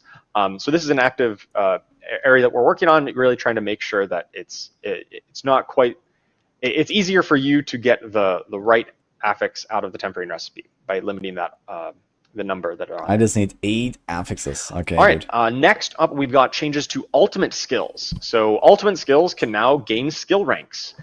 This is probably pretty self-explanatory, but just like every other skill in the game, ultimate skills can now be ranked up to rank 5 in the skill tree. And does it change the damage or the cooldown? increasing the skill Which range, of the increase two? the damage output of your ultimate skills, but it's also going to give you cooldown reduction Oh, on both. these ultimate skills as well. So oftentimes other skills you just kind of get one Okay, or the Rain other. of Arrows Sometimes log in, it's a cooldown actually. reduction, sometimes it's a damage or healing increase. And On Death Trap. ultimate skills, you're going to get kind of the best of both worlds. It's going to Shadow be Claw. increasing the damage output and reducing the cooldown. Shit. And finally, effects that do grant bonus skill ranks on this, such as, you know, Harlequin's Crest, the Shaco, that gives plus to all skill ranks. These are only going to apply to ultimate skills that Okay, you've already learned this is in huge. the skill tree. And this is to make sure that you still can only equip one ultimate skill. You can't like get plus ranks to all skills and then suddenly have access to Ice in the 4 Dark, man, ultimate legit. skills. We still don't want that. We still want you to just pick one. There's but certainly you're a, just there's gonna be certainly a few getting, unique, you're gonna be a able few to ultimates really that you juice can make that ultimate work skill up. If just you to really this want to change, make, you know, for blast sure. rate be really strong, that's going to be a powerful effect that you Not can all of them, invest but more skill some points for sure. into. All right, so those are some of the general updates. Let's now talk about the new content coming for each individual class, starting here with our Barbarian. Which items All that right, will so have ultimate sometimes skill you're ranks? playing as a Barbarian and you experience a problem, right? You are standing here They're doing and it. there is an enemy over there. What to do? Well, a good Barbarian is going to throw their weapon at the enemy over there to kill them at a distance. Right, so now we've got a new skill called Mighty Throw. It's going to hurl your weapon at an enemy. It's going to deal damage on impact. And then it's going to stick in the ground and do some pulses of damage over time. So even if the initial impact doesn't kill them, there's going to be some extra pulses there. Additionally, we've got some upgrades for it, just like our other skills. Enhanced Mighty Throw is going to increase your attack speed while the weapon is out. And then you can either opt into Fighter's Mighty Throw, which is going to give bonuses to that pulsing damage. It causes your weapon swaps to pulse for more and give you a bit of barrier. Or you can opt into Warrior's Mighty Throw, which is going to dramatically increase the initial impact damage, and it's going to stun enemies on impact. Let's take a video clip of this in action. Shit. All right, so we've got Barb, just a simple example here with a few enemies. You know, Just throws out this back. ephemeral version of the weapon, lands, deals a big chunk of damage, and then pulses over time before returning back to you. I was a huge fan of double throw in Diablo 2, so this is really exciting. I was hoping Yeah, for it range looks sweet swap. too. It's kind of like bluish yellow, like ancient-y kind of color scheme to it. The VFX looks awesome on it. So range barb is definitely happening in patch 2.0. For For 4 sure. seconds. If you 4 want to seconds spec cooldown. really heavily into this, yeah, you're going to be throwing weapons out like crazy. All right, so we've also got some new key passives and new legendary Paragon nodes for every class here. So for Barbarian, we've got Barbed Carapace. This is a key passive, so it's going to increase your thorns based on how much fury you're spending. And whenever you cast a skill with a cooldown, it's going to grant you unhindered for a duration, which allows you to move through enemies. Wow. And then enemies that are close to you are going to take bonus, or are going to take damage from your thorns every second. You're going to kind of pulse damage of your thorns every second. Now this is really cool. It really enables Thorns Barb, which we had a little bit of support for, but you know, one of the big problems of Thorns is that you really wanted enemies to hit you and hit you quickly, and this gives you another alternative to deal bonus damage or to really pay off for building up all that Thorns with this new key passive. Additionally, we've got a legendary Paragon node, the Force of Nature. Your Earthquakes have a chance to spawn Dust Devils, and your Earthquake damage is going to be increased by your damage against close enemies. So this is really plays into these, I like all of those. these This is Earthquakes all- and this is Dust pretty Devil cool effects, stuff. which we kind of call That's cool. sub-powers internally. These effects that are not skills that you cast directly, but you know, some of your legendary effects will spawn these Earthquakes and Dust Devils. This is just a new way to really power those up and blend them together in the same build. Additionally, we're adding some new passives to the skill tree. And this is really helping kinda to weak, I feel, give you a for way, along with ultimate skill forcing you ranks, to to use a spend a basic lot of those skill. new points that you're getting by leveling up from 50 to Only 60. 3% those per new skill point for points you're 4 getting. seconds. We're giving you some new ways I think to this could be a invest those. 4%, but okay. All right, we also got some new items, of course. We've got the Ugly Bastard Helm, a new unique helm for Barbarians. And it makes you so ugly that whenever you are berserking, all of your damage is converted into fire damage. And so that's really interesting. You know, Barb always had this little bit of like light fire theme. You had a few different effects that dealt fire damage. And now if you really want to play a fire Barb, this is the unique helm for you. Also playing into that, we've got Aspect of Flaming Rampage, which causes your charge to deal some fire damage, and Aspect of Shuddering Steel, which will cause your Steel Grasp and Iron Maelstrom to do some bonus physical damage. All right, moving on to the Druid. The Druid Stone gets a new Burst. skill, a new core skill, in fact, called Stone Burst. And this is a core skill that's channeled. It kind of has a very unique kind of input mechanism fire compared skill. to pretty much any other skill in Diablo 4. And as you're channeling it, you target an area, and as you channel it, the affected area grows in size over about 1 second of channeling. And at any point, you can release the channel, and it's going to deal a big burst of damage to whatever size you kind of landed on there. You could tap it really quickly and just do 1 pulse of damage to a small area, or you can channel up for a little bit longer and hit a much wider area, depending on the exact combat scenario you find yourself in, or how the enemies are distributed on the battlefield here. Of course, we've got So our do you have to like upgrades spam that, it or what? increase damage If to you want to do the single enemies target, within like the initial radius. So really doubling down on that single target capability of a core it's basically skill. like what is it called? Flame Primal Surge Stone from Burst PoE. gives you some attack Like- speed, and Raging Stone Burst will dramatically increase the spirit cost, but also give it a ton more damage. Zeri So spell. if you have a ton of spirit generation, then that might be the upgrade you look for in Stone Yeah, so you Burst. channel it Let's for a see screen video of wipe, this or you in spam action. it. You just like tap it all the time for like a small All right, explosion. so you see it ticks up. There's like 3 different levels, like small, medium, and large. In this one, the Druid kind of held it for a while, but you could release it at any time. And so here you see just kind of rapid firing a lot of quick, small shots, just because they knew that would be enough to clear out the enemies here. Huh. And also while you're channeling it, does some pulses of damage. I mean, you get to play it on that PTR, area right? As well. The channel explosion Flame is blast, so that's all. satisfying to blow up just so many monsters. Yeah, it's it's really huge feels and amazing. it looks so sweet too. I like the animation. Really The animation is cool. Hats off Like to he's the channeling like VFX this. artists who worked on making these look so beautiful. The new skills here. All right, so of course, Druid also has new passives, a new key passive called One with Nature that really empowers companion builds. We've heard a lot that players love playing with companions. They're wolves, they're poison creepers, they're ravens, and this is going to be the key passive for you. So all of your companion skills gain an additional companion, and they deal increased damage. And there's also a little bonus, basically, with you gain the passive effect of all of the companion skills. Now, if you're taking this key passive, you're probably taking these companions anyway, but just in case, your build is such that, well, I just want to take, 2 out of the 3, right? I can put wolves and poison creeper on my bar, but, maybe you don't have enough skill slots to put in ravens. You're still going to be able to get the passive effect of that when you take this key passive, because we just want you to have tons of these companions, really leading the charge here. We've also got Untamed, a new legendary Paragon node that plays right into this One with Nature key passive. Casting the companion skill is going to increase the companion active skill. Will grant you bonus ranks to all of your They finally made a human for a time passive, to really man. buff up the damage of those. Just like before, we've got some new passives coming into the skill tree as well.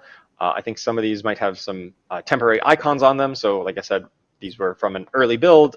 Some of the icons or very specific art might be adjusted. So bear with us. This is the nature of Okay, PTR update is early crazy. development. All right, moving on to some of the items. Oh no, we've got a video. Oh right, a video of really That is a lot of wolves, man. What the fuck? really leading a wolf Wait a pack minute. here, right? So this includes Wait, why is it wolves so with many? the Storm's Companion. The from Light moon rage aspect, Werewolves. right? And I'm sure there's some other ones here, like aspect of the Stampede is probably involved. You just have, what is that, 7 wolves following you around? You really get to lead the wolf. It does look pack kind of with funny. this. This is the best video in our presentation. Well, actually, no, sorry. This is the second best video in our presentation. You guys will see the best video in our presentation, but yeah, The best one will be Rogue for so sure. good. Yeah, for all you werewolf lovers out there, this Thanks, one is going to be Malcolm. really sweet. I'm really looking forward to playing with this in patch 2.0. Okay, looks nice. All right, so new items. So they've got the Stone of Vehemin. This is a unique totem that's going to empower your Stone Burst, the new core skill. So channeling it is going to grant you some damage reduction, and the final explosion will deal increased damage based on how long you were channeling it. So this just really encourages you to build it up to that max size and let off a huge explosion. And gives you some damage reduction, so you're kind of standing still for a bit. That's okay. You get a bit of bonus damage reduction. We've got a little bit more legendaries on Druid than the other classes, just because Stone Burst being a core skill. We know that the kind of bar to make a core skill really viable and useful, it does need a good amount of legendary items to support it, to really make a full build out of it. So that's why we've added 2 legendaries here for Stone Burst. We've got the aspect of Anticline Burst, which causes Stone Burst to deal increased damage and if you cast it at or above 100 spirit here, it's going to immediately be at that maximum size. So you don't necessarily need to channel it as long as you are casting it when you have a lot of spirit. This synergizes really well with the Earth and Might key passive, which gives you full spirit when it triggers. So you can trigger Earth and Might and then immediately get a huge stone burst. We've got Aspect of Shattered Defenses, which alters Stone Burst in a rather interesting way. It causes Stone Burst causes enemies to take increased damage from your other skills for a time and reduces Stone Burst spirit cost. This kind of converts Stone Burst away from necessarily being your primary damage source to being a bit more of a setup skill, right? You can kind of debuff enemies, and then you can find some interesting builds where you have other ways of spending your spirit, maybe another core skill or boulder or some other primary damage source. You're basically just going to tap Stone Burst all the time, right? You don't have to channel it at all with those really items. Interesting to see how players... it's always going to be at max size all the time, so you get a full bonus from the totem.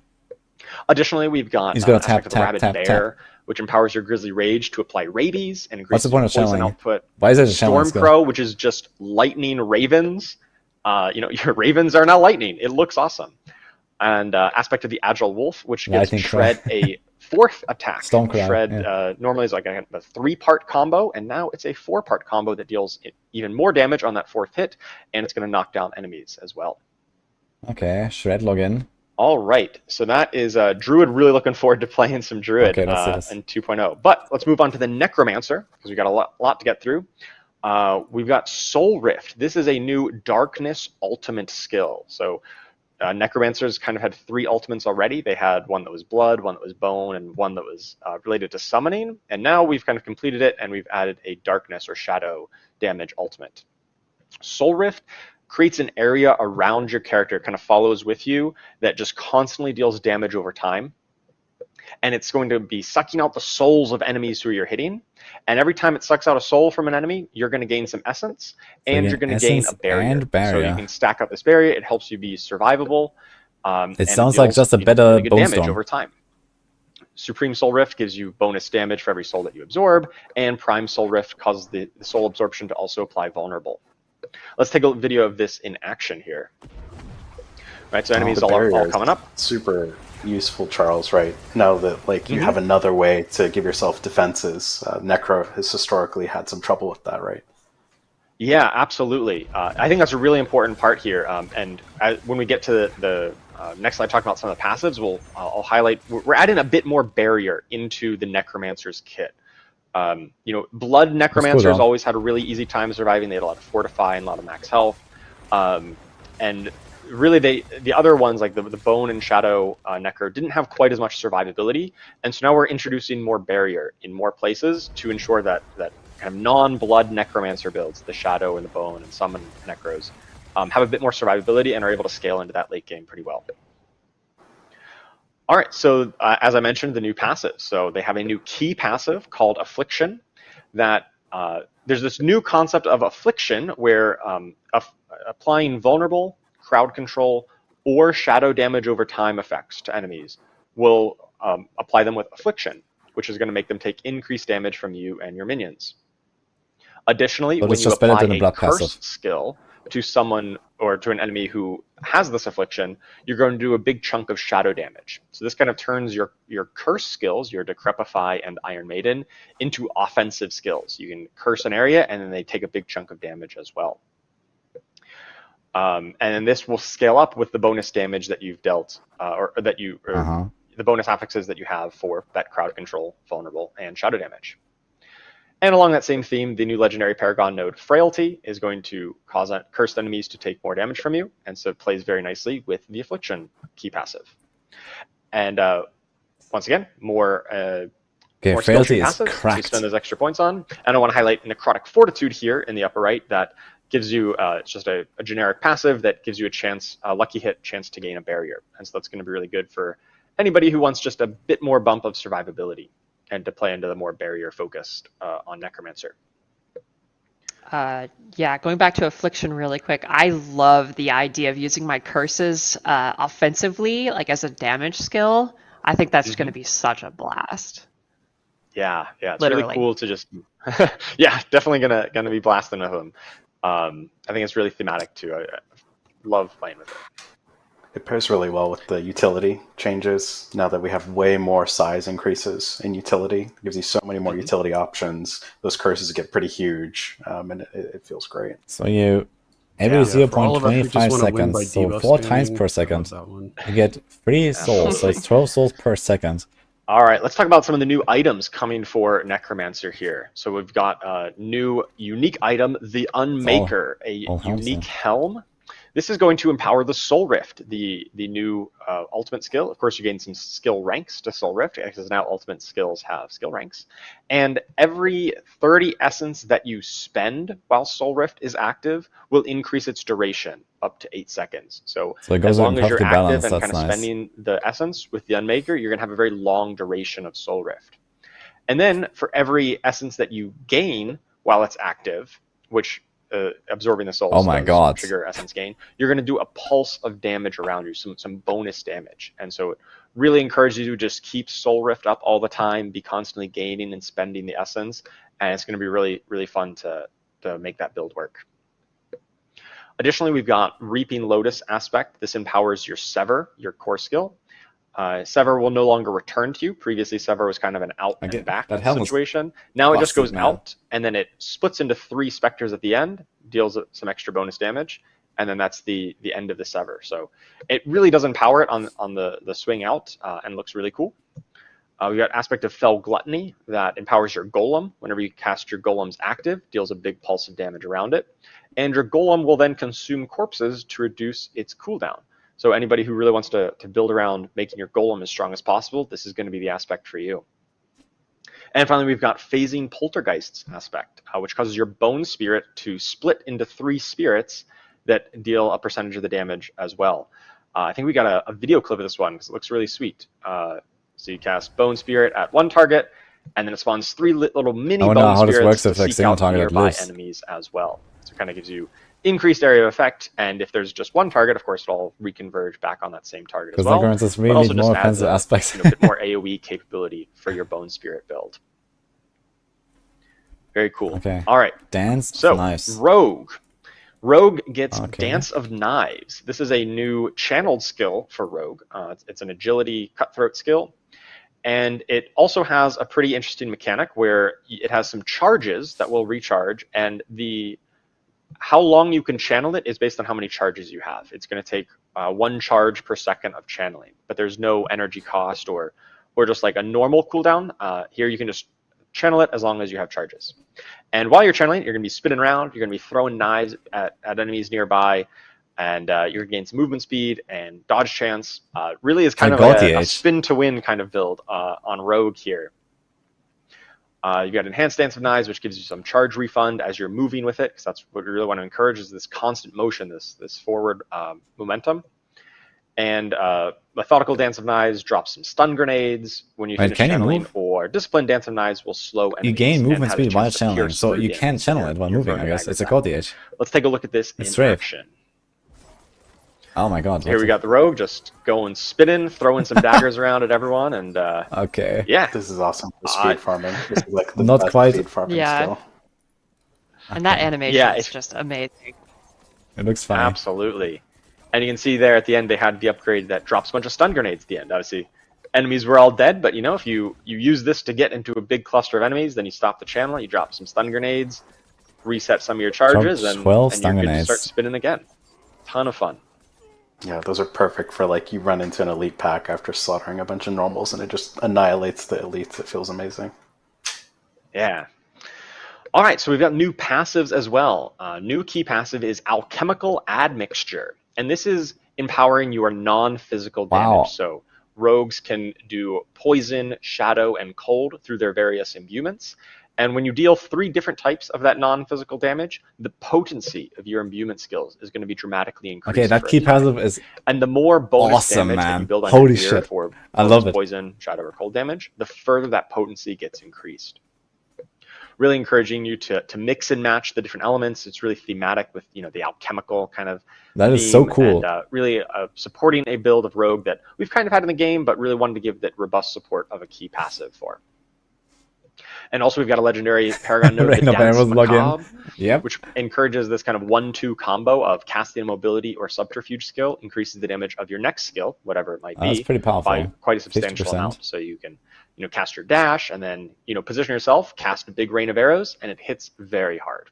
Very cool, and actually impacts your moment-to-moment rotation as well. And of course, we've got the new skill tree passives as well. All right, new items. We've got the Pit Fighter's Gall. This is the Ancestral Unique Ring.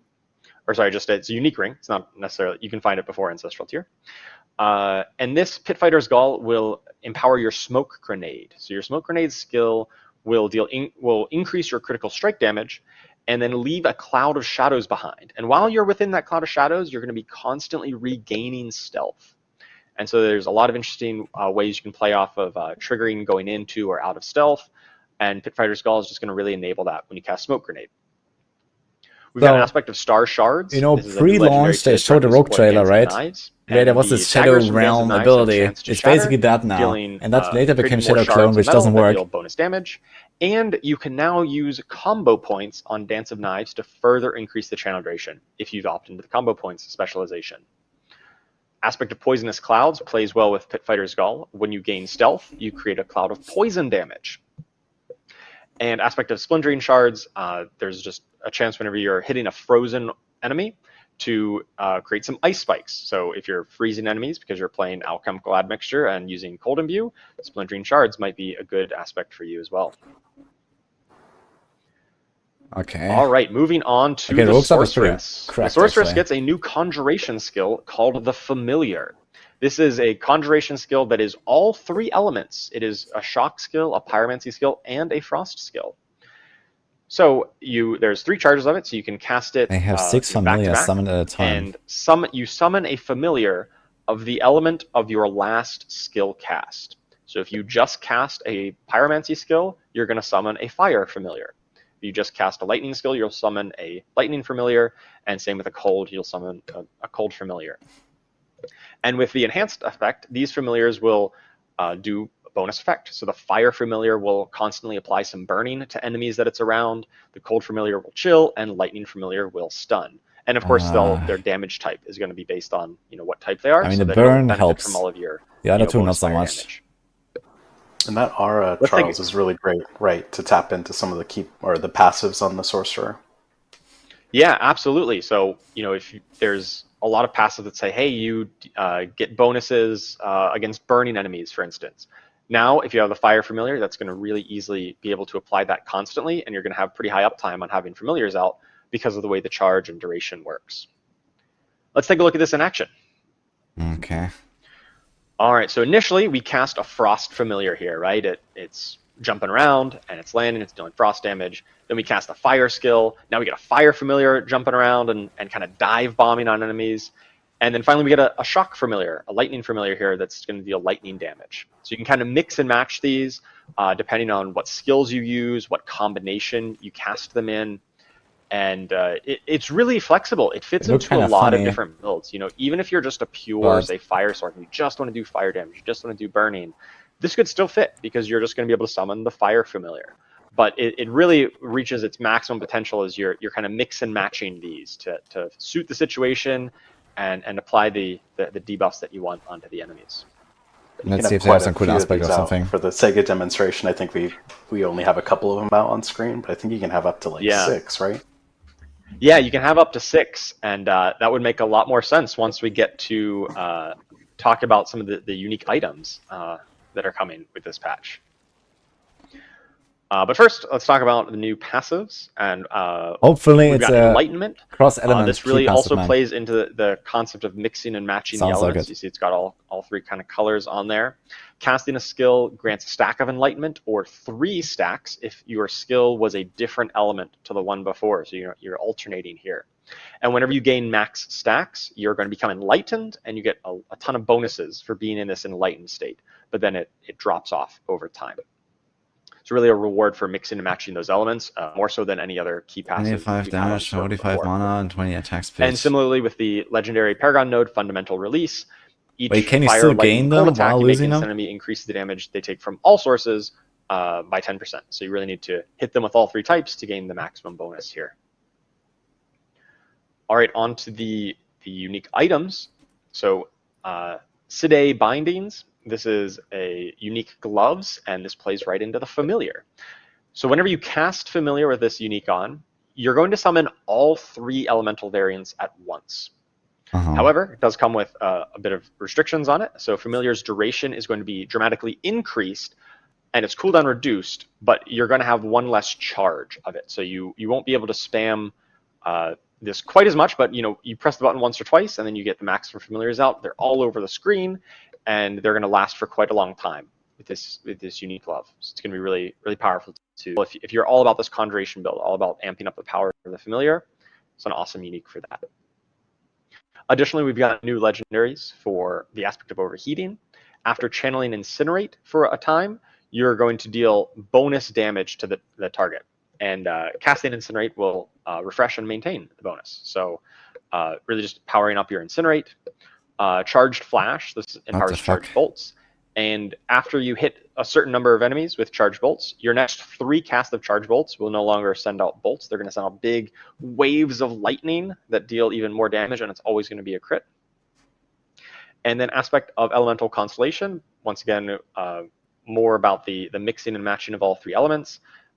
Casting one of the elemental skills will summon a matching type elemental dagger that'll pierce through enemies. And the damage of that dagger is going to be increased if you get all 3 of the different element types in that time frame.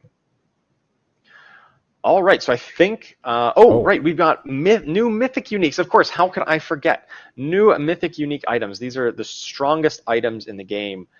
We've got Shroud of False Death. And I think the really cool part about this is it's just inherent affix. It's going to grant +1 skill rank to all passives. And this is really awesome. As we're adding new passives into the skill tree, this is just a ton of power for this new unique chest. And its effect is, if you haven't attacked in the last 2 seconds, you're going to gain stealth and bonus movement speed.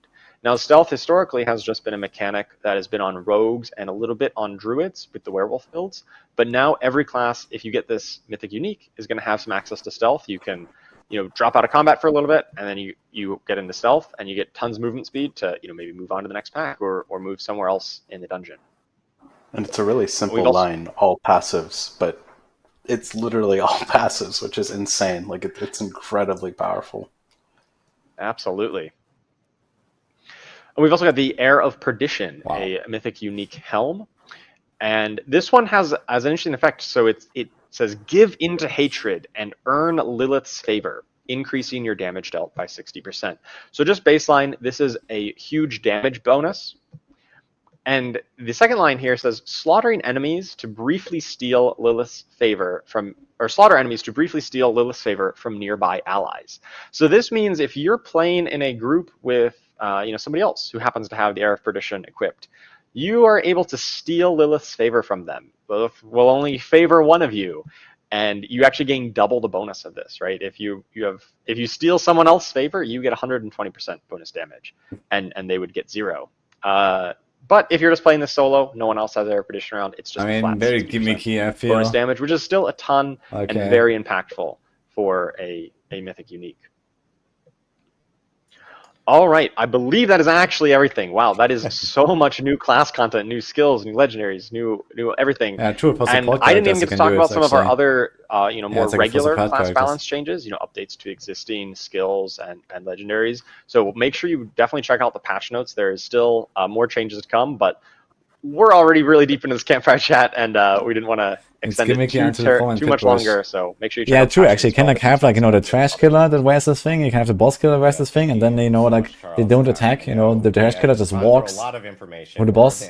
The boss killer just walks to the boss, doesn't attack anything. The trash killer gets his buff, and then in the boss fight, the trash killer just doesn't attack. The boss killer gets the buff.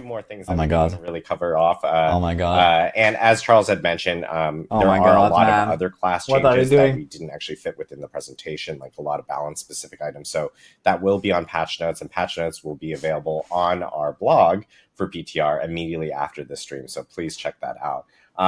we are going to jump into some quality of life items. And so, Colin, do you want to take us through some quick quality of life items that will be coming with 2.0?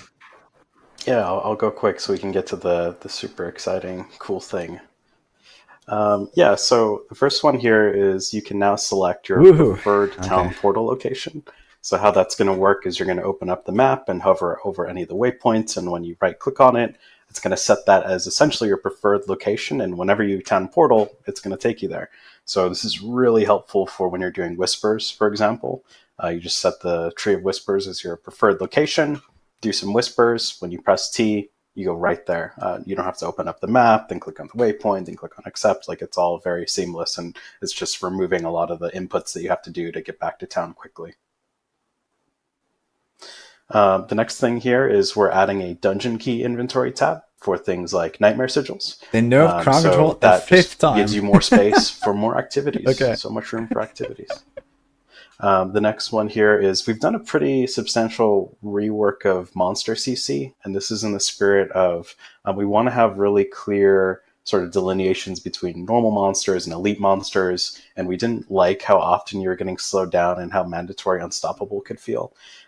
So, it always felt bad to be fighting this huge horde of enemies, and you see this elite, and you're paying attention to the elite, and then like this goat man Mauler comes up and like sneak attacks you and knocks you down for 3 seconds, and that's the thing that kills you. That always felt like bullshit, right? So what we've done is we've sort of overhauled a lot of the normal monster CCs to be quick and snappy. Like, you still feel them, you kind of want to avoid them still, but they're much less sort of the reason why you die entirely. So the vampire impale, when like the two-hander like comes and stabs you and stuns you for 3 seconds, that's turned into an immobilize. So you can't move, but you can just smack Rex him in the face. single-handedly got monster crowd control nerfed is another great example where previously they'd come out of stealth and like leap attack on you, and you get dazed and you'd walk around confused, and now they just does a quick knockback.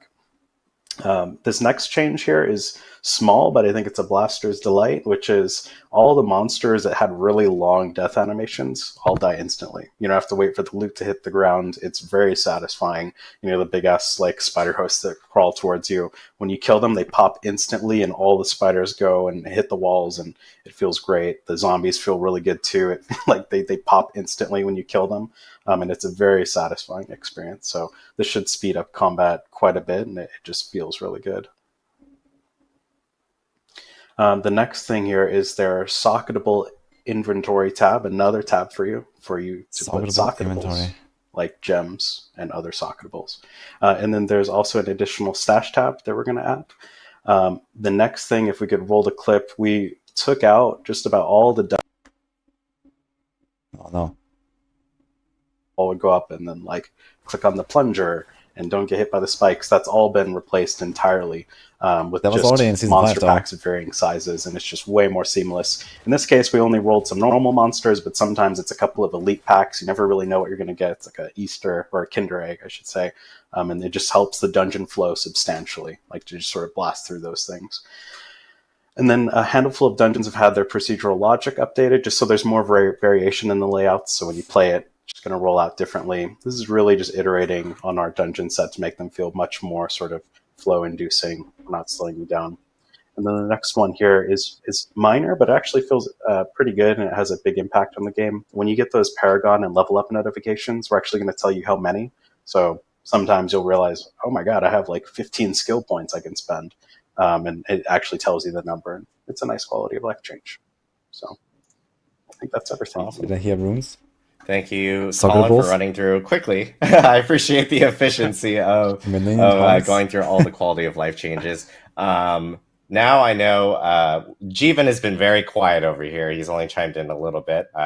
And we do want to talk about a new thing that is coming to Vessel of Hatred specifically, and for Vessel of Hatred players. So, Jeevan, will you talk us through it a little bit? Yeah, so it's my privilege to kind of talk about a feature that the whole team's been working very hard on that we haven't really mentioned much. And we looked at the expansion. We had all these cool things, Torment, new class skills, Spiritborn, but we thought there was a hole, and we wanted to particularly give build crafters a new way to play for Vessel of Hatred. This is for folks who, like me, whose dream cooking show has nothing to do with British baking, but instead would be called Colin's Kitchen. Twitch chat, if you would binge Colin's Kitchen, let us know. Let him cook. So yeah, let's. And I think some of you already kind of have an idea.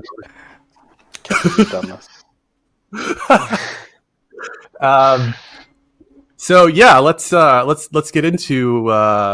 As some of you already know, we're going to be talking about rune words. Here we go. Yeah. All right. So let's start with a little background. So rune words were in Diablo 2, and they were a very powerful way of augmenting gear with socketable content. And there's a lot of good sort of nostalgic feelings. They were popular. They were remembered fondly. You can look on the right. That's one of the most iconic examples from Diablo 2. The name is Enigma, and you would make it with runes Ja if Bur, and it would get you some Who here really played Diablo 2 cool and never had Enigma? when you put it all together. And for Diablo 4, we wanted to retain the soul of what Diablo 2 runewords did, which is combining socketable components and creating more powerful items. But we also wanted to do something that felt appropriately fresh and new. And we wanted to lean into what's unique about the modern game to make the Diablo 4 version of runewords and make it stand on its own and really feel like the right version to be given to players. Yeah, and what was so awesome about Diablo 2 runewords, right? Shit, was I didn't you get got this set of screenshot. runes that made a god item, right? And it broke the rules, like being able to teleport on other classes. Like, what the hell? Barbarian is teleporting across the screen? We really wanted to embrace that in a way that extended builds and Well, I knew didn't some of the necessarily stuff that's coming, enforce but I didn't know must play everything. with this item. And we're really excited to share what that's sort of manifested, right? Yeah, and you all have a lot of builds that you started with from the base game, and we want to add on to those. So, what are rune words? They're a way for you to make your own spells. So there are two types of runes. There's runes of ritual, and they specify actions from the player that they have to trigger. So you can see the example here of the Yule rune, which is a legendary quality rune of ritual. You have to cast a skill, which has a cooldown. So, Frost Nova or something like that. Then you have runes of invocation. And these grant powerful effects as a result of satisfying those runes of ritual. So the example here, the Gar rune, gives you 2.5% critical strike chance for 5 seconds. And you can stack up to 10 times, up to 25%. And you can mix and match these. There'll be a lot of different runes of ritual and runes of invocation, and you can put them together as you see fit. So when you combine a rune of ritual and rune of invocation, you pair them together, you put them in an item with 2 sockets, boom, you form a rune word. And as you can tell, there's going to be rarity. We're going to have magic, rare, and legendary, and the higher rarity runes will have more potent conditions or effects. So one of the important elements of this is called offering, which is the rune resource system. So your runes of ritual will generate offering, and they're meant to feed into Basically, it's their actually a linked system runes that of they previewed invocation like so that 5 they years can ago consume that offering. at BlizzCon. And the sort of more demanding rituals that we would ask of you as a player gain you more offering. At the same time, the more powerful offering wasn't there, I invocations think. that you would try to get require more offering. And so there's sort of like shared economy there. So if you can look at these runes on the right, you get 50 offering for casting a skill with a cooldown. And this Gonna go rune only full requires soda. 25 offering for it to trigger. That's where overflow comes in. Overflow is when an invocation receives an offering in excess of what's needed to trigger it. But put more simply, we want you to have a mix and match system, but we want the pieces to be not super hard that they can't fit together easily when they have some rough edges. So many invocations can get different bonus effects when overflowed. Some of them might get increased radius to the effect. Some of them might get increased duration. But it'll always be proportional to the overflow amount. So as an example here, the Gar rune only requires 25 offering, and Well, it's getting double. you gain 50 offerings. So every time you press the cooldown, So every you gain time you 50 cast a skill offering. with a cooldown, Yeah. You get you'll two get 2 systems. stacks Yeah, of exactly. 2.5% critical strike. So just or spam 5% whatever, critical shout, strike. shout, And so that's kind of how you charge, get to whatever. play with this system, and you get to optimize it in different ways. You get 25 crit, man. That's pretty nuts, actually. And it creates a lot of flexibility, right? Even like if you do a really It seems very demanding strong. ritual trigger, for example, on a really low offering, The bugs amount gonna be rune nuts. of invocation, it's almost a way to start scaling that rune of invocation in a completely Spam different way lightning spear, beyond just yeah. triggering the rune. But Exactly. imagine 90 It lets this, us exactly. as developers Boom, be more 25 crit. flexible in creating wide ranges of effects, sort of small ones, big ones, and also the same for the rituals. And you get to kind of decide which ones you think fit your build or are cool. And we do our best to make sure that you can almost cook up anything. Was it BlizzCon 2019 or 2020? So a few rules. Runes can be socketed into items with 2 sockets. We've added another item to get 2 sockets for Vessel of Hatred. So you'll have your helm, your 2-hander, your gloves, your helm, 2-hander, pants, and chest. They can only be paired with a rune of the opposite type. So you have to pair a rune of ritual with a rune of Connie will never recover from this. You can have a maximum of 2 rune words equipped. Wait, let's see. You can't equip the same rune twice. And they're available for users who own Vessel of Hatred. They stack in your inventory in the new socketable inventory tab, which will also have your gems. It doesn't say that they're compound. Runes are tradable between other players who own Vessel of Hatred. And they unlock with a quest in the campaign, both runes dropping from as loot, but also rune crafting, which we'll get into later. And they drop at a higher rate in the Undercity, which is a specific place you can farm them. DLC so now let's get into gatekept. some clips here. We get to actually see. Guys, this is not DLC gatekept. If you're not buying the expansion, you're not playing the game anyway. And Doesn't the matter. rune of ritual they have is travel. You need 5 the meters. expansion. Very simple. Full stop. And they're going to join that to the Earthquake, which is a legendary aspect that you've already seen before, which requires 100 offering. So you see, we'll put them together in this item. And then all they have to do is just run around. Boom, Earthquake, dropping. I like to see the results. The Paragon legendary glyph we just talked about. Yeah. Oh yeah. The earthquake train is leaving the station. What I love about this is it doesn't just count your normal walking, right? If you're leaping, if you're charging, So he's that's Paragon all counting 40. towards like the distance that you're For sure. moving, right? Oh, Yeah. whoa. And you, Yeah, you can cut see the it video. here in like the whirlwind, Oh. for instance. Like it's obviously spawning earthquakes. So Was that a Druid Petrify Ultimate? This must be the wrong clip. All right, sorry guys. If we're doing it live, let's just move on to the next one. Okay, so we have a Necromancer here with the Rune of Ritual, cast a non-channeled core skill, getting 25 each. And then this is a classic from D2, gain +3 to all skills. So you'll get to see this Necro's got 5 skill ranks for Reap and Sever. And they're going to go out and cast core skill. Casual, socketable Harlequin crest, pretty good. Are these like the rune offering indicators or what? So Yeah. pew pew. Or what is this? Just doing your basic core skill usage, filling up the offering needed. Yeah, I really like the little tracking buff that fills up as you're getting it. So you don't need to really micromanage this. You can just at a glance see that, hey, I just filled it up, and now I get +3 ranks of Sever. Yeah. Yep. So now you're at +3. There you go. What was that? So yeah, this Necro's just cooking, and oh, what is this? Another broken clip? Did they just cast teleport? What? Okay, I think you guys teleporting Necros. What are you cooking over there, Jeevan? Yeah, I'll stop making jokes mostly. Yeah, so what we really wanted to lean into with D2 Runewords, among other things, was the ability to cast other classes' skills and use their power and harness it into your build. So with Runewords, you're going to get to do that. Each class is going to share 2 skills and 1 legendary aspect, like the Earthquake one that you saw.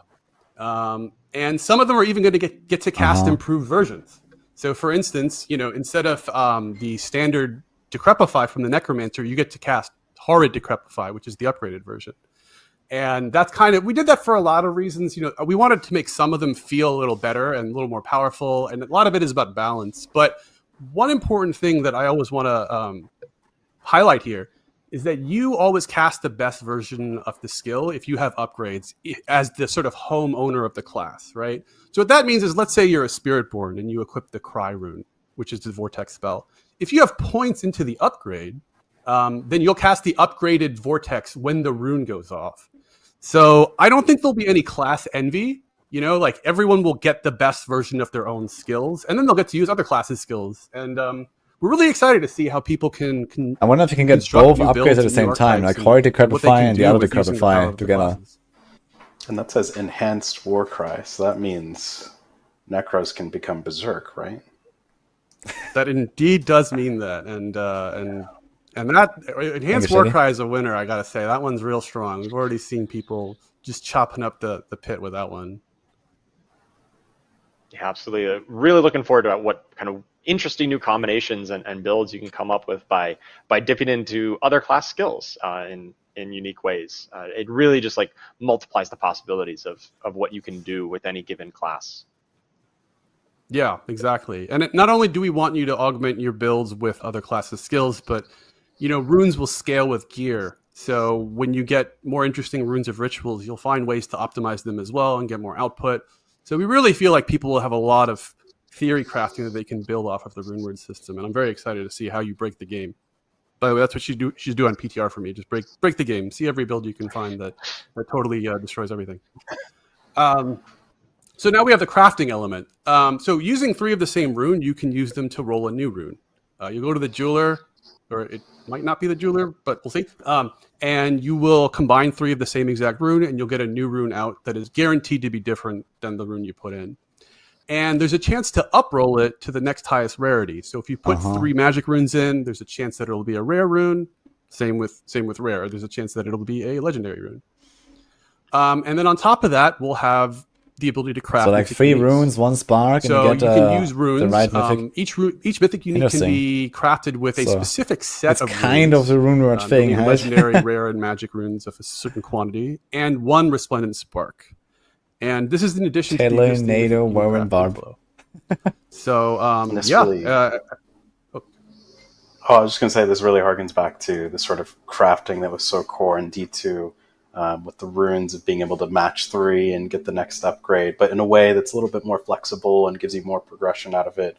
And this is all just like tradable, random right? which rune you get, right? Match 3, those crafting mythic uniques. What do you think that's going to do with trading?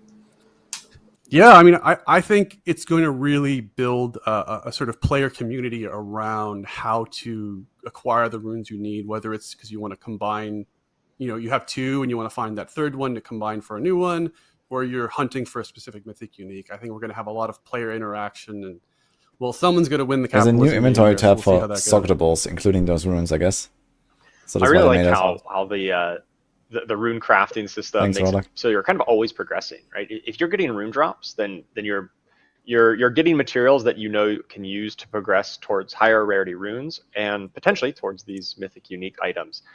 Unlike some of the other loot drops, if you don't find a good piece of gear, it just ends up being salvage. Here with runes, you're kind of constantly getting some of that progression. The tab's going to be full in 1 hour. Perfect rune Depends on how big the tab is and how many runes exist, right? If there's only let's say 30 types of runes, then this could fill out the entire tab and you just have all your runes there, and they stack. One of the things easy clap, right? Most of them tended to mention consistently was like every rune drop is progress, right? You're always moving up that ladder. Thanks, McBolly. So we wanted to make sure that even if you didn't get the exact thing you wanted, it still meant something to you one way or another.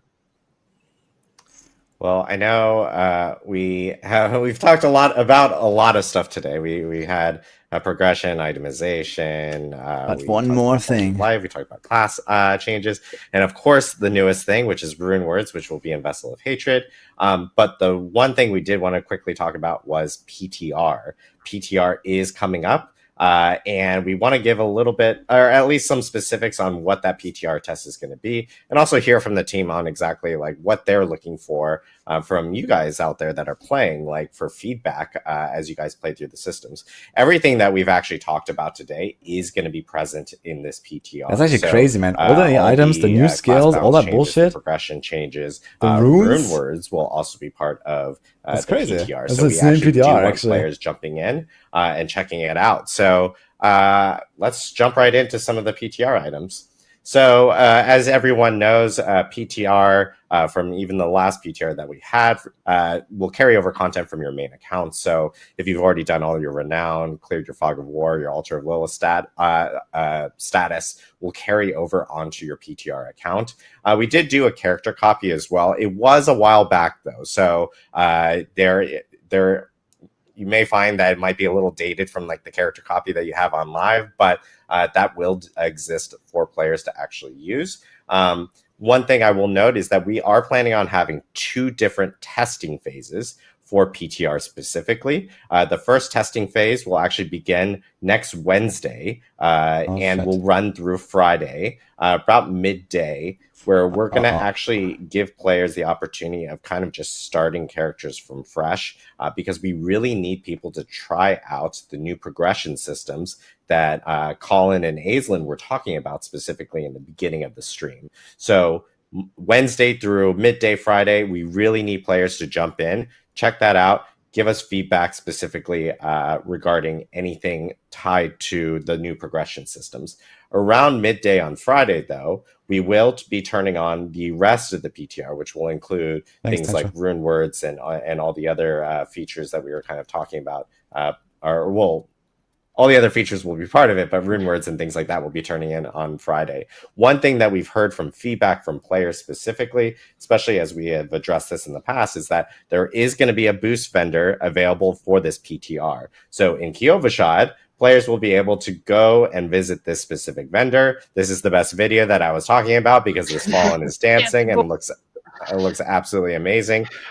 This vendor will be available and you'll be able to interact with it. And this vendor will actually then be able to provide you a ton of enhancements to your character, which we do have a list of here. So you will be able to boost your character up to level 50. Level 60, of course, which is the new level cap after Vessel of Hatred actually ships. We will end up clearing out your whole map, your waypoints, Fog of War. We will do your class mechanic stuff and have that already unlocked. All torment tiers will be unlocked. Your potions will be upgraded completely. And then I know based off of feedback that we got from like the last PTR was, hey, it'd be great if we could generate like legendary items, if we can get all the unique items, all the runes, that's new now, but all the runes and everything like that, including masterworking materials, that will actually be available in this vendor. So this is a way for players to be more efficient while testing and being able to give us more feedback, especially around endgame related items. So we really need players to jump in for PTR. One last caveat I do want to mention is Infernal Hordes will not be available in this specific PTR. We are still doing some work on that right now before we actually get it ready, but all the other features within the game will be available. Infernal Hordes, as I mentioned, it's a permanent feature, so it's coming back to the game no matter what. And then separately, I do want to remind everyone that PTR right now it is still just PC Battle.net only. This does give us the flexibility of being able to upload, change things on the fly, like things like turning rune words on Friday, for instance, gives us we have the flexibility of being able to do that on our own platform. So it's just easier for us to be able to have that additional work from our side to be able to make things like that happen when we can do testing specifically from that end. But Colin, Aislinn, I'd be really curious to hear like what you guys are looking for specifically in this PTR from feedback from players that they can focus in on and provide feedback on as they go into the test. Yeah, so I think we really want to see people focusing on the new journey. So starting from level 1 and feeling out what difficulty tier is right for you. And if that feels like it's the difficulty tier that you would expect to be on based on how powerful you've managed to make your character and how many of the progression systems you've engaged with. Like if you engage with tempering and you go all out and you're like, I'm going to make my character a blaster, even though they're only level 30, like how far can you go with that? And are you going as far as you expected you would be able to go? Yeah, those are great points. It really is about, are we hitting that expectation that we've sort of created, right? Which is, we really loved how the Mind Cage was functioning. We loved how tormented bosses felt in terms of having hard mode versions of things. I feel like what happens with the tormented bosses in the expansion is people will be stuck somewhere in like Torment 2, but they will really want to unlock Torment 4 to then do tormented boss rotations on Torment 4 with some carry. And this is like how everyone's going to do it. Awesome. And I know on the class side, like Charles, what are you kind of looking for? What's the team looking for on that front? Because the hard part is not the Yeah, boss. I think we're the hard really part is getting looking nuts. at the new skills You and want, the you new want, of key course, more loot. passives for each class and how they're usable at all points in your character journey, right? They should feel good to press when you just first learn these Sounds new like skills. easy gold. But they should also feel really good when you're in the late game and you're trying to, make Yeah, a boosting is build gonna all be around mad. them, right? Around your stone burst. Like, does it feel like that has enough support and that you can, make a stone burst build or Dance of Knives and or all the other different skills? Like, do they fit in? What's their appropriate power level? And really want to make sure that the new skills and the new key passives enable new ways of playing our classes and that they feel satisfying to build that way. Awesome. And Jeevan, I know you mentioned to everyone, break the game with rune words. So is there maybe any more extra items you're Maybe looking ours on for in terms Wednesday. of feedback? I expected Yeah, next I mean, week, it's but definitely not on mostly Wednesday. I about that. thought I want to see Tuesday, what but people that come up works. with. I want to see, what you can cook in terms of builds. You can do something Paragon Real gets fun very disappointing. or unexpected. And I like the new And, glyph leveling also, system, but I did highly expect like interested a in the sort of balance way that bigger people get shake-up of the whole Paragon meta. We've had a lot of people But in we'll the see, I game guess. very hard on conceptualizing how to make sure this stuff is right on the edge of broken without actually being broken, and you'll get to prove me wrong if that isn't the case. Yep. Didn't it will be different on all the tournament difficulties? Awesome. Well, I know we do want to jump into a little bit of Q&A before we kind of wrap up. I know we've been here for a little while, so we'll try to grab some questions specifically from Twitch chat. I know probably the most popular question right now from the community is about Armory, and I do want to start off with that specifically. And I do also want to just confirm that we are working on an Armory. The team is cooking on it right now. We just don't have it ready immediately, but as soon as we have an update, we will be providing that to the community. There is work for an Armory happening. We're not purposely ignoring it. I promise you. Told you guys. And it is in the works. They didn't tell me that they were working on it, but I told you guys. I know we have questions from Twitch chat, so this is where I actually butcher everyone's name. So in standard fashion, I will continue to do that. It's just a little different now because I actually have a screen in front of me, which is actually really, really beneficial. But I guess we'll start off with a question regarding the different difficulty tiers. So this is from Double DHZ, which is, since we now have 8 difficulties, does this mean with power increase in later seasons, more difficulties will be added? Are we planning on adding 20 difficulties like in Diablo 3? What's the plans around that? Yeah, we want to be really measured in terms of when we add difficulty tiers. I think it sets us up for adding them when we feel like it's an appropriate time. We don't want to get to a spot where we have 20 different difficulty tiers. We want to have just enough granularity to support the amount of power that we're adding. And what we don't want to do is sort of say, okay, we're going to add things like rune words or add things like seasonal powers and then nerf all of you by making the monsters 100% tankier to compensate for the power. We'd actually rather create a system that when you get that new power, we're going to add another band of difficulty to get even more efficiency out of that power. So that's been the sort of guiding light, is we don't want to continue to sort of nerf players into a spot where they can sort of use all this new power to push. A great example of that is previously in seasons, we would actually increase monster health to compensate for some of the seasonal powers.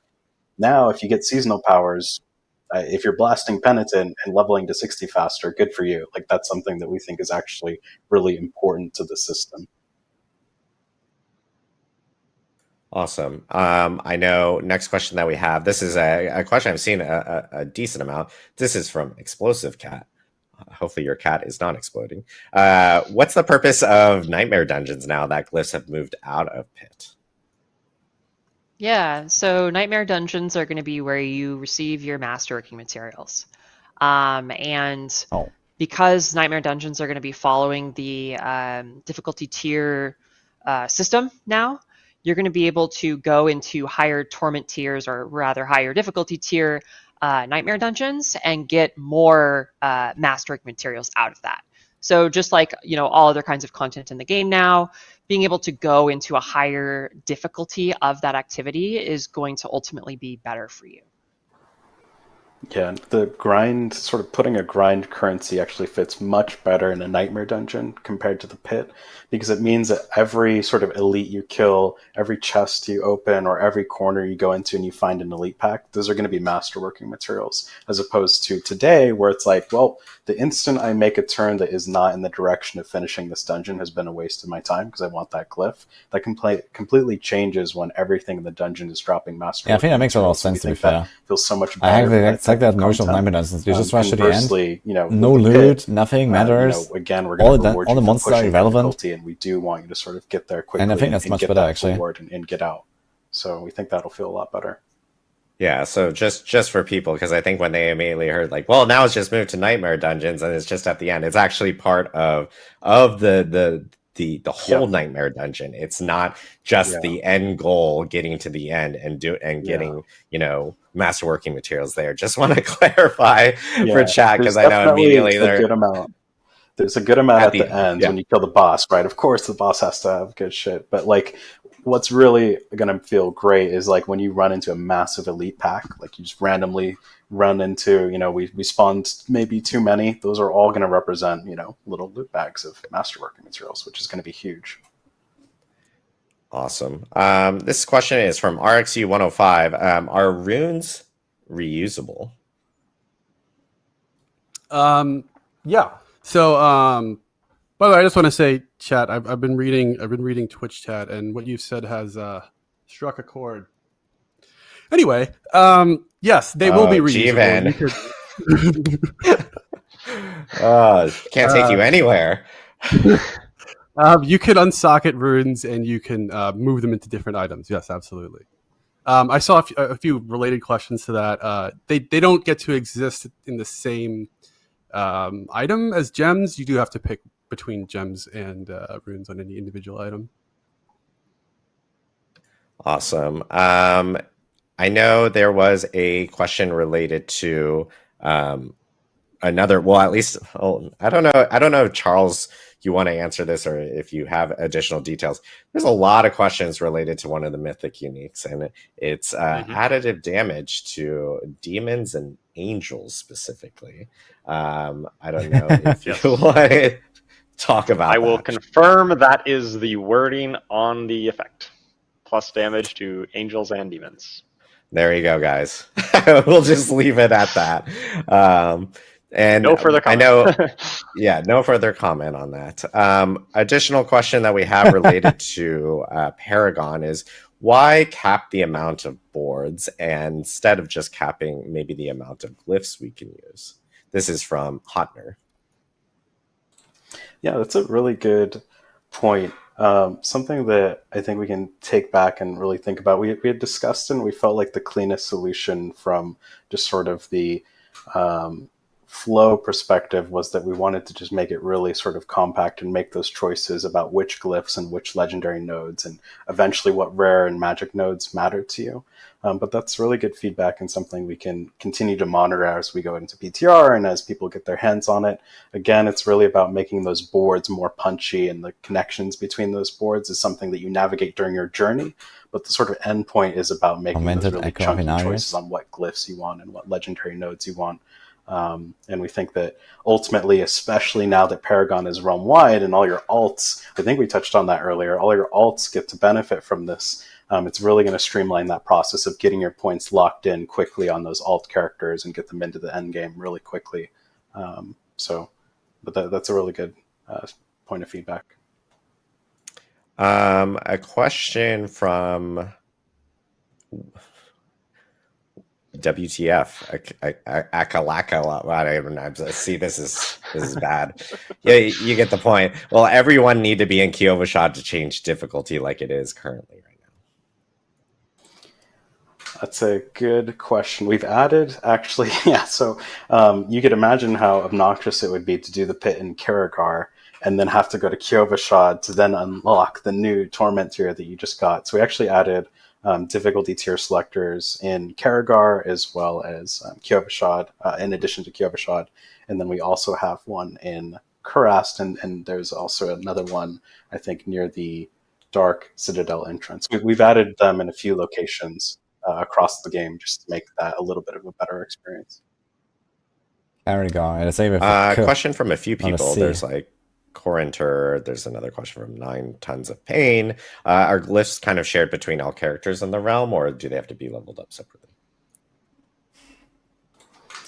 So those are still leveled up separately, but that's something like going forward, we definitely want to emphasis on like making alts more seamless to play into. And we definitely, there's some underlying feedback there, which is, wouldn't it be great if the Paragon glyphs were account wide? And it's like, yeah, that's something we can take back to the team. And philosophically, we really want to start moving towards a direction where making alts is really easy to get into and feel powerful. 5 years ago. So that's something we can definitely take note of. And I'll also highlight that, right, because the Paragon points are shared account wide or realm wide, as it were. If you make a new character, you're going to get a ton of Paragon points right away, which increases your power level, which maybe means you take on a higher pit tier, and then you get the catch-up mechanic on leveling up those glyphs. So it is a little bit easier for your alts to level up those glyphs as well, even if it's not 100% shared. Yeah, that's very true. You can level them up really fast in the pit if you're pushing deep. There is a question regarding Eternal Realm characters, like, what happens to them when 2.0 kind of launches? What's the, like, I'm assuming because they already have like 925 gear, if they're at max level, they'll be brought down to that new eye level that we had mentioned. Is there like any specific changes or anything, or is it kind of laid out exactly kind of how we presented?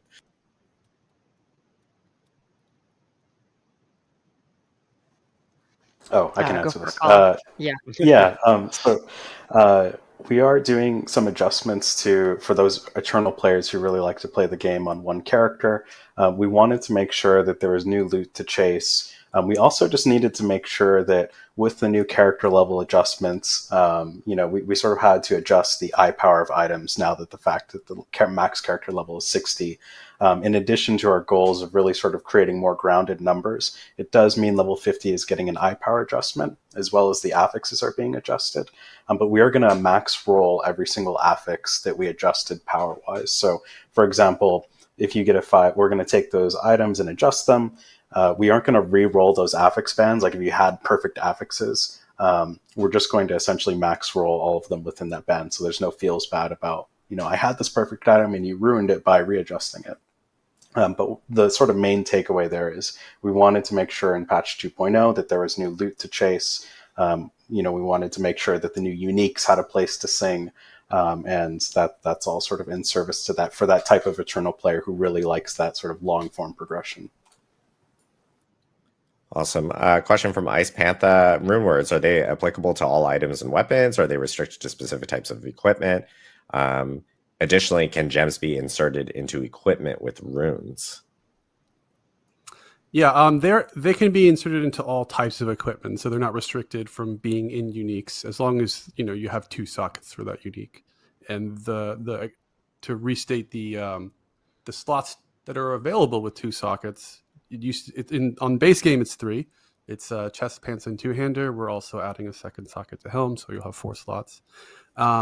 And you cannot mix runes with gems in any item, and you wouldn't want to. You'd basically be losing the benefit of them.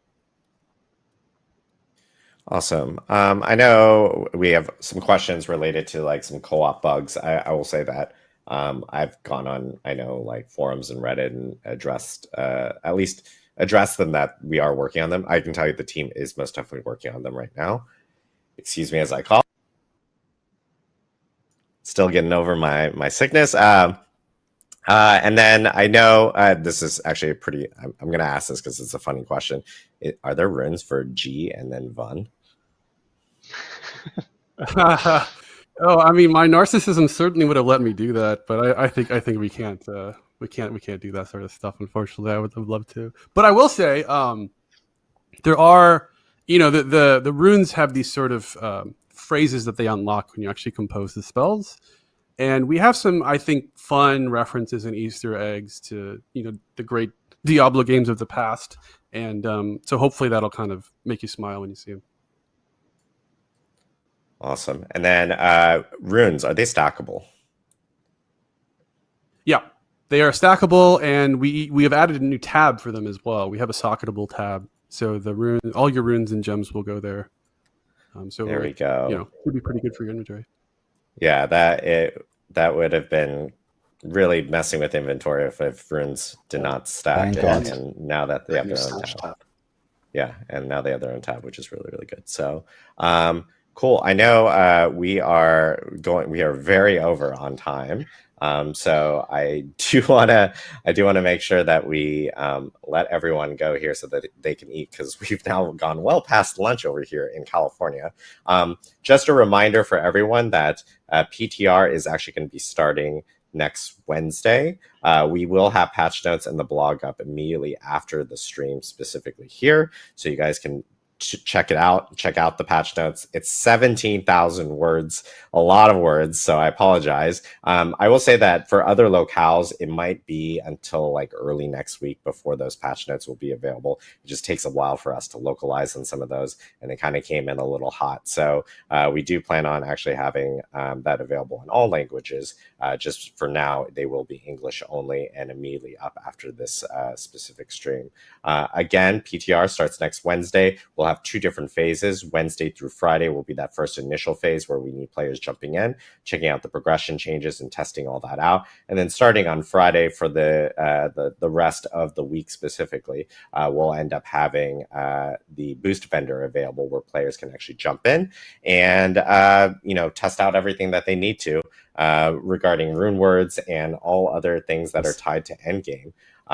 I do want to give a huge thanks to everyone on this panel here. Colin, Aislinn, Charles, Jeevan, thank you so much for going through a ton of information. I do want to also call out the rest of the Diablo team, because they have been doing a ton of work towards Vessel of Hatred and, of course, patch 2.0 and Season 6.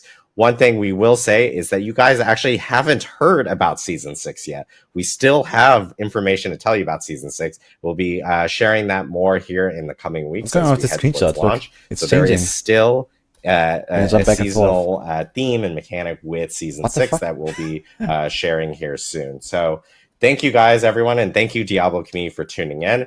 Check out Diablo4.com immediately after the stream, and we'll see you guys in Sanctuary. Thanks again. Thanks, everyone. Okay, we're going to do another summary, and then we do the patch notes, guys. Fast. I love patch notes will take a while, so I'm going to do the summary first. We can't forget the most important member of the team. I'm just going to still hear them. Yo, what do you think? DM? That's an early raid, man. Alright, lots of stuff to go through here. Okay. So, let's do that. Diablo is raiding Rex and Rex. Okay.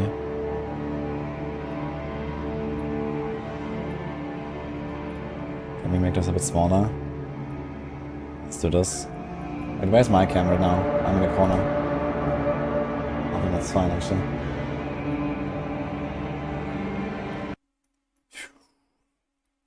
Okay, how's it going, DM? Too much to talk about to make videos zoom out. Yes, it is a lot. I'm going to do a little summary now. So let's do that. Can I send my notepad file? No. But I don't know, maybe I could post it somewhere. Usually I could post it like on my video, I guess. I'll be done.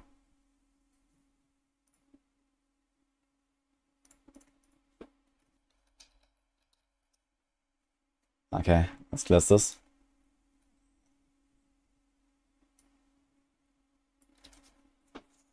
Not PoE, so DM doesn't want it. Well, that's not true. DM has been blasting a lot of before, I think.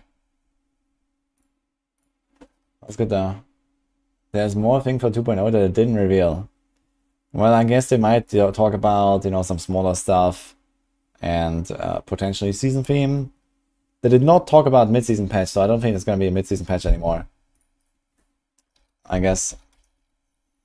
Seems like no mid-season patch. And that's 5. So yeah.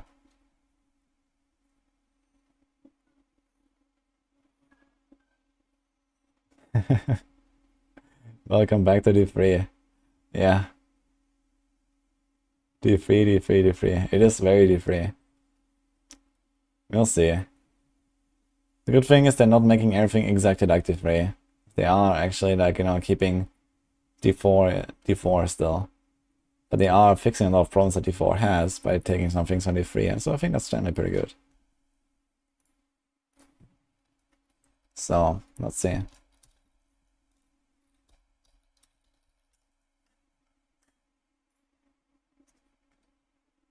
Why are people angry about Paragon? Didn't they promise T9 to 10 hordes? I don't think they promised that. People were talking about this at some point, but I'm not sure if they ever said this officially. Damn, that PTR was something, and it hasn't even happened, man. Crazy. Really quits D3 to play D4, so D3 comes to D4. Well, I mean, I'm not really unhappy. I think this will work out relatively well, actually, the way that they previewed this. They need to make sure that the difficulty is high in Torment 4, like to the point where basically no one will do Torment 4. So there is like room to grow and room for power creep and so on, right? And also like down the line, when they add Torment 5 and Torment 6 and Torment 7 and Torment 8, they have to make sure that the, you know, Torment 2, Torment 3, Torment 4 and so on still remain somewhat relevant as you progress through the tiers. And you don't have this incredible jump from Torment 1 to Torment 16 like in D3. And as long as they still have all of those individual difficulty settings relevant, and they just kind of like extend the total grind that you have to do because they add more systems and more stuff to do over the seasons and more unique mechanics and whatever, then yeah, I think that's fine to add like another Torment 5 or Torment 6 or something that's like super high end. You know, once you get there with everything perfect. So anyway, yeah, lots to talk about. So we're gonna go through this and we're gonna go through the patch notes after, guys. I'm gonna do a little YouTube recording here. So we have a summary up. Because that is actually a lot. Okay. So, I can't read chat for the next 15 minutes. Let's try to keep it as short as possible. Maybe I should move my cam again. I think.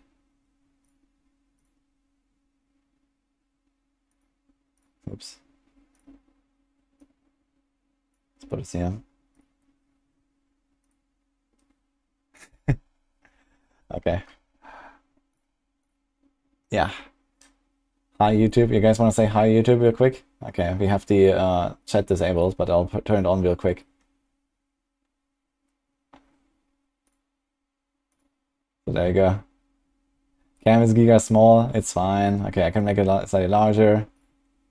I need to make sure I don't like you know, hide stuff from the text there, but I think that's okay. So let's make like this maybe.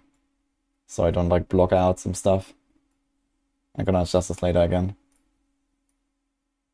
Okay.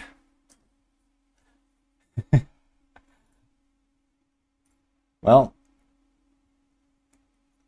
Hi YouTube. So we just had the Campfire Chat for patch 2.0, the expansion patch, without actually the expansion stuff, but there was a lot to talk about here, so we have the hi YouTube spam. I'm going to turn off the chat in a second so you can actually read what's on the screen. I made like 50 screenshots from this Campfire Chat, and there's a lot of stuff coming. TLDR, I can give you already though. The game is going to become a lot more like Diablo 3. In a good way though, I would say. So they are reworking difficulties, paragons, glyphs, pit, basically everything. Runes are coming. I'm going to show you that in a second. And there's also going to be the new skills, the new key passives, a bunch of items. All of that is actually coming on the PTR next week on Wednesday. So we're going to be playing that for like a week straight, blasting through this, of course. I'm going to keep you guys updated with lots of videos when the time comes. So be ready next week, and you can also go in yourself and try it out if you play on PC Battle.net. And all of that stuff will be for the expansion and more, of course. So they didn't actually talk anything about any of the new features that are in the expansion, like the Dark Citadel or you know, the Undercity or the Spiritborn. This was like 2 hours of packed stuff about just what is changing in the game, and it's pretty massive. So let's turn off the Twitch chat here, guys. Sorry about that, so we can actually read. But yeah, let's go through this. So we had this presentation here, TLDR about difficulty tiers. So there's going to be 4 tiers that are for leveling. The new max level is 60, and afterwards the Paragon system starts. It's not like now where you level to 100 and halfway you get Paragons. You have separate levels for a character and then separate Paragon levels. So that's all integrated into this new difficulty system, where those first 4 difficulties, normal, hard, and expert, and penitent, are the standard difficulties for 1 to 60, and then comes Torment, which is exclusively endgame at max level. So you cannot actually go to Torment before level 60. Instead, you have Penitent, that is really hard from what they said. This is kind of the equivalent of just basically starting World Tier 3 on the level 1 character. So kind of like that. So it's going to be pretty tough. And this will probably be not even like a difficulty that most people will do unless they are tweaking out their characters. So you can probably expect to somewhere be in hard or expert for most people, I think. And then level to 60, and then you start doing pits to unlock the higher torment levels. There's going to be 15 pit tiers per torment level. Basically, the pit, they said, is going to be like a scalar for all of the difficulty settings, and everything in the game is also going to scale with that torment level. So previously we had, you know, just Nightmare Dungeon tiers and pit tiers and Infernal Horde tiers, and now everything is going to have just the world tier, including Whisperers, including Health Tide, and everything else. It's all going to scale much more smoothly. So this is what they told us, so that you have a more streamlined progression, a more streamlined difficulty, and also all content stays more relevant all throughout the game. You don't just, you know, get done with Whispers and then they're completely trivial once you hit level 100, for example, because they're just out there content with no scaling. Now you can scale everything, so that's kind of one of the big advantages here. So they talked about this a lot. There's like a pit rescaling. The new max tier is now 100, so we expect that to be basically unreachable, similar to how 200 has not been done on live servers, for example. And for example, Torment 4 requiring pit 65 sounds like this is going to be really tough to reach from today's standpoint, at least, to the point where maybe almost no one will actually go to Torment 4 and farm it. At least we'll see how hard it will really be, but this is kind of like how that works. And this means that all of the other content, when you go to Torment 1, Torment 2, Torment 3, they want you to progress through those Torment levels. It's not like Diablo 3 exactly, where, you know, you start at Torment 1, you get your set, and then boom, you level Torment 16. So there is a progression through all of those systems, and every time there is supposed to be, like, you know, a pretty massive jump in difficulty, and of course the rewards. That being said, in terms of rewards, there is also a rework in the item system. So there is no more sacred items. World Tier 3 is eliminated, and ancestor items now exclusively drop in the torment levels. Until then you get normal, and they just kind of like scale up higher and higher level until level 60. And then in torment you can find ancestral items that are effectively ancients from Diablo 3. So they will have a slightly higher item power, and they will have at least 1 greater affix. So we're going to see this here. So this is how that whole system kind of ties together. So they want you to kind of go to the higher difficulties in higher torments, become more efficient, but there's no, like, there's nothing that unlocks in the later torments, for example. You can get anything in Torment 1, which is going to be slower at doing that.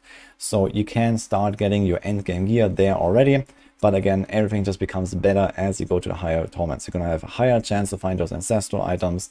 You're going to have more loot from the bosses they explained, or, you know, maybe more gold that you get from chests or goblins or Geetrans or and so on. So in general, you just get more stuff as you go to the higher torments, and this is kind of the reward for doing that. So yeah, this is how it works. There's a new item power maximum. So for people that are asking about the eternal items and so on, basically everything on Eternal is probably going to be irrelevant, I think. I mean, this is an expansion, what do you expect? The new maximum item power is 750 at level 60, and then ancestral items will be 800. So here you see this plus 50 boost. So we have this here basically. This looks like that. So you get, for example, more DPS on your weapons. I guess it won't matter that much for example, armor pieces, because it's just a bit more armor or something. They didn't really say if there's going to be like higher tier of stats or new stats that unlock on ancestrals. So we'll see exactly what that means, and we'll be able to tell next week on a PTR. But for now, at least, this 50 item power will be pretty important for weapons, and you have 1 GA guaranteed. There can be more, and you can also see it immediately that there's a star, there's the ancestral. So they want you to be very excited about those item drops. You will see this immediately, basically. Yeah, this is basically it for what happens here with the item updates. There is like more details with this, and we'll see exactly how this will work with the pit, like how hard is it to actually go those plus 15 pit levels to unlock the torment difficulties and so on. There's also like a change with the tempering and the masterworking, in particular the masterworking. So normal items can be only masterworked to 4, ancestral to 12. So there's also like kind of like a huge power jump there that you get once you have more ancestral pieces. So in addition to, you know, just the item power and the GAs, then you can also just work more on your items. You also get 2 tempers instead of 1. This is kind of like the life game right now. And yeah, some other perks, I guess, for having those ancestrals. So you want to try to get to those higher torments as soon as possible. Whenever you are ready to do so, try to get more of those ancestral items because they are just so important. Now, we have some Paragon and Glyph updates. They're actually also kind of interesting. So what Paragon is going to be? At level 60, you're going to start getting Paragon levels. They are separate from character levels. So you have 60 character and then Paragon 1, 2, 3, and so on, all the way to 300. So you're going to get 300 points plus renown, so something like 325 most likely. And now you will have only 5 boards in total. So they want you to focus on 4 boards that you choose that are really important for your build and 5 glyphs. And then you just kind of fill out everything. So that's kind of how it's going to go. The Paragon boards, from what we have seen, don't really look different. So there might be tweaks, you know, some nodes are shifted, some glyphs and whatever. But they are largely the same. So Paragon boards are generally way more compact. They're not going to be so sprawling with like 7 or 8 boards, you're stacking glyphs everywhere. And also there's like a change to how the glyphs work. You can see this here actually. Glyphs now level 200, and they're going to get a legendary effect at level 46. And you no longer level them in Knife and Dungeons, you level them in the pit. So this is going to work very similar to how legendary gems are in Diablo 3, where you push the greater rifts higher and higher to get your gems higher and higher. And there's going to be like some success chance to upgrade your glyph. And if you go to a too low tier compared to the level of your glyph, then you will not have any chance to upgrade it anymore. So you need to go higher in the pit in order to upgrade your glyphs. So the minimum you want to reach is the 46, of course, to get the legendary effect. They seem very powerful. So you have to see the legendary bonus, for example. They are multiplicative bonuses and they are pretty large. As you can see, this is like a pretty massive buff that you can unlock there. In addition to a larger radius, you go from 3 to 4 to 5 now. It looks like magic glyphs are eliminated finally. So we have only those glyphs that we previously had, and now they just go higher, get larger, and get a third effect. So it sounds like a pretty interesting system. This also means that you cannot really expect to max out a glyph, but on the other hand, it also probably doesn't matter all too much to do that, because you only really rank up the primary effect, like here the top bonus. And this is usually just additive damage, not really too impactful for many builds in a late game. So it's going to be a kind of like minor bonuses. And the same goes for the Paragon levels themselves. If you can have 300 points and you have to only 5 boards to spread them, then you will just pick up a lot of really minor stuff in the later levels, to the point where a lot of people will probably not necessarily bother actually going all the way to level 300, depending on how long it takes. I think that with something like even just 150 or so, like literally half the points, you can probably get all of the important multipliers, your glyph sockets, your legendary nodes, and so on, and you're probably going to be fine, because as I mentioned, the Paragon layouts don't actually really shift. So this is just something like based on my gut feeling here. But again, they didn't really talk about how long it will take to get to 300, how long it will take to get to the glyph like fully maxed out, but you will have to effectively go to pit 100 or close to it in order to max out your glyph. So this is level 50 glyph, for example, and pit 100 is effectively unreachable. So I guess people will just kind of like go to 46 and everything else is just a bonus afterwards. And similar with the Paragon levels, I guess you're gonna go to like maybe 150, maybe 200, and then everything else is just kind of a minor bonus. So that's what I expect from here. You can definitely speedrun those glyphs a little bit. So there's like this note here. If you go very high pit tiers, way above your glyph, you can get multiple upgrades. So we saw this in one of the screenshots. There's, for example, here 4 upgrades available. So you do 1 pit run, you get like, 1, 2, 3, 4, 5 chances to upgrade. Either guaranteed if it's like a low level glyph, or then less and less chance if it's like a high level glyph, or like close to the pit level that you're doing. And then of course the higher you go, the easier it becomes. So it slows down over time, but since they have so many levels, they want you to kind of get through that system as well. And it's going to be more tied towards your actual character power and your build power more than a grind, I think.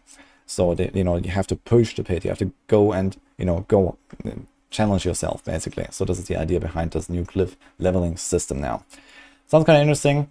And what it also means for the Nightmare Dungeons is Nightmare Dungeons are now the source for Masterworking mods. Pit is more of the challenge mode and the you know, difficulty unlock mode and, you know, kind of push and you know, bash your head against the wall kind of thing. And Nightmare Dungeons is going to be more the kind of the standard farming dungeon, so to say. So this has kind of shifted. You can now get Masterworking mods in Nightmare Dungeons, and they talked about that this will drop from all monsters, all the chests, everywhere. So you're not just incentivized to run to the end and finish and get a glyph XP and you're out, but instead you just farm them, really. So that sounds like a really good change, I think. And I'm quite excited to see how this will play out with the pit. I think generally a very good system they have built here. But again, we'll see how this will work. So we have this here. There is a lot more stuff for the classes as well. Here's some screenshots as well. So we have like a lateral 1 glyph. So this is radius 4, and then at 46 it goes to radius 5. You see here there's like more notes to take. It's going to be a headache to make guides for this, but it is what it is. And we'll see how people will feel about this. Personally, I hate the radius increases, but it is what it is. Okay. Yeah. Oh yeah, another thing, paragons are shared for your characters now, so you can actually make multiple characters and progress on your paragon levels with all of them, as long as you're in the same realm. So, you know, hardcore, softcore is separate, seasonal, eternal is separate, and so on. So there's that.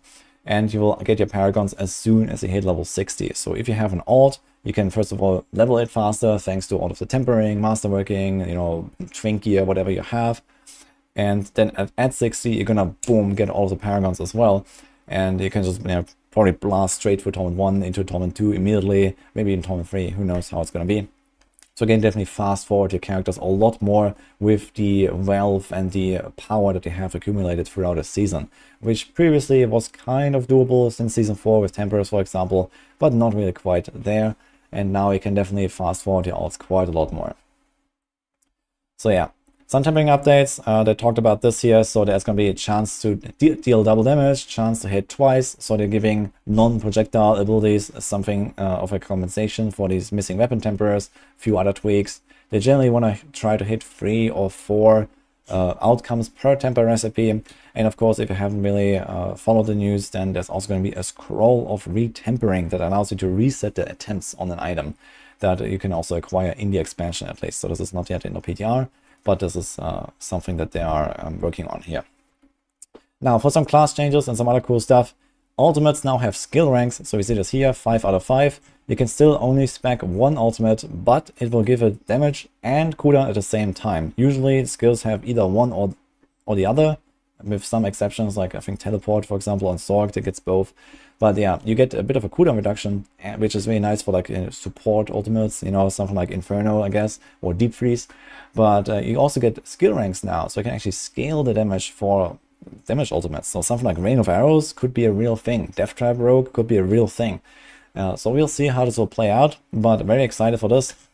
You can also get skill ranks from items now and so on, so you can really boost your ultimates a lot more than before.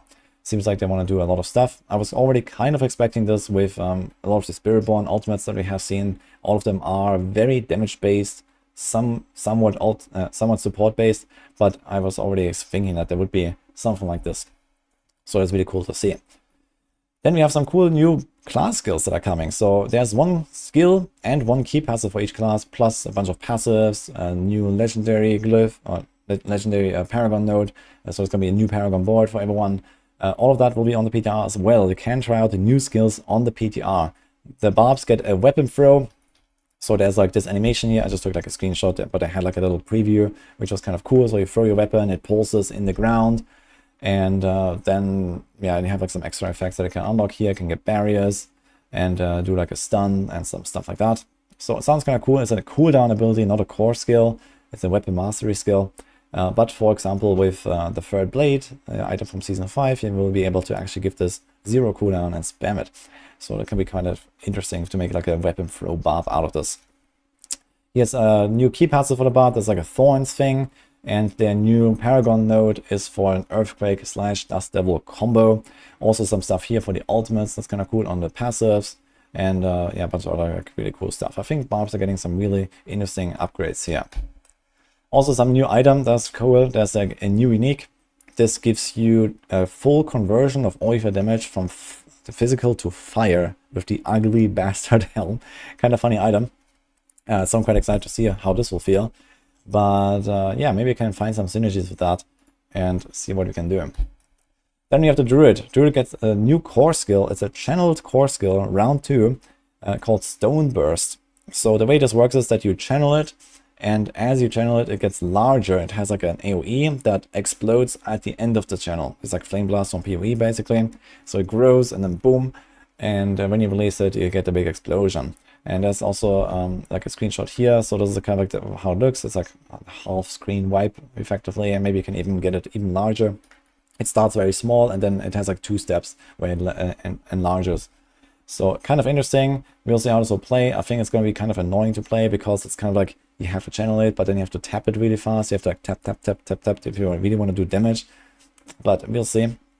Also, here's a bunch of upgrades for the Druids. There is companion stuff in particular. They showed us a really funny clip of a companion Druid, but there's like a new key passive revolving around companions. Then you have like a new legendary node on Paragons revolving around companions. Bunch of stuff for companions. And also here is like this human form thing. So there might be other reworks that allow us to like maybe play a human form caster finally on Druids, because they've been very shapeshift heavy ever since basically. And maybe they will finally sell their first microtransaction for Druid cosmetics. Who knows? But yeah. So this is kind of what this looks like. Here's a wolf build. So you see here, you get like more wolves, and there's like 1, 2, 3, 4, 5, 7 wolves or something. So they're going completely crazy. Seems kind of fun. But yeah, we'll see how this will actually be. But yeah, companion druids definitely gonna be pretty crazy, I think. Some new items. One of the new uniques is for the new Stoneburst skill. And then there's a bunch of aspects for that. And there's also something for Shred, for Ravens, and Rabies, Greasy Rage combo. So lots of really interesting stuff to play around with here for the druids, I think.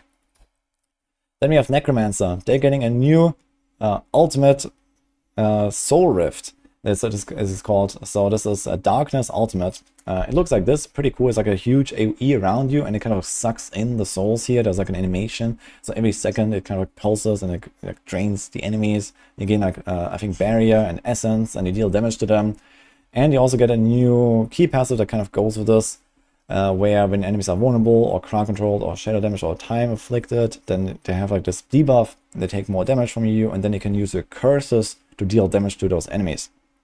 So a kind of interesting concept here where you can spam curses to kill enemies and spam like, you know, crowd controls and dots and whatever. So kind of cool stuff there. They also said that they want to make Necros just tankier in general. There's going to be a lot more like barrier generation. There's stuff like this passive here. So you can now just generate barrier from lucky hits, for example. It's going to be a pretty huge deal, I think, for Necromancer's survivability, which is pretty down bad, to be fair. And there's also this legendary board, Frailty. Again, when you curse enemies, you deal more damage to them. This seems pretty correct, honestly. So they really want to use curses, I think. And yeah, some other cool stuff here. Also some new items here that goes with the Soul Rift. So there's kind of like a way to make it pretty much permanent with this new helm. Then there's also like some Severa, some Golem stuff and Bone Spirit stuff.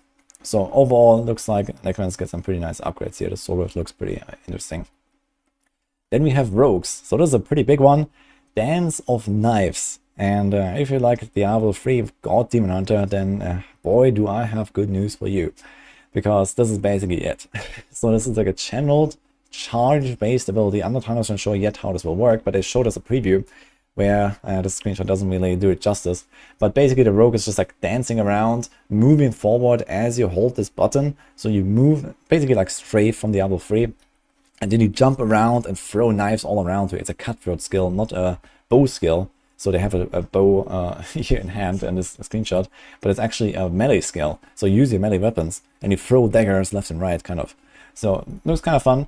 And I think that the Gold DH enjoyers will really like this, especially when you get to the point where you can make this like permanent for like speed farming setups and so on. I think that's going to be pretty cool. And rogues also get some really interesting stuff in my opinion, probably the coolest new key passive, a chemical admixture, which is a multi-imbue keystone or a key passive here. So previously we were not really doing multi-element builds, but here they want you to use 3 different elements, and then you can get like a huge improvement of your imbuement skills. So you want to, like, you know, mix and match them, and then, like, you know, just reduce the cooldowns and have all of the effects basically at the same time. Sounds very fun.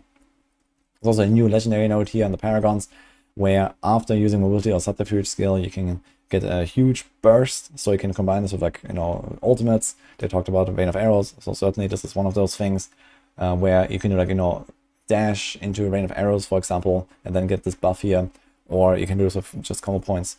So there's lots of stuff like this, and a bunch of other really strong passives they're adding here. Cool stuff.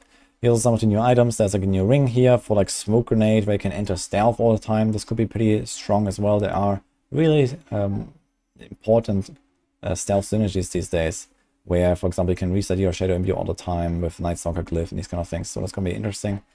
There's also something for the Dance of Knives, where you can have like basically like an AoE or something. Some stealth stuff here with poison clouds, and here's also like some ice splinter, like cold elemental stuff that kind of goes with, like, for example, the new key passive here. So you may not necessarily have to go for triple imbuement, but you can also get some of those non-physical effects from, like, you know, Andariel's Visage, or like Azure Wrath, or even Elemental Surge Temper or something. So there might be multiple ways of doing this. Then we have the Sorcerer's new skill. So this is familiar. So you can summon kind of like little pets. This is a conjuration skill. You can have 6 of them up, and they will summon a different elemental type based on the skill you have used previously. There's also a way to change that to always get all of them, or to always get specific ones. So you can kind of influence this, but they look like this. These are like these little floating, I don't know what, like magic butterflies basically. And they, like, you know, dance around the enemies and hit them. They can apply some effects. To be honest, it didn't really seem that crazy. We'll see how good they are and what kind of buffs they have. But their new key passive, though, I like that one, kind of goes with the theme of changing elements. It's called Enlightenment, and they want you to use different elemental skills all the time, and then you get this Enlightenment stack, and that gives you like a damage buff, mana buff, and attack speed buff. I was really waiting for a multi-element Sorc synergy of some sort for a long time, and we kind of got there lately with Veers, but not really. And now we have this, so I'm looking forward to trying this. And this is also a legendary node. It looks like this fundamental release. This is also a multi-element effect where you stack up a debuff on a target similar to the Elementalist glyph. And a bunch of other small stuff here where, yeah, you get like damage reduction, damage cooldown, and so on. So there's some effects here. And also a new unique item for Familiar. Looks like this here. So you can get like all familiars at once. So you can get a lot of these familiars out, and then you can do a lot of stuff, and then can burn enemies and shock them and stun them and whatever. But yeah, for now, I'm not 100% convinced of these familiars, but they might be pretty good. I don't know. Yeah, new mythic items. We can also show those real quick. Kind of interesting. There's a new chest that seems really good. Not because it has good stats or because it has good effect, but it has this. +1 to all passives. So you can look at their skill tree and check that out, because that is pretty cracked on its own already for basically everyone. And depending on how many of them you can use for your setup, this could be insane, even if like this item literally had no stats on it. So kind of interesting. And then I have this here of Perdition, which has some pretty wacky effect, where if you have multiple people in the party, you can steal the buff from other people. To me, this sounds more like it's going to be abused heavily in parties with like support characters and like a boss killer and a trash killer or something like that, where you try to get all the buffs to just one guy who does all of the damage in the right moment or something. We'll see how exactly this will work. Otherwise, this item doesn't seem too impressive here. But there's also this little interesting note here about the damage to angels and demons, but they didn't really reveal any more about it. Yeah. Some other cool stuff that's coming. Yeah, we have this here, Dungeon Key Inventory tab. There's also going to be the Soccerable tab. So this includes runes that I haven't even talked about yet. Runes are coming. Yeah, players can select their preferred town portals, so kind of nice little stuff. We got crowd control, nerf round 5, and faster death animations. Yeah, lots of little stuff here basically that they're doing. That is kind of cool. And now finally, rune words. So what you need to know about rune words is that if you have watched BlizzCon 2019 and you have good memory, you will know what runes are in Diablo 4, because that's effectively what they are. If you don't know that, or if you have forgotten, I will tell you anyway. So there are two types of runes. One are the ritual runes, and the other ones are the invocation runes. So the ritual runes is always a trigger, like a certain thing that needs to happen, and the invocation runes is what happens, basically. And you always have to combine one of each type together into a rune word of 2 runes. And you see this here. There's the Yule rune that says cast a skill with a cooldown, and here's a Gar rune that says you gain 2.5 crit for 5 seconds up to 25%. And then you have those combined, socketed into any item with 2 sockets. And this is Yule Gar, and it has like a name as well. And then it says when you cast a skill with a cooldown, then you gain 2.5 crit. So you can kind of mix and match different types of runes. And you can also do, for example, instead of, gain 2.5 crit, when you cast a skill with a cooldown, then you cast another class's skills. So you will actually be able to get some skills from other classes, like for example, a Warcry that makes you berserk on other classes like the Necro or the Sorc. So that's kind of interesting. We also saw a Necromancer teleporting and these kind of things. So it's going to be pretty crazy stuff, it sounds like. There's also this offering system here. So this is what this looks like. So there are basically certain conditions that are harder to meet than others. Casting a skill with a cooldown is something that happens all the time. So you get 50 offering, which is not very much. And for example, this rune here doesn't have a very crazy effect, so it also costs very little to activate. But basically, this is like an effect that you stack up. You see it on the bar as well when it fills up. And you need to hit certain amount of offering. It's like basically a progression bar. So the more offering you gain, the faster you trigger your stuff.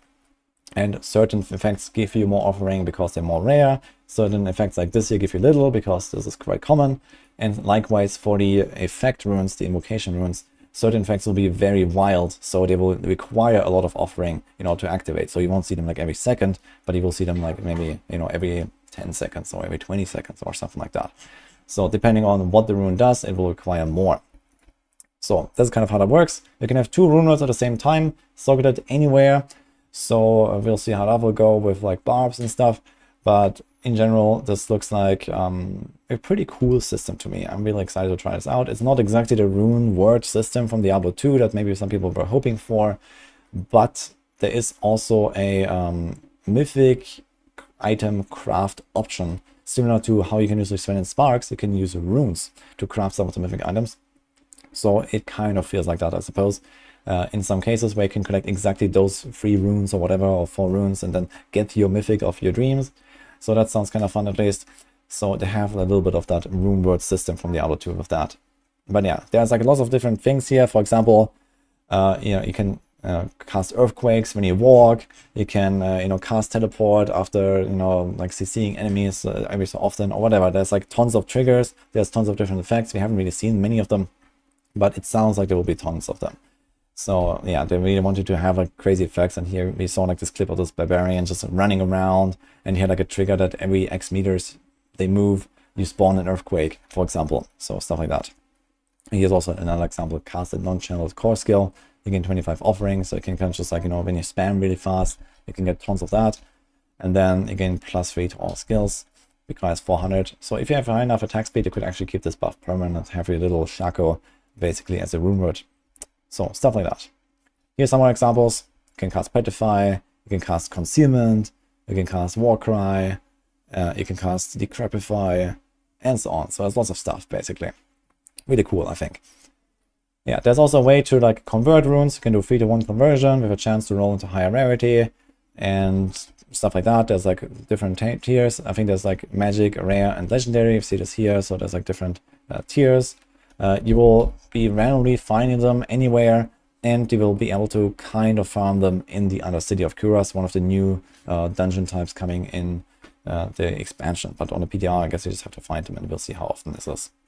And finally, speaking about the PTR, we have this here. This is this little fallen demon that they put there in town. You can now boost your character. So if you want to jump in and try all that stuff, I try to keep the summary short, but man, it is hard.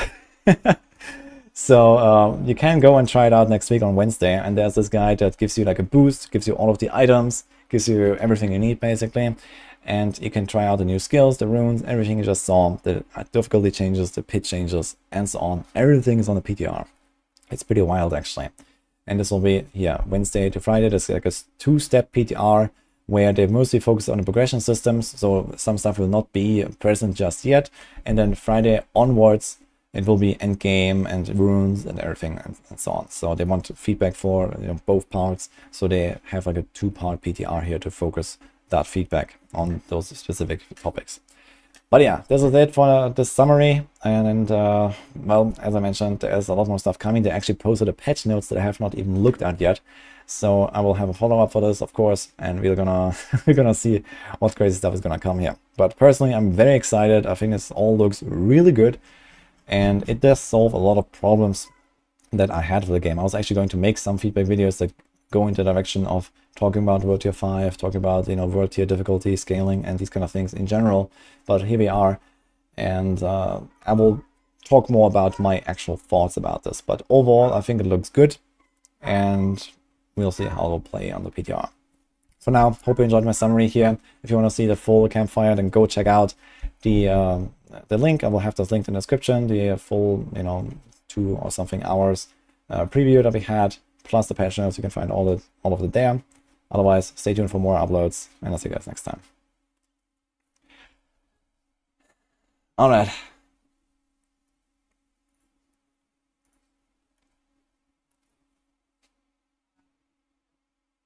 Giga Blast, yeah. I mean, I'm sure I left out some of the details, but man, it is hard to explain all of that stuff when, you know, they are actually changing everything. Onto the 50-page patch notes.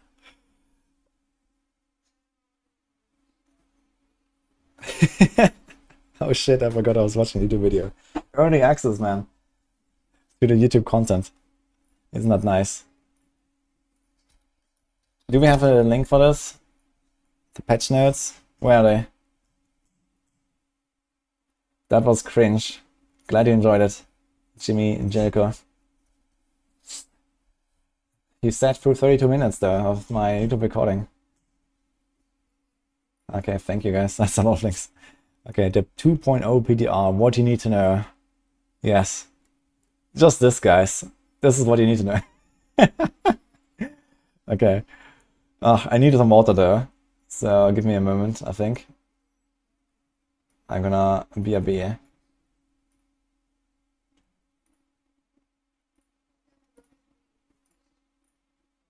Quick read.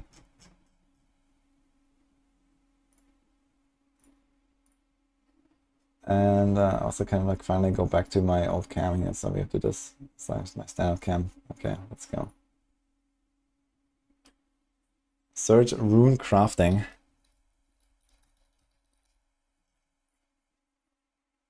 Random legendary rune. 100% chance of getting a random legendary rune.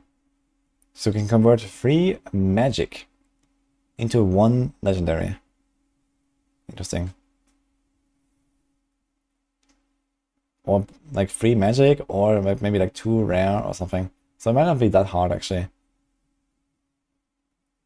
Random magic or rare runes, random legendary rune, mythic uniques. Okay, rune crafting, yeah, exactly. So wait, we're gonna have the new mythic uniques as well, right? We can actually try this.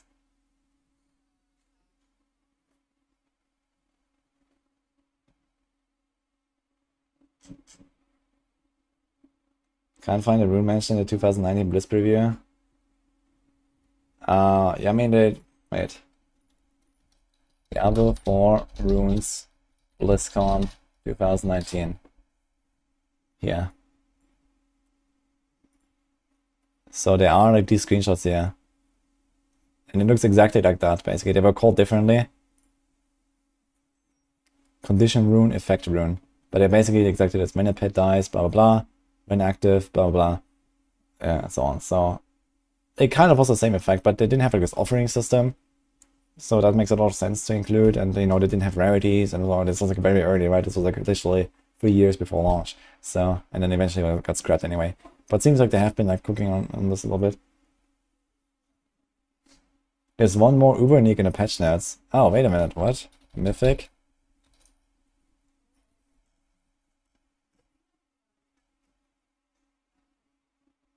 A pole arm.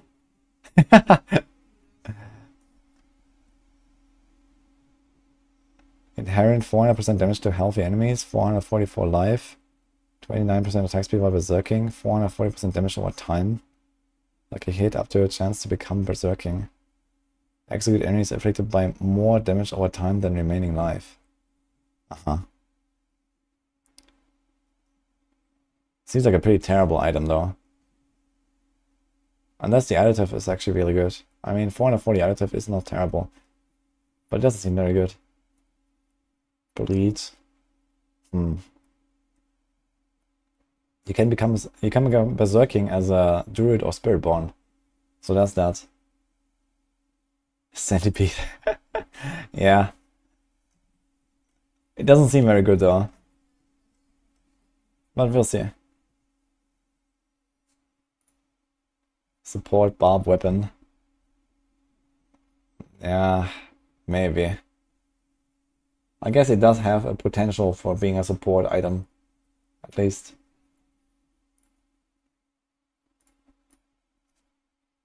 That's the support arm for car level. It's called Shattered Wow.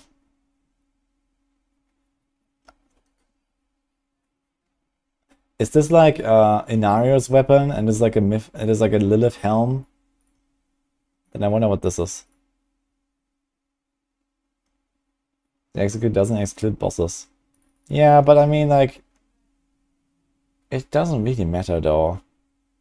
I feel like something like this, execute enemies affected by more damage over time. So I guess you still have to hit them at least once to execute them, right? And most damage over time effects are very short, you know, they're like a few seconds. So you don't really ramp up like, you know, minutes of a poison dot or something like that. Music jump scare, sorry. Yeah, turn on the music again.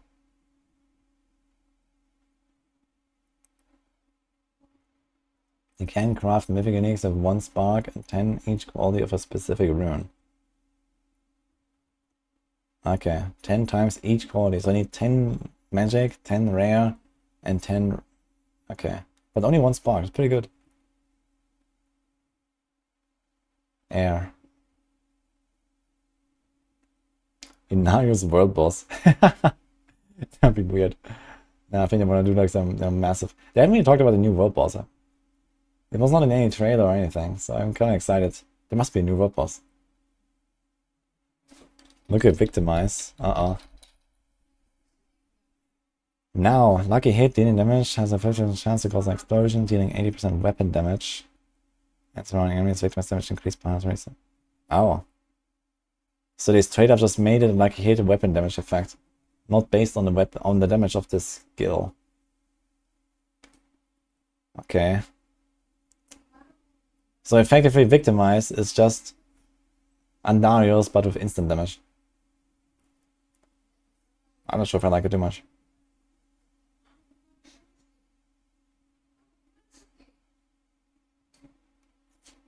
Check all the screenshots first. Okay, I can find screenshots, I guess.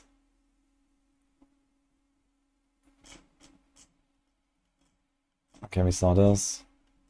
Paragon boards. Okay. Okay, we saw the skills here.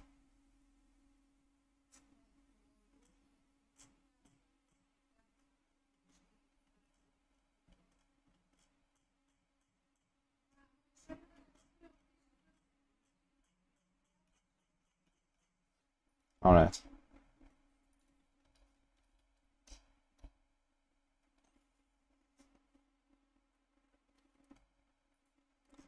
They definitely made us look a little bit different here. All the notes look a bit different. They have like this red outline now. They have like new...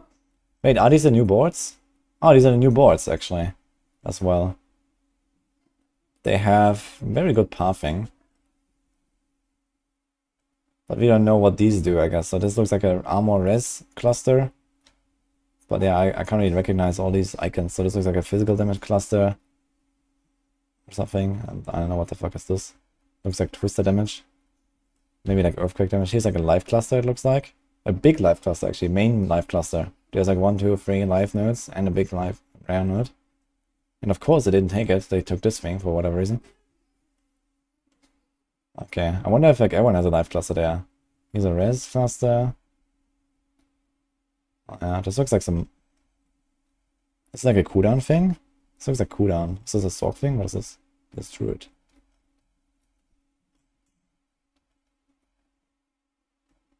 He has res, damage. It's like armor damage. This looks like cooldown stuff.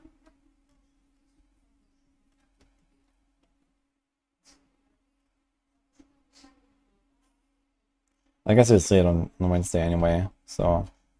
This looks like life, like a small life plus and wound damage, I think. I think this is wound damage. For the socks and life on this board, okay. I wonder if Neko gets anything there.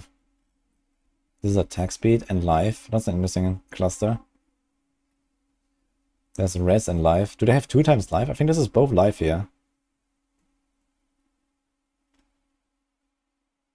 This could be pretty big. Okay.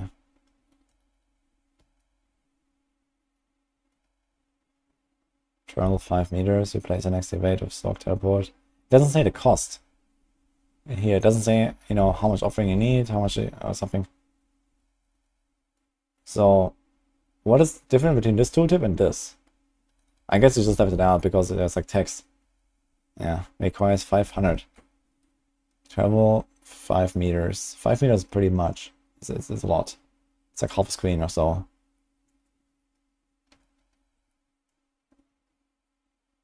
Blinking further, dealing damage, becoming unstoppable. That's the party. Tier 2, Tier 3.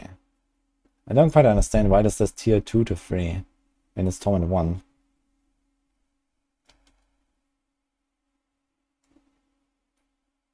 Okay.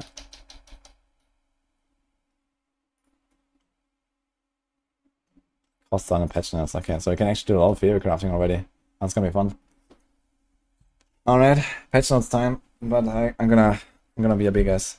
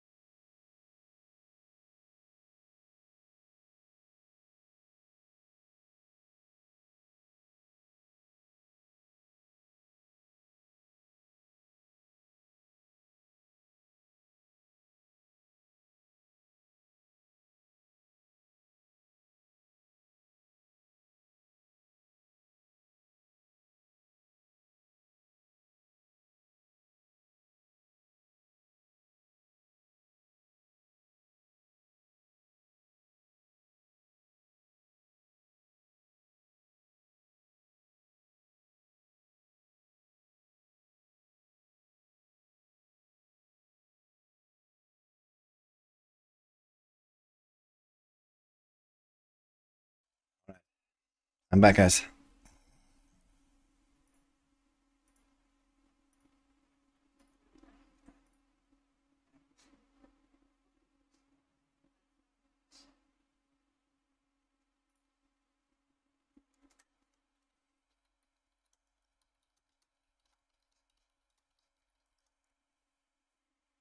Alright. What did I miss in the patch notes? What should we look for? Should we just go from top to bottom? Is there any other crazy stuff that we... Some big changes, yeah, for sure, I guess. I guess I have to make my second notepad now.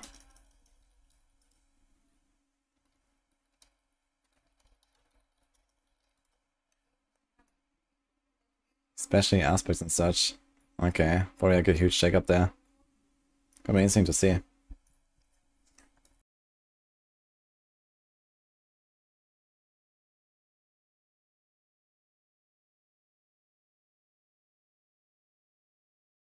Been getting a PhD reading this.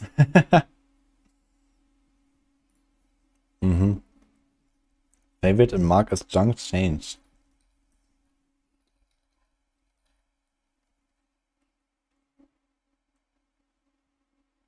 What? Why?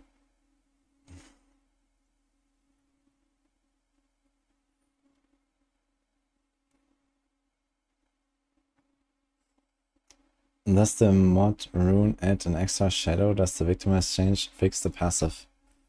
I have no inside info about any of this. Gain a shadow from rogue dark shroud, reducing damage taken per shadow. Wow. That's actually nuts. Yeah, that's 40% the hour with 5 shadows.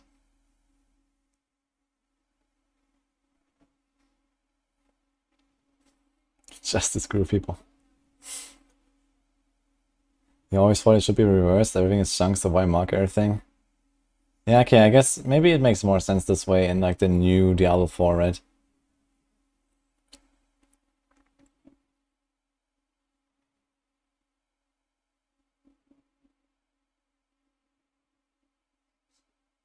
So we check some of the runes. Okay, let's see. Ritual runes. Okay. Cast a skill for cooldown. Cast the same non-channel skills 3 times in a row. Okay. Lucky hit up to 100% chance against injured enemies. Gain 10 offering. Okay. Deal damage after not taking any within 5 seconds. Resets if you're vulnerable. What? Ah. Gain 300 offering. Wow. That's a lot.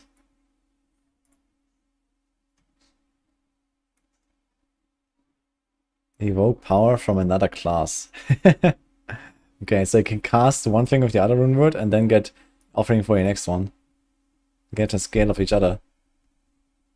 I wonder if we can like somehow like get more offerings, but I haven't really seen anything like that, right? It's just like this is the number and this is the cost and this is it. Being chance to cast twice or chance double casting it? No, I don't think this will work. Double cast probably does not work with this. This is more like an action. Like double cast is more like a proc.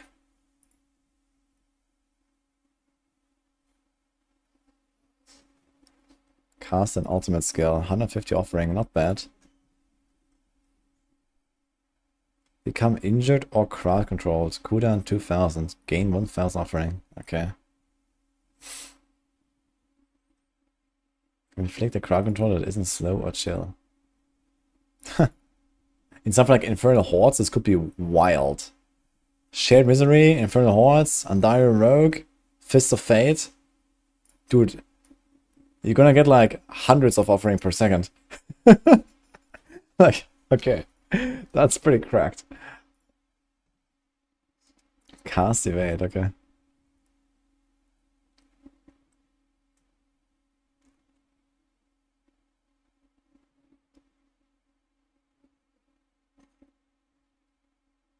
Your minion or companion kills an enemy or dies. Gain 10 offering. Okay. Drink a healing potion. Spend 5% of your maximum resource, gain 2 offering. So if you spend 100%, you gain 40. I wonder if this counts as something like axial counted or something. Or like Deathblow Barb.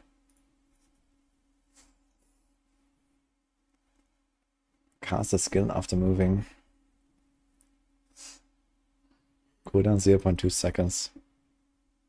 Okay. So I mean a standard stepping basically. Lose 1% of your maximum life. Gain 2 offering. So you gain 200 if you lose 100%. It's not very easy to lose life though, is it? Outside of masterworking items. Okay, stand still for 0.3 seconds. Gain 25. Yeah, okay. So these are all the options right now, huh? So that is really good for some builds. That's also really good. Okay, you have to cast it 3 times so I gain 25. Yeah. Okay, it's not that good. But yeah, this crowd control stuff is insane. For certain types of content at least. Here, like Infernal Hordes, this is insane.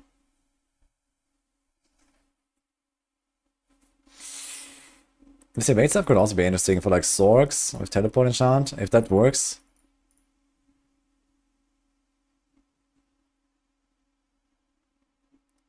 This is not bad. Like you can just use this on anything basically and start a step.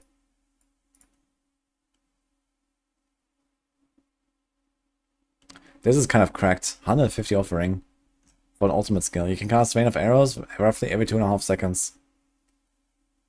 You can cast Death Trap like actually every second or something. Like Death Trap rogues, log in actually. You can cast a lot of Death Traps if you want.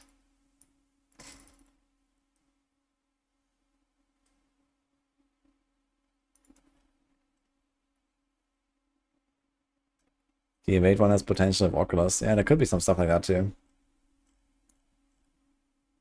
Okay, let's see. Invocation runes. Luck. Challenge Shout for 800. Enhanced Warcry for 500. Okay, how long does it take to get 500? How long does Warcry last? 6 seconds?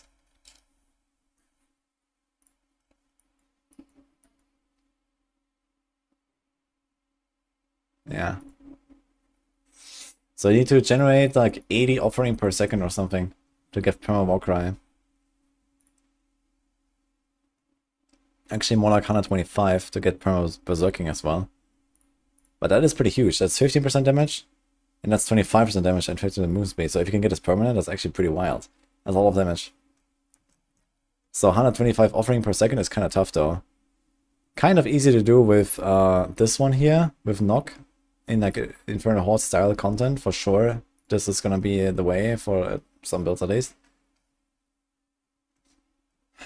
Yeah, cast an ultimate 150. Yeah, this is not enough.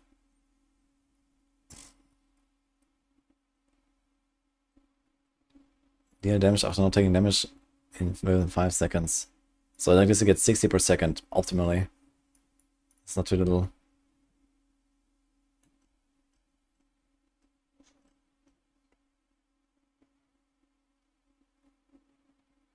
There was a debate on what overflow actually is. It was 2 times the cost or just 1 over the cost? No, it's just that, you know, if you have any offering above that, then you get this effect. So you don't always end up at exactly 800, you know, you might have, I don't know, this effect that gives you like 30 or so, or 300, right? If you get this effect 3 times, you have 900. So you have 100 overflow. And this 100 overflow will convert to increased duration. And I think it's pretty simple.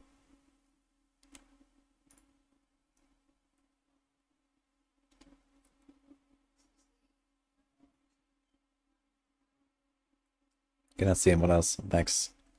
Game +3 to all skills for 5 seconds. Okay. Again, this, I mean, this is very powerful. So it depends on how the stuff stacks. Does it stack, you know, duration for all stacks at once, or does each stack has a 5 second duration? Because then it would... I mean, even then, I mean, this is really powerful. For builds that require a crit, that's very good. Next skill cast will be guaranteed crit and overpower. That's also pretty interesting. Even for non-overpower builds, this could be a pretty interesting way to make this work. Earthen Bulwark for 800, man. Oh my god. Yum. Petrify. Wait a minute. So the fucking Bulwark is 800 and the Petrify is 500, man. What? Like, who cares about this? Reduce the active cooldowns by 0.25. 100 offering. That is interesting. You can definitely use this.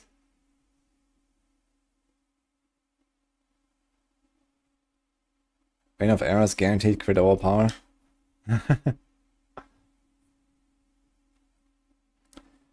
I would guess that Rain of Arrows is probably still gonna be a poison build, especially with this new key passive.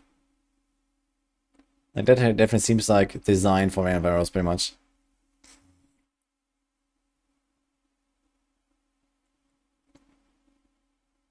They nerfed the standard aspect over here. Oh no. Kind of good though. I think standard was too oppressive. Requires offering, restore 1 primary resource. Wait, like 1 offering is 1 resource, or what is this?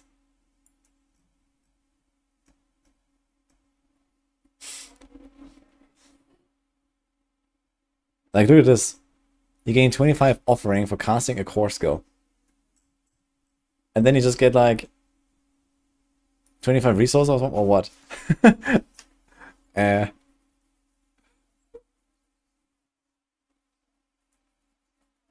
You put these runes into 2 socket items. It has a cooldown. Okay, but let's say if you have like a relatively slow attack speed. Okay, so you get it on like every other attack, let's say. Wait, do the other runes have a cooldown? Yeah, they can have a cooldown, but not necessarily, right? This doesn't have a cooldown, so you can just spam your core skill. Dude, I learned yesterday you can attack 6 times per second with Twisting Blades. There might be other skills that are even faster, but Twisting Blades is pretty fast. If you have like insane attack speed, you can get attacked 6 times per second.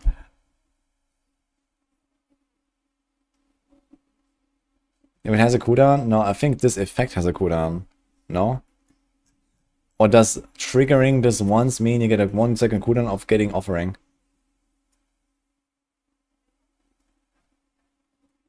TB has a temper too now. Oh. Do we have the return twice temper? Okay, what else is there? Reduce the ultimate cooldown by 4 seconds. Wait a minute. 200 offering. Ah, shit, man. What was the ultimate thing? So this one gives you 150. Oh man. You could almost get to the point where you can like almost perma-spam Rain of Arrows. But not quite.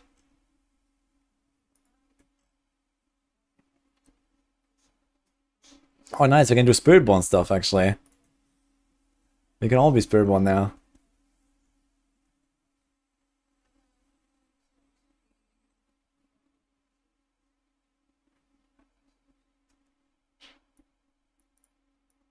Okay, requires 200 offerings, so if you just spam core skills, every 8 core skill casts will give you this effect.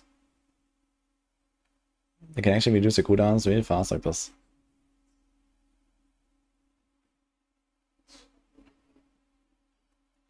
Vortex to pull in things will be super nice in some places. Yeah, Vortex. I didn't really put it into many builds just yet, but I think for like the higher end content it could be very interesting to have Vortex. Put them together and kapow. For some builds it can definitely be useful. Like, I really like Death Trap, for example, on Rogue. To pull enemies together. But Vortex doesn't do it as well as Death Trap. Jar. Place the next evade with the teleport, okay. Cool. Evoke sorcerers, mystical, frost nova, inflicting freeze and vulnerable. 400. Sick.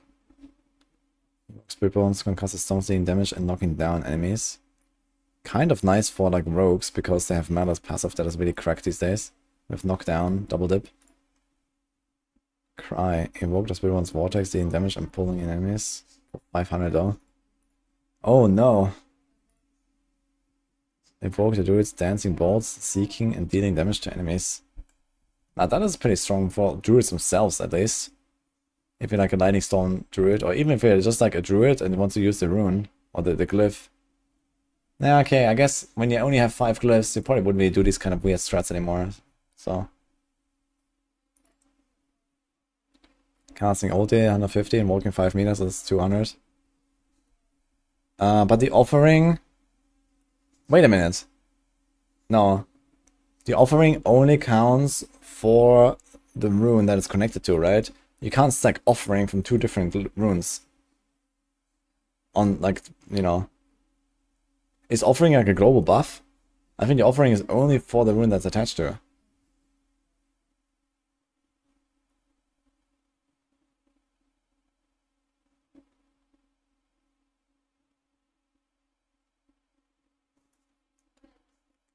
Oh, we'll see, I guess. Evoke Barbarian's Earthquake, okay. For 100.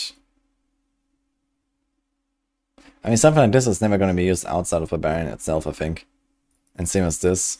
I mean, yeah, it's kind of funny. Okay, there could be, like, you know, some kind of, like, raw damage builds, right? We have a bunch of these, like Aerostorm's Rogue, Andaria's Rogue, and so on. Like, these are all, like, rock kind of builds, right? Maybe you're going to throw in something like that. If desecrated ground behind you for 3 seconds. Okay.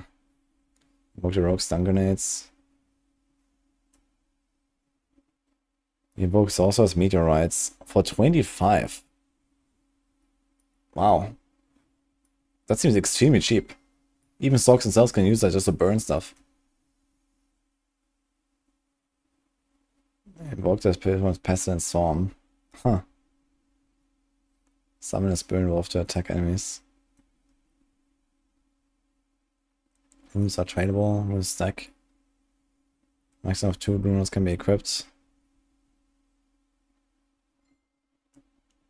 Okay. Yeah, it's just the meteorites. There's like the ones on the aspect, right? But even then, I think they also do percent of the meteor now. I mean, it gets to spawn a lot of them. I don't know, this is definitely something interesting, especially for stocks themselves. Like, every time you cast a core skill, you can also get meteorites of it. They cost 25, you gain 25. Okay, cooldown 1 second, but okay.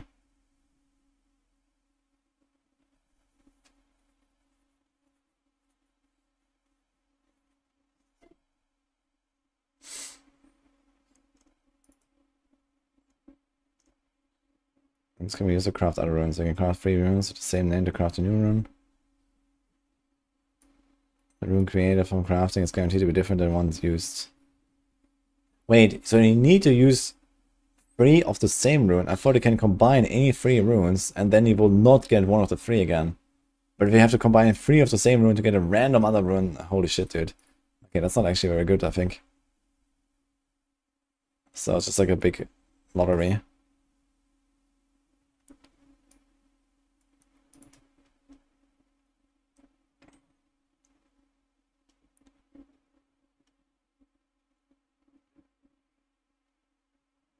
Party Finder. Okay, features offered for testing.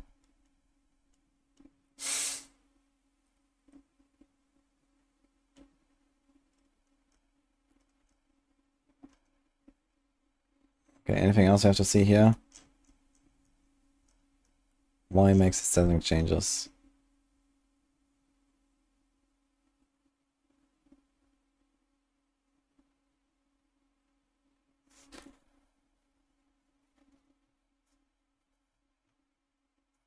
I wonder like how low the stats are going to be on all the items now. Since it's only going to be the normal items and then the ancestors slightly above that. Only 50 item power above that. And that's it. So I wonder how big of a jump there will be, if any actually. Besides like the greater affix thing.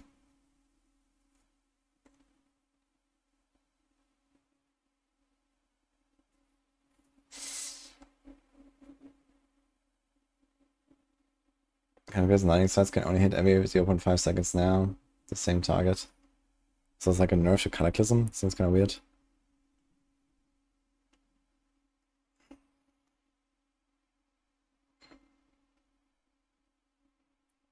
Okay, if your character is level 100 currently, once these changes go into effect, your character level will be reduced to 50. And all tournament paragons the character has earned will be converted to realm-wide paragon levels. If characters level 50 and below, nothing will change for them.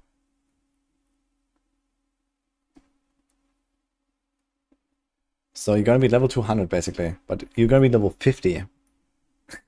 With no paragons. What? Characters above level 50 will have to also experience based paragon points converted to paragon level. Okay.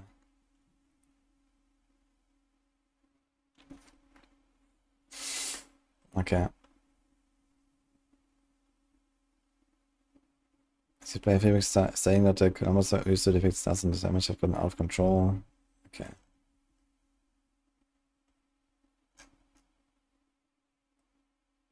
They are down in patch notes. Okay.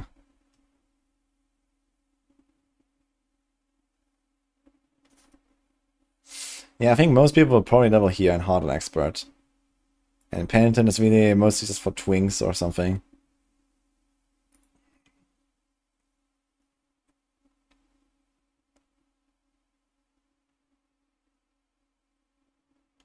Expert is unlocked or complete Diablo 4's prologue. But it's unlocked upon reaching level 50. So there's like a one-time unlock, right? So you can go Penitent at level 1, I guess, once you've done this once. Hello, SVR.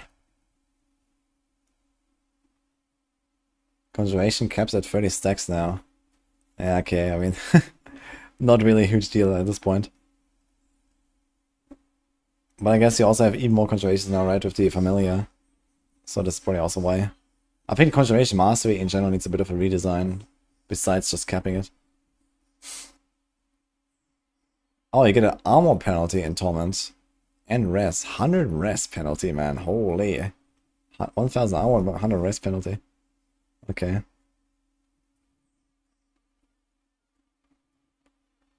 So looks like our S page, all systems changed. Yeah, it's basically Diablo 3. SCR.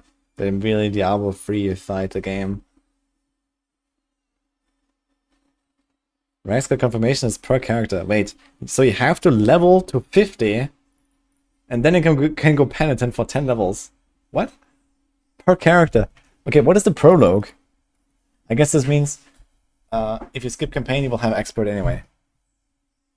Like, what the fuck? What is this? Okay. Why is this not a level 1 thing? Okay.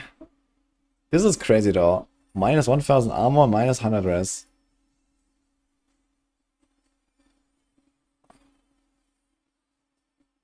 Planning water because separating out of this way, players now have increased choice how to engage. Okay. Minus 100 res is oof. Now Penitent is not just for alts. Penitent, yeah, okay, Penitent will be so hard, it's effectively just for alts. But the bigger problem is Penitent only unlocks at level 50 and when you're almost done leveling anyway. So okay, I'm not sure how long 50 to 60 will take. And they said that, I guess you'll get to 50 really fast actually. And then 50 to 60 is kind of slow because in the presentation they also showed that, okay, there's going to be like, you know, this item level progression until 50 and then 51 to 59 is going to be like accelerating the item power jumps. It's going to be like bigger and bigger jumps or something, or very big jumps. And then at 60 you have like the final jump in item power. Yo, Daynati, thanks for the sub.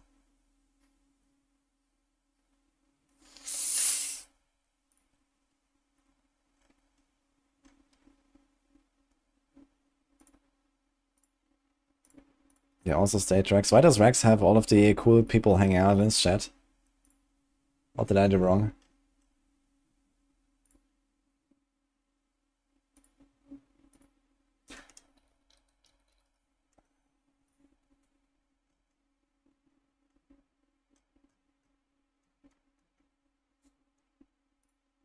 Oh, the rest is not that bad. How much do we get in 44? In 44 right now we get 50.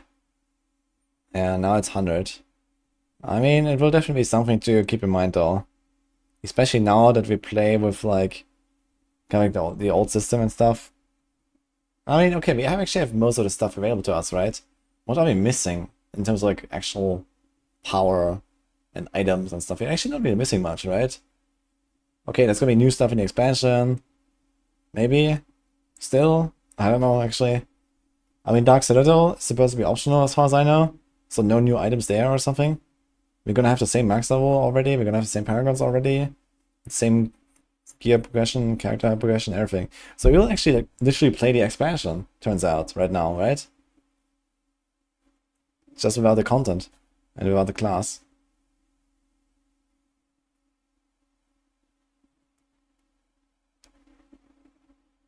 Season themes. Yeah, I strongly doubt there's gonna be any season theme really for this season. Like outside of like Loot Reborn kind of theme, right? Or like what we have right now even. Right, what we have right now goes beyond what Loot Reborn had. I don't think you're gonna get anything, honestly. Infernal Hordes disabled. Yeah, okay, this is just a, you know, temporary thing. Doesn't really matter much, I guess.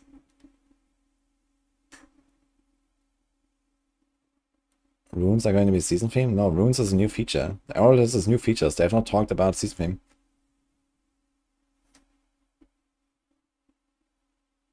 They said the game's going to be a season theme and a mechanic. Interesting.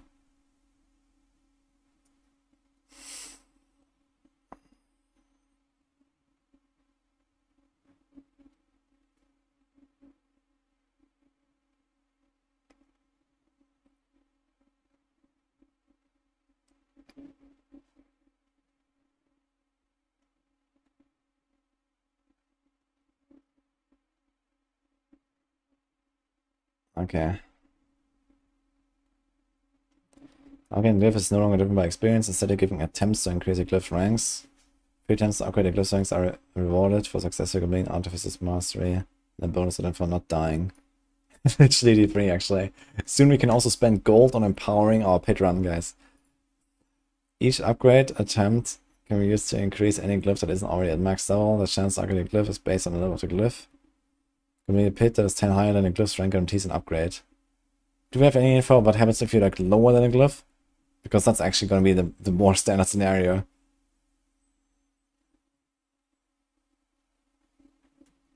$800 are difference. 3 difference pit 30 rounds will take a glyph all the way up to rank 19. Are they not going to additional radius size?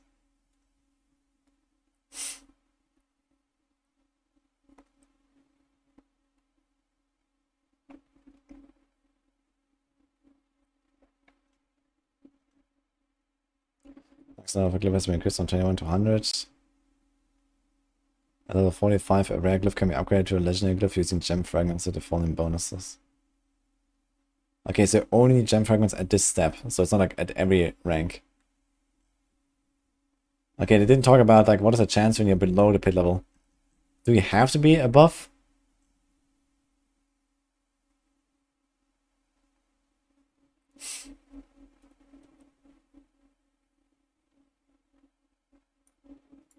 Yeah, it doesn't really tell us.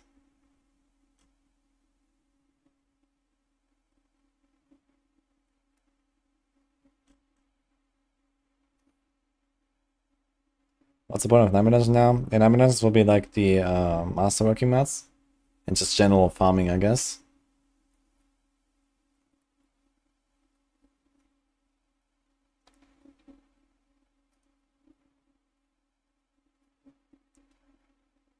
$10 above is guaranteed, 5 above is 50%. Yeah, what happens if you have a glyph level 60 and you complete a level 50 pit? So how far below the glyph can we be and still grind out the chances to upgrade it? I wonder if we are actually able to get the glyph to 100, you know? If it's like, let's say you farm pit 80 because the highest you can do, and then you have like, you know, still maybe a 10% chance to upgrade your glyph from 99 to 100 or something. So we'll see, I guess. I mean, no one will do a pit 100, right? Pit 100, like pit is infinite. So you have to do is pit 65 to even get into tournament 4, and that will already be like very high end, it sounds like. So maybe people will do like a 70 or 75 or even an 80, but probably not higher or so, let's say. So what happens if we do a pit 80? How high can you get a glyph?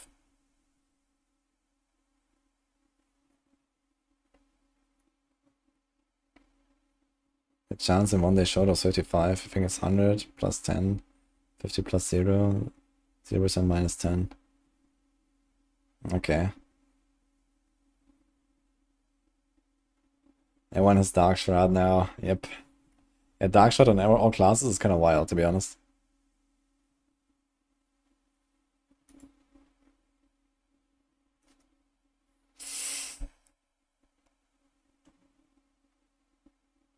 Yeah, good news, guys. Making Paragon boards is going to be significantly easier in the future.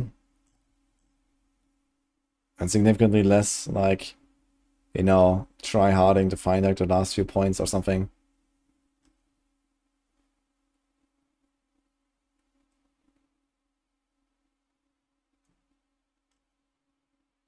Okay, here's an example of an ancestral ring. No, this is not an ancestral ring, this is not a ring. 40 life, 45 vulnerable damage, reduces cost reduction. So these stats look kind of similar to what we already know. 5 to 7 resource.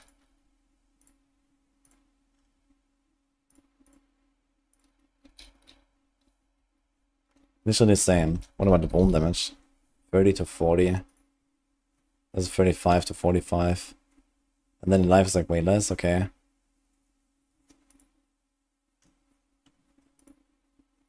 What about the Azarath?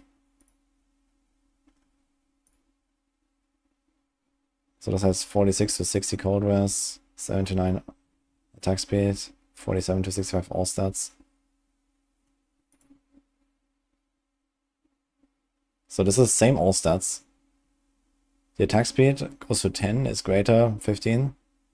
The cold res is the same. And this lucky hit effect is also... Wait a minute.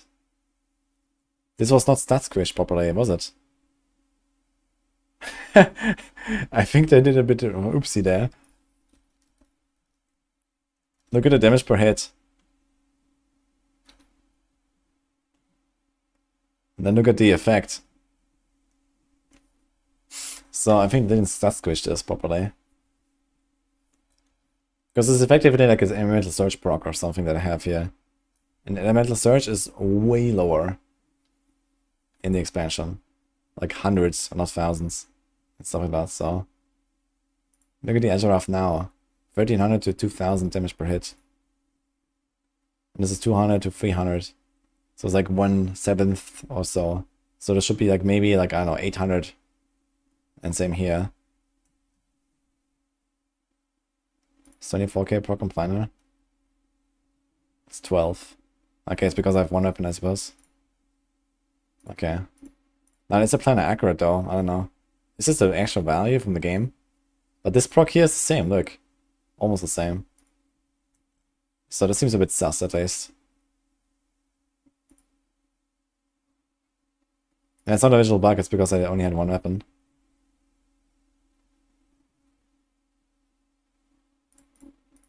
Okay, anyway, we'll see.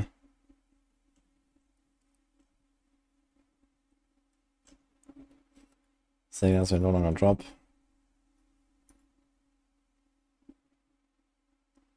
Also, signals are capped at 750. Yeah, I'm very curious to see if like 750 to 800 actually has any significance. Like, for example, this ring here, it already has 10 all res and it has 10 individual res. So this will not raise anymore, I think, to any other value. The question is, do these stats ramp up? What about the life? The life might go higher.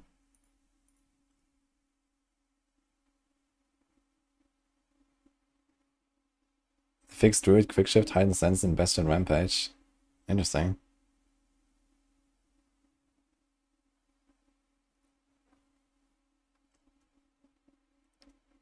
New class skills and passives. Okay, one for each skill.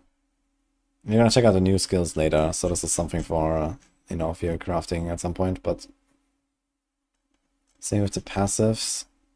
5 passives for each class, so it's 1 key and then 4 small. That's actually quite a lot. More than I thought you were getting. Rune words. Alright. Party finder. Alright, let's go.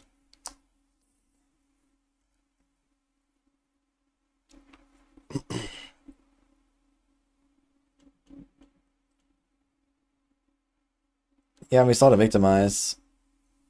I'm not very fond of it, but okay.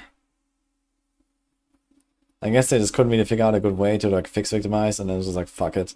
Let's make this. They fixed deadly ambush, peppy hands. That's not too bad though, since you only have 5 boards now. 4.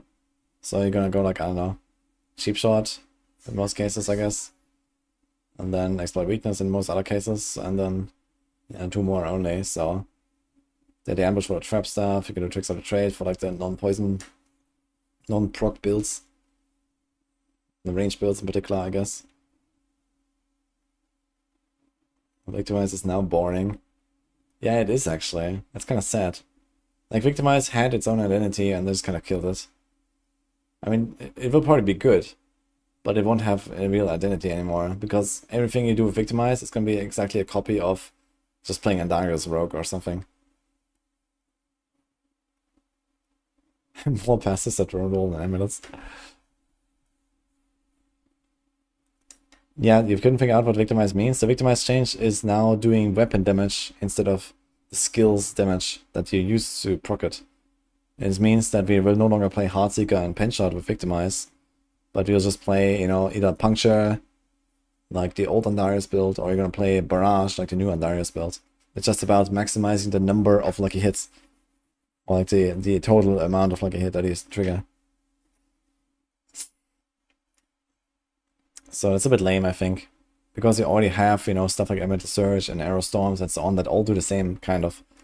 And then Andariels and so on. And at least you open up like this Heartseeker build, you open up the Pen Shot. Yeah, now it's a bit whatever. Okay. New recipe, Charm Finesse, basic skill damage, core skill damage, ultimate skill damage, move from Worldly Finesse. Interesting. So Worldly Finesse only has 3 options now, which is like Vuln, Crit, and I don't know. And now we have this. Yeah, interesting. This is useful for some builds. And then Search has been split into 2 recipes. Winter Search night and day. Okay.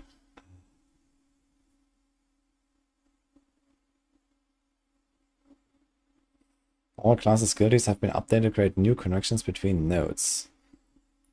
Okay.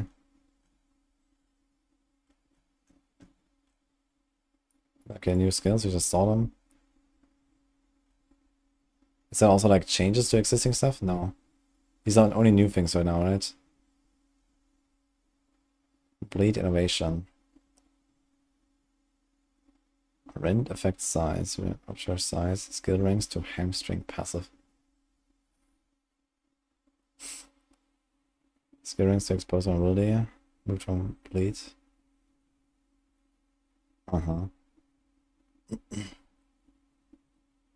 These are like pretty big major buffs actually. If they actually give like these, you know, that chance to deal double damage Hoda or chance to double damage upheaval or something.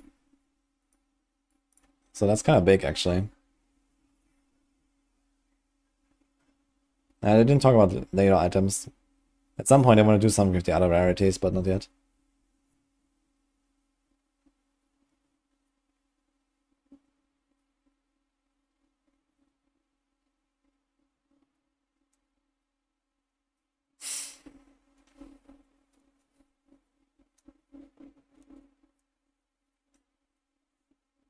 Yeah, chance for Hoda to deal double damage, chance for Whirlwind to deal double damage, upheaval, chance to double swing to hit twice.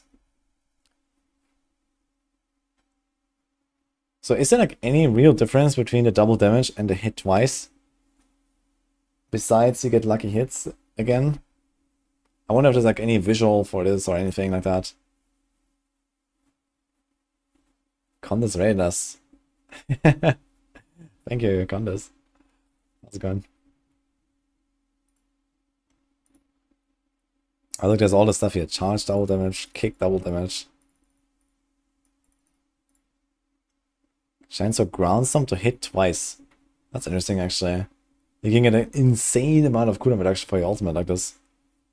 Wow. Wait, is it on cast? No, it's on hit, right?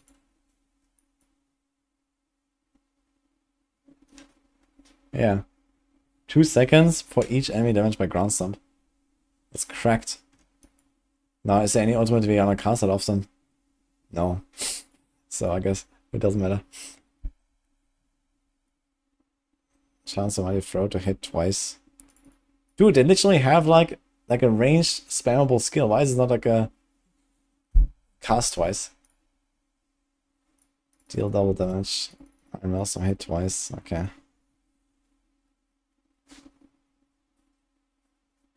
Double damage works on crit, but hit 2 times can only crit on 1 hit.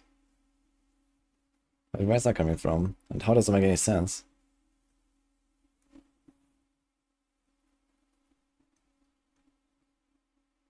Yeah, hit twice generates 3 and other shit. Yeah, exactly.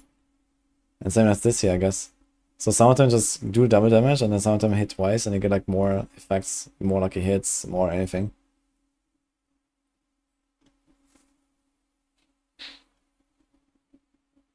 Paragon.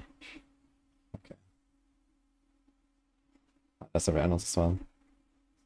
Earthquake duration. Rest armor, life armor. Okay, pretty good stuff. Okay, these are the new Druid things.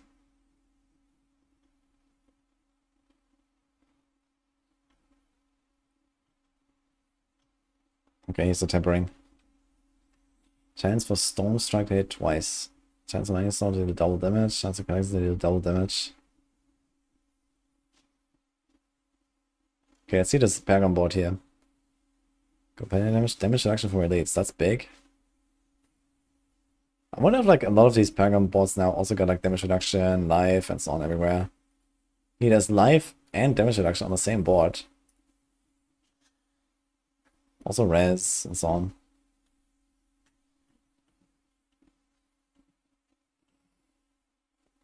The dark figure there.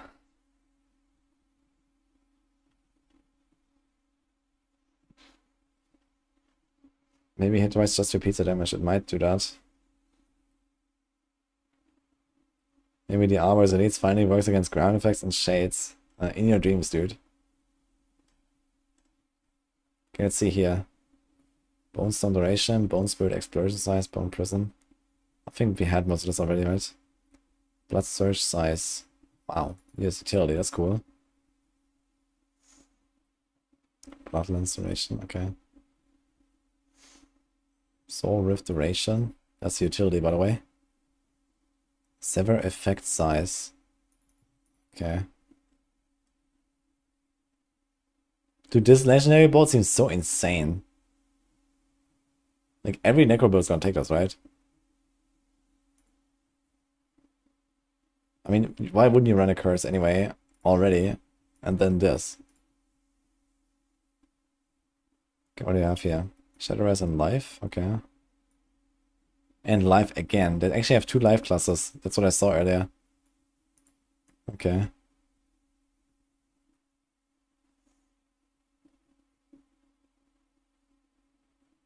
Blood Surge Size was already a thing, but it was probably weapon, right?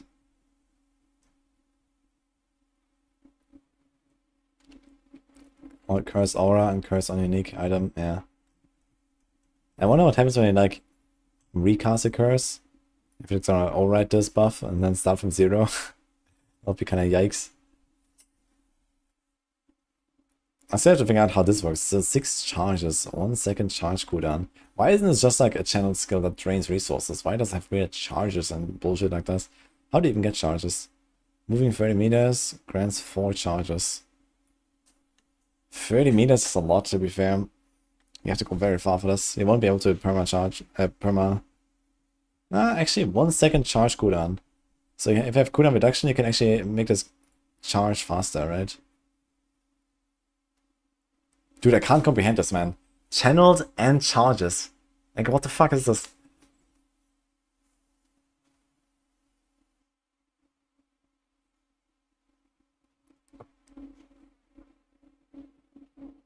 It's a weird skill.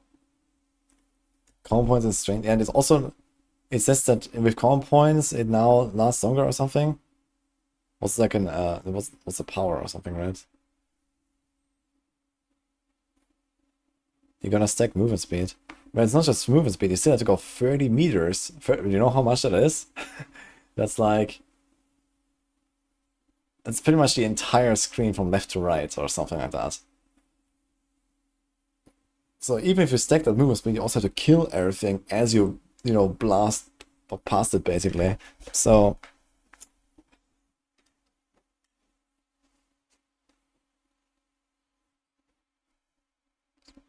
yeah, we'll see, I guess.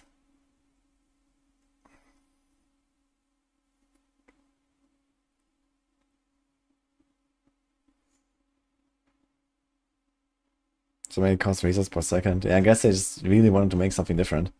But it seems kind of odd with the, like, how often do you spend a charge? Like, you have charges, okay, I press the button, but it's a channel skill. So it's like, how long does it channel when I click it?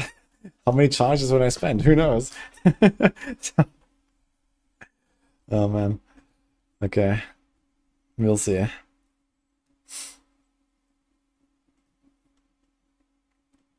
Oh, that is insane, actually. 15% per point for your ultimate skills. Dude, Rain of Arrows is a thing, man. Rain of Arrows, log in, dude.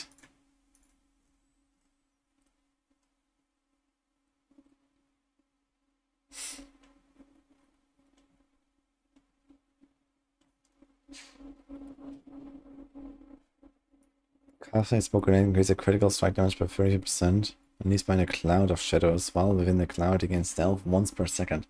That is insane, man. That's so crazy.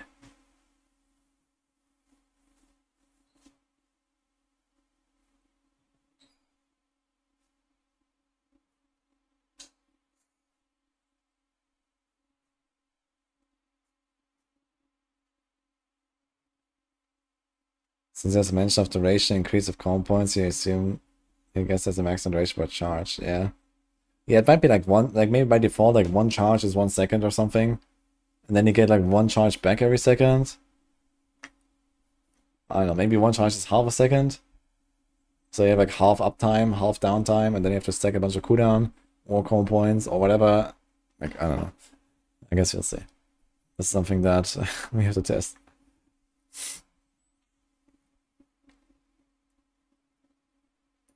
Yeah, this is crazy. The stealth once per second. This is like insane for like grenade rogue. It's just a better way to play grenade rogue now.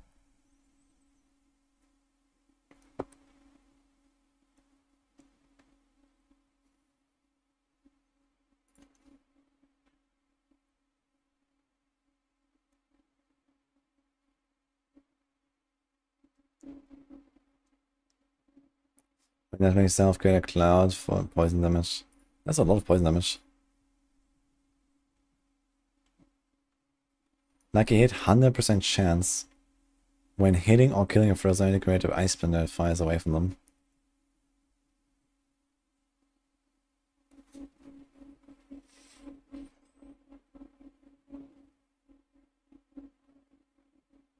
Dance of Knives now spends calm points, granting up to 3 additional charges that can exceed the maximum. So you build 3 combo points, and then you start channeling, and then you get 9 charges instead of 6 charges, and you just hold down the button, I guess, or something like that. Yeah, okay.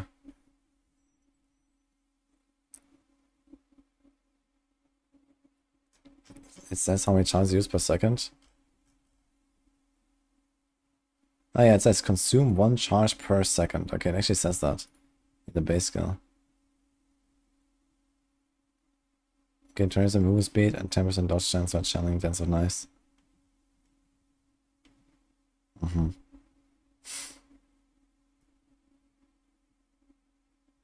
I think this is gonna be kind of clunky. Moving 30 meters grants 4 charges.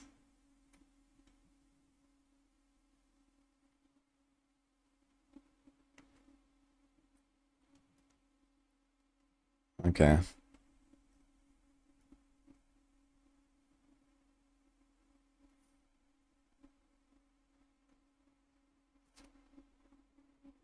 The renamed marksman and this, okay. Warped augments new weapon recipe. Chance for distant blades to hit twice. Oh shit, so we're actually gonna hit twice. This is actually very good, it's not just double damage. Twisting blades like a hit is so abysmal, and this will solve so many issues with this. Especially if we get the spinning blades twice, I guess. Now there's chance of random arrow ways to cast twice. Which is kind of weird, considering we already hit 100% way too easily. Just some word of a con.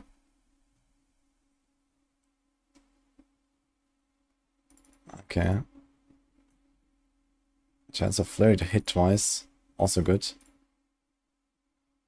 Chance of dance of knives projectiles to cast twice. Chance of dash to deal double damage.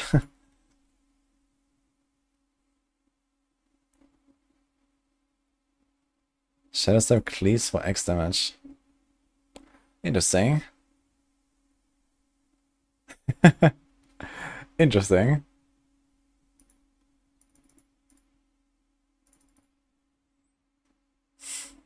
Chance of blade shift to deal double damage. Chance of smoke grenade to deal double damage. Okay, let's see this here. The new board has life node. Mobility cooldown, subterfuge cooldown. Res. DR from close. And DR from distant. They basically made like a Trickster trade board again. Damn. Very nice stuff here.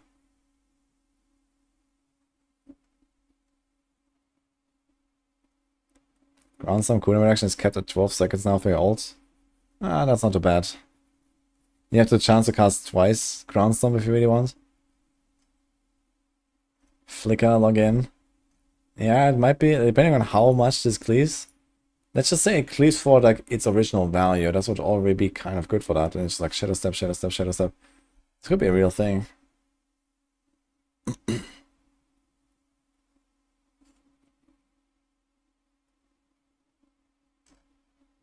Huge L for not making the Shock Familiar a stack of 2 Archon. This is kind of wild here, the Evocation passive. Reduce all cooldowns. It's gonna be like the standard pickup for every single Sorc build ever. More than Glass Cannon. Evocation, guys.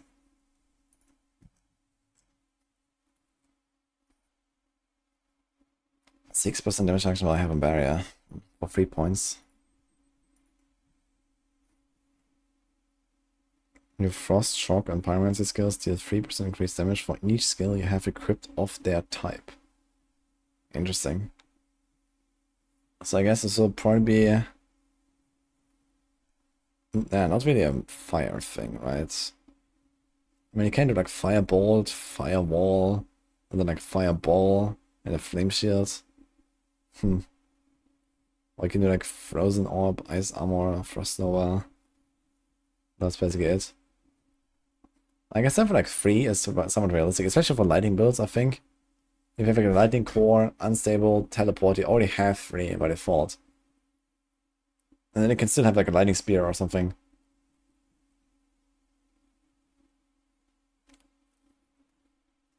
You generate a 6-second barrier for 1.5% of maximum life every second, up to 30%.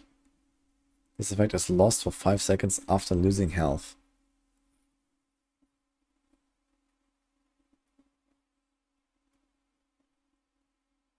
You generate a 6-second barrier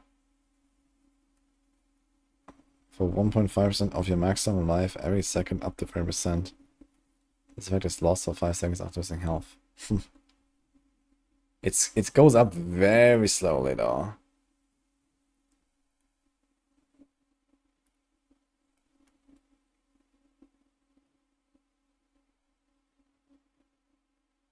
No third enchantment slot. Yeah, I'm really excited to see what actually happened with all the enchantments though.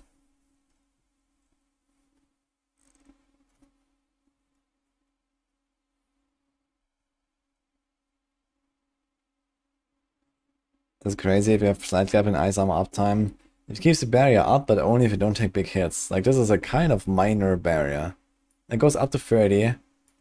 But as far as I know, barriers are always depleted in the order of latest application to oldest application. But who knows, maybe there's like a certain other rule set now. But I think that new barriers are usually depleted first. So this means that since this is ticking every second, it will always add to that energy focus barrier. And the energy focus barrier is already the weakest out of all of your barriers. So it will just drop very easily. And this means that it will be basically 0, and then your ice armor will drop, and then you will have only basically 0 left. But yeah, we'll see, I guess. Warcry on Rogue gonna be nuts. Especially when we still have to rely on staggering bosses. You have to time your Warcry now with the stagger. Exactly.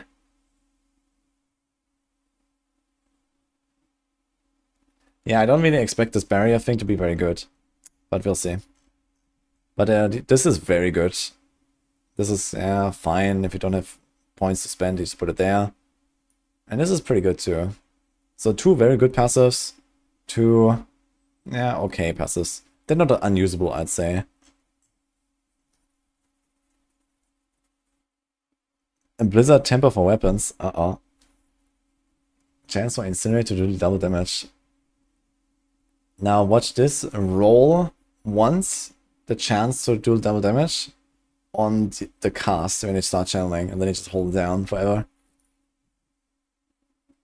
Okay. Meteorites to deal double damage. What about Meteor itself? Blizzard to do double damage. Wow. Ice Spike to double damage. Okay.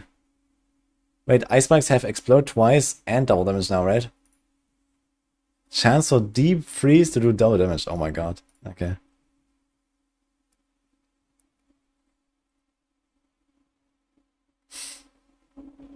Okay, let's see the Paragon. So there's Vuln, Non-Fist, that's good. 5% damage reduction from burning, 5% damage reduction from Vuln, and life. Oh my god. And damage reduction or time reduction. This is actually... Dude, these new Paragon boards are really cracked. Just on the rare nodes. Like, if you can use this legendary node, the pathing is pretty good, and the rare nodes are generally extremely good on all of these. I wonder how much they changed these other Paragon boards. Deep freeze damage, man. I mean, there is definitely more sources of burning. I like that. There's like the chance to cast meteor, or like the meteor thing from the runes. And you have like the familiar that can burn stuff. So we do get some new tools. The problem is just that, okay, even if you have a free enchantment slot, what are you gonna put there instead of Firebolt? Because everything just sucks. So there's like a few things like, I don't know, okay, you play Ball Lightning, you use Ball Lightning. You play Frozen Orb, you use Frozen Orb. You play Meteor, you use Meteor. Okay, I've done that. Okay, and now what do I do? What do we do with the other slot? Yeah, Teleport, I guess. Or Ice Blade.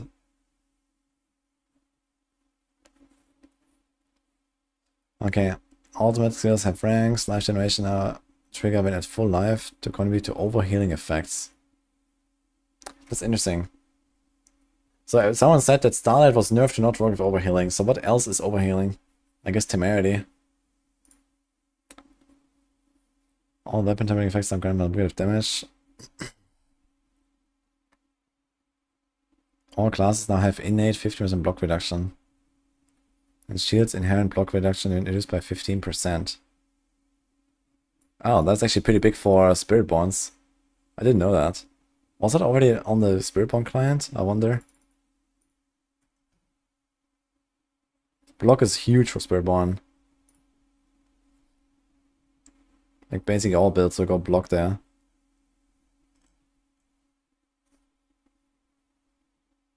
Use Frozen to apply on Firebolt to apply vulnerable. Yeah, this used to be like a very old tech. But these days you just put like one roll on your ring and that's it, right? So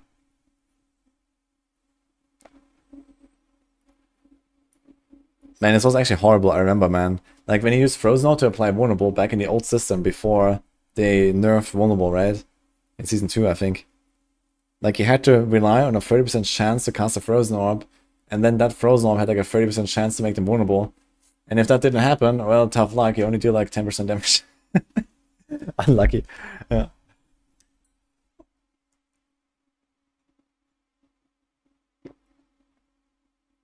And block have a sound cue and animation? I doubt it.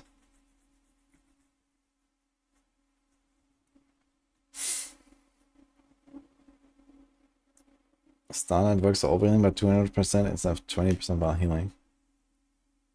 Okay, I need to check that later. Okay, legendary aspects changes. These are generic ones, right?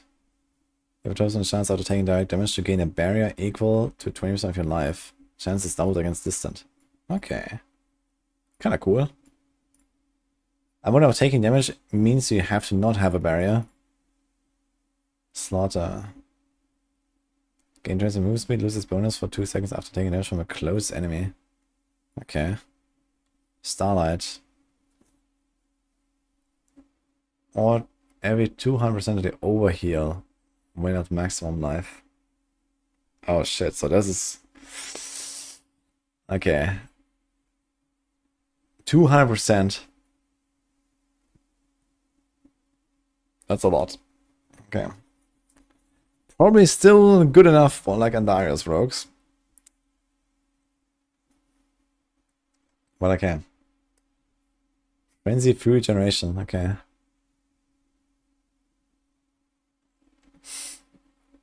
While Frenzy is granting 6% attack speed bonus, the Fury cost of your core skill reduced. Is it like Frenzy Duration? That's a temper, right? All barb builds, Detch for Starlight. Yeah, I mean the Starlight thing, yeah. I mean this was mostly a Deathglow thing, right? What else? But yeah, this is for barb, this is Detch for sure. To be honest, it was like oppressively strong for resource power, I think, so it's probably fine. DP, Eruption, Upheaval, and Hoda. Really, they all run Starlight and Unbridled and stuff?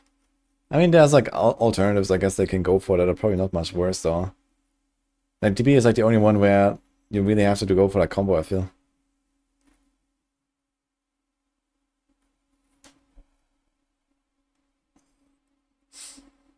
They nerfed the good damage action on the Frenzy, but again, movement speeds. Attack speeds. Okay, Ground Stomp. Ground Stomp generates 60 Fury and has 1% stun duration. 60 Fury is a lot. This is gonna be a very good early game skill now, I think. 60 Fury on a Ground Stomp. Boom. What's the cooldown?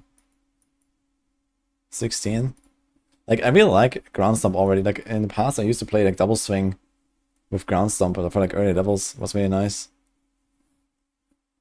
Ground Stomp is now a brawling skill. Deals 800 increased damage to bosses and applies vulnerable. That's funny. Does that do anything? 9.5. Actually 20. So times 9, that's 180. That's actually quite a lot. It's the same as charge, actually. Okay.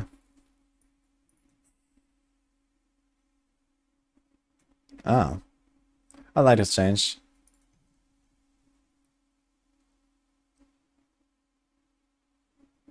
The effects have a 50% chance to slow healthy and injured enemies by 70% each time they deal damage. For how long? The nerfed Slaying Strike.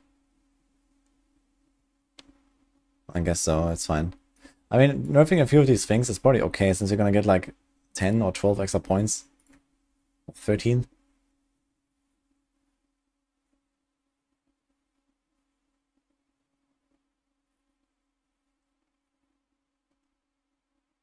Unconstrained. While below 65% life, you are always berserk and gain 25% physical damage reduction bonus. Okay, that's a nice little extra.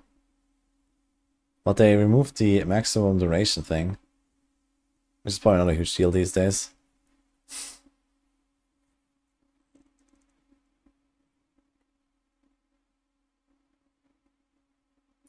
Skill ranks to cut to the bone. Chance for Rend to hit twice. Chance for Rupture to deal double damage. Bash Cleaves. For Y% damage, not X. Frenzy hit twice. I wonder if we can get 2 stacks on this.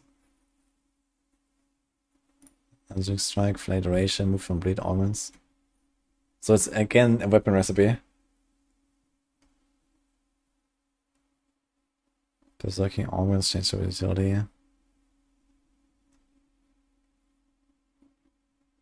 Earthquake size, frenzy, stun duration.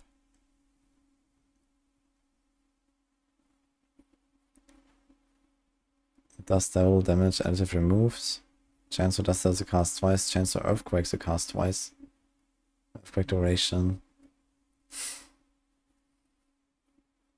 Boring skill, weapon mastery damage. If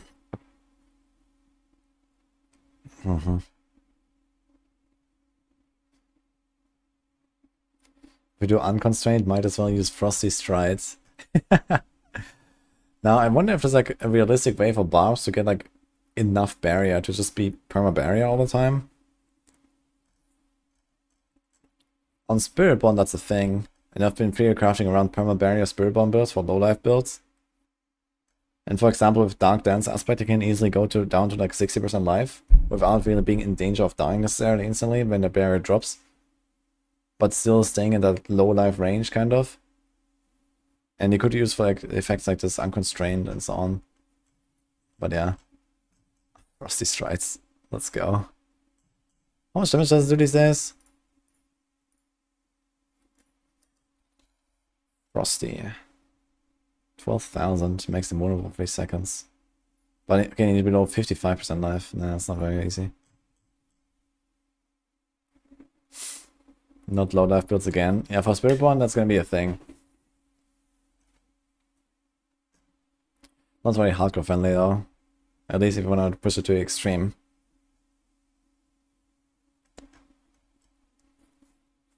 Oh, we see all the Paragon bot changes here. Okay, let's see what else. Legendary aspects, giant strides. Maximum reduction reduced from 9 to 7. So they nerfed this. Yeah, I think that's okay. Earthquake damage increased. Hemorrhage. They removed the damage reduction on bleeding. F.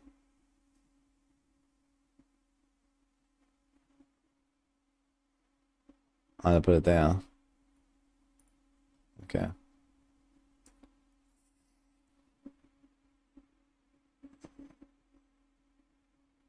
Damage of Berserking, Berserking duration.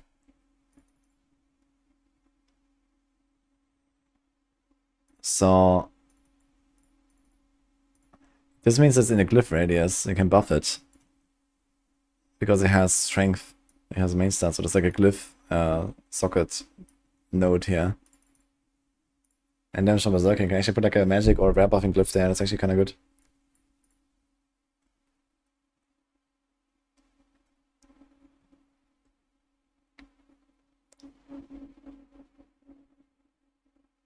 Okay, that's close to R. And here they removed it from the glyph part, from the Carnage board, okay. It's gonna be kind of interesting to see like how it's gonna shift the meta from choosing the boards. But I guess, yeah, as I said, they mostly focus on like getting 5 glyphs that you want, getting 4 legendary nodes that you want, and yeah, then you just deal with it with whatever you have on the board. So you just have to deal with it.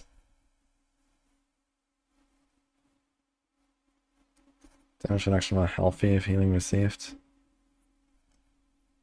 Okay. It's gonna be easy to just look at this in game when you actually see where all the nodes are and what it looks like. So let's just go through this.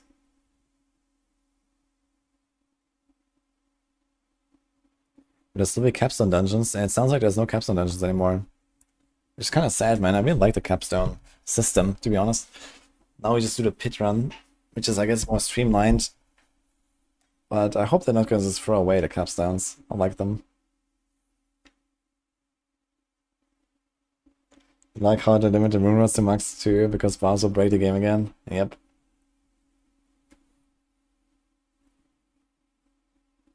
Will we make alts to get borrowed skill tempers? Good question. I could definitely see scenarios where this could happen. But I don't think that the rune extra cast skill thingies are really going to be impactful enough for you to do this. Because they're not like consistent, you can't really spam them and stuff. You believe Shadow Step build could be a thing now? Yeah, maybe already has it ready, I'm sure. Shadow Step. It's finally time to shine, I guess, for the shadow stuff.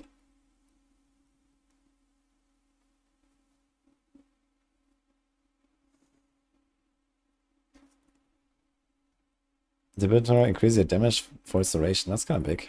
Okay. So Hunter Zenith, Debilitating Roar, log in.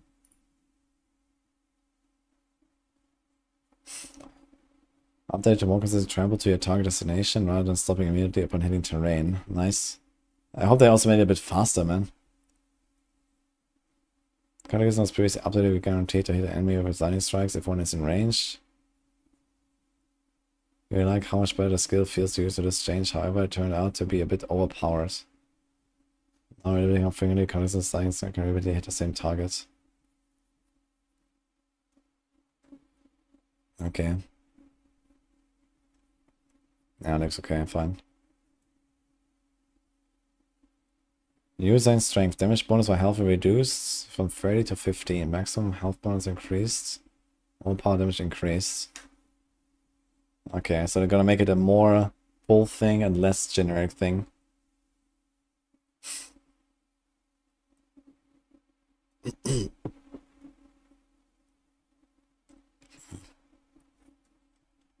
Okay. Crazy Rage, all powering bosses extends duration by 5 seconds. That's kinda cool. Crazy Rage login.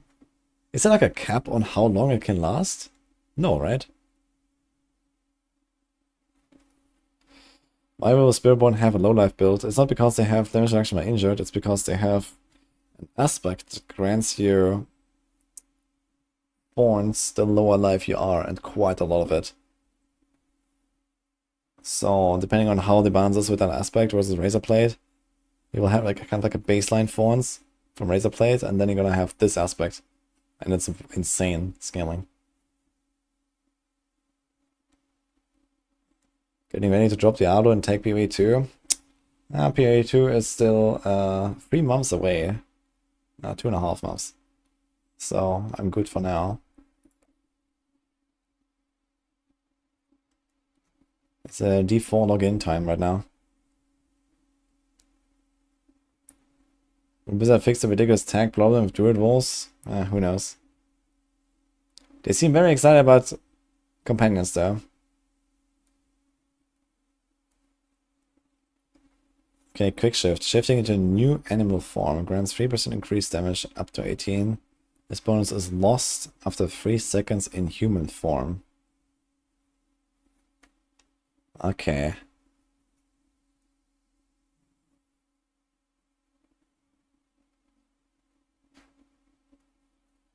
Okay. Nice. But they slightly nerfed it, which is also fine. Okay. Height and senses. Flame shapeshifting. Weber grants 9% damage reduction and Weber grants 6% movement speed. Both bonus will assist as long as you are in either animal form and are doubled while both are active. They are lost after 3 seconds in human form. Okay, so same thing here. Okay, this is nice. Bastion Rampage. When shapeshifting, Weber grants 30% increased damage and Werewolf grants 30% attack speed. Both must persist as long as they are in either animal form but are lost after 3 seconds. So they all have the same trigger now. And they're like weirdly different timers. It's also nice because you don't have to wait for 2 seconds. Okay, this is actually really good. But they nerfed the damage buff a bit, it's 30% instead of 50. And then also nerfed the attack speed to 20 instead of 30. But I like this a lot more, man. Okay. Yeah, that is really good.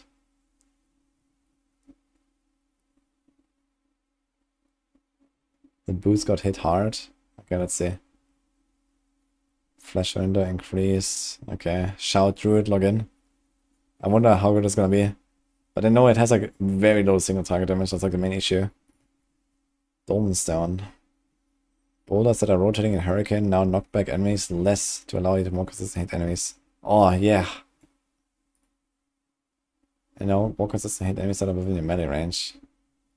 Okay. This is good. Okay, Okay, Wild Heart Hunger. Shapeshifting into a new animal form increases the value of your bestial rampage bonuses by 5% up to 50%. This bonus decays by 2% per second. Oh my god.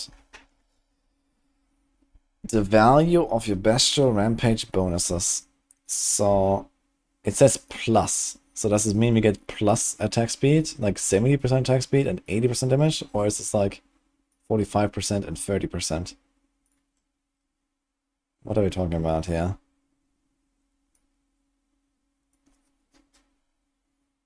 So here you still have to shift all the time in order to make this work. For the other bonuses you don't have to. So I guess a lot of builds will just leave out Wild Heart Hunger depending on how it works.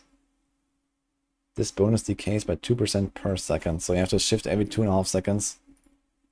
And actually faster than that. Right? Because you actually have to ramp it up. What did they do that for? I mean, Wild Heart Hunger was really cracked. And very shitty to use. So I guess the idea is this is specifically an item that is really powerful for builds that really shift back and forth all the time. You know, like left click, right click, like claw pull, for even like shred pull for something, a shred pull, or something like that.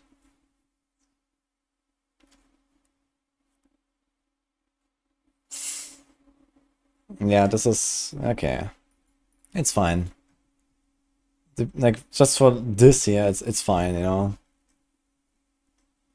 Hunter's Zenith. Okay, every 30 seconds you spend an animal for next core skills guaranteed all power and crit and deals 36% increased damage.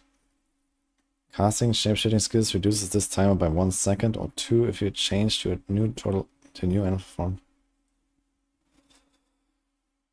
I wonder if casting shapeshifting skills includes shred attacks, like the 1, 2, 3, 4.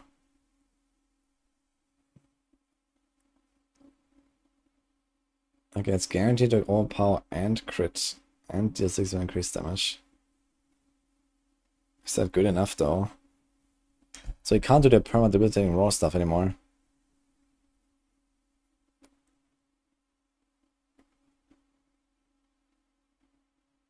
And the all power crit only works on core skills, so it's like kind of the same as Banish Lords. Yeah, I'm not really too convinced to be honest. Like if you spam, let's say you do like 1 attack per second. Spamming your main ability. So you will cool down this 30 seconds twice as fast as normal. So after every 15 seconds you get a guaranteed all power crit that deals 6% increased damage, which is pretty juicy, you know, big bonk and stuff. But pulverized builds already go for a guaranteed crit anyway, pretty much. And then you get like 2 guaranteed all powers every 12 seconds. Now you kind of get like a third one in that time. Let's say. But you give up your entire ring.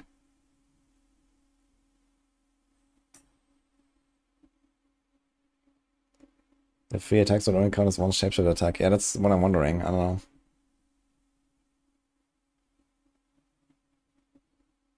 The aspect part of Hunter's Zenith wasn't the best part. I mean, it does have pretty good stats to be fair. But Hunter's Zenith was exclusively used for its power in the past. And now it's not used at all, basically. But it does have pretty juicy stats these days.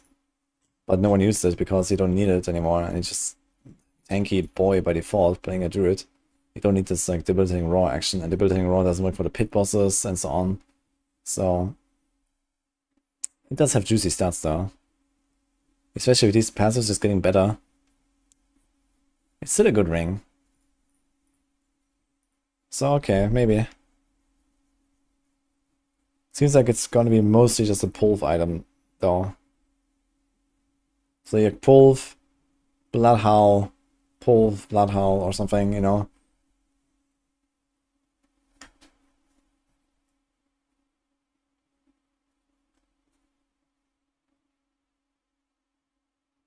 Stormcloud pulve doesn't sound great, yeah.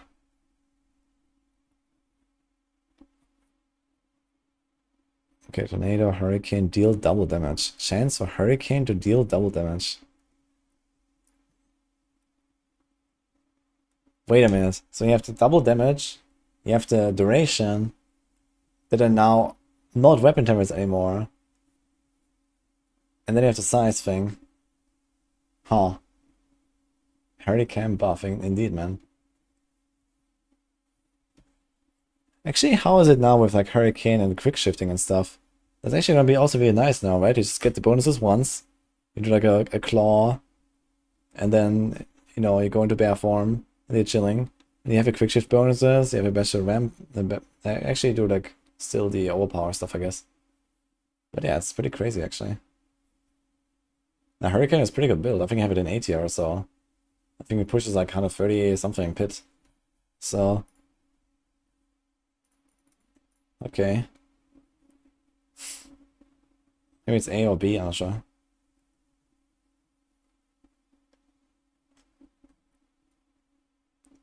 Conic listen double damage, Lightning Storm, Storm Strike hit twice. I wonder if that hit twice can hit. No, it's a claw, right? Where's claw? There must be a claw thing now as well, right? Landslide, Earth Spike, Boulder, Stone Burst. Chance of Shred to hit twice. Rabies duration, Lacerate duration. Chance for Claw to deal double damage.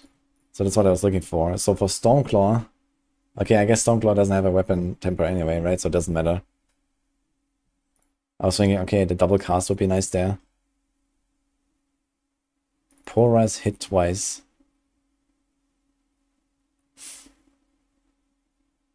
You actually get 4 damage numbers like this.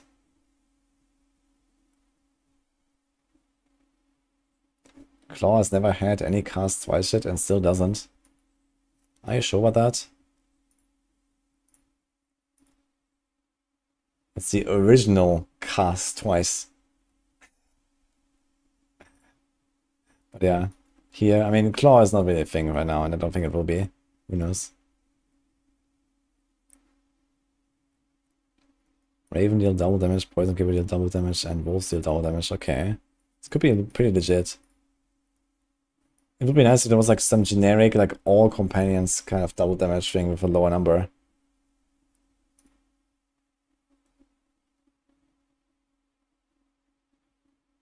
Like, I'd really like to do like a combo at least between like these different, you know, they have like an AoE here, some more AoE here, and then if the Wolves to like shred bosses. But with stuff like this, it's kind of like, yeah, you go for the Wolves anyway, right? Did Landslide get anything else? And Landslide got Lightning Storm deal double damage chance.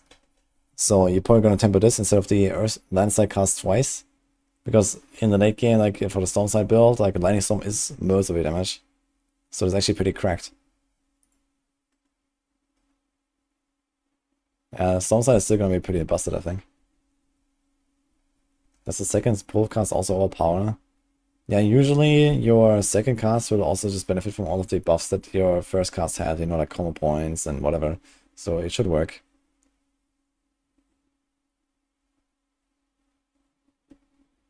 Yeah, it should get a guaranteed overpower twice and everything. Lightning Storm duration removed. That's probably on utility now. Wasn't it already utility?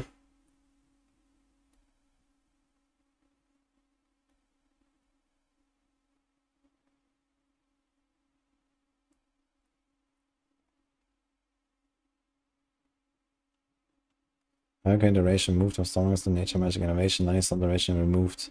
Okay, it is removed actually. Interesting.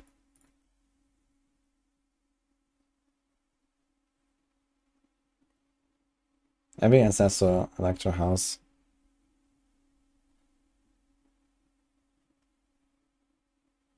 Oh shit, they removed res from the starting board and put damage to elites. What the hell?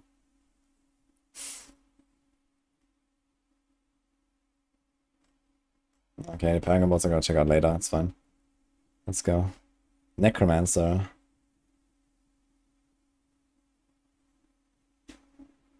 Okay, so they moved the slow and demobilize and now give it chill. So I guess I want to do like some more like darkness, cold combo stuff. Which I guess is a bit more flavorful. Bloodlance. Now always pierces for enemies who are currently lanced. The universe reduce damage to again enemies beyond the first. Enhanced Bloodlance reworked. After casting Bloodlance 8 times, your next cast of Bloodlance is guaranteed overpower. Oh, interesting. Balance is 50% increased critical strike damage, 50% increased overpower damage. Okay. Yeah, because everyone just took this anyway.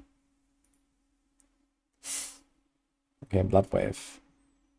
Casting Blood Wave grants damage and damage reduction for 10 seconds. And 6 Blood Orbs. Oh my god.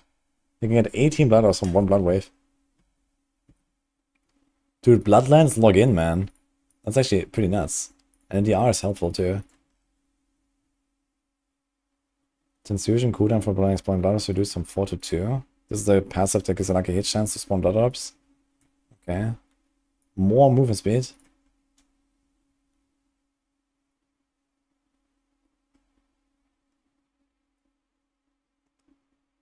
Title aspect additional. Okay. I wonder if that's gonna be doing anything. The Mortar Crux. Macabre and corpse damage. Intelligence. Chance of concentration to deal double damage. Huge Flash also grants a barrier. Oh. Oh shit. That's actually pretty insane. I wonder if it's gonna be useful for like a... Wait a minute. Pulse Explosion already has its weapon, right? Black River. Yeah, exactly. There's already Black River for Pulse Explosion. Ah.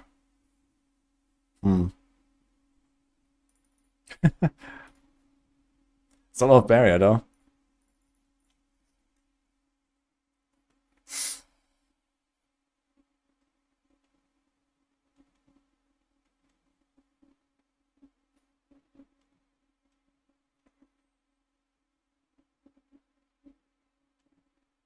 Does Lightning Storm actually scale for attack speed these days? I'm not sure.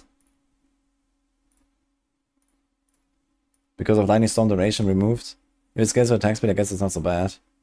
But it would be nice to still have Lightning Storm duration just for the quality of life. I hated like stacking from 0 all the time.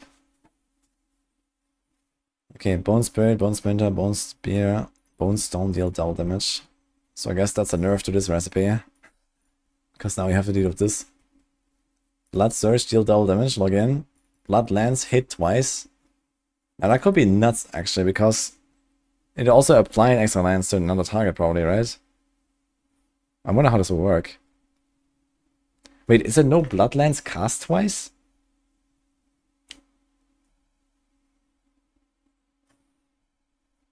Is that not a thing?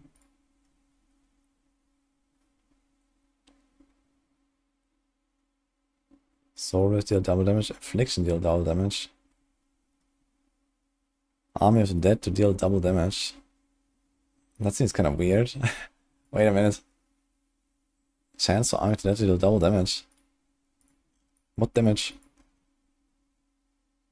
The volatile skeletons or what? Okay. Bloodland's gonna fry the servers? Absolutely. Chance of Skeleton Warriors to hit twice, Shadow Mages attack twice, and Golem hit twice. Cool. But it's gonna be hard to really make like a combo between different ones, right? Like, I feel like Mini Necro is already so heavily, you know, focused on the Golem for the most part. And now he's just gonna go more Golem and the other mages and whatever. It's like, yeah.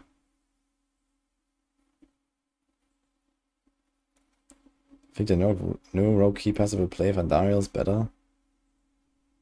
I mean, you scale all the same shit that you scale Vandariels for Victimize. So you might actually use it, yes. Because close quarters combat doesn't do that much. It gives you a bunch of attack speed and you already have tons of it. And then it gives you like a tiny bit of extra damage multiplier. But yeah, if Victimize can get anywhere in the same ballpark of damage done that Vandariels does, then you're just gonna switch to Victimize and basically play. Yeah, okay, you have to also get some vulnerable damage, I guess, on a gear. That's the main problem. So you can't really combine the two very easily. So I guess not.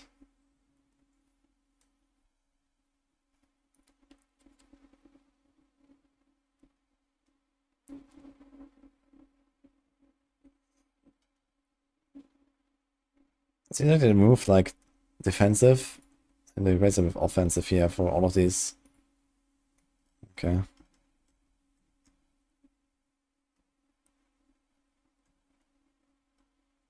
Dude, they straight have removed the insane damage reduction for minions here. Look. The card leaderboard that had the damage reduction for minions is just gone. And usually you put like a buffing glyph there, so you had like 50% DR and then 10%, 10% or something. And now it's just summon crit damage, man. Yikes. Okay. Good luck with your minions, guys.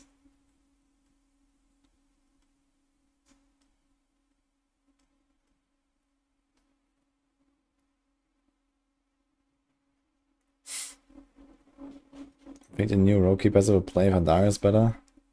And the rogue key passive. I thought they were talking about victimized for some reason. I have to look at it again.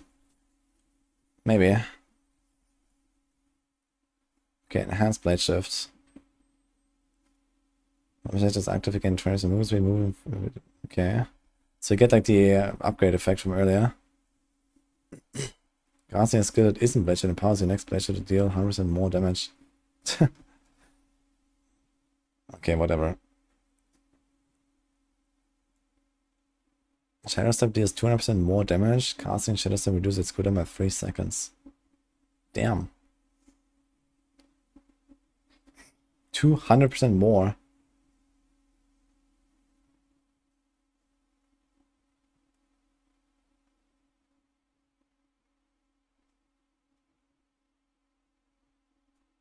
Yeah, I know, Silence. Yeah, Shadow Step is like a real build now, for sure. This seems insane.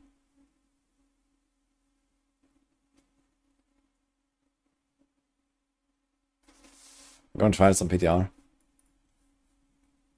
Concealment also grants unhindered, okay. Skill raise concealment is always a critical strike. It makes enemies vulnerable for 6 seconds. Cast concealment grants 10% dodge chance, increase the move speed bonus to 60% for 5 seconds. Okay.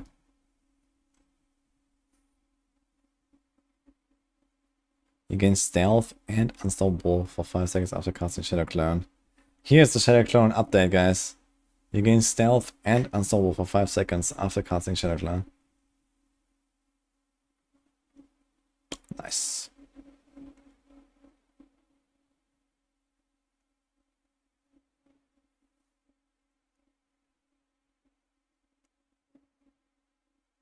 Oh my god. Wait a minute. Enemies that resist Death Trap's pull are hit again for 120% of Death Trap's damage. I wonder if this includes unstoppable elites. You could actually legitimately deal damage to unstoppable in targets like this. That's pretty strong. And also really good for boss killing. That's actually a Death Trap login angle, I think. Dude, Rain of Arrows, Shadow Step, Death Trap. It's gonna be crazy.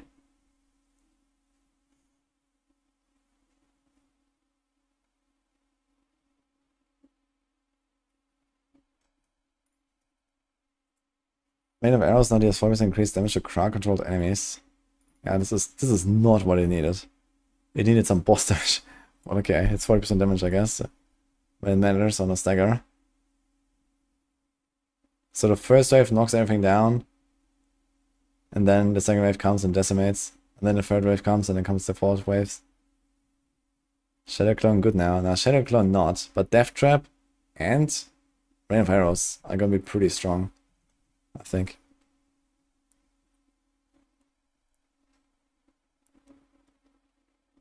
The tooltip now states gain a bonus based on the weapons used in your attack. Okay.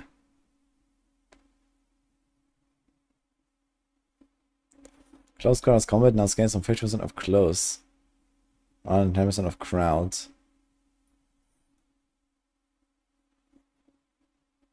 Okay, it should be more, I guess.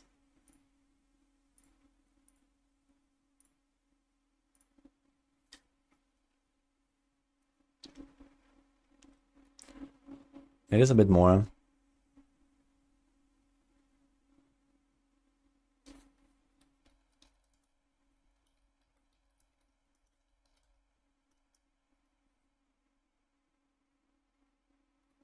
Okay.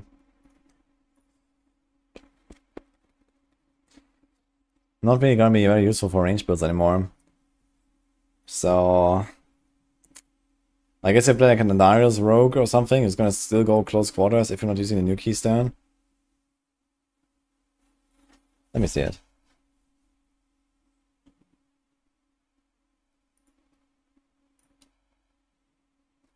Where is it?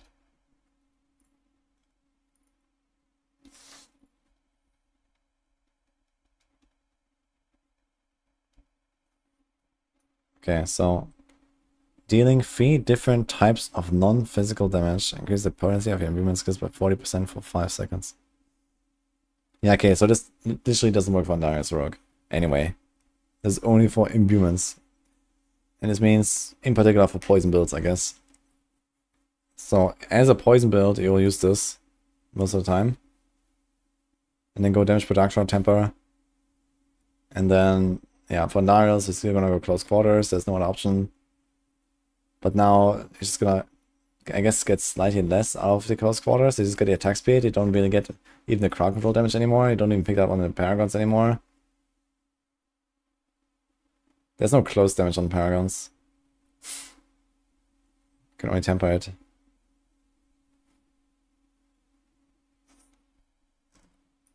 This potency is further increased by 20% of the total amount of your bonus damage to poison, cold, and shadow. Okay. Where do you get that? Poison, cold, and shadow. Frostburn, man, log in. Like, there's not even a temper, like shadow damage or something, right? It's not a thing.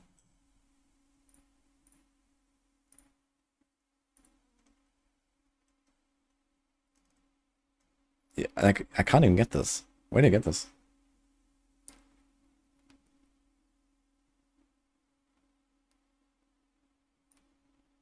Andariel, Cold Tip, Doombringer, you have all 3 elements. And they're non-physical, that's also not a rogue thing. I think just generic damage does not buff that, does it? It's just all damage.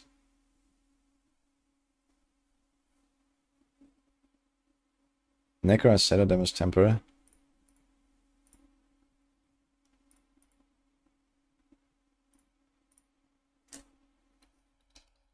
There's shadow damage all the time.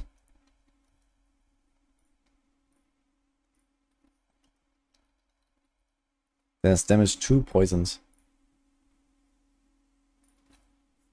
There's no passive that gives you additive damage.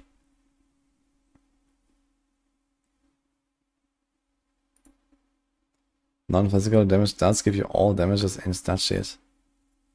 I wanna see that. I don't trust this. I mean, if you can stack all damage to ramp this up, then okay, maybe. We can put like at least like all damage on your weapon or something. Like non-physical, I know gives you all the different types besides physical. But all damage gives you everything?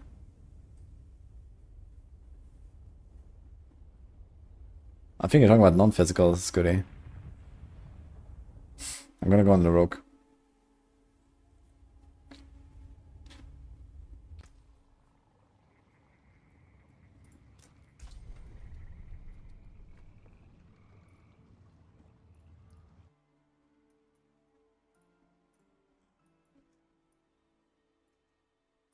I think there's a bit of non-physical here.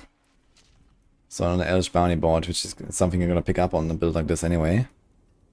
So here, non-phys is like 10, 20, 30, 40,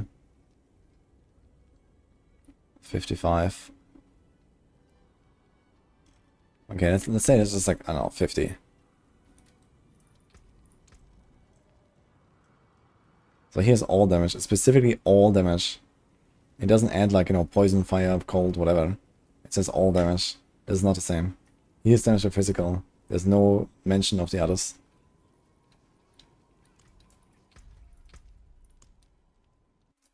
So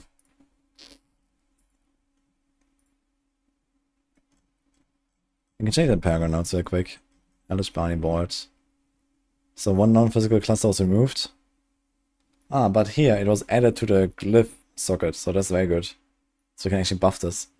So I don't know, let's just say we get 100% non-physical damage, right? So how much does it do? Let's say 100%. This potency is further increased by 20% of the total amount of your bonus. So yeah, very little actually. Very little. But, I mean, it's better than nothing. Since we're gonna pick the Eldritch Bounty board anyway, might as well throw a magic buffing glyph there, like fluidity or something, and then go. The Underdog has 235. Why do you get it?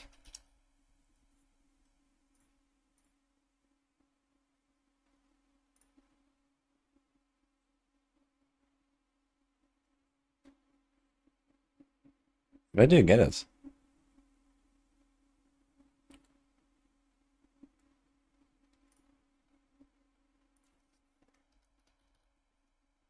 This is poison res. This is shadow res. This is cold res. And this is just Eldritch Bounty, and I didn't pick any of the nails.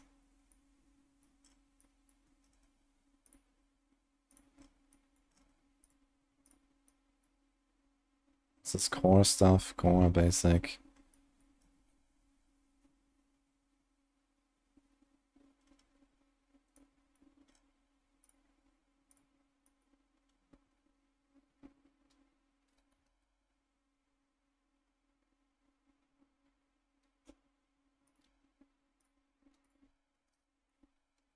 Either way, stacking it is probably not necessarily the way.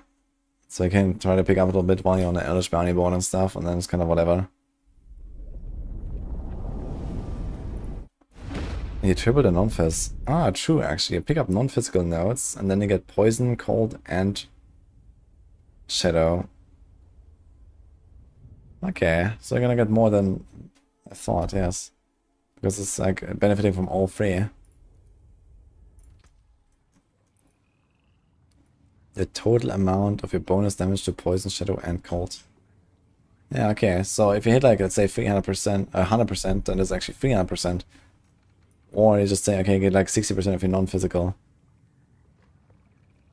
So you go from 40 to 100% bonus potency.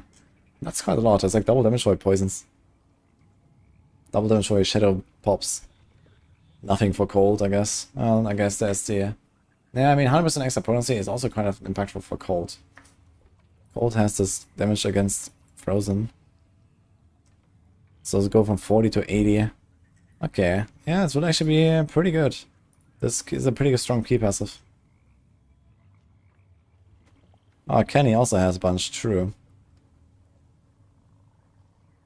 Forgot about Kenny. Alright, you can actually ramp this.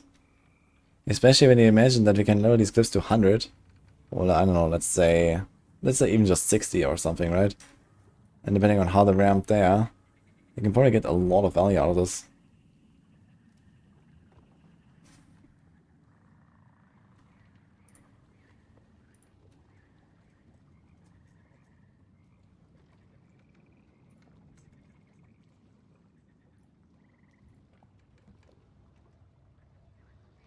Yeah, dude, you have... This is probably from your Canny Glyph or something like that. As you just saw. This is not from all damage. This has nothing to do with all damage.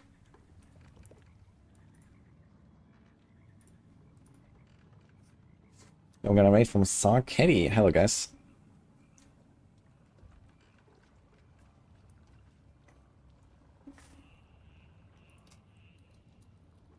How was the stream? Did you also like watch the D4 stuff and stuff?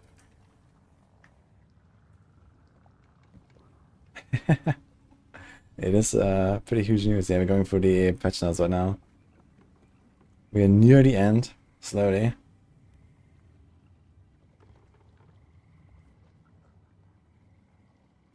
Aspect of elements should work.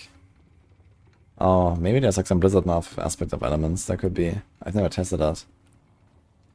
But as far as I know, there's no bugs of aspect elements. It just gives you the multiplier to the damage while it's active. That's it. You have content for the entire season, so many builds, so many new things. Dude, the entire season, dude. I'm gonna be probably like just two seasons just on Spiritborn to even like understand the class. Pretty much. Trying aspect of elements. Yeah, I strongly doubt it changes anything, but we can take a look.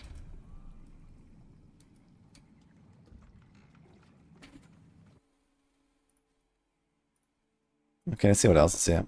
Adrenaline rush, energy region improved. Okay. Impetus now gains damage to basic skills along with agility subterfuge while the buff is active. Okay. Kinda whatever I feel. Alright, traveler.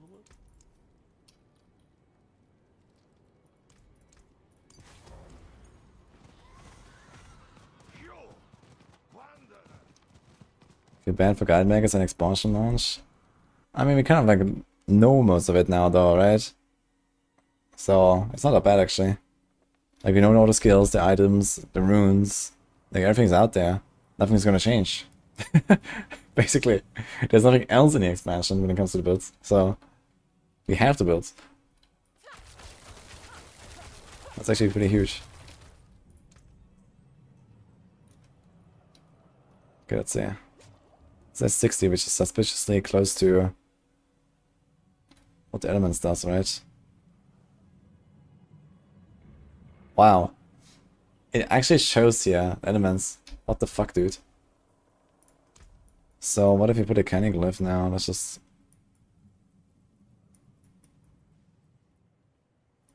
I think it's text glyphs. Let's take this out.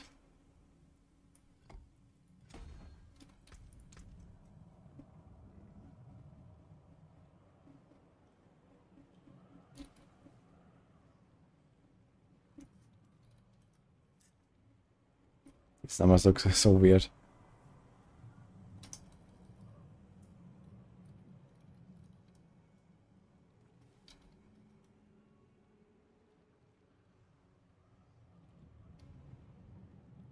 Okay, so it takes your number, it multiplies it with the elements multiplier, and then in true Blizzard math fashion, adds the multiplier again flat. I knew it. Okay. Now that's gonna be kind of interesting. Okay. Probably not good enough to really include elements anyway, but it definitely has more value than usual. So maybe gonna include it, but not on the 200 slot, because like for poison builds you go like corruption or creeping death 200 or something. But okay. Pretty huge buff to poison builds though. No witchcraft here. Only honest magics.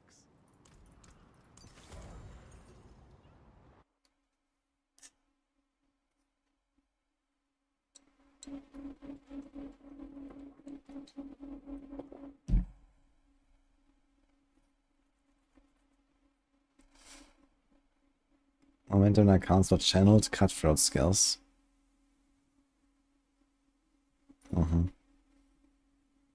Now only remove stacks when casting marksman skills. That's a nice change, man. Because that was fucking annoying.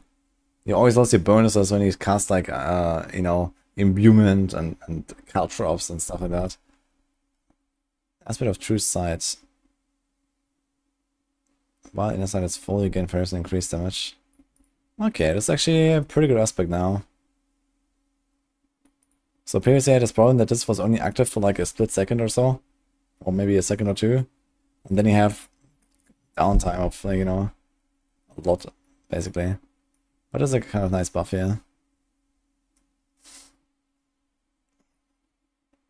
Now because resistance on casting concealment cast rather than on breaking stealth. That makes sense, I think.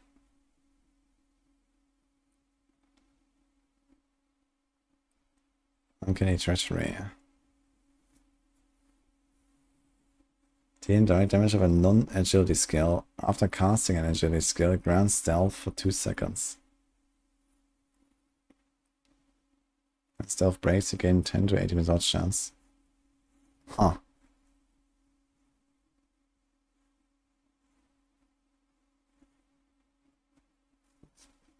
Damn, that's actually kind of crazy.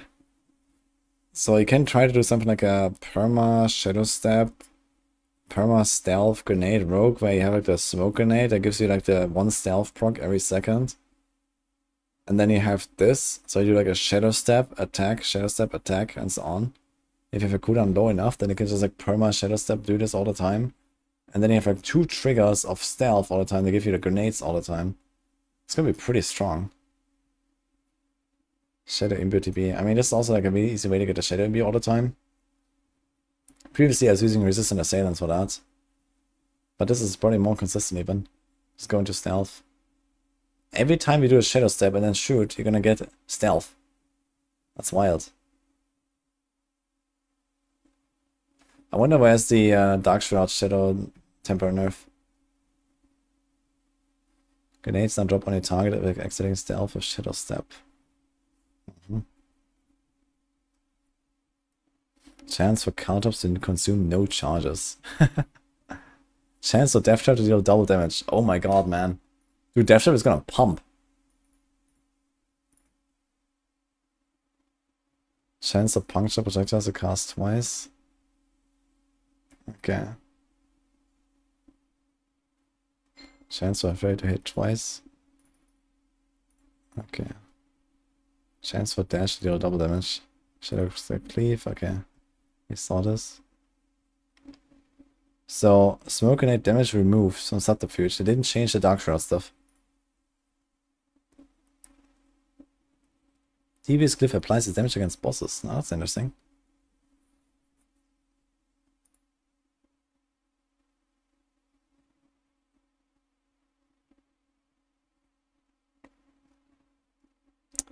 I don't think that 1 new skill per year per class is too low now. I mean, they just expanded the possible build options by probably double with this patch. So, if you have played like all the, like, let's say 50 or so meta builds that we've had in the last year on the various classes, and well, you have another at least 50 to look forward to. Plus reworked versions of those that you might have already played over the past year that are completely different from what they were in the past. So good luck playing them all.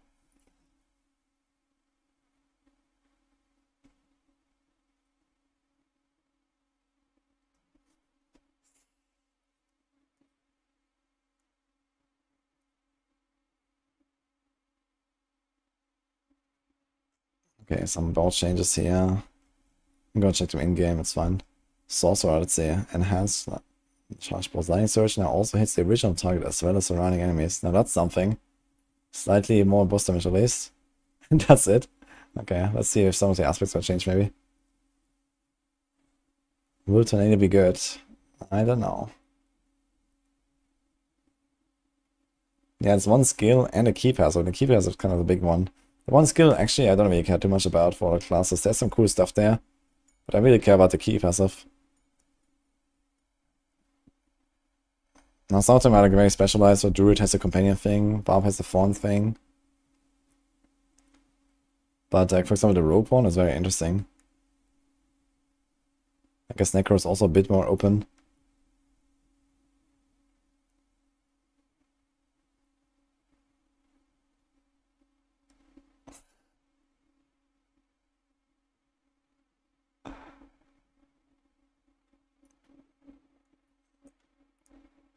Casting Fireball increases radius and burns enemies of 10% damage over 6 seconds. I wonder how that damage scales here to 10%. If that is like off the damage that he did, or it's like off the base value. I wonder if this can like actually like, you know, synergize with the greater Fireball itself. Wait a minute, did they ever fix the shatter bugs? They never fixed the shatter bugs, right? So you can still do like this crazy shatter explosion thing. I think people are doing that in Season 5 actually. So, monkeys. Chain Lightning and Shaman cooldown reduced from 4 to 1 second. Wait, it doesn't have a cooldown though, does it? Or is it just a hidden cooldown that's not in the tooltip?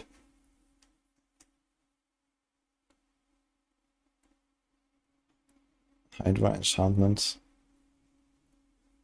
Wait, are these the enchantment changes? Hydra is longer. Arc Lash, longer stun. Oh my god, dude. What the fuck is this? Wait, this is it? Oh. Yeah, look out. Okay, I mean, the hider thing is maybe somewhat useful now. But man. Man. Ugh.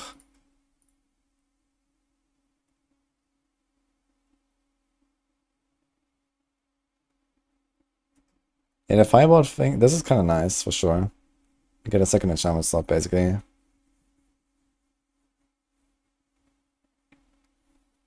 Yeah, was this actually a thing? Was there actually a cooldown? Because it was never in the tooltip. It was just like ended in the PTR and I thought it was just didn't make it to live. Sorg, so bad for season 6. Yeah, new skill, I guess you'll see.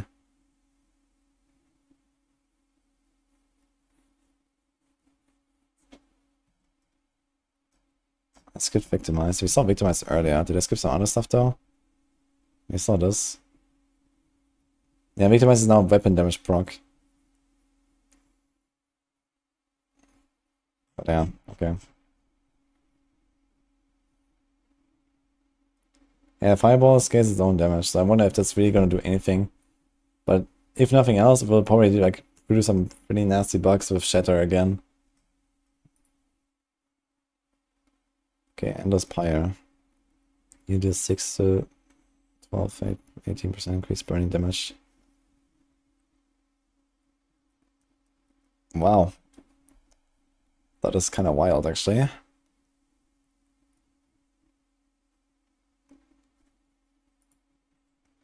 Conjuration Master and caps at 30 active conjurations. Okay.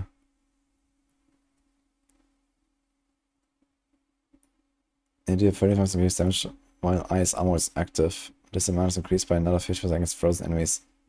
So this is like this weird double dip bug that's going on, right? So they finally removed this effect now, and this one was already like a hidden extra effect that it had, I think. I think in the Portuguese client, in the Season 5 PTR, it was actually visible, this effect. And in the Season 5 live patch, this was hidden, but it had the effect anyway. Or something like that, I think.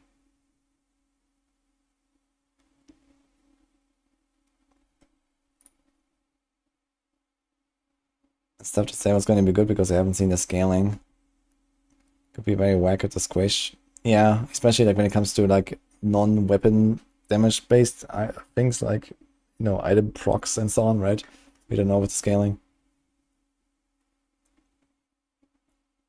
Okay, you deal 6% increased burning damage to enemies for each second they remain burning, up to 30%. Okay. Armor drops more meteorites. Okay. Tarasha. Casting a Pyromancy, Shock or Frost can increase the damage by 25%.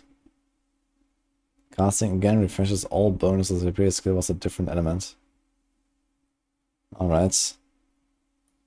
So harder to maintain, but stronger. Dude, 75% buff.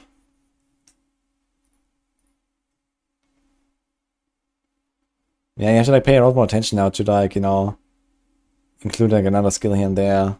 When do you cast your Ice Blades, when do you cast your Lightning Spear, and so on. Shroud of Condurance was also a big non-fist bonus. True, actually.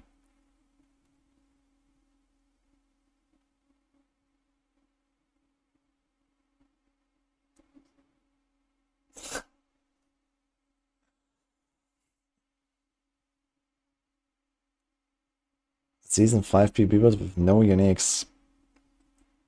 I'll probably make the Spark version of Lightning Spear Sock, actually. Because Lightning Spears will just hunt everyone down.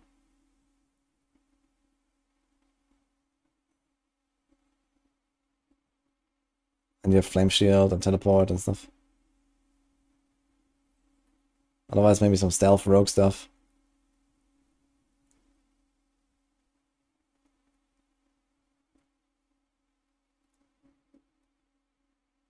Firebolt not working with charges isn't bad since you still cast Flame Shield. Yeah, you can still get Flame Shield here.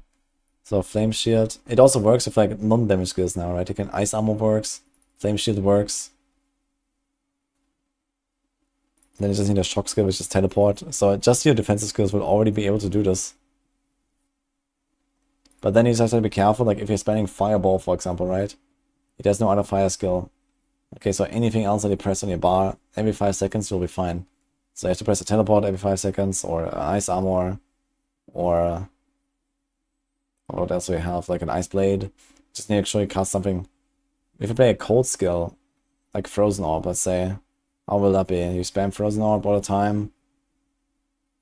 Yeah, this will be a bit more tricky, because ice armor, ice blade. So all this stuff is already the same element as your cold skill, for example. So for cold builds, it will be kind of tough, I think. You have to do like a lightning spear. And even then, yeah, lightning spear, teleport, flame shield. You have to cycle those. Maybe an inferno or something.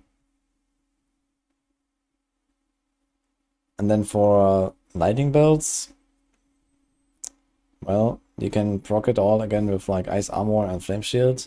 And then you spam a shock seal. Then if you sometimes, okay, I guess it comes back to down to like the ice blades. It's like ice blades as often as you can. Lightning spear doesn't work.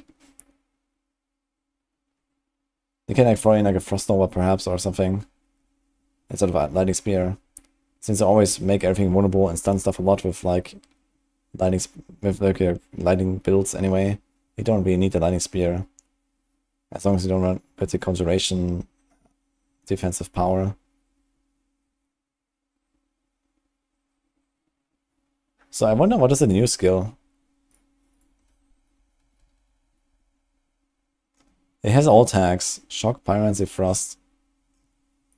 So I guess if you do this, you can just do it anyway, right? If you have your familiar, for example.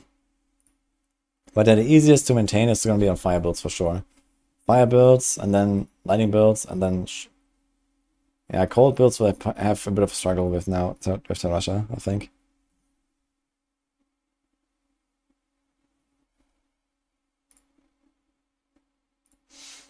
Got him.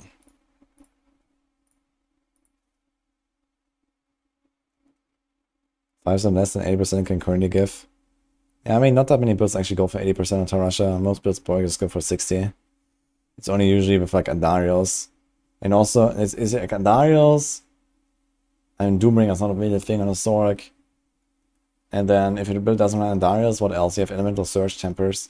But now in the new world, with like weapon tempers for every build, there is no reason to go Elemental Surge Temper anymore either.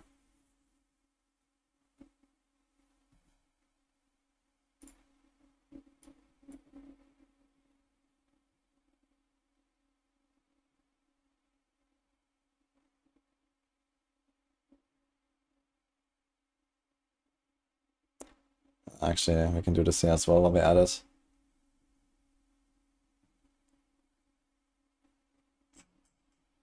Okay, easy clap.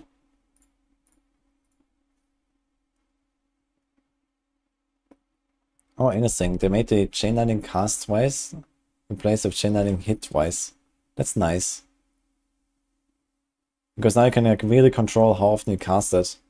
That's cool. But that's like a really cool new element here to actually count it, I think.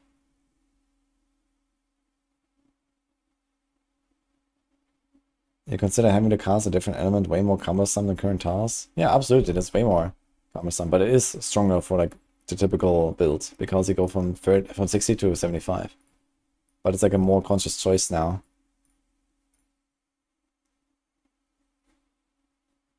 Couldn't have happened to a better guy.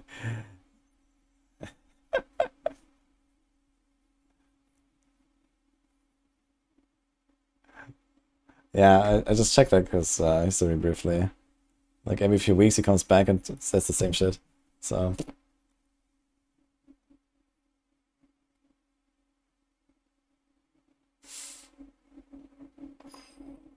gloss that you knew in fact reworded, but functionally unchanged. Okay. Fireball projectiles cast twice, fireball, meteor, double damage. Yeah, I'm kind of sad about this here, because fireball, double damage would be nice for fireball enchant as well. So there's meteor double damage and meteor rights double damage, man. Oof. Oof. Okay. Teleport hit twice.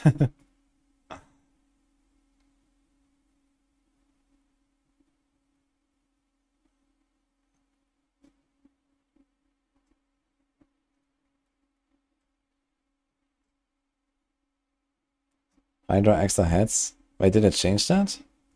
That was already a thing. Yeah, this was in season 5 already. It's not changed. Imagine teleport cast twice with Oculus. They could add some cool aspect to modify skill type. Like a Nova is now fire skill and explodes for fire damage. Yeah, they could do a lot of stuff like that, I think. Could be fun. Without even adding like directly new skills, right? They can just like do this.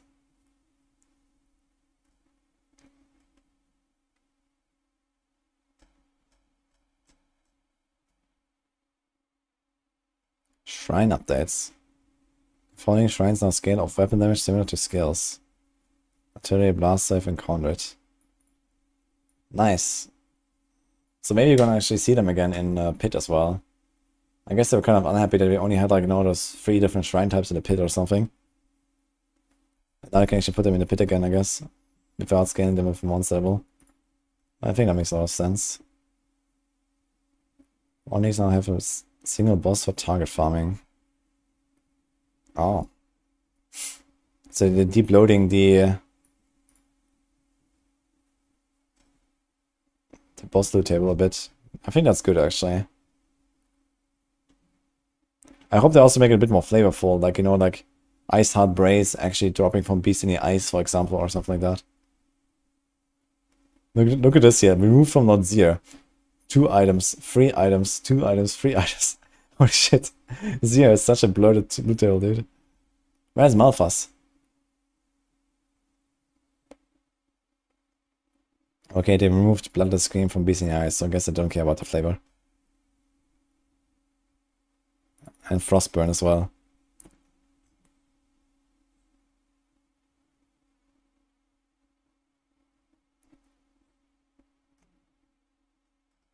Where's Inarius? Monka, They didn't tell us where the new uniques will drop. I mean, it might be in one of the new systems, it might be like in Undercity or whatever. But it would be kind of weird, because Undercity is more like the rune farm thing, right?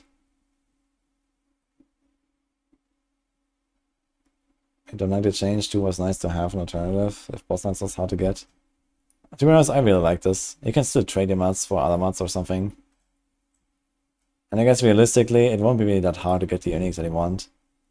It's gonna be more about, okay, finding the mythics, and then, okay, I don't know. I like this. It's like, okay, you know, this boss has this thing. We don't know how to change the boss material drops. Or maybe there will even be some kind of conversion.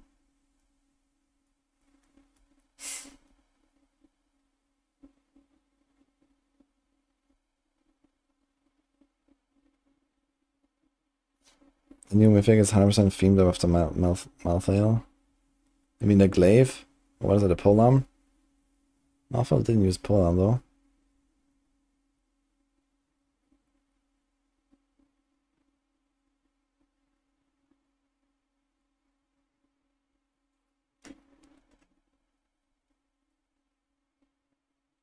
I get the additional skill paragon points. Displays how many points? Okay.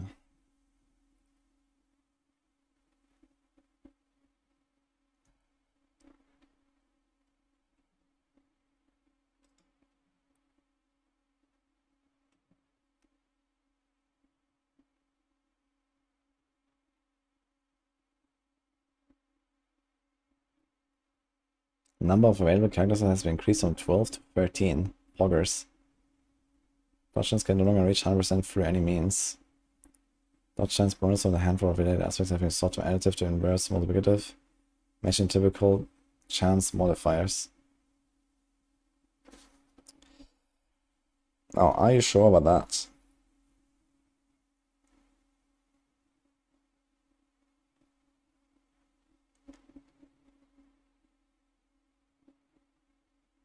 The gauntlet will be disabled for Season 6 while the meta settles with the introduction of Spirit and all other system updates. Okay. And nothing of value was lost. Bug fixes, alright. I guess there's still like legacy items that have like martial vigor and stuff like that, right? Yeah. The damage reduction is capped at 80%, okay. So I want to avoid these like perma invincible builds. Fixed an issue where Leap had to fully complete his animation before being able to cast Leap again. So now you can just leap in the air further and further. No, I remember there was like some animation cancel thing where if you do the leap, you have to wait like 2 seconds while standing there, or like 1 second.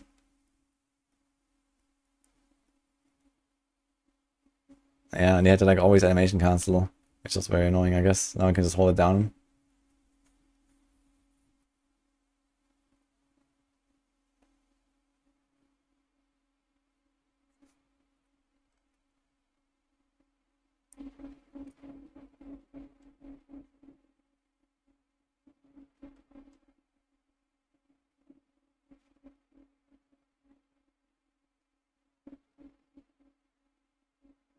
Mm-hmm.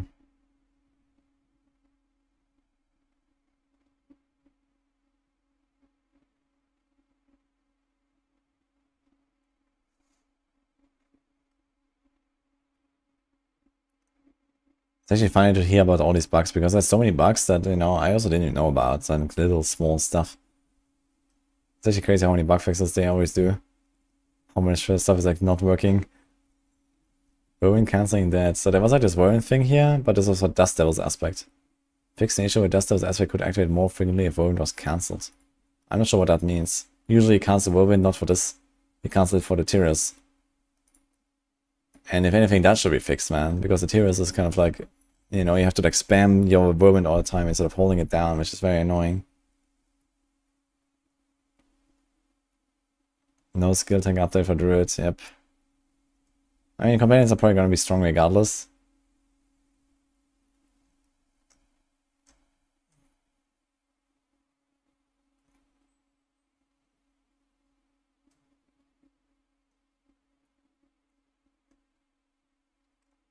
Fix an issue where killing a vulnerable enemy with a bonus skill could not generate essence when using aspect of exposed flesh. Interesting.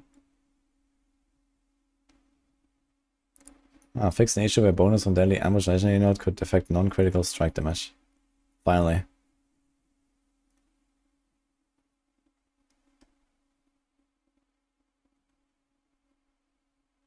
The crackling energy bug. Click spamming whirlwind was better even for Dust Devils, not only Tyrael. Yeah, this is what they did here. But they didn't fix the Tyrael stuff, it seems. So you can still spam your whirlwind. And that's just like, you know, a problem, I think. That should be changed.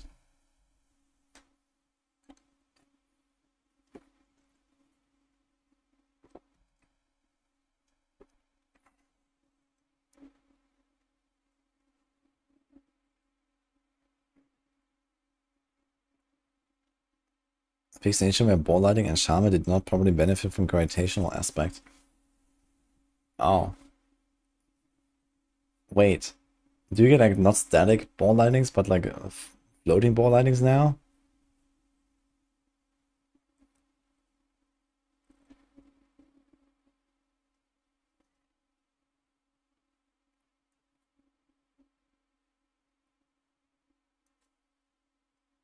Fix an issue where crackling energy triggers chain to additional enemies in the opposite way as intended.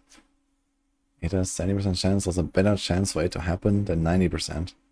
This chance is actually 0% chance. What?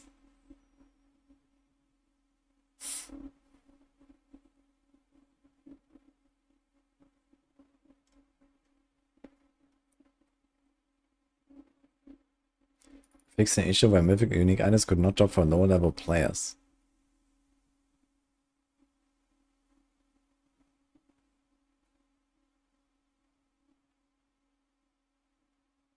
Okay, gravitation might be like the bonus damage might be right, okay. Doesn't really save ball lighting, I guess. But I guess a lot of builds will actually be saved by lower boss health. Now that I think about it, right? Because at lowered boss health, you have to see how much. But just like squishier bosses means you can play a lot more builds at higher level. Like Infernal Hordes, the meta is like actually quite different compared to like Pit, for example, right? Because Pit is all about single target damage, and Infernal Hordes is almost all about AoE damage.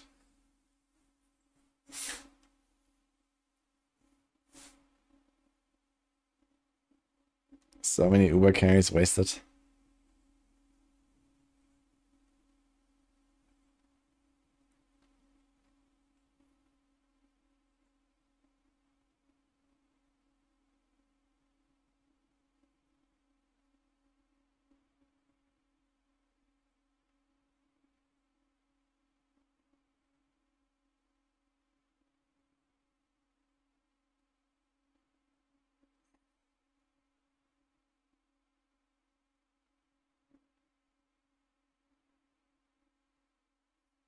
What? Fix an issue where the vampire boss affix in the pit did not appear in pit tiers 31 and above. What? What vampire boss?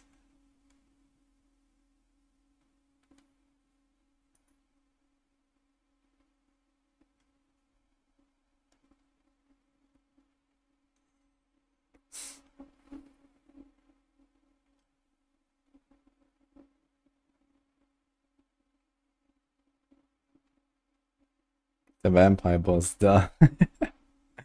Vampire Elite? I guess they're talking about like a shadow in the boss fight. Vampiric Enchanted Elite? Vampire boss affix.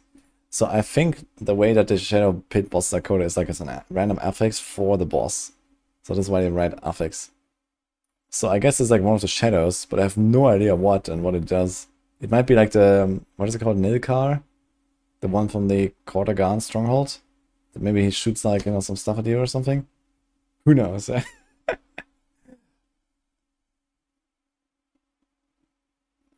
Yeah, I don't remember the last time I did a pit 31 or lower.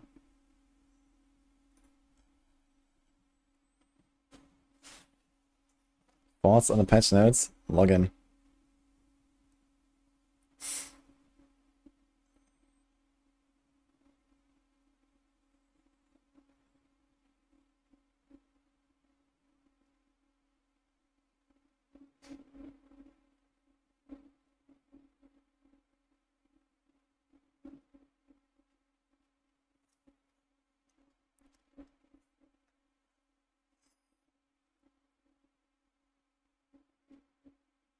Alright, that's the patch notes. So, in bug fixes, there was actually not really all too much crazy stuff here. Lots of little small things. Which is nice, I guess. But man, turns out we have all the builds. We have all the builds. That's gonna be a fun PTR.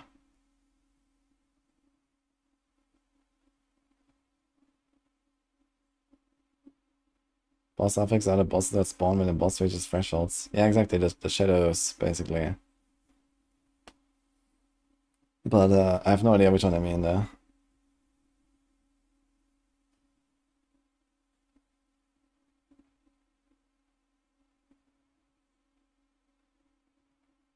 You didn't have to bug fix all of things because they just changed how stuff worked, like Victimize. Yeah, I mean, honestly, the Victimize change, it might turn out pretty cool. I don't know. I guess we'll try something of it and see. But yeah, it's gonna be like the usual candidates. It's gonna be like, you know, Puncture, Heartseeker, Pinshot, Burnage Spam. These are kind of like your ways to trigger Victimize. It's just how we play like an Andariel's Rogue. It's just gonna be like the same playstyle. Just instead of Andariel's, you have like instant damage with the Victimize. Yeah, we'll see. Are most mobs considered demons right now for Mythic Helm? Not most mobs. But there's like families of monsters, basically, and one of them is demons. Like Succubi, the Balrogs, like these, I don't know, Hellhounds and whatever. There's lots of stuff.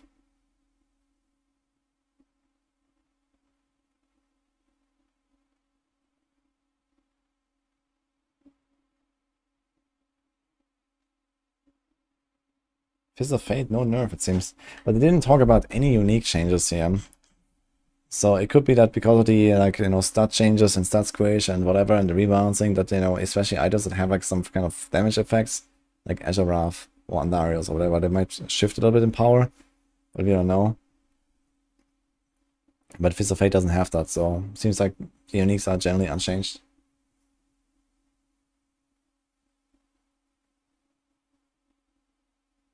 There's no close damage in Paragon board. Yeah, you have like close damage in Tempers now.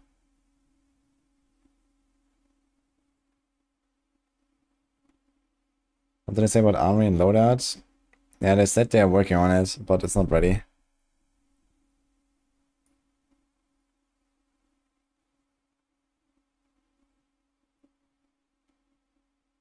Okay.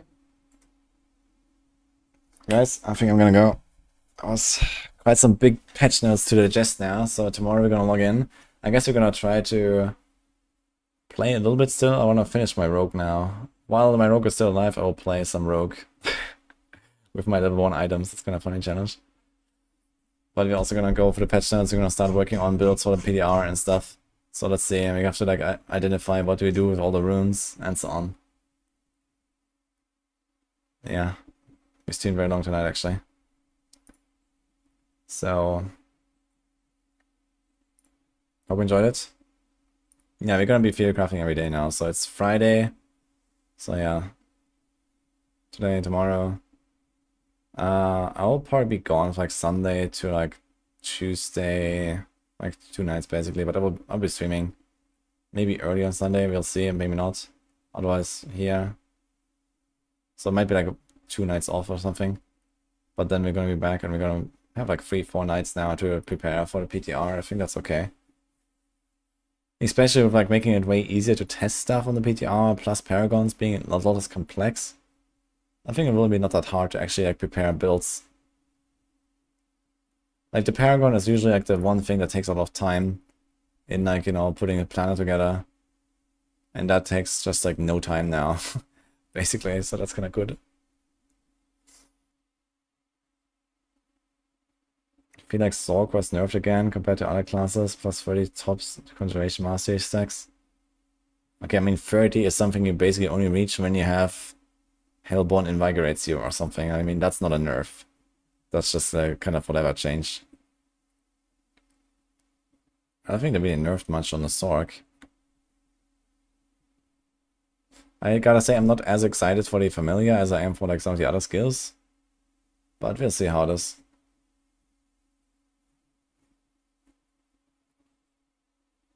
They look cute though.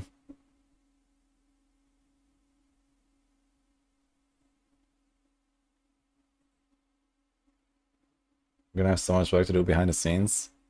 Yeah, I mean, it's very helpful that we get this PDR though, because everyone gets to play the stuff. And these are literally the builds we can prepare for the expansion now, right? The only thing that's missing is a Spiritborn. A tiny little thing, you know?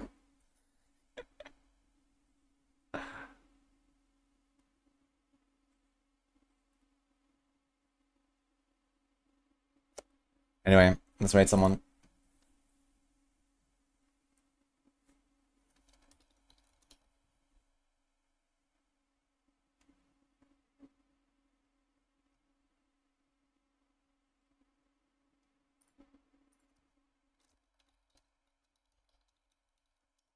Panda, it is.